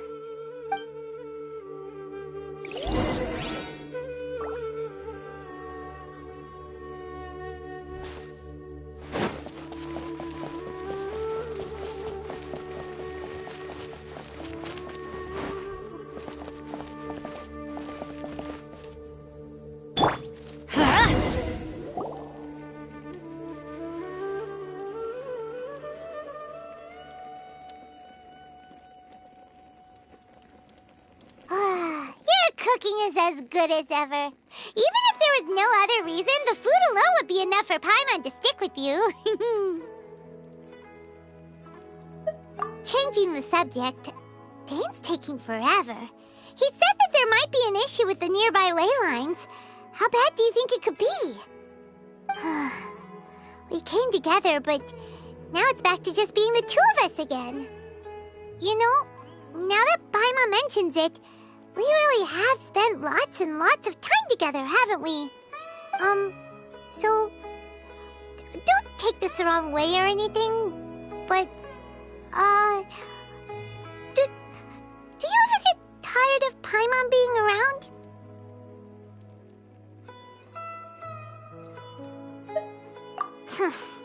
Okay, fine.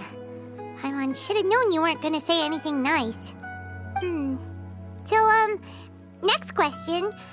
Don't know if it's okay to ask this, but Paimon's curious. What was it like traveling with your brother?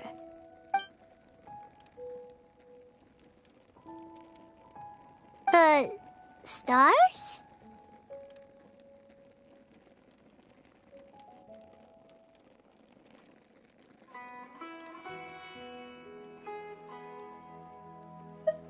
Wow.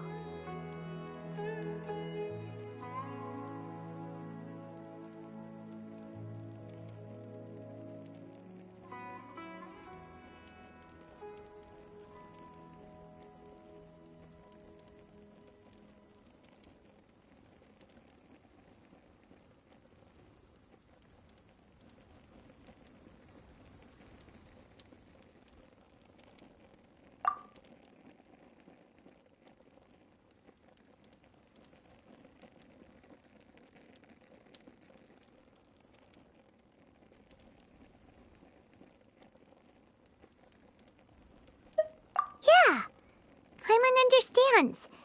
Being separated without even knowing the reason why, it's just terrible. But we'll find the truth together. Sure as Paimon's your guide. Just you wait, Heavenly Principles, and you too, Teyvat!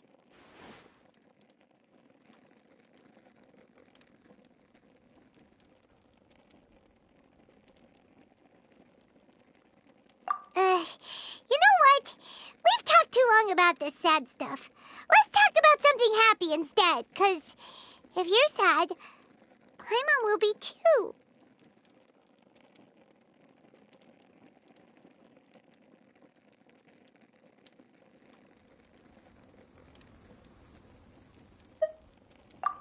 All right. It's getting dark, so why don't you rest? Paimon will take first watch. Don't worry, no monster's gonna come and eat you up. Oh, come on! Don't say that! Paimon just wants to look after you for once.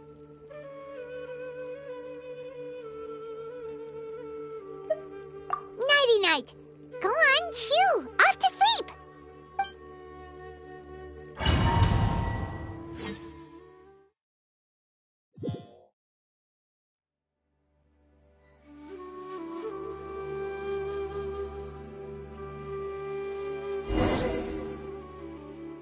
Hey, time to wake up. The sun has risen.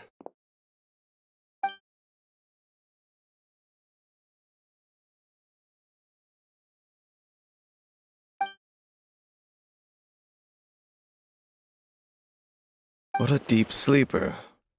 You do know that we need to... Tear stains. You dreamed of your sibling last night, didn't you? All right. Rest here a bit longer then. I'll head into the forest to investigate.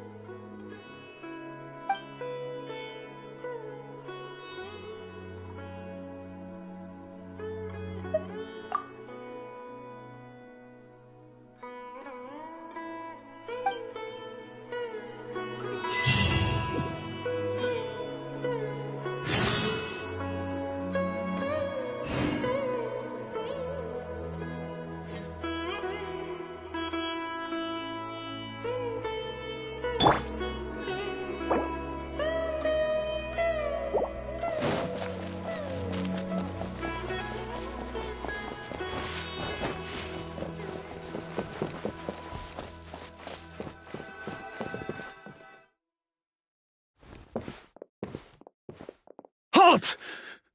What do you think you're doing?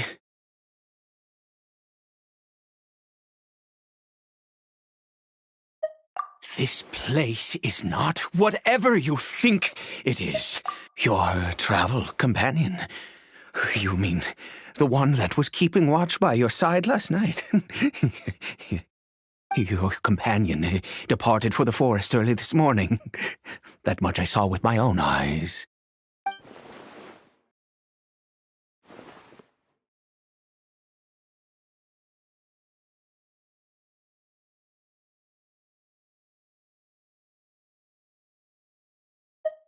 What business is that of yours, hmm?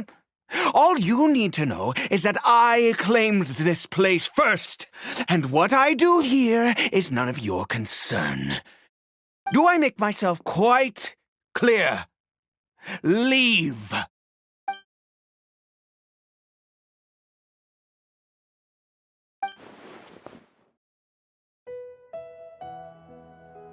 Well, what are you waiting for?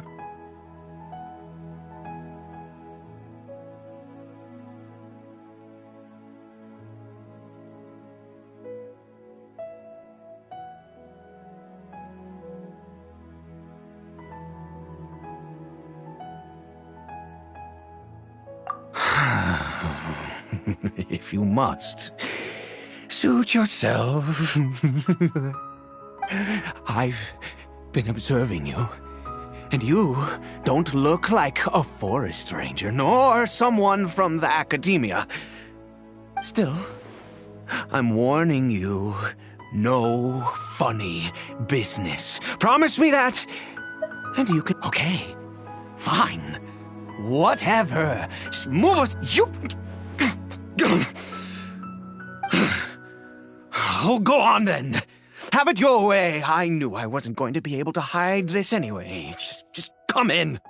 But no overreacting to anything you see in here, okay? You understand me?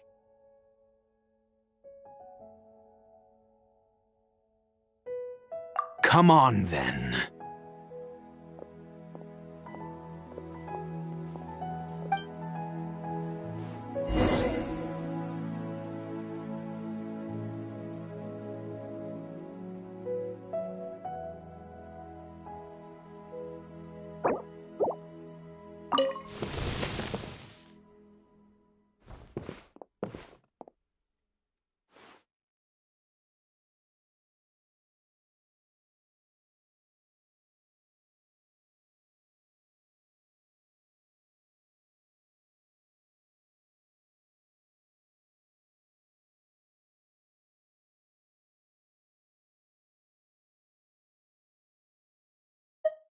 Mind your own business.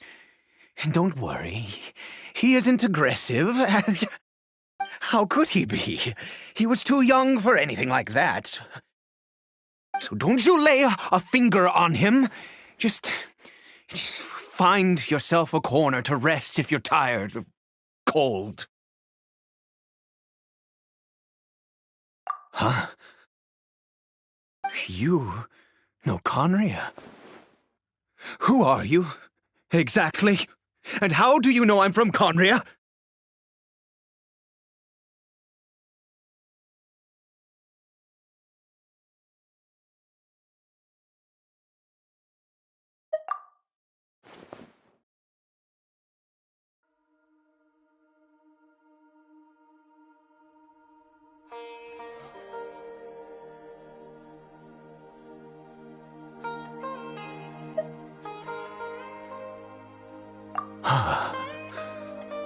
Do you worship a god, traveler? Sounds like you've had an eventful life. All right, well, my name is Ida, and you are correct. I was once Conrian.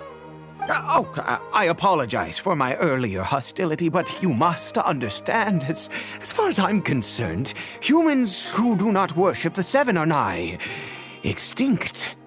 And all who place faith in the gods are my enemies.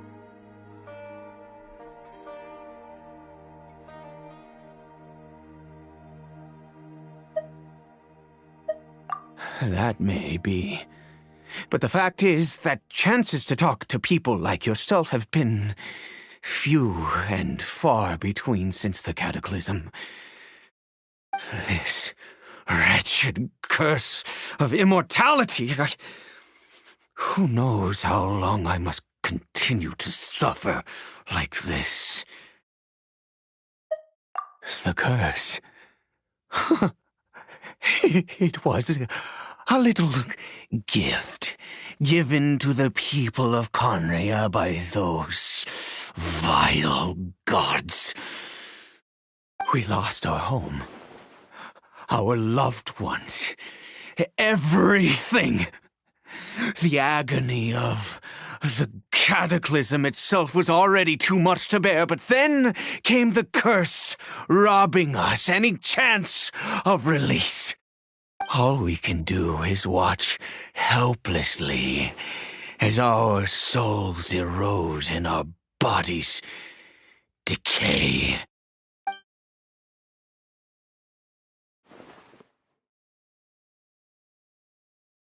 Because, although Conria began with a single bloodline, it was a home to others too. Any who forsook their gods and came to Conria were welcomed as our fellow citizens.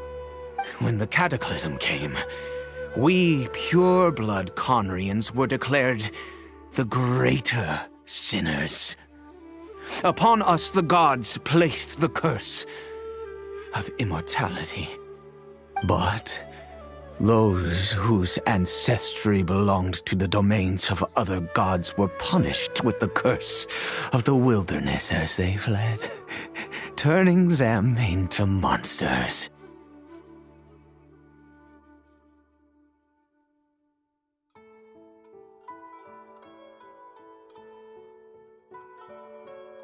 He is Kari Bear, my illegitimate son. How times have changed.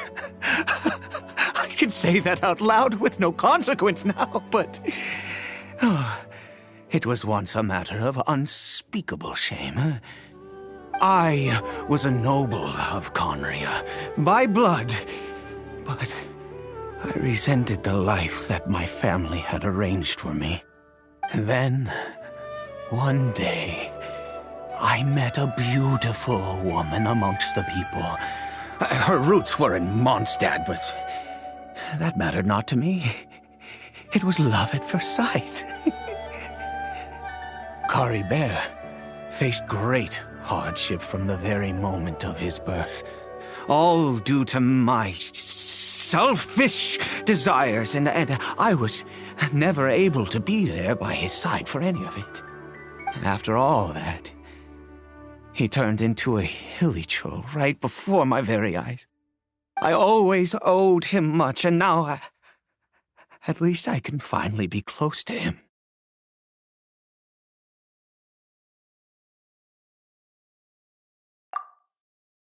She was. We were separated. I do not wish to dwell on it.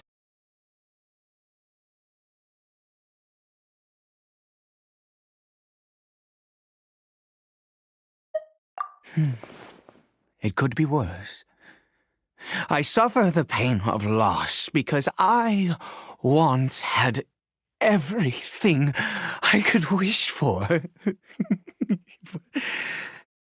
And now that I have lost almost everything, the little that remains I see with new clarity. If nothing else, at least I still have Caribert.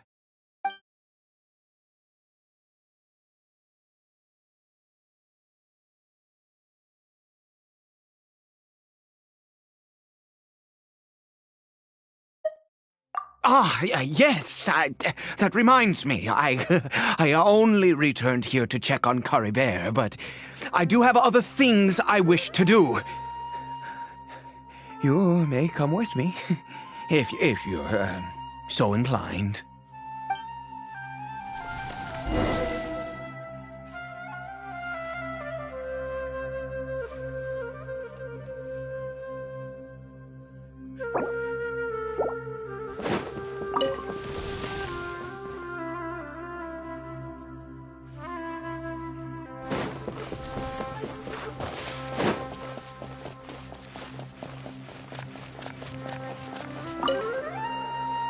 Over here.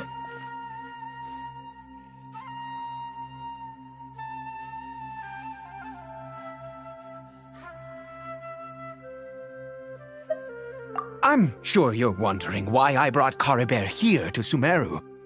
Well, it's because he needs a medicine that can only be made here.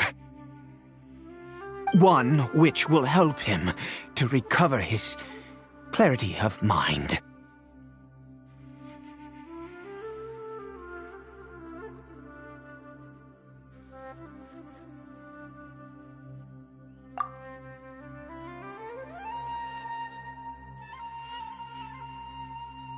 I do not hope to break the curse. I am well aware of my powerlessness against the punishment of the gods. But it is said that this medicine is imbued with the power of Sumeru's god of wisdom and can awaken the mind from a state of deep stupor. It has been used in the past to treat cases of mania. I believe that it might just work. I read about it in a book. From the Royal Library of Conria. It was banned. I mean, since this medicine requires the power of the Seven to work. In my youth, I disliked the life of nobility and craved excitement. I was leafing through some forbidden text and happened upon it.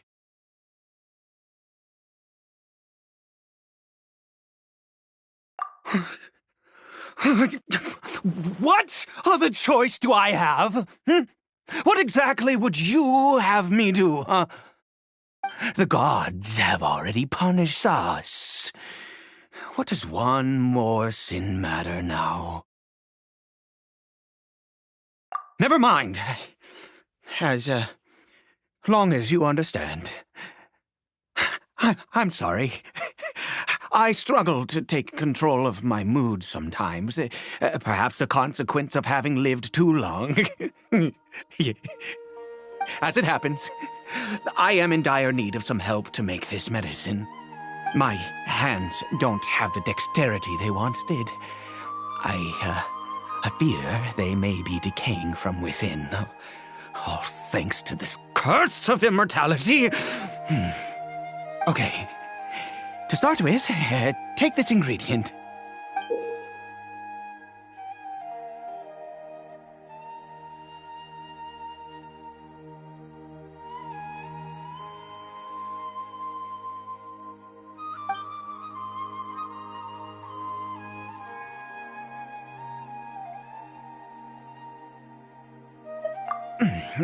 Also, do you have any, of Sumeru's regional specialties on hand?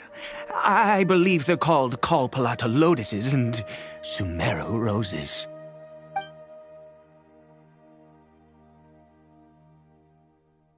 Could you really? Oh, much obliged. This is the method for making the medicine. You just need to follow the steps.